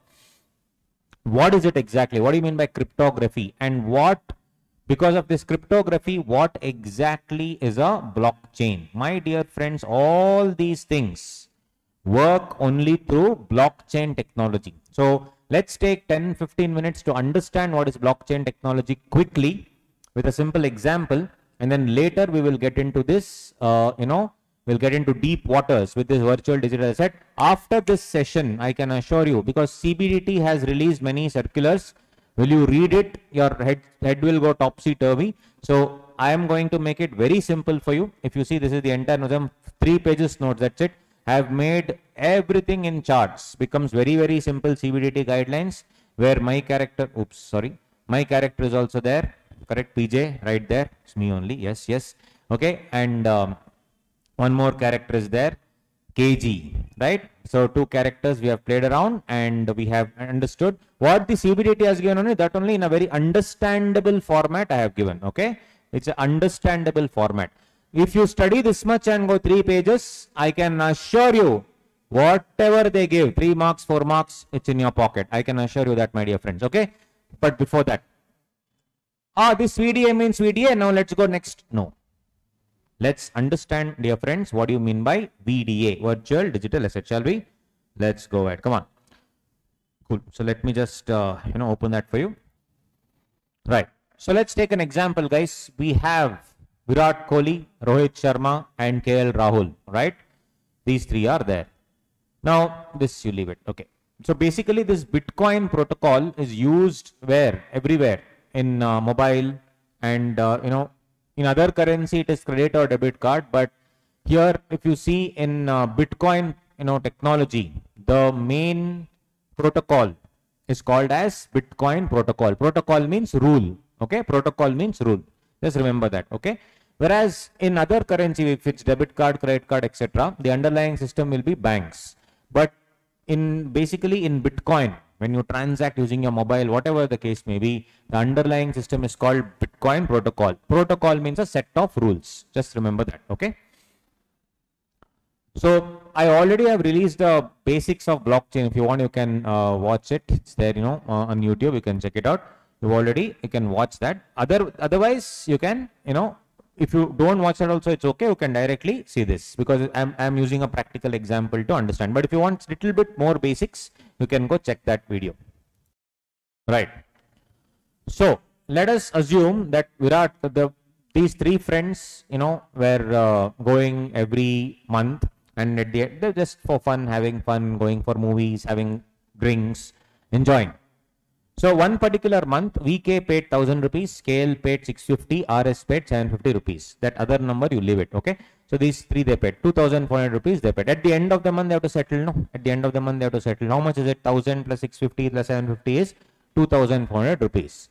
2,400 rupees divided by 3, each person share comes up to 800 bucks. So at the end of the month, VK says, bro, please pay 800 rupees. So now this ledger is maintained by Virat Kohli also. This ledger is maintained by KL Rahul also. This ledger is maintained by Rohit Sharma also. Basically in Excel sheet, they maintain a ledger. This month, this much spending we have done. Okay, cool.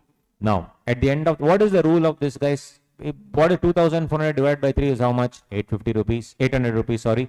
Now, which means KL Rahul has to pay Virat Kohli 150 rupees because Virat Kohli was supposed to spend 800. He has spent 200 more.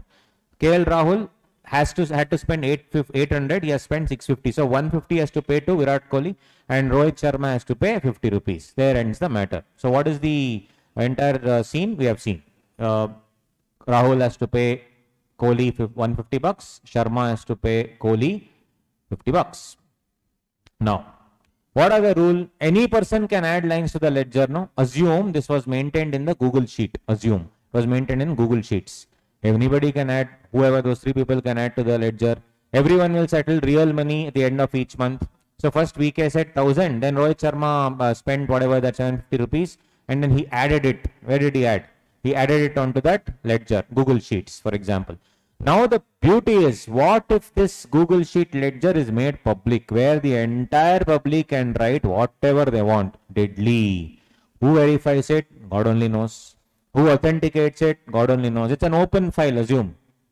Doesn't it question your trust on the ledger? Yes. Sir, what has this got to do with blockchain, sir? Hold on, right? If you don't understand the blockchain technology, you will never be able to understand virtual digital asset. And if you are not able to understand virtual digital asset, how the hell will you understand taxation? And if you don't understand the taxation part of the underlying asset, which is the VDA, how can you understand? How can you even guide your clients, my dear friends? Think of the future. Of course, the examination in mind, but think of the future. Tomorrow, you should be a chartered accountant where people will come to you and say, wow, you are extremely knowledgeable. Are you a CA? Rather than people coming and asking you, bro, how did you clear CA exam? Correct? Worst possible thing that you can ever hear from anybody, right? Yes, come on, guys. Who validates it? God only knows. There's no regulator for validation, right? So that's why the problem was the 4th question. Who validates it? Don't know. That's why Nirmala madam said tax everything. No, not this, not the Excel sheet. Come to it. I'm coming to it. Now, guys. So basically everything works through, you would have heard of the digital signature, DSC. So one private key will be there and one public key will be there. Right? So basically when you sign something as digital signature, digital certificate, when you sign, correct? Let's say you sign some, you have a DSC, director's DSC will be there, you will sign. After you sign, obviously who authenticates it? There the ROC's office will authenticate it because they will have something called as a public key. So this private key would be in encrypted form and that will be decrypted by whom? By the ROC's office. That's a simple way there. Now, if I take the same concept and work on this particular simple transaction between 3 people, 3 friends, Virat Kohli, KL Rahul, and Rohit Sharma, what happens?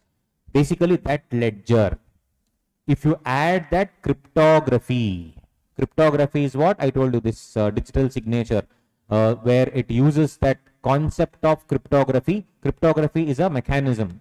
So once that mechanism is used whereby it cannot be changed, or rather it creates a trial of the entire transaction, that is called as your cryptocurrency, your Bitcoin, all these things. It is nothing but it creates a trial. But now let's figure out this word cryptography, because that is what is there in the definition 2 clause 47A, which says through cryptography, all these things, a virtual digital asset is created. Cryptocurrency, my dear friends, is a virtual digital asset because it uses cryptography. Now, what is this cryptography? Very, very simple. General rule, anyone can add lines to the ledger, but only signed transactions are valid. Using this cryptography, Virat Kohli will sign saying that, yes, I made the change in that example. Rohit Sharma will sign saying, I made the change, right? That's how it is. Now, let's take an example of Mr. Nax. Mr. Nax is also joins the party. He said, hi, I'm Mr. Nax. So he said, I haven't paid anything. Basically what he does, no, he also enters the party. 600, 600, 600, 600, everyone has to pull in. Let's assume 2400 is the pool. Correct? Now, Mr. Nax, what if he refuses to pay and what if he runs away? What if he runs away? Correct? So if you see, if this is the ledger, VK paid 1000, KL paid 6500, RS paid 7500, Mr. Nax paid 0. What happens? Everybody is putting into the bucket, but the thing is, Mr. Nax is not putting anything into the bucket here. If this happens, that is why, guys, we need protection, and that protection is called cryptography. Cryptography. I'll explain. So now the question is, where is this ledger maintained? What is this Bitcoin? Can you see Bitcoin? No. What is this exactly? Basically, Mr. A will maintain it. He will transfer to Mr. S. Correct? Any transaction like that, the entire general public, whoever has this data, assume that Excel sheet as public data. Anybody can add, anybody can do. Where is the protection? Where is the cryptography involved? That is why, my dear friends, we need something called as blockchain technology. The foundation of blockchain is the art of cryptography. To ensure that, okay, there are so many documents here. Which one is correct? Simple transaction, Mr. A transacted something to Mr. S. Mr. A sold his Bitcoin to Mr. S. Mr. A sold something to Mr. S. Everybody is telling the same thing, but amounts, they are changing. Just like Mr. Nax made it of 0.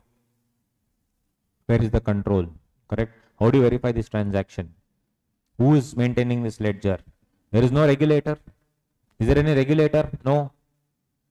So guys, that is why it is very important that the entire series of transactions has to go through something called the Bitcoin protocol rule. You know, Bitcoin protocol, I told you, that protocol is called SHA-256.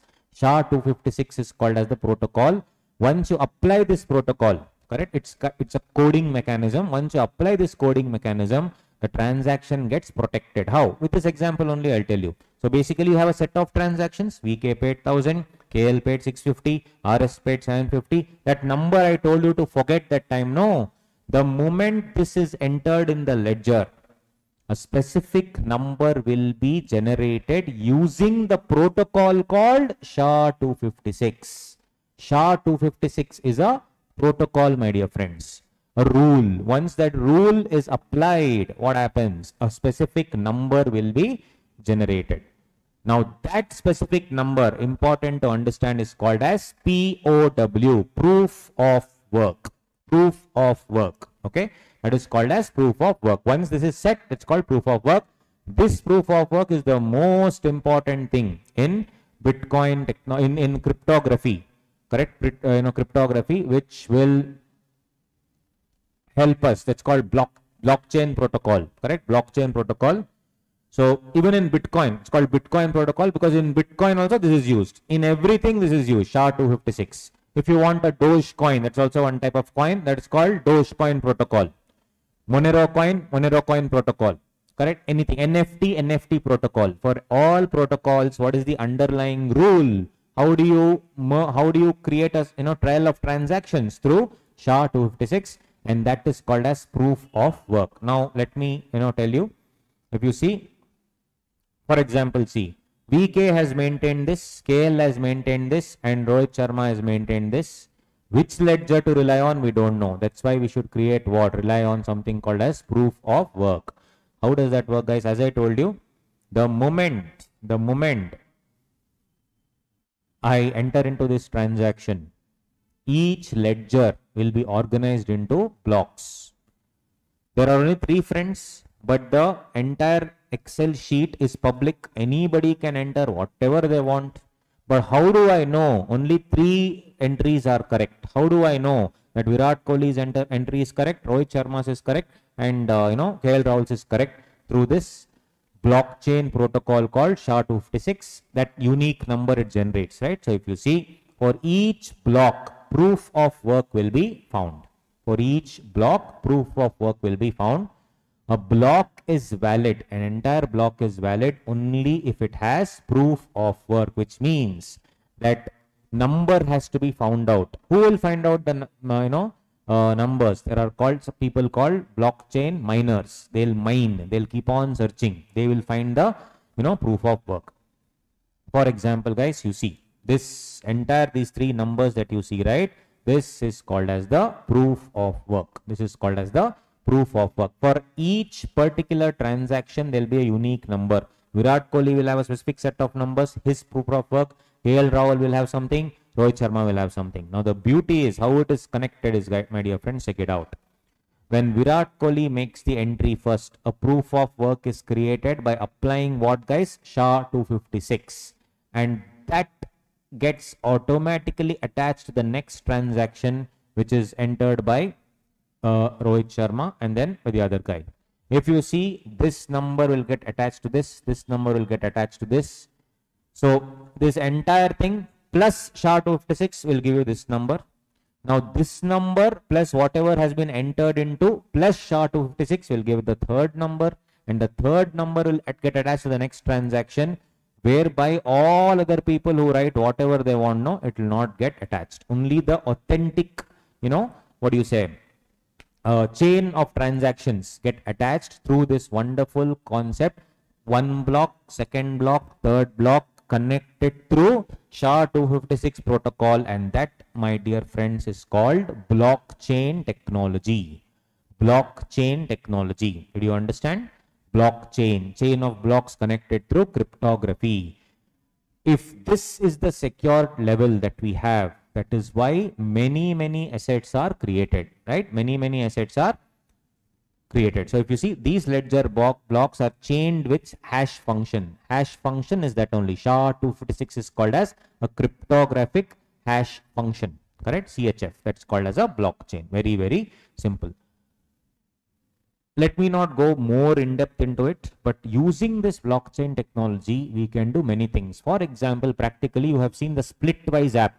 I use Splitwise app whenever I go on trip with my friends and all those things. Splitwise app is this only. Whatever I just told, that's how Splitwise works. In Splitwise, you can add payment, and it will be shared among all the things. Use that app. It's not a paid promotion. Use it. It really helps.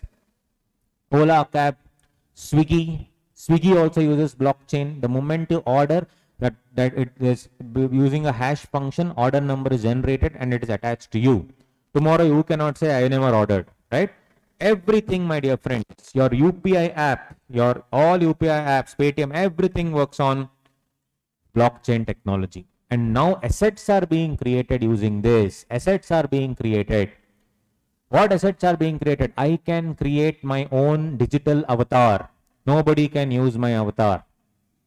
How do I create my avatar? Again, using this blockchain technology. Correct? I am a musician. I'll create one piece of music, and that piece of music, in real life, I own it, but I will digitize it, and the digital version also can be sold. That is called non-fungible token. Fungible meaning only is that which cannot be what? Manipulated. Non-fungible. Non-fungible means which cannot be manipulated. So non-fungible token. So if I am Virat Kohli, I can sell my bat to you right there, but I can create a digital version of that bat through this blockchain technology. Hundreds of Virat Kohli bat can come online, but which is the original Virat Kohli bat created by Virat Kohli's team using what technology? Blockchain technology. It can never be manipulated. NFT, right?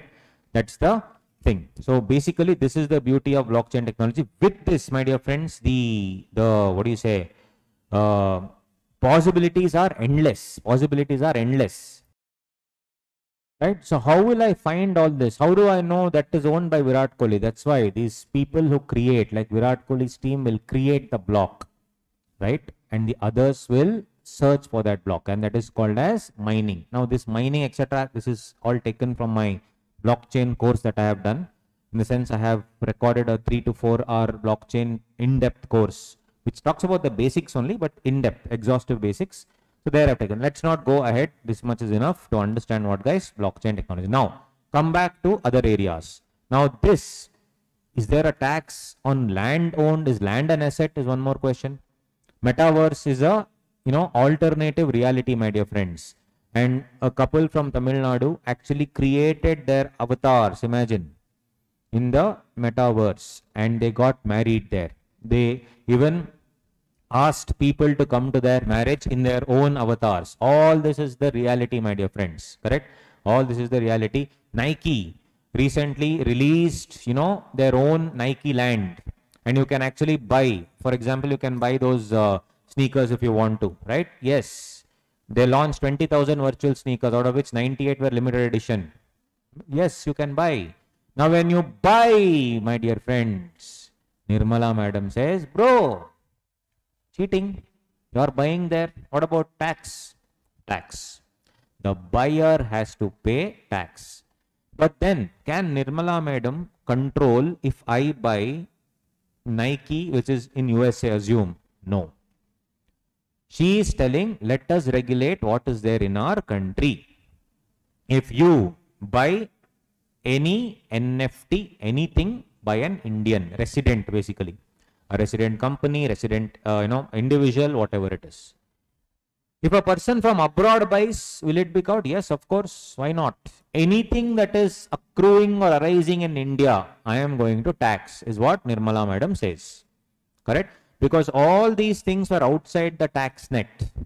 Now it has come inside with this amazing concept of taxation on VDA, which we are going to discuss the tax provisions. First, we need to understand the basics. Okay. So if I buy a Nike shoe, USA, taxation will not apply. But if I create something and if somebody else from outside buys, it will apply. So one Indian only buys my product, it will apply. Correct? Yes. Land, I can buy land also, my dear friends, because metaverse are measured in tiles. I can buy each square feet. It's in tiles. I can buy one tile. And that one tile also is protected using what? Blockchain technology, SHA-256, cryptographic hash function I'll add, and that tile. It's a unique ID is created, and that ID belongs to me. I have to buy. Now, an Indian company, as I told you, that Indian company is already launching these land, etc. I want to buy 1 square, footage, 1 square feet of land. I want to buy in the metaverse. Will TDS apply? Yes. Got it? So if you see the meaning of this, you leave it. Okay. Running an e-commerce business or hosting an event also, definitely. You can host events. Like one of the companies in Chennai already has a convention hall digitally created. I can hire that. Think about it. I'm the buyer. I'm hiring the service. Is it allowed? We will see that. I mean, should I pay TDS? Yes. That 47A is what is inserted. Now the question is, capital asset, 2 clause 14, capital asset means property of any kind held by an SSE, whether or not connected with his business or profession, we know that. CIT versus Tata Services said land. The word property is obviously a huge meaning can be given to the word property. Any right which can be called property will be included in the capital asset definition. Now, virtual digital asset. The biggest question was before the government, land in the metaverse, for example, if it is not a capital asset, will it be a virtual digital asset, or are virtual digital assets only capital asset? Was the big question. Our government has made it so easy. Government has made it so easy. Let me just come to that now. Yeah. Government has made it so easy. Check it out. Hope you got the point. Now let's read the notes, dear friend. Now you see. Cryptographic means providing digital representation of value exchanged. I have created an artwork. Mickey Mouse I have drawn, guys. Awesome. Yes, Mickey Mouse, one fat Mickey Mouse I have drawn. If I print this and sell you, this is art. But using SHA-256, if I create using blockchain technology, a unique ID. This will be called as a non-fungible token. Can I buy this? Yes. Let us say an Indian artist creates this.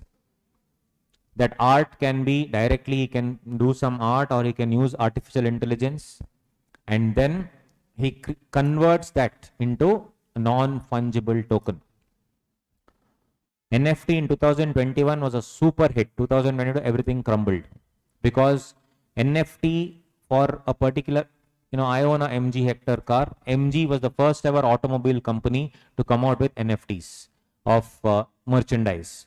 But the thing is, they started, all people, we are Indians, guys. What we started doing was we went on Google, search for a picture, Mickey Mouse picture came. Some stolen picture, that is. Using that stolen picture, is actually copyright is held by Disney. I said, on this also I'll create NFT. Indians, we have amazing engineers. They created using blockchain technology on a stolen image. Imagine. And then they started selling. Yes, please take it. People started saying that, oh, this is a unique thing available, let's buy. Later they came to know of all the things, only some 15-20 things were original pieces. Everything was copied. So the entire NFT market came down. In simple words, I'm explaining. There was a lot of turmoil. People started losing money like crazy. Elon Musk came and told, yes, I'm going to take payment in Bitcoin. Bitcoin prices rise. There's no, what do you say, market, there's no regulator. Then he said, no, I will take Dogecoin. So Dogecoin, it went up. So when there is zero regulation, some regulation is there, and that is this particular thing. Now,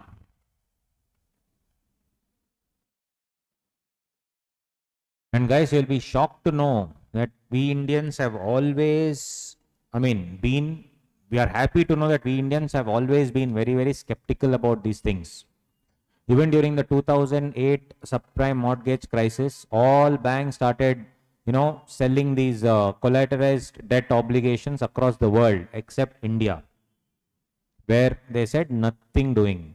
We will not sell any of these things. That's why we were protected by that recession that happened. Market collapse, economy collapse. Forget about market in USA.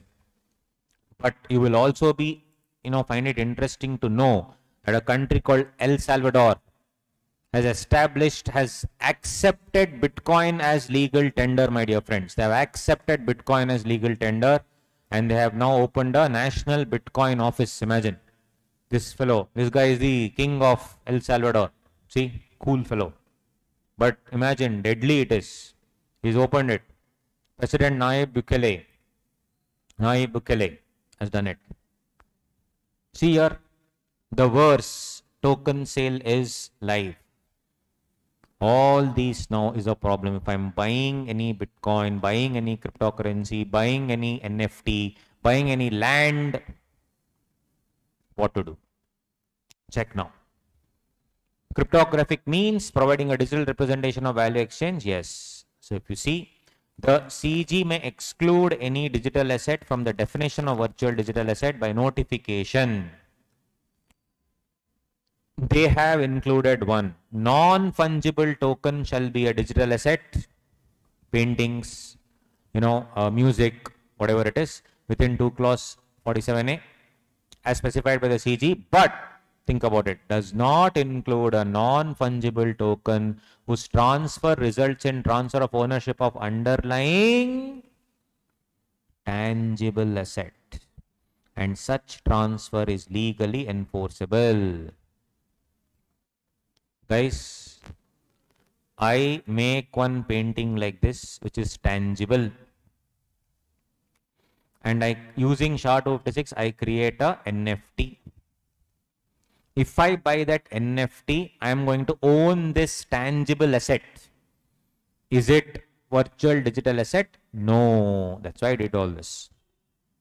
I actually drew a painting, converted that painting's originality title using VDA, and said if you buy that, that digital asset, You will own my painting. That painting is tangible. Is it a VDA? It is actually a VDA, but is it VDA as per Income Tax Act? No. Hope you got the point. On the other hand, this shoe that I showed you, I'm just saying, if an Indian company, this doll, if an Indian company wants to sell this shoe for $130,000, it's a virtual shoe. It is not a real shoe. I'm buying virtual shoe. People bought it for $130,000 per pair. I'm not joking. I'm not making it up. If I buy that shoe, not real, virtual shoe, this is a virtual digital asset as per Income Tax Act. Hope you got it. Right? If I buy a real shoe is there, only token is sold in Nike land. I buy the token virtually. Then I can, using that token, it's a code here, I can go scan the code saying that I am the owner, they'll give me the shoe. Is that a virtual digital asset? No. That is what they are trying to tell. Correct? Specified but does not include a non-fungible token whose transfer results in transfer of ownership of underlying tangible asset. Underlying tangible asset. It is not. Okay? So if you have any QR code which is again linked specifically, you can scan that and you will get that particular item, tangible item, not a VDA. Though it is technically VDA, government has excluded it through the notification. Then like that, my dear friends, when I go and swipe a card in my credit card, I get points. Cred, for example, I have for some 10 lakh, assume 10 lakh cred coins. Is 10 lakh cred coins actually a virtual digital asset? Can I redeem those coins for something? Yes. Can I redeem those coins for buying, some item? Yes. I want to buy a speaker. Can I redeem 5 lakh cred coins? Yes. Will I get an asset? Yes. But those coins, are they virtual digital asset? Yes. But government says no. See? Gift card, voucher, mileage point, reward point, loyalty point, etc. are now excluded from subscription to websites, platforms, any app. Subscription to app is a VDA.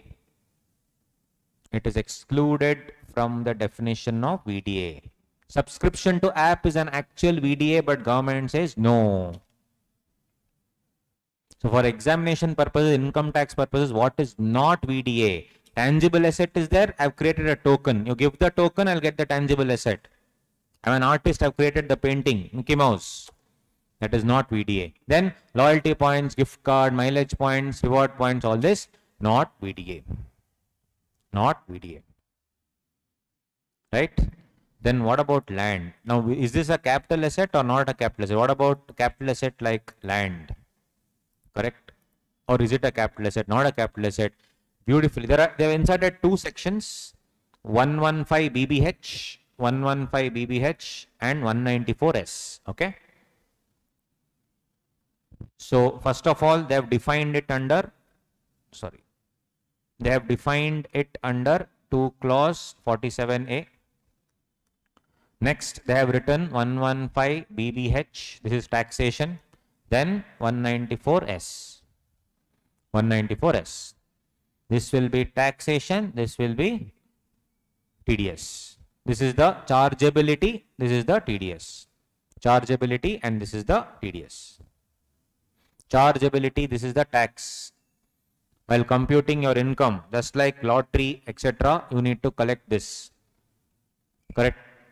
If you are doing this lottery, horse race, etc., chargeability is different. And then you have to pay. TDS also is different if you know. So lottery, chargeability is also 30%.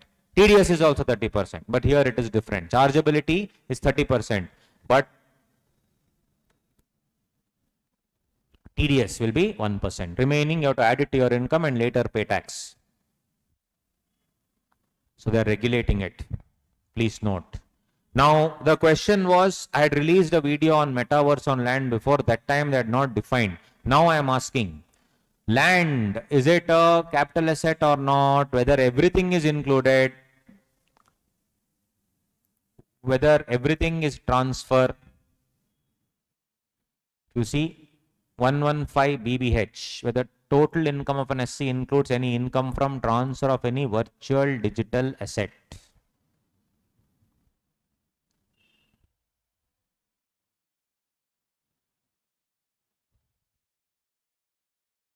Income tax payable is what? See here.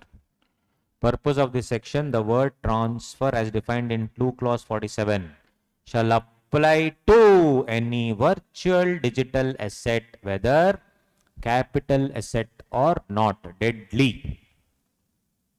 Whether it is a capital asset or not, let's not go into the definition only. Whatever I have told as VDA, whether it's a capital asset, not a capital asset, I don't care. Taxation will apply. Hope you got the point, my dear friends. So tax on income on transfer of VDA 30%. Expenses or set off of losses is not allowed at all while computing income on transfer of VDA. No expenses will be allowed, my dear buddies. Deadly. No set off of losses. I have business loss, I don't care. I have any other head loss, I don't care. See? No deduction as part of any expenditure other than cost of acquisition, if any. First, cost of acquisition has to be allowed. Or allowance or set off of any loss shall be allowed to the SSE under any provision of the Act. No set off of loss from transfer of VDA computed under A of subsection 1 shall be allowed against income computed under any provision of this Act. And such loss shall not be allowed to be carried forward to succeeding assessment years. I made loss by selling Bitcoin 10 lakh rupees. Can I carry forward? No. No. I made loss of 2 lakh rupees. Can I set it off from income from business? No. Capital gains? No. Anything else? No. Not possible.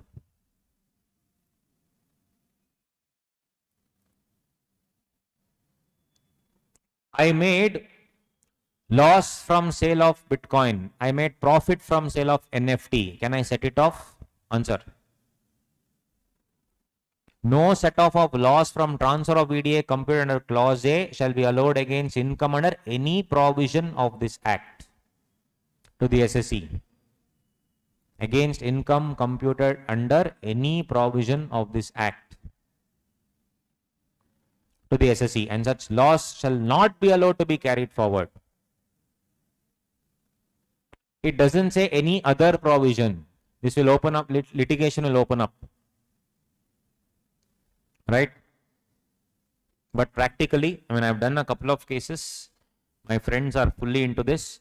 So there we have set it off because they are here talking about what? Income. Under 1A. Income tax will calculate transfer of such virtual digital asset. So ideally, if there's a loss overall year, I will take all the VDAs and whatever income on that. If there's a loss, overall loss cannot be set off. Mind you, here it doesn't say any other provision of this Act. If it said any other provision of this Act, then you could have clearly interpreted it as loss from this VDA can be set off against profit of VDA. Correct? So this will definitely open up into litigation. Examination, they'll not ask this part, you leave it. Okay? Yes. So basically in the exam, what? No set off of losses. No set off of losses. So inter-head set off not possible. In my regular batch, we will discuss this more in depth. Leave it because I'll have to talk about this one word. Such means what? What is such? Later, not now. Not in the fast track premium batch. Okay. Next. Not needed also, guys. Okay. Only cost of acquisition, of course, is deductible. 100%. So if I sold Bitcoin for 10 lakhs, I had purchased it for 8 lakhs. 2 lakhs is the income on which 30% is what? No carry forward. Here I have given, see, transfer shall apply to any virtual digital asset, whether capital asset or not. Then one more deadly thing. What if I gift my Bitcoin to my wife? If I gift my Bitcoin to my friend, sir, girlfriend, no da, friend, right? Beautiful. Nirmala madam. 56 210 also she has amended. And she has inserted VDA there also. So gift of anything is also covered under 56.210. Gift taxation, there it will come. Income from other sources. Deadly. Right? So if you see the gist of the entire thing, I have added it here in this. So the material is designed in such a way that you need not read the bare act. In the class, you will read the bare act, analyze each and every word, then come to the material. Then exam, one day before the exam, and for everything else, only this. It has a lot of thought has gone into creating this, material. Let us see the clarification still, right? Now guys, coming to the taxation. Taxation. I am buying an NFT, non-fungible token from an artist. And mind you, that token doesn't represent any painting. That token is the digital version. Basically, I am buying the digital version like that Nike shoe. I am buying that digital shoe. Okay. Now, the primary liability is on whom is the question. So you see, very important section 194S TDS. Chargeability is 115 BBH. Taxability, the TDS portion is 194S. Any person responsible for paying to any resident. So this will not actually apply to Nike Land shoes sold in USA. It applies to everything that is sold to by payment to a resident. Asset can be somewhere else also. Let's say one of my friends is selling a painting which was where the NFT was created in USA or anywhere across the world, but the payment is to a resident. That is what this covers. Any sum by way of consideration for transfer of VDA. VDA may be capital asset or not, we have seen. At the time of credit to such sum of the resident or the time of payment, whichever is earlier, same dialogue like all TDS sections, deduct an amount equal to 1% of such sum as income tax.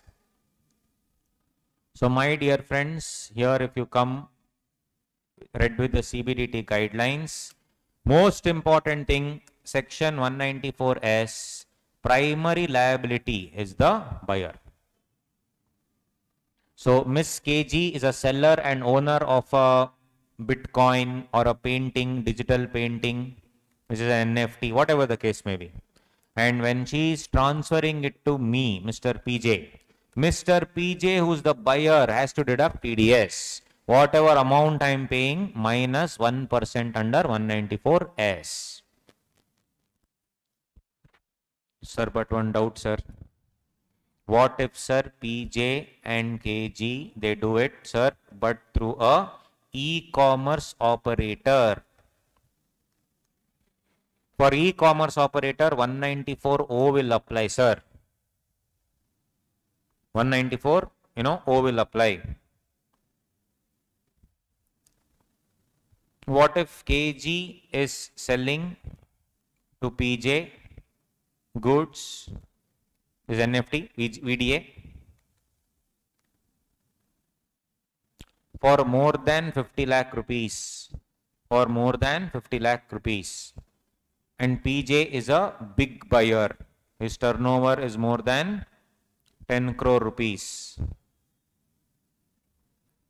What I am asking is, my dear friends,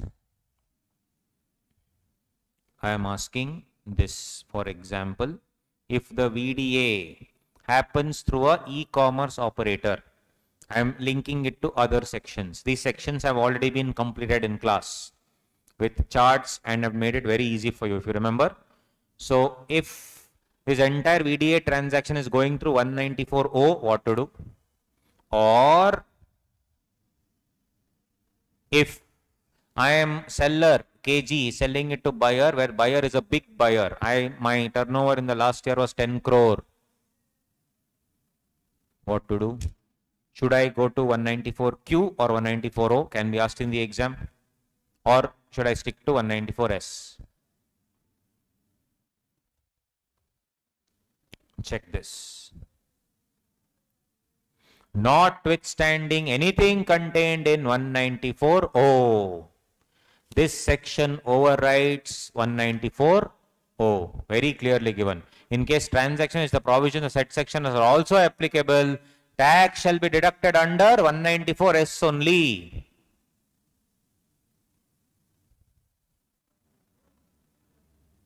Correct? It will be under 194S and nowhere else. Got it, my dear friends? That's what.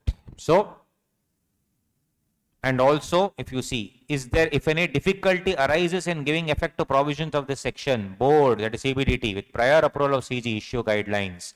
These one deadly line is only these guidelines. Most important for the examinations, which we are going to do. Right? They had this doubt also. What about 194Q? CBDT said, bro, general rules of interpretation, bro. Specific section will override general section. If there is VDA, don't go to OQS, OQT, whatever section you want, come to 194S only. So those 2 points are covered. No need to read the Bare Act, that we'll do in class, only this material. Check if provisions of both 194O and S apply, you should deduct tax under 194S. Point number 8. Point number 9.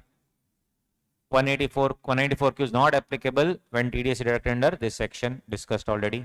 Point number 10. CBDT may approval of CG issue guidelines. Guidelines you have to do here. All this is there down. Important. Anything they can 2, 3 to 4 marks, 6 marks also they can ask. You never know.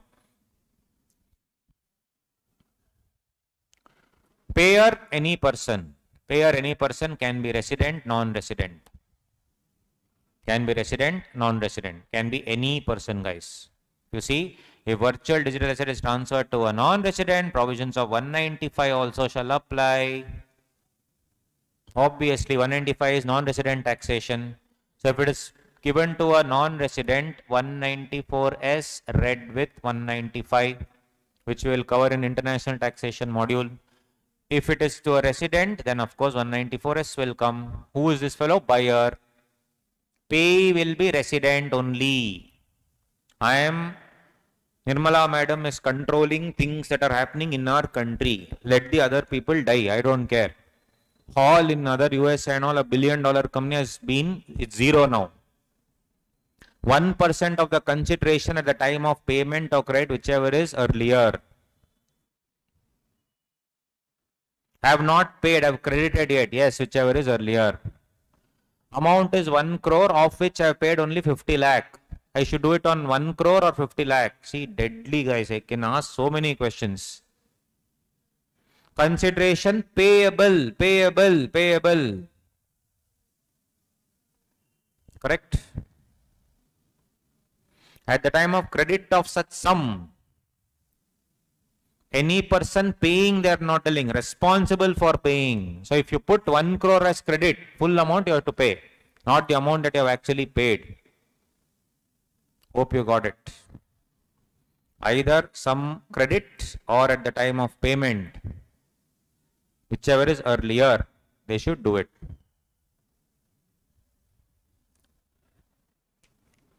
Consideration for transfer of VDA, it can be a capital asset or otherwise.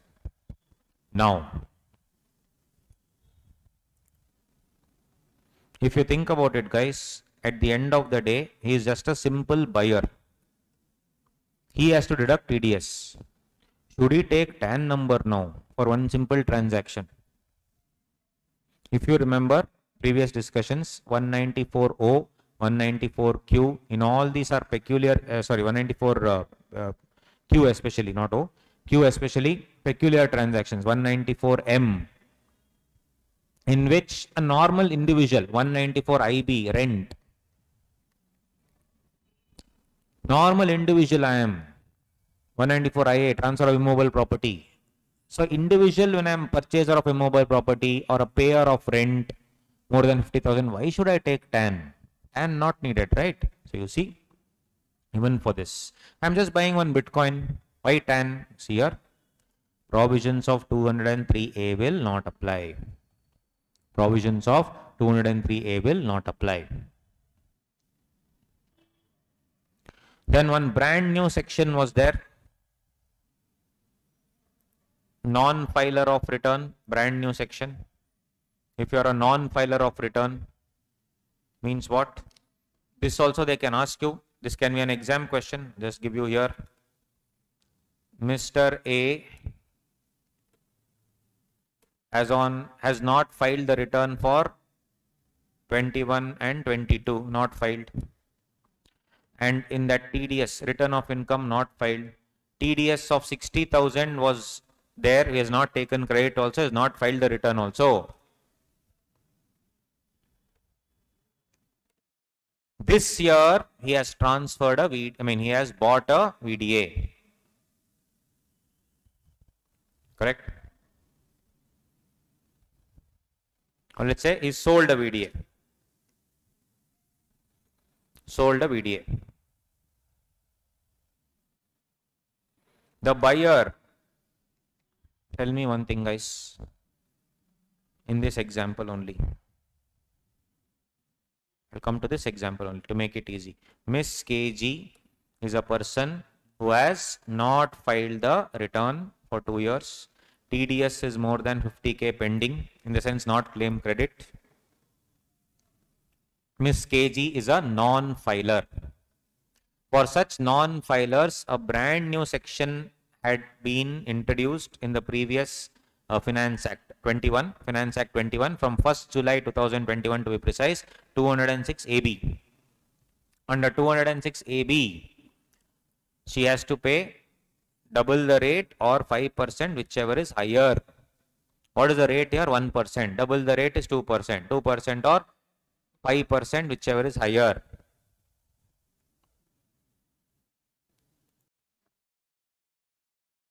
Let me show you that. See here. Twice the rate, 5%, whichever is higher. You have to pay.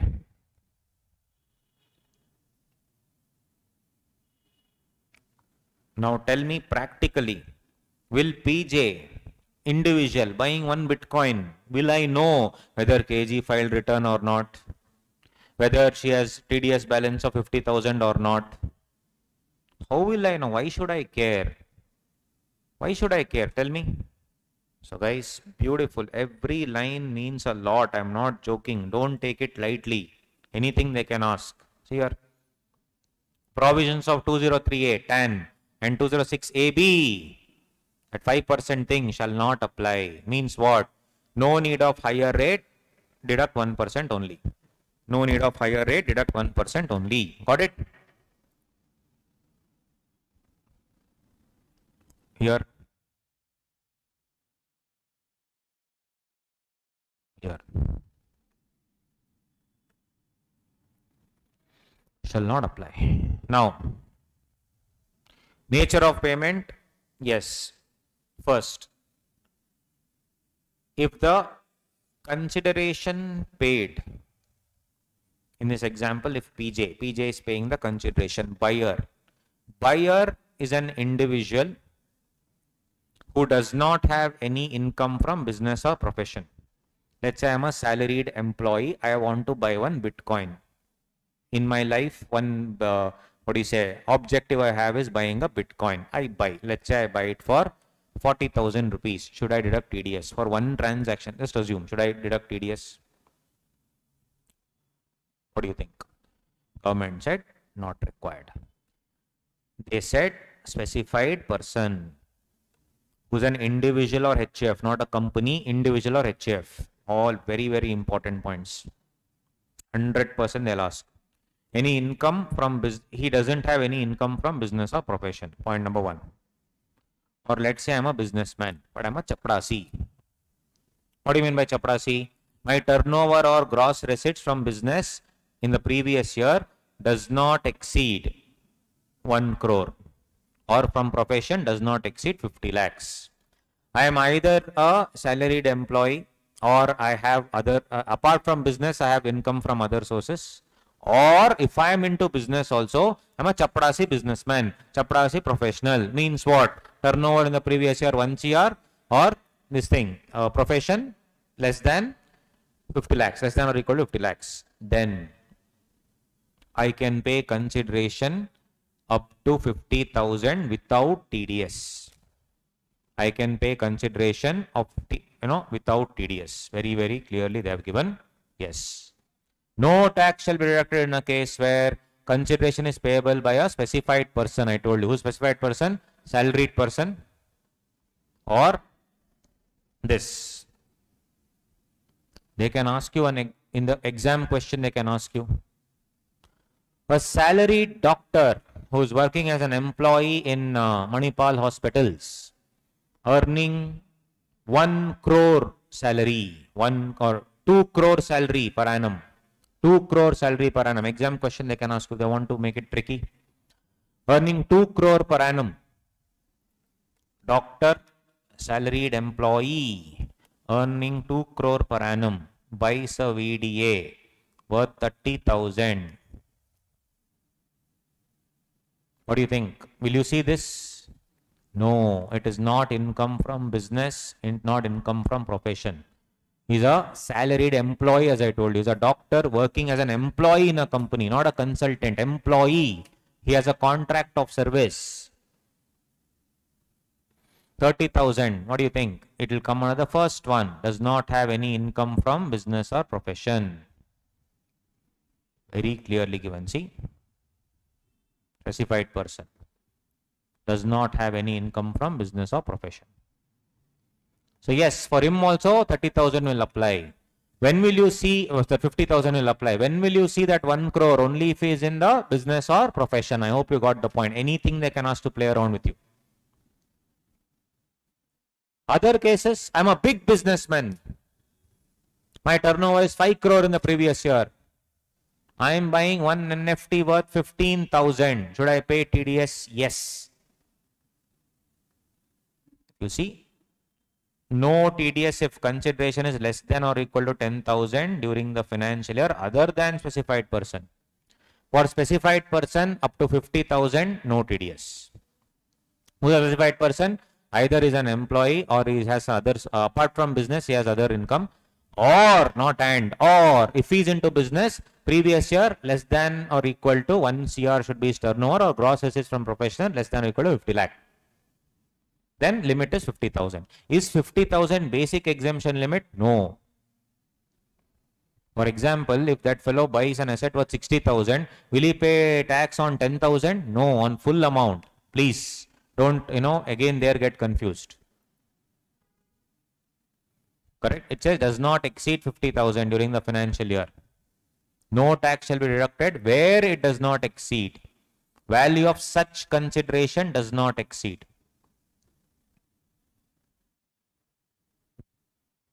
What if I pay 20, 20, 20? No, it's not exceeding 50,000. Aggregate value. Hope you're getting the points, guys. Aggregate value they have given. 20, 20, 20. Sir, it's less than 50,000, sir. No TDS. Bro, aggregate value.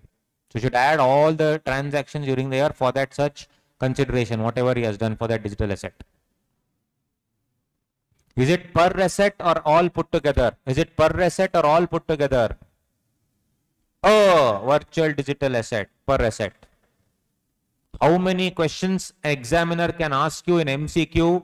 I hope you are able to understand and appreciate. Forget about appreciation. I hope you are able to understand.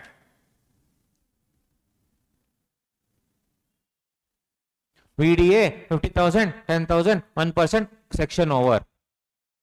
You will exam your sitting. They are giving, you will tick something. Macha, dead easy paper. Result, easy dead. 65, 70 guaranteed. In the exam, divide by 2. In the result, divide by 2, divide by 3. Chaprasi faculty didn't teach properly. Blame number 1. Blame number 2, book was bullshit. You will tell. Right? That's the problem, guys. Please. DT is no joke, but DT is easy. Correct? DT is easy. All we need is not shortcut methodology. All we need is a proper detox. Detox. DT. Detox. We need a detox. Not the stupid way we've been studying. We have to change the way we study. Hope you got the point. Right? Next. Done. Seventh point I'll cover through guidelines. Now, if I buy 40,000 asset, let's say I am a specified person, 40,000 I buy, GST I will add, assume. Some 15,000 GST will come. Now, 55,000. What do you think? Or let's say 49, it shouldn't exceed, no, 49,000 plus some 6,000 GST. Is it exceeding 55,000? Should I pay? See here. Any GST, any commission, etc. shall not be included to deduct tax on the consideration. Will not be included at all. See the examples and then we'll do the CBDT guidelines. Income from salary 1 lakh, income from other sources 50,000, income from transfer of VDA 50,000. In this case, income of the individual other than income from VDA shall be below the basic exemption limit and that shall not be subject to tax. Obviously, 1,50,000 is below exemption limit, but no exemption here. Tax on VDA will be 30,000 into 50, 15,000 plus higher education says 4%, 15,600. Other income separate, this separately you have to pay. Sir, everything comes under basic exemption limit, no relaxation. Absolutely no relaxation. There is no relaxation whatsoever. You have to pay. Sir, I will not credit the person, I will not pay also. Correct? Here NFT I am getting the asset. No. NFT to KG I have to put and KG to bank. I will not put NFT to bank, I will not put NFT to KG, I will say NFT to suspense account. In our balance sheet when I was not tallying suspense account. Nirmala madam is looking at you like this. Hey, cheating. You will put suspense account and then you will tell, I didn't credit to the buyer, I didn't credit to the seller, sorry, I didn't pay. Nirmala madam will say, when did you put it to suspense account? That day only I put, madam. Then that day only I have to pay. Huh? Yes. This point is there in all the sections anyway, you know that. Where any sum referred to in subsection is spread to any account, whether called suspense account by any other name. In the books of PJ, such credit of sum shall be deemed to be credit to KG. Deadly section, deadly. Okay, next. In the above example, instead of income from salary, X had furnished loss from business 4 lakh. In this case, loss of business can only be set off against income from other sources. Remaining business loss 3 lakh 50 can be carried forward for the next year. Tax on VDA will be calculated as above. No loss can be set off against income from transfer of VDA also. You have seen that.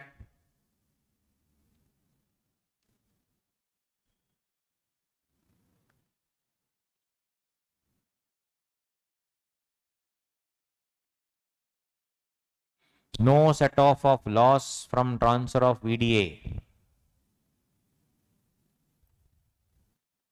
And no other allowance or no set off of loss shall be allowed.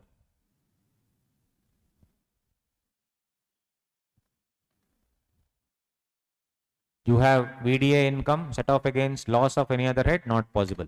You have any other head income set off against loss under VDA, not possible. Nothing is possible. Second chart.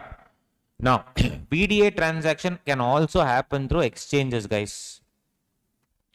Coin switch Kuber, you would have heard, right? Then Wazirex, you would have heard. Coin is one more exchange. Coin switch Kuber, all these people are coming up now. Wazirex is the largest platform in India.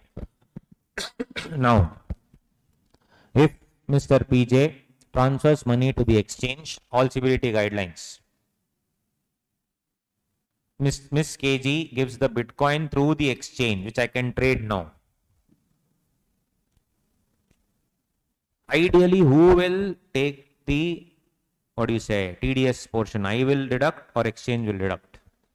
CBDT says it is better if exchange will take it up. Exchange will have to deduct. Exchange will deduct 1% TDS and then give it to the Miss KG. Whatever amount, Bitcoin is what I bought, right? Give it here. So if it is happening through an exchange, see, it's not regulated sector. So that's why you can do it directly also, or you can do it through the exchange. It's happening through the exchange. The liability falls on the exchange where they have an option. All the platforms, I've used them, they actually do this. Now, because buyer, why will he do? This is just on paper. Why will he do this? It will be through an exchange. Got my point? First basics, now slowly we are adding layers to it. Next. This is the case where seller and owner is Miss KG. If you read the guidelines on your own, you will go mad. This is the gist of it. Anyone can be picked directly in the exam and given. Miss KG is the seller and owner. But what if exchange only is the owner? Now, if exchange is the owner, yes, it is possible. Exchange will be selling it. I don't know who is behind it. I don't know whether KG is the owner, exchange is the owner. I don't know, boss. Government understands this. I am buying through the exchange. Where is the coin going and to whom? I don't know. Then a question will come. Should I deduct TDS because you are the seller? I mean, I am the buyer, you are the seller. I am buying from you. Are you the real seller? Or somebody else is there from behind? I don't know.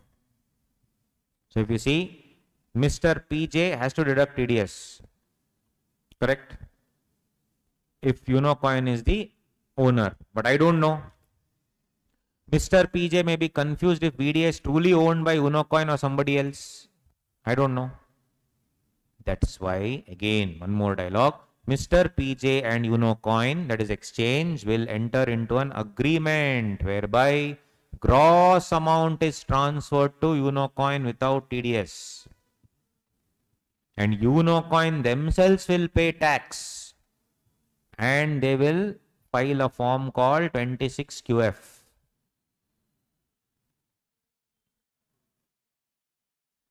And the best part is, will Mr. PJ be called as SSE in default? Because if you do not deduct TDS, two things. If you have deducted but not paid. Second, if you have not deducted only.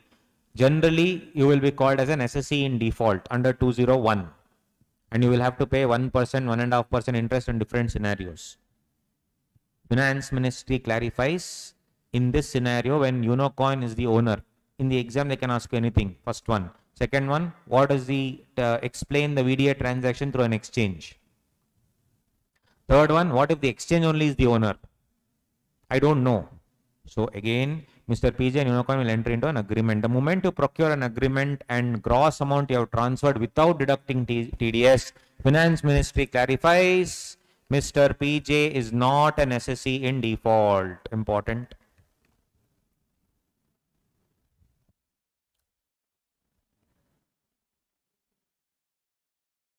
Deadly. Still not over. They can ask minimum 4 to 6 marks in the exam, guys. If they want to play around with this section. Next. What if I do it through broker? There are brokers also now. You see, PJ, step number 1, will transfer money to the exchange. Exchange will now sell that to the broker by deducting TDS. Broker will keep his commission and again further deduct TDS and give it to the final owner, Miss KG. Miss KG will transfer this Bitcoin here, Bitcoin here, Bitcoin here. 2 times TDS will definitely come.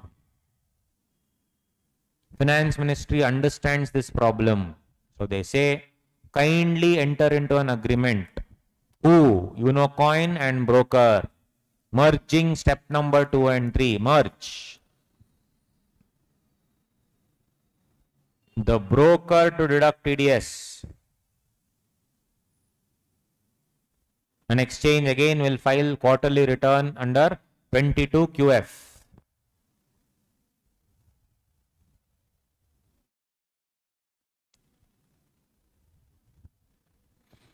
You getting my point? Form numbers not important. Content is important.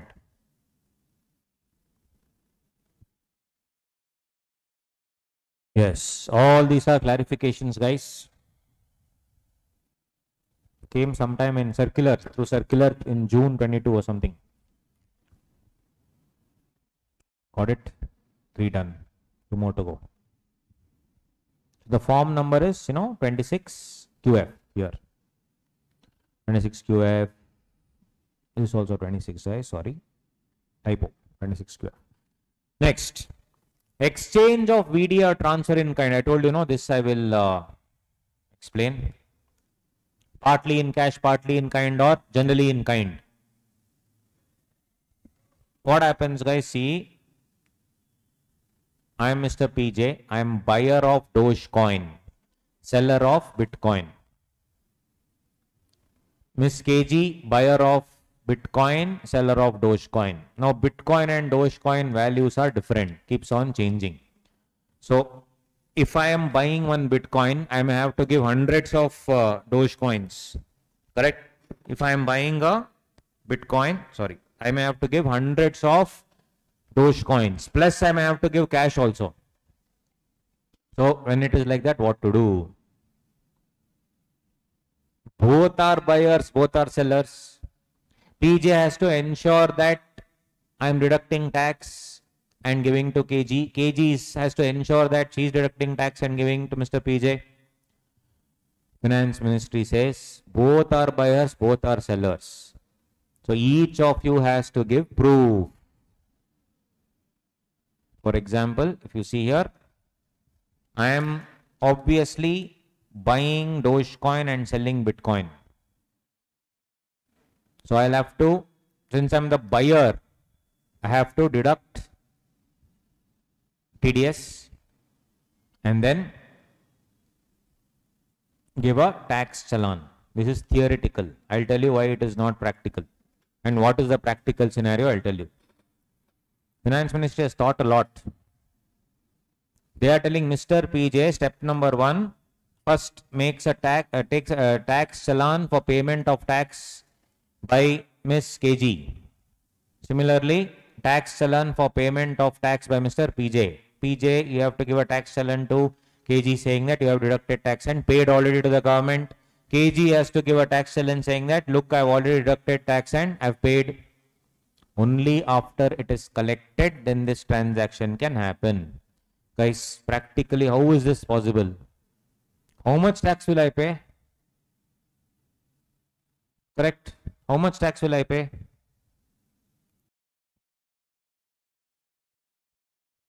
You see, 1 Bitcoin is 1,70,890 Dogecoin. Let us suppose I do something about it. Then at what rate will I deduct? Let's say I'll figure it out. Then what rate will I convert? Practically impossible. That's why this is the actual one. So here there is an option given to be exercised by the exchange. Important. And this option will be exercised by exchange, otherwise nobody will buy Bitcoin and all those things. This I have taken Deso and Monero coins, which CBDT also has given the same example. That's why they have given it in paragraphs. I have converted, visualized and made it to a chart. Becomes very easy for you to understand. So if Mr. PJ, who is a buyer of Deso, seller of Monero, this is Monero, this is Deso. Very simple. Buyer of Monero, seller of Deso. Nothing, guys. He will sell Monero to Unocoin exchange. Miss KG will sell Deso to the exchange. That will be transferred to PJ, and this Monero will be transferred to KG. Unocoin exchange will have an agreement. They will file that form 26QF quarterly. Now, they will see that day's market trend. They have both there. They have both there. They will convert it. This Deso and Monero doesn't have a market in India. It is not easily tradable. they will, using average rates, which is not relevant for the exam, convert it to Ethereum. Ethereum is something which can be converted to INR. Bitcoin can be converted to INR. Ethereum can be converted to INR. Deso Monero cannot be converted. Very difficult. It has to go through various foreign fluctuations and then come to India. So I will convert to Ethereum at a one formula is there, average rate, that you leave, not important. Then that is converted to INR. And the TDS is then remitted to the CG. Who will remit TDS? Unocoin. This is what it is. So that's what it says here. If you see, when the consideration is wholly in kind or partly, then the payer should, before releasing, ensure that the tax has been deducted and paid. Now that cannot happen practically. They only realize it. So this clarification they brought about. So my dear buddies, this is the most important discussion on VDA. 100% question. May 23, November 23, 4 to 6 marks. I hope they ask. I hope you understood. The only way to study DT is through a DT detox, and that is the BERAC methodology. And as you have seen, whatever was in the BERAC completely concised into just 3 pages. If 3 pages can give me 4 marks to 6 marks, think about it. On that note, thank you so much, guys. Love you all. Bye.